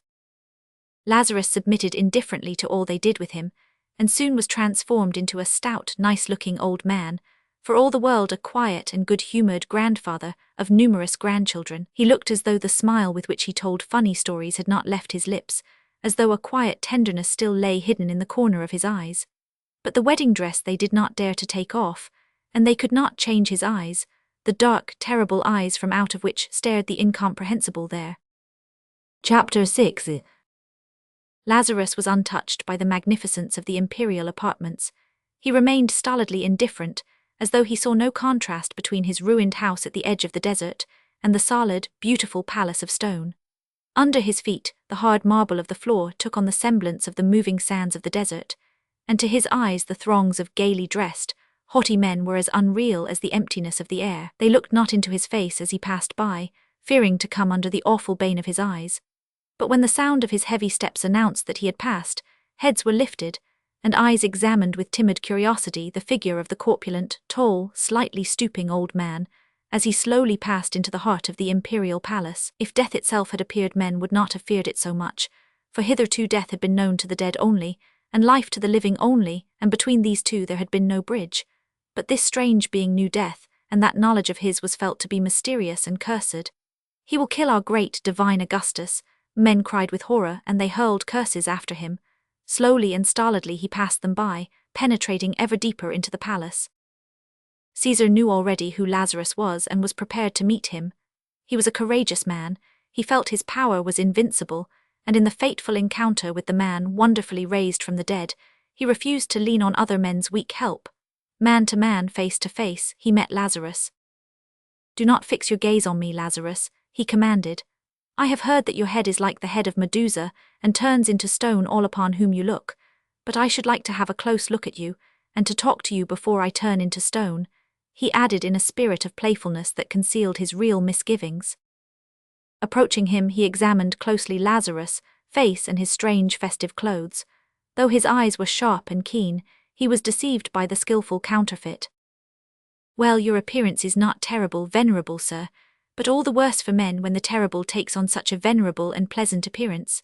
Now let us talk." Augustus sat down, and as much by glance as by words began the discussion. "Why did you not salute me when you entered?" Lazarus answered indifferently, "I did not know it was necessary." "You are a Christian?" "No." Augustus nodded approvingly. "That is good. I do not like the Christians. They shake the tree of life, forbidding it to bear fruit, and they scatter to the wind its fragrant blossoms. But who are you?" With some effort Lazarus answered, "I was dead." "I heard about that, but who are you now?" Lazarus' answer came slowly. Finally he said again, listlessly and indistinctly, "I was dead." "Listen to me, stranger," said the emperor sharply, giving expression to what had been in his mind before. "My empire is an empire of the living. My people are a people of the living and not of the dead. You are superfluous here. I do not know who you are, I do not know what you have seen there, but if you lie, I hate your lies, and if you tell the truth, I hate your truth. In my heart I feel the pulse of life.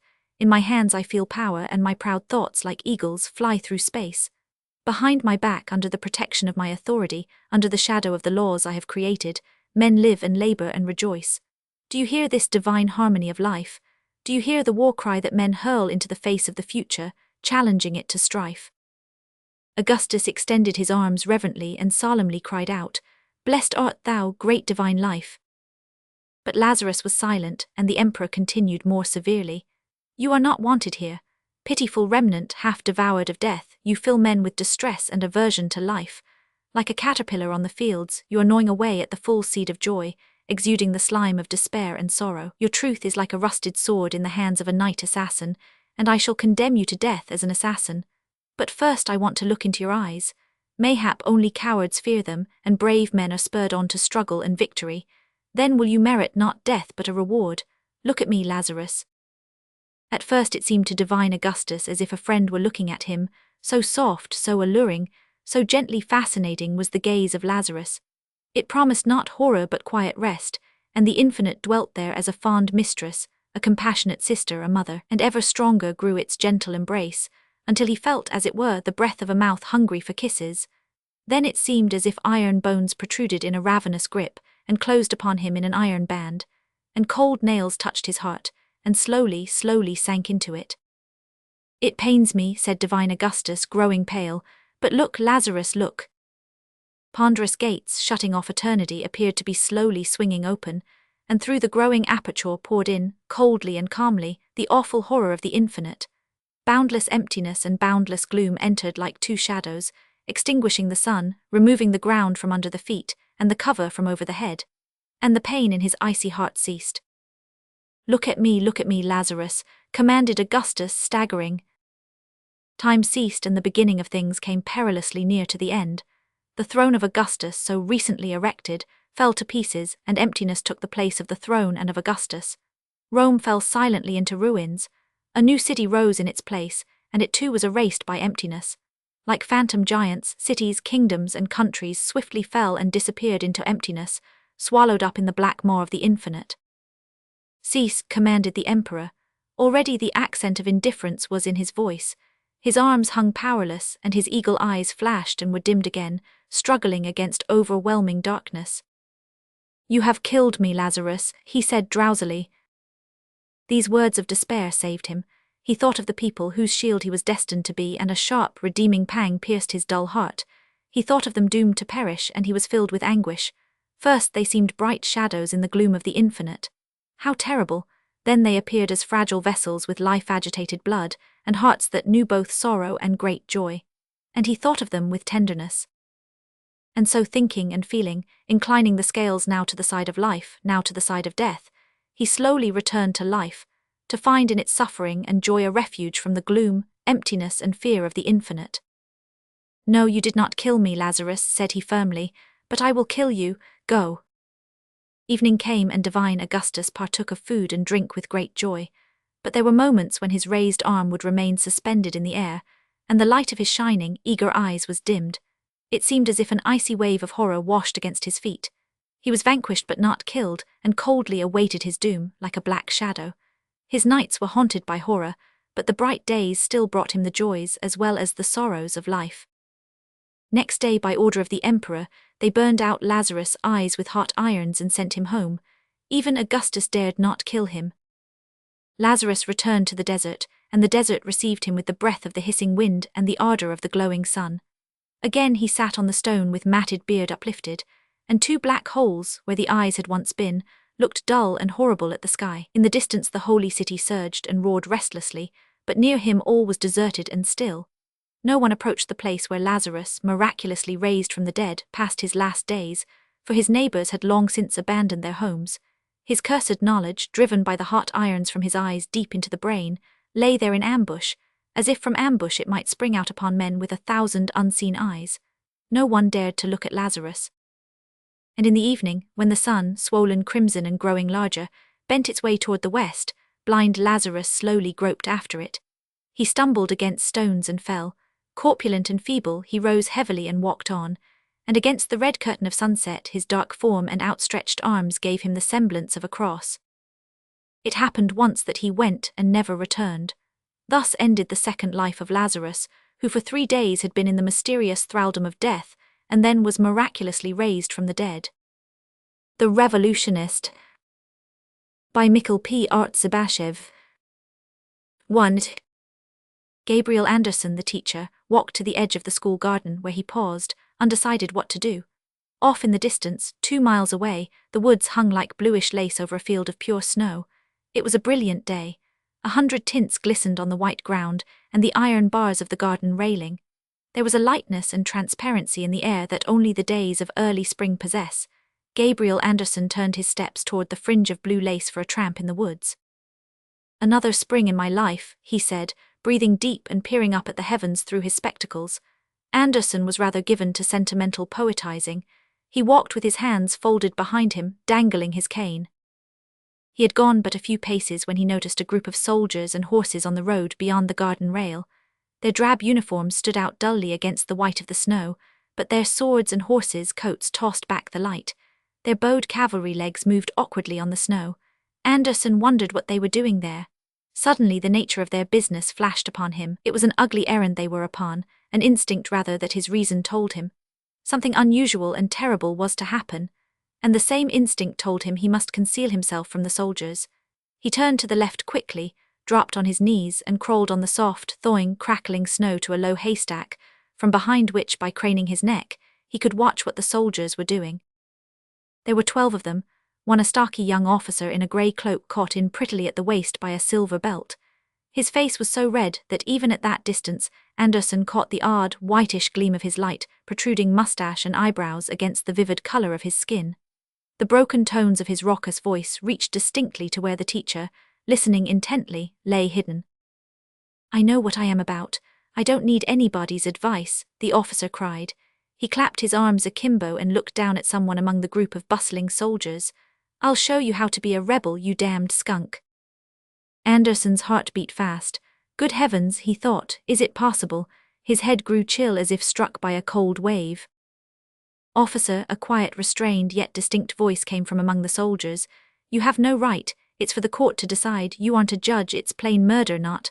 "Silence," thundered the officer, his voice choking with rage. "I'll give you a quart. Ivanov, go ahead." He put the spurs to his horse and rode away. Gabriel Anderson mechanically observed how carefully the horse picked its way, placing its feet daintily as if for the steps of a minuet. Its ears were pricked to catch every sound. There was momentary bustle and excitement among the soldiers. Then they dispersed in different directions, leaving 3 persons in black behind, 2 tall men and 1 very short and frail. Anderson could see the hair of the short one's head. It was very light, and he saw his rosy ears sticking out on each side. Now he fully understood what was to happen, but it was a thing so out of the ordinary, so horrible, that he fancied he was dreaming. It's so bright, so beautiful, the snow, the field, the woods, the sky. The breath of spring is upon everything, yet people are going to be killed. How can it be? Impossible. So his thoughts ran in confusion. He had the sensation of a man suddenly gone insane, who finds he sees, hears and feels what he is not accustomed to and ought not hear, see and feel. The 3 men in black stood next to one another hard by the railing, 2 quite close together, the short one some distance away. "Officer," one of them cried in a desperate voice. Anderson could not see which it was. "God sees us, officer." 8 soldiers dismounted quickly, their spurs and sabres catching awkwardly. Evidently they were in a hurry, as if doing a thief's job. Several seconds passed in silence until the soldiers placed themselves in a row a few feet from the black figures and leveled their guns. In doing so, one soldier knocked his cap from his head. He picked it up and put it on again without brushing off the wet snow. The officer's mount still kept dancing on one spot with his ears pricked, while the other horses, also with sharp ears erect to catch every sound, stood motionless looking at the men in black, their long wise heads inclined to one side. "Spare the boy at least," another voice suddenly pierced the air. "Why kill a child, damn you, what has the child done?" "Ivanov, do what I told you to do," thundered the officer, drowning the other voice. His face turned as scarlet as a piece of red flannel. There followed a scene savage and repulsive in its gruesomeness. The short figure in black with the light hair and the rosy ears uttered a wild shriek in a shrill child's tones and reeled to one side. Instantly it was caught up by 2 or 3 soldiers, but the boy began to struggle, and 2 more soldiers ran up. "Ow, ow, ow, ow," the boy cried. Let me go, ow, ow." His shrill voice cut the air like the yell of a stuck porkling not quite done to death. Suddenly he grew quiet. Someone must have struck him. An unexpected, oppressive silence ensued. The boy was being pushed forward. Then there came a deafening report. Anderson started back all in a tremble. He saw distinctly, yet vaguely as in a dream, the dropping of 2 dark bodies, the flash of pale sparks, and a light smoke rising in the clean, bright atmosphere. He saw the soldiers hastily mounting their horses without even glancing at the bodies. He saw them galloping along the muddy road, their arms clanking, their horses' hoofs clattering. He saw all this, himself now standing in the middle of the road, not knowing when and why he had jumped from behind the haystack. He was deathly pale. His face was covered with dank sweat, his body was aquiver. A physical sadness smote and tortured him. He could not make out the nature of the feeling. It was akin to extreme sickness, though far more nauseating and terrible. After the soldiers had disappeared beyond the bend toward the woods, people came hurrying to the spot of the shooting, though till then not a soul had been in sight. The bodies lay at the roadside on the other side of the railing, where the snow was clean, brittle and untrampled and glistened cheerfully in the bright atmosphere. There were 3 dead bodies, 2 men and a boy. The boy lay with his long soft neck stretched on the snow. The face of the man next to the boy was invisible. He had fallen face downward in a pool of blood. The third was a big man with a black beard and huge, muscular arms. He lay stretched out to the full length of his big body, his arms extended over a large area of blood-stained snow. The 3 men who had been shot lay black against the white snow, motionless. From afar no one could have told the terror that was in their immobility as they lay there at the edge of the narrow road, crowded with people. That night Gabriel Anderson, in his little room in the schoolhouse, did not write poems as usual. He stood at the window and looked at the distant pale disk of the moon in the misty blue sky and thought. And his thoughts were confused, gloomy, and heavy as if a cloud had descended upon his brain. Indistinctly outlined in the dull moonlight he saw the dark railing, the trees, the empty garden. It seemed to him that he beheld them, the 3 men who had been shot, 2 grown up, 1 a child. They were lying there now at the roadside, in the empty, silent field, looking at the far-off cold moon with their dead, white eyes as he with his living eyes. The time will come some day, he thought, when the killing of people by others will be an utter impossibility. The time will come when even the soldiers and officers who killed these 3 men will realize what they have done and will understand that what they killed them for is just as necessary, important, and dear to them, to the officers and soldiers, as to those whom they killed. Yes, he said aloud and solemnly, his eyes moistening, that time will come, they will understand, and the pale disk of the moon was blotted out by the moisture in his eyes. A large pity pierced his heart for the 3 victims whose eyes looked at the moon, sad and unseeing. A feeling of rage cut him as with a sharp knife and took possession of him. But Gabriel Andersen quieted his heart, whispering softly, "They know not what they do," and this old and ready phrase gave him the strength to stifle his rage and indignation. Chapter 2. The day was as bright and white, but the spring was already advanced. The wet soil smelt of spring. Clear cold water ran everywhere from under the loose, thawing snow.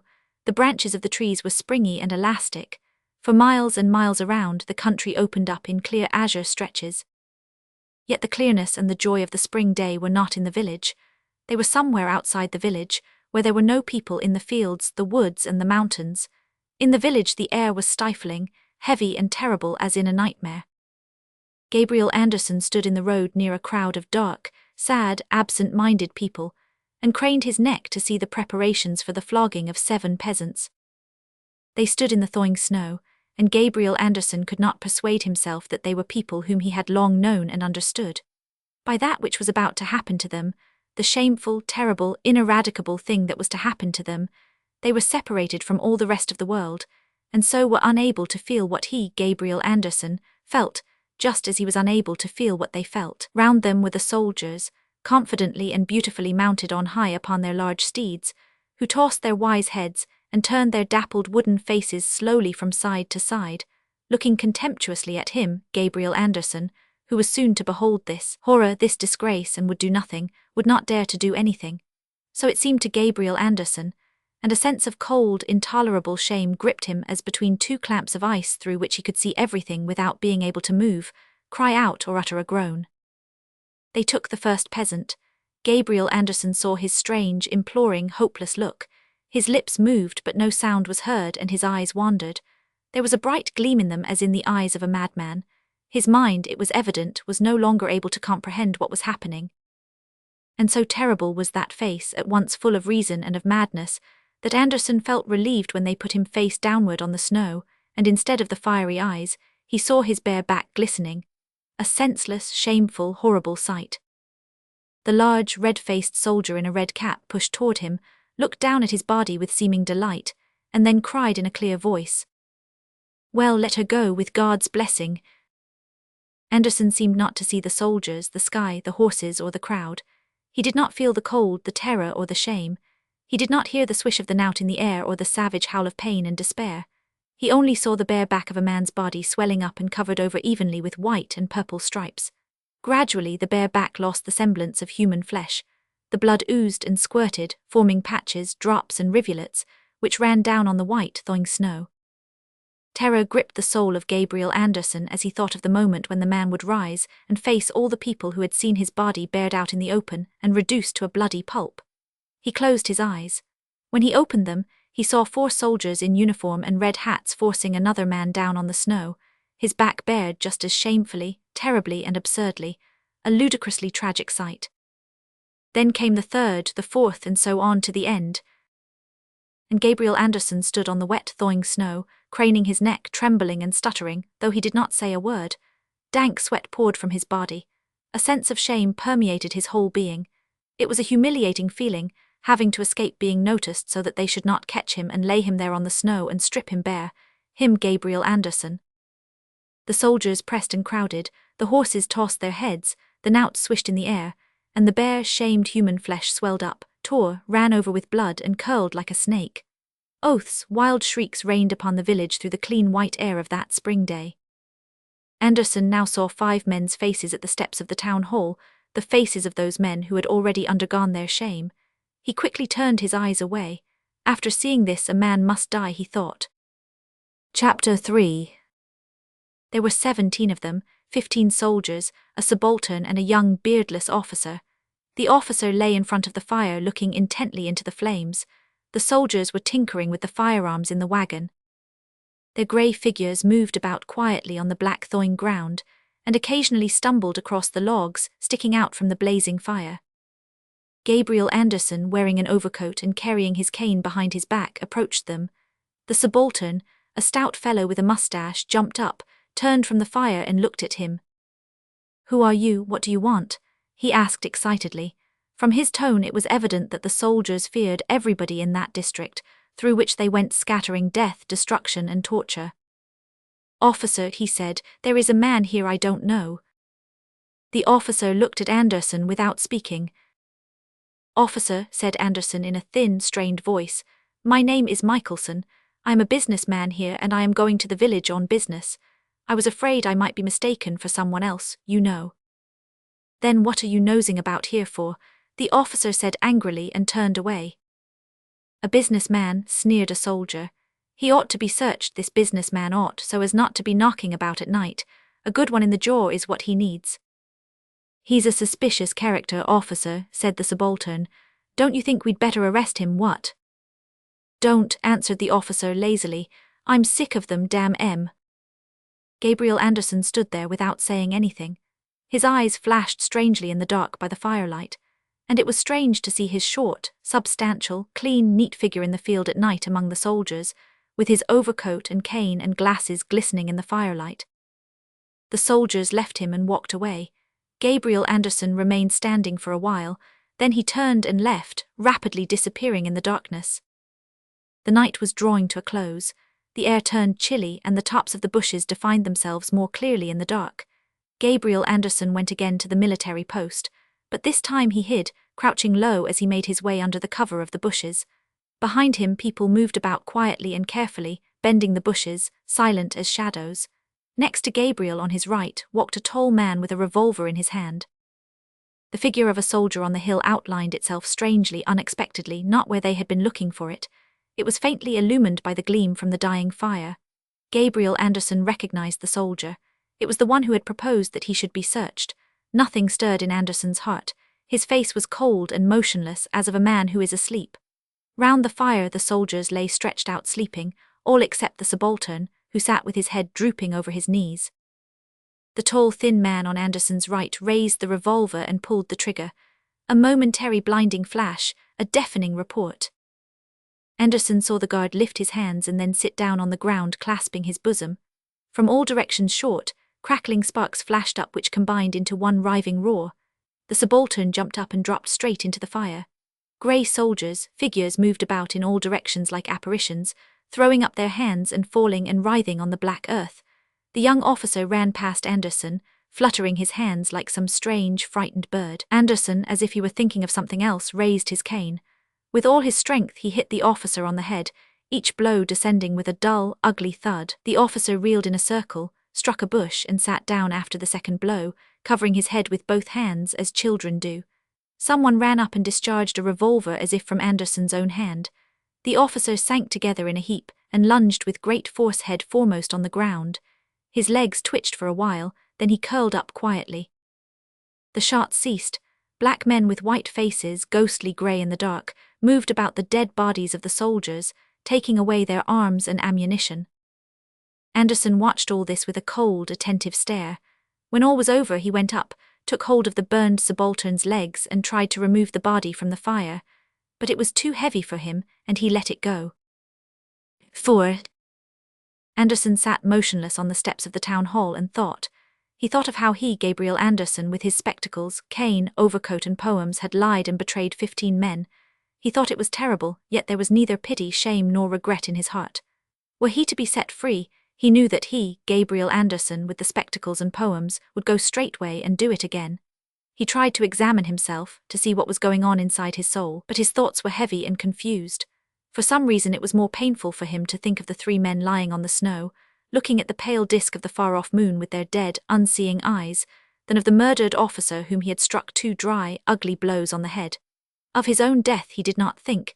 It seemed to him that he had done with everything long, long ago. Something had died, had gone out and left him empty, and he must not think about it. And when they grabbed him by the shoulder and he rose, and they quickly led him through the garden where the cabbages raised their dry heads. He could not formulate a single thought.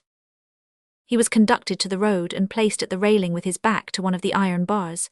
He fixed his spectacles, put his hands behind him, and stood there with his neat, stocky body, his head slightly inclined to one side.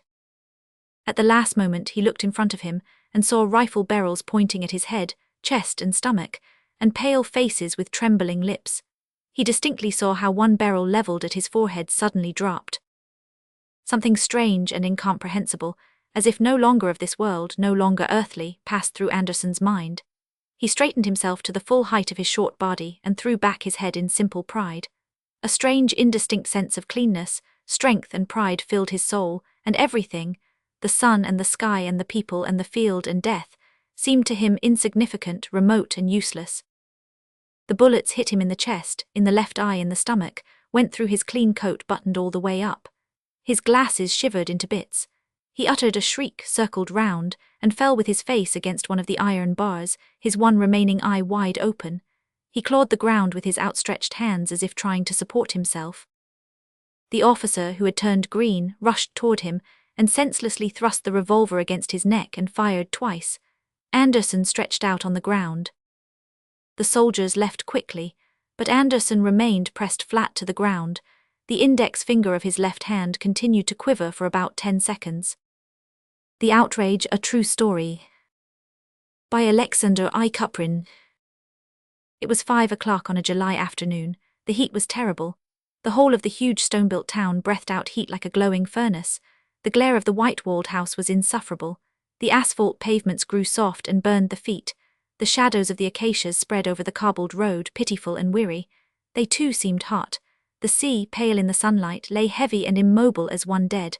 Over the streets hung a white dust. In the foyer of one of the private theatres, a small committee of local barristers, who had undertaken to conduct the cases of those who had suffered in the last pogrom against the Jews, was reaching the end of its daily task. There were 19 of them, all juniors, young, progressive and conscientious men. The sitting was without formality, and white suits of duck, flannel and alpaca were in the majority.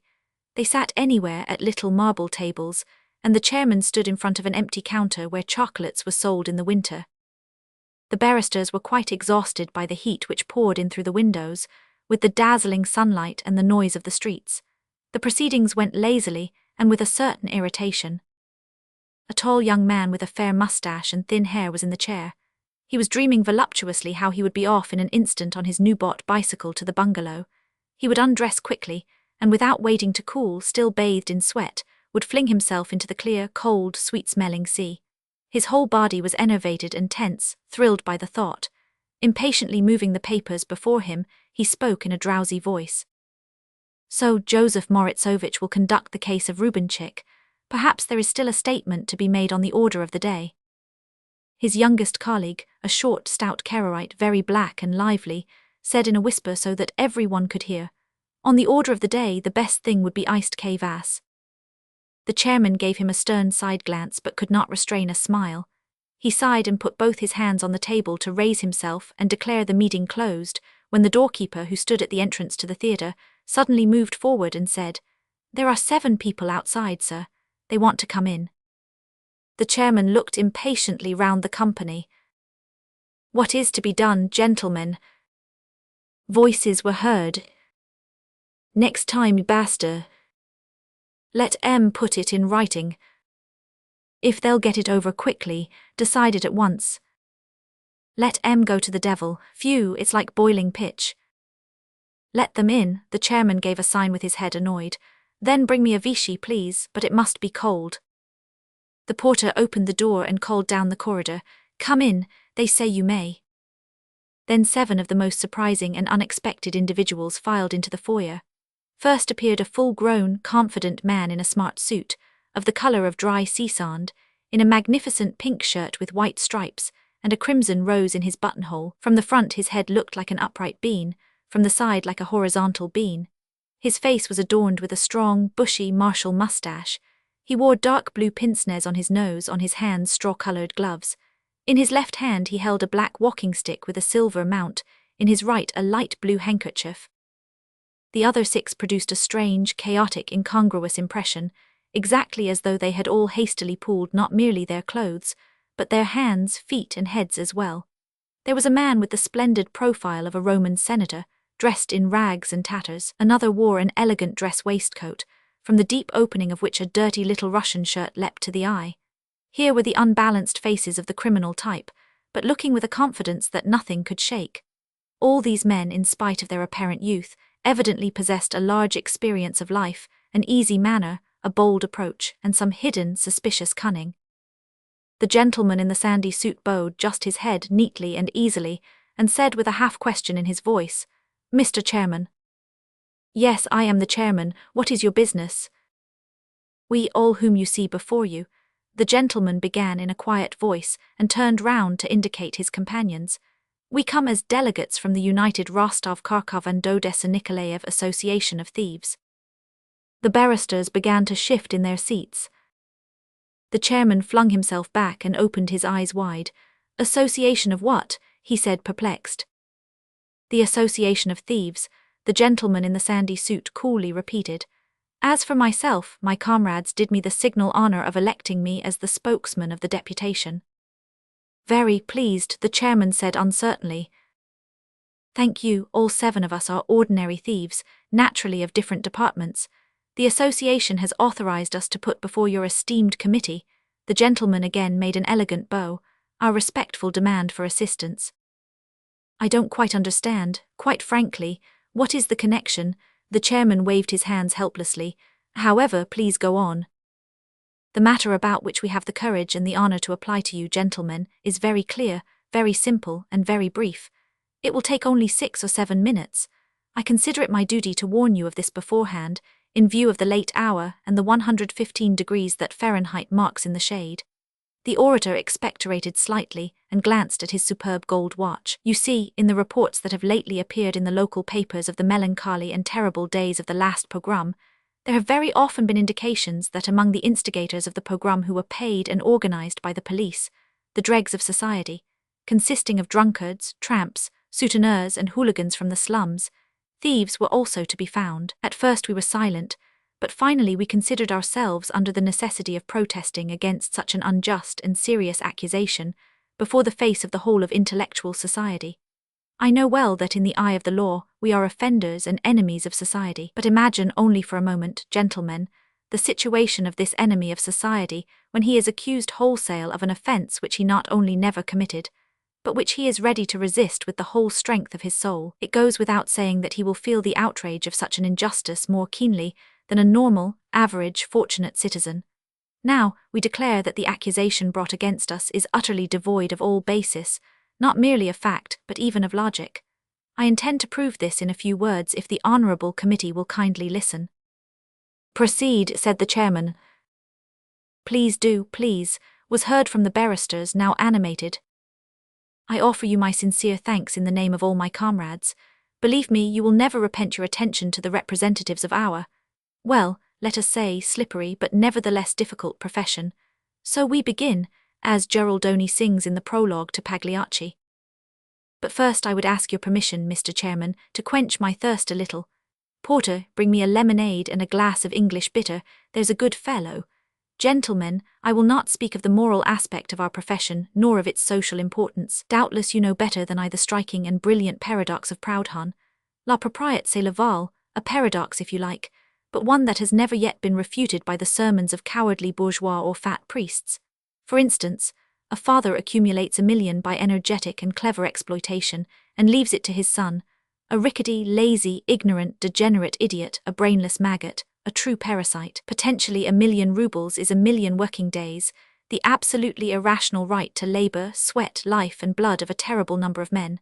Why, what is the ground of reason? Utterly unknown. Then why not agree with the proposition, gentlemen, that our profession is to some extent as it were a correction of the excessive accumulation of values in the hands of individuals, and serves as a protest against all the hardships, abominations, arbitrariness, violence, and negligence of the human personality, against all the monstrosities created by the bourgeois capitalistic organization of modern society. Sooner or later, this order of things will assuredly be overturned by the social revolution. Property will pass away into the limbo of melancholy memories, and with it, alas, We will disappear from the face of the earth, we less braves chevaliers d'industry. The orator paused to take the tray from the hands of the porter, and placed it near to his hand on the table. Excuse me, gentlemen, here my good man, take this, and by the way when you go out shut the door close behind you. Very good, your excellency, the porter bawled in jest. The orator drank off half a glass and continued, however, let us leave aside the philosophical, social and economic aspects of the question. I do not wish to fatigue your attention. I must nevertheless point out that our profession very closely approaches the idea of that which is called art. Into it enter all the elements which go to form art: vocation, inspiration, fantasy, inventiveness, ambition, and a long and arduous apprenticeship to the science. From it is absent virtue alone, concerning which the great Karamzin wrote with such stupendous and fiery fascination. Gentlemen, nothing is further from my intention than to trifle with you, and waste your precious time with idle paradoxes, but I cannot avoid expounding my idea briefly. To an outsider's ear, it sounds absurdly wild and ridiculous to speak of the vocation of a thief. However, I venture to assure you that this vocation is a reality. There are men who possess a peculiarly strong visual memory, sharpness and accuracy of eye, presence of mind, dexterity of hand, and above all a subtle sense of touch, who are as it were born into God's world for the sole and special purpose of becoming distinguished card sharpers. The pickpocket's profession demands extraordinary nimbleness and agility, a terrific certainty of movement, not to mention a ready wit, a talent for observation and strained attention. Some have a positive vocation for breaking open safes. From their tenderest childhood they are attracted by the mysteries of every kind of complicated mechanism: bicycles, sewing machines, clockwork toys and watches. Finally, gentlemen, there are people with an hereditary animus against private property. You may call this phenomenon degeneracy, but I tell you that you cannot entice a true thief, and thief by vocation, into the prose of honest vegetation by any gingerbread reward, or by the offer of a secure position, or by the gift of money, or by a woman's love. Because there is here a permanent beauty of risk, a fascinating abyss of danger, the delightful sinking of the heart, the impetuous pulsation of life, the ecstasy. You are armed with the protection of the law by locks, revolvers, telephones, police and soldiery, but we only by our own dexterity, cunning and fearlessness. We are the foxes, and society is a chicken run guarded by dogs. Are you aware that the most artistic and gifted natures in our villages become horse thieves and poachers? What would you have? Life is so meagre, so insipid, so intolerably dull to eager and high-spirited souls. I pass on to inspiration. Gentlemen, doubtless you have had to read of thefts that were supernatural in design and execution. In the headlines of the newspapers they are called an amazing robbery, or an ingenious swindle, or again, a clever ruse of the gangsters. In such cases our bourgeois paterfamilias waves his hands and exclaims, "What a terrible thing!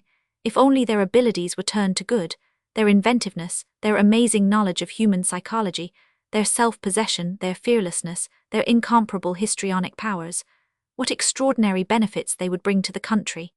But it is well known that the bourgeois paterfamilias was specially devised by heaven to utter commonplaces and trivialities. I myself sometimes, we thieves are sentimental people, I confess, I myself sometimes admire a beautiful sunset in Alexandra Park or by the seashore, and I am always certain beforehand that someone near me will say with infallible aplomb, "Look at it, if it were put into picture no one would ever believe it."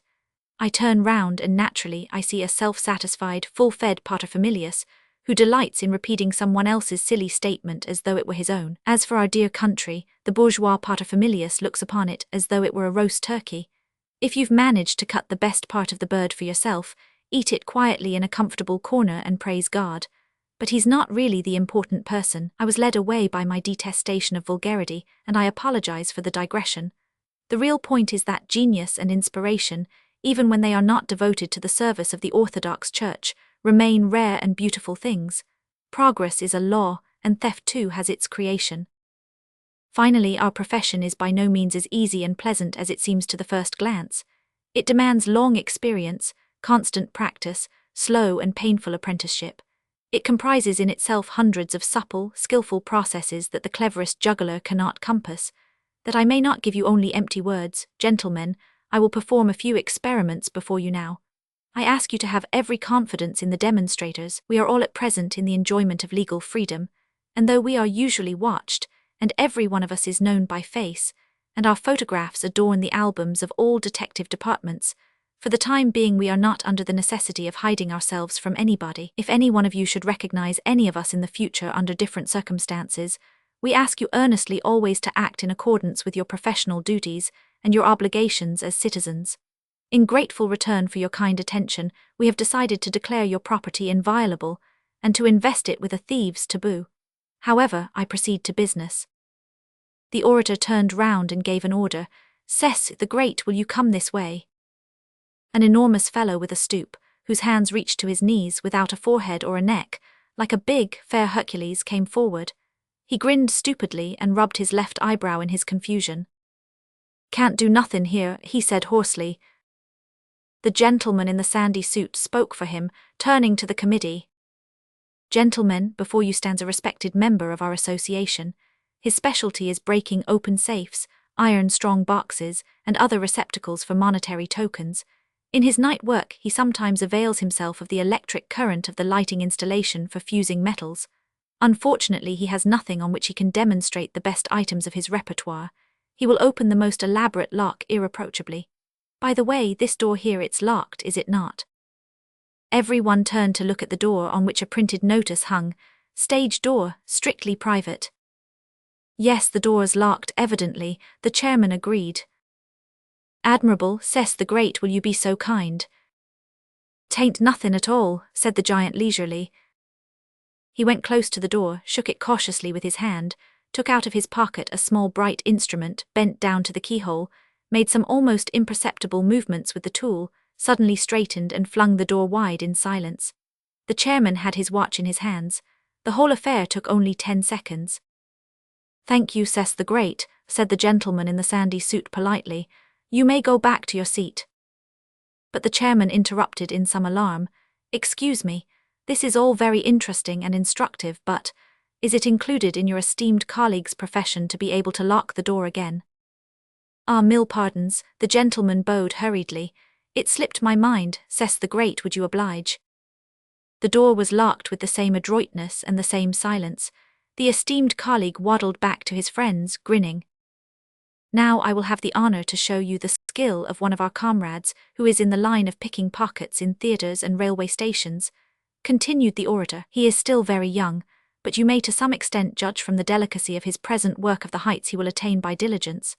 Yasha, a swarthy youth in a blue silk blouse and long glace boots, like a gypsy, came forward with a swagger, fingering the tassels of his belt and merrily screwing up his big, impudent black eyes with yellow whites.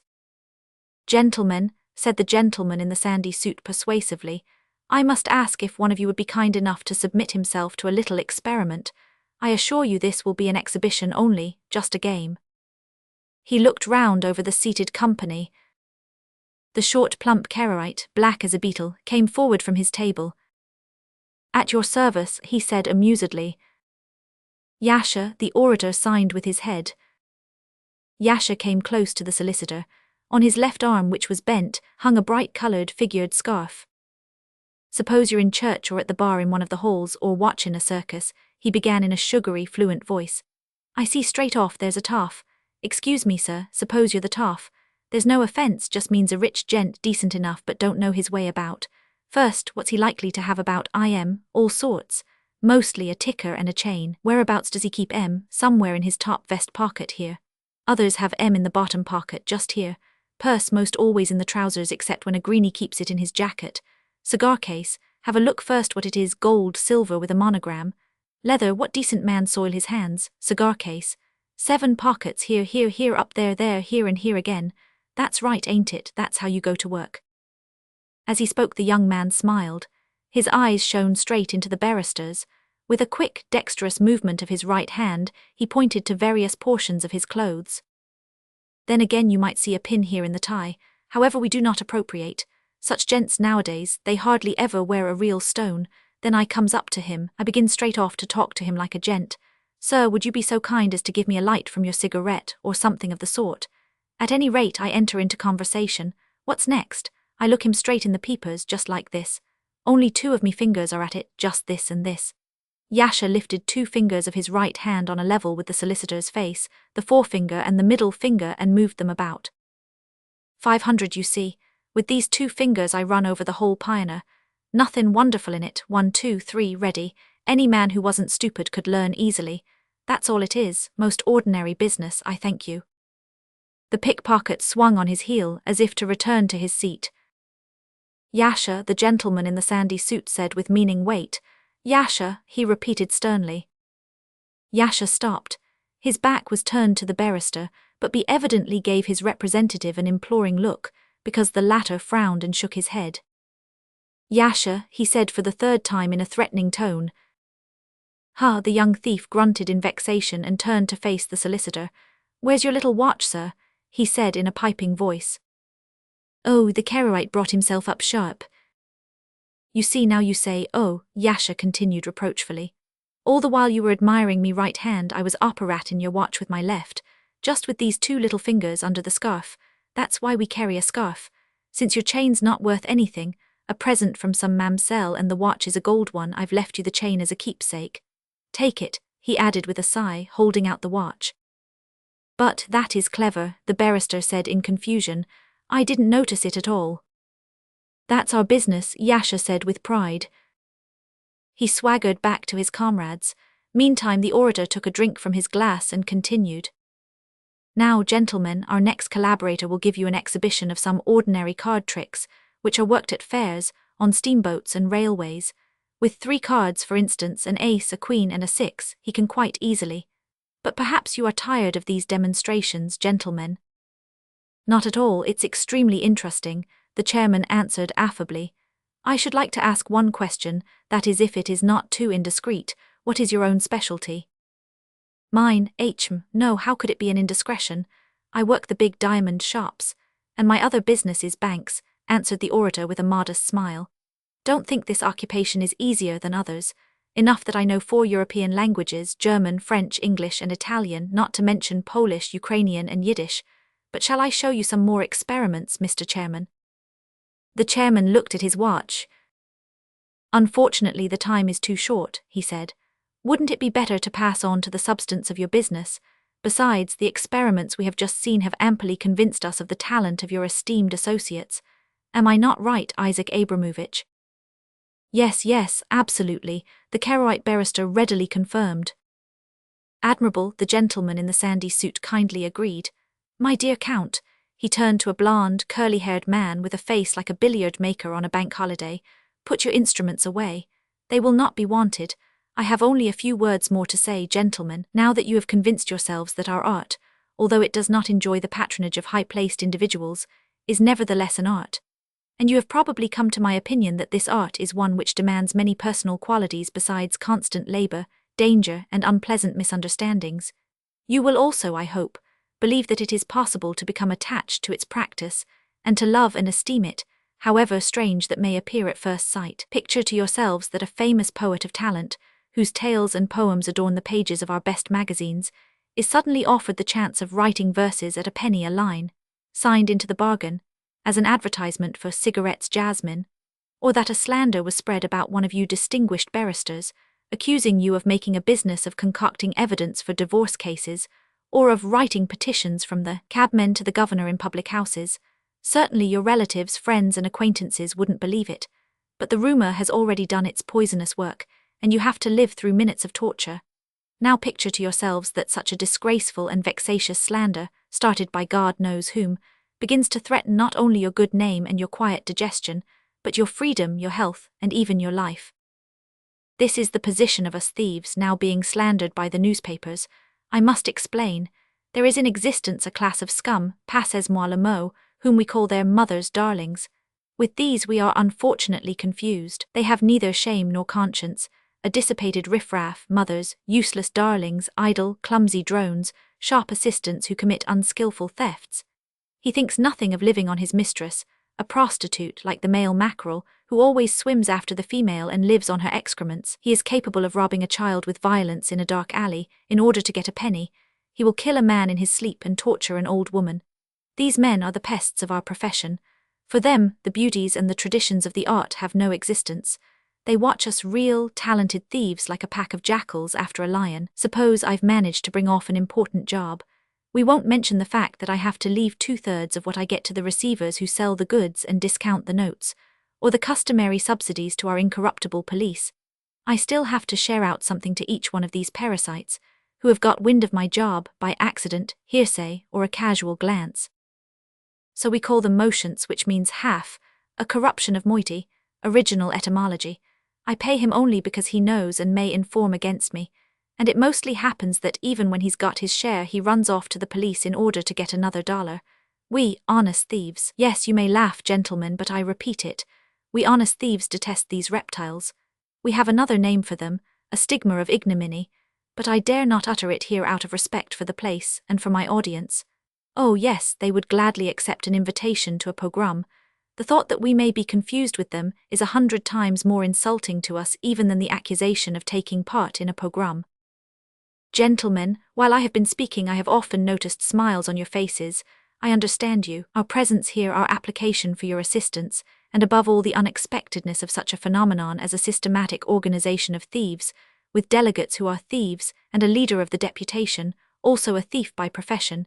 It is all so original that it must inevitably arouse a smile. But now I will speak from the depth of my heart. Let us be rid of our outward wrappings, gentlemen, let us speak as men to men. Almost all of us are educated, and all love books. We don't only read the adventures of Rakwimbol, as the realistic writers say of us. Do you think our hearts did not bleed, and our cheeks did not burn from shame, as though we had been slapped in the face, all the time that this unfortunate, disgraceful, accursed, cowardly war lasted? Do you really think that our souls do not flame with anger when our country is lashed with Cossack whips, and trodden under foot, shot and spit at by mad, exasperated men? Will you not believe that we thieves meet every step towards the liberation to come with a thrill of ecstasy? We understand, every one of us, perhaps only a little less than you barristers, gentlemen, the real sense of the pogroms, every time that some dastardly event or some ignominious failure has occurred, after executing a martyr in a dark corner of a fortress, or after deceiving public confidence, someone who is hidden and unapproachable gets frightened of the people's anger, and diverts its vicious element upon the heads of innocent Jews. Whose diabolical mind invents these pogroms, these titanic bloodlettings, these cannibal amusements for the dark, bestial souls? We all see with certain clearness that the last convulsions of the bureaucracy are at hand. Forgive me if I present it imaginatively. There was a people that had a chief temple, wherein dwelt a bloodthirsty deity, behind a curtain guarded by priests. Once fearless hands tore the curtain away, then all the people saw, instead of a god, a huge, shaggy, voracious spider like a loathsome cuttlefish. They beat it and shoot at it. It is dismembered already, but still in the frenzy of its final agony it stretches over all the ancient temple its disgusting, clawing tentacles. And the priests, themselves under sentence of death, push into the monster's grasp all whom they can seize in their terrified, trembling fingers. Forgive me, what I have said is probably wild and incoherent, but I am somewhat agitated. Forgive me, I continue. We thieves by profession know better than anyone else how these pogroms were organized. We wander everywhere, into public houses, markets, tea-shops, doss-houses, public places, the harbour. We can swear before God and man and posterity that we have seen how the police organize the massacres, without shame and almost without concealment. We know them all by face, in uniform or disguise. They invited many of us to take part, but there was none so vile among us as to give even the outward consent that fear might have extorted. You know, of course, how the various strata of Russian society behave towards the police. It is not even respected by those who avail themselves of its dark services, but we despise and hate it 10 times more, not because many of us have been tortured in the detective departments, which are just chambers of horror, beaten almost to death, beaten with whips of ox hide and of rubber in order to extort a confession or to make us betray a comrade. Yes, we hate them for that too, but we thieves, all of us who have been in prison, have a mad passion for freedom. Therefore we despise our jailers with all the hatred that a human heart can feel. I will speak for myself. I have been tortured 3 times by police detectives till I was half dead. My lungs and liver have been shattered. In the mornings I spit blood until I can breathe no more. But if I were told that I will be spared a 4th flogging only by shaking hands with a chief of the detective police, I would refuse to do it. And then the newspapers say that we took from these hands Judas money, dripping with human blood. No, gentlemen, it is a slander which stabs our very soul, and inflicts insufferable pain. Not money nor threats, nor promises will suffice to make us mercenary murderers of our brethren, nor accomplices with them. Never, no, no, his comrades standing behind him began to murmur. I will say more, the thief continued. Many of us protected the victims during this pogrom. Our friend called Sess the Great, you have just seen him, gentlemen, was then lodging with a Jewish braid maker on the Moldavanka. With a poker in his hands, he defended his landlord from a great horde of assassins. It is true, Sess the Great is a man of enormous physical strength, and this is well known to many of the inhabitants of the Moldavanka. But you must agree, gentlemen, that in these moments Sess the Great looked straight into the face of death. Our comrade Martin the Miner, this gentleman here. The orator pointed to a pale, bearded man with beautiful eyes who was holding himself in the background, saved an old Jewess, whom he had never seen before, who was being pursued by a crowd of these canaille. They broke his head with a crowbar for his pains, smashed his arm in 2 places and splintered a rib. He is only just out of hospital. That is the way our most ardent and determined members acted. The others trembled for anger and wept for their own impotence. None of us will forget the horrors of those bloody days and bloody nights lit up by the glare of fires, those sobbing women, those little children's bodies torn to pieces and left lying in the street. But for all that, not one of us thinks that the police and the mob are the real origin of the evil. These tiny, stupid, loathsome vermin are only a senseless fist that is governed by a vile, calculating mind, moved by a diabolical will. Yes, gentlemen, the orator continued, we thieves have nevertheless merited your legal contempt, but when you, noble gentlemen, need the help of clever, brave, obedient men at the barricades, men who will be ready to meet death with a song and a jest on their lips for the most glorious word in the world, freedom, will you cast us off then, and order us away because of an inveterate revulsion? Damn it all, the first victim in the French Revolution was a prostitute. She jumped up onto a barricade with her skirt caught elegantly up into her hand and called out, "Which of you soldiers will dare to shoot a woman?" "Yes, by God!" the orator exclaimed aloud and brought down his fist on to the marble table top. They killed her, but her action was magnificent and the beauty of her words immortal. If you should drive us away on the great day, we will turn to you and say, "You spotless cherubim, if human thoughts had the power to wound, kill, and rob man of honor and property, then which of you innocent doves would not deserve the knout and imprisonment for life?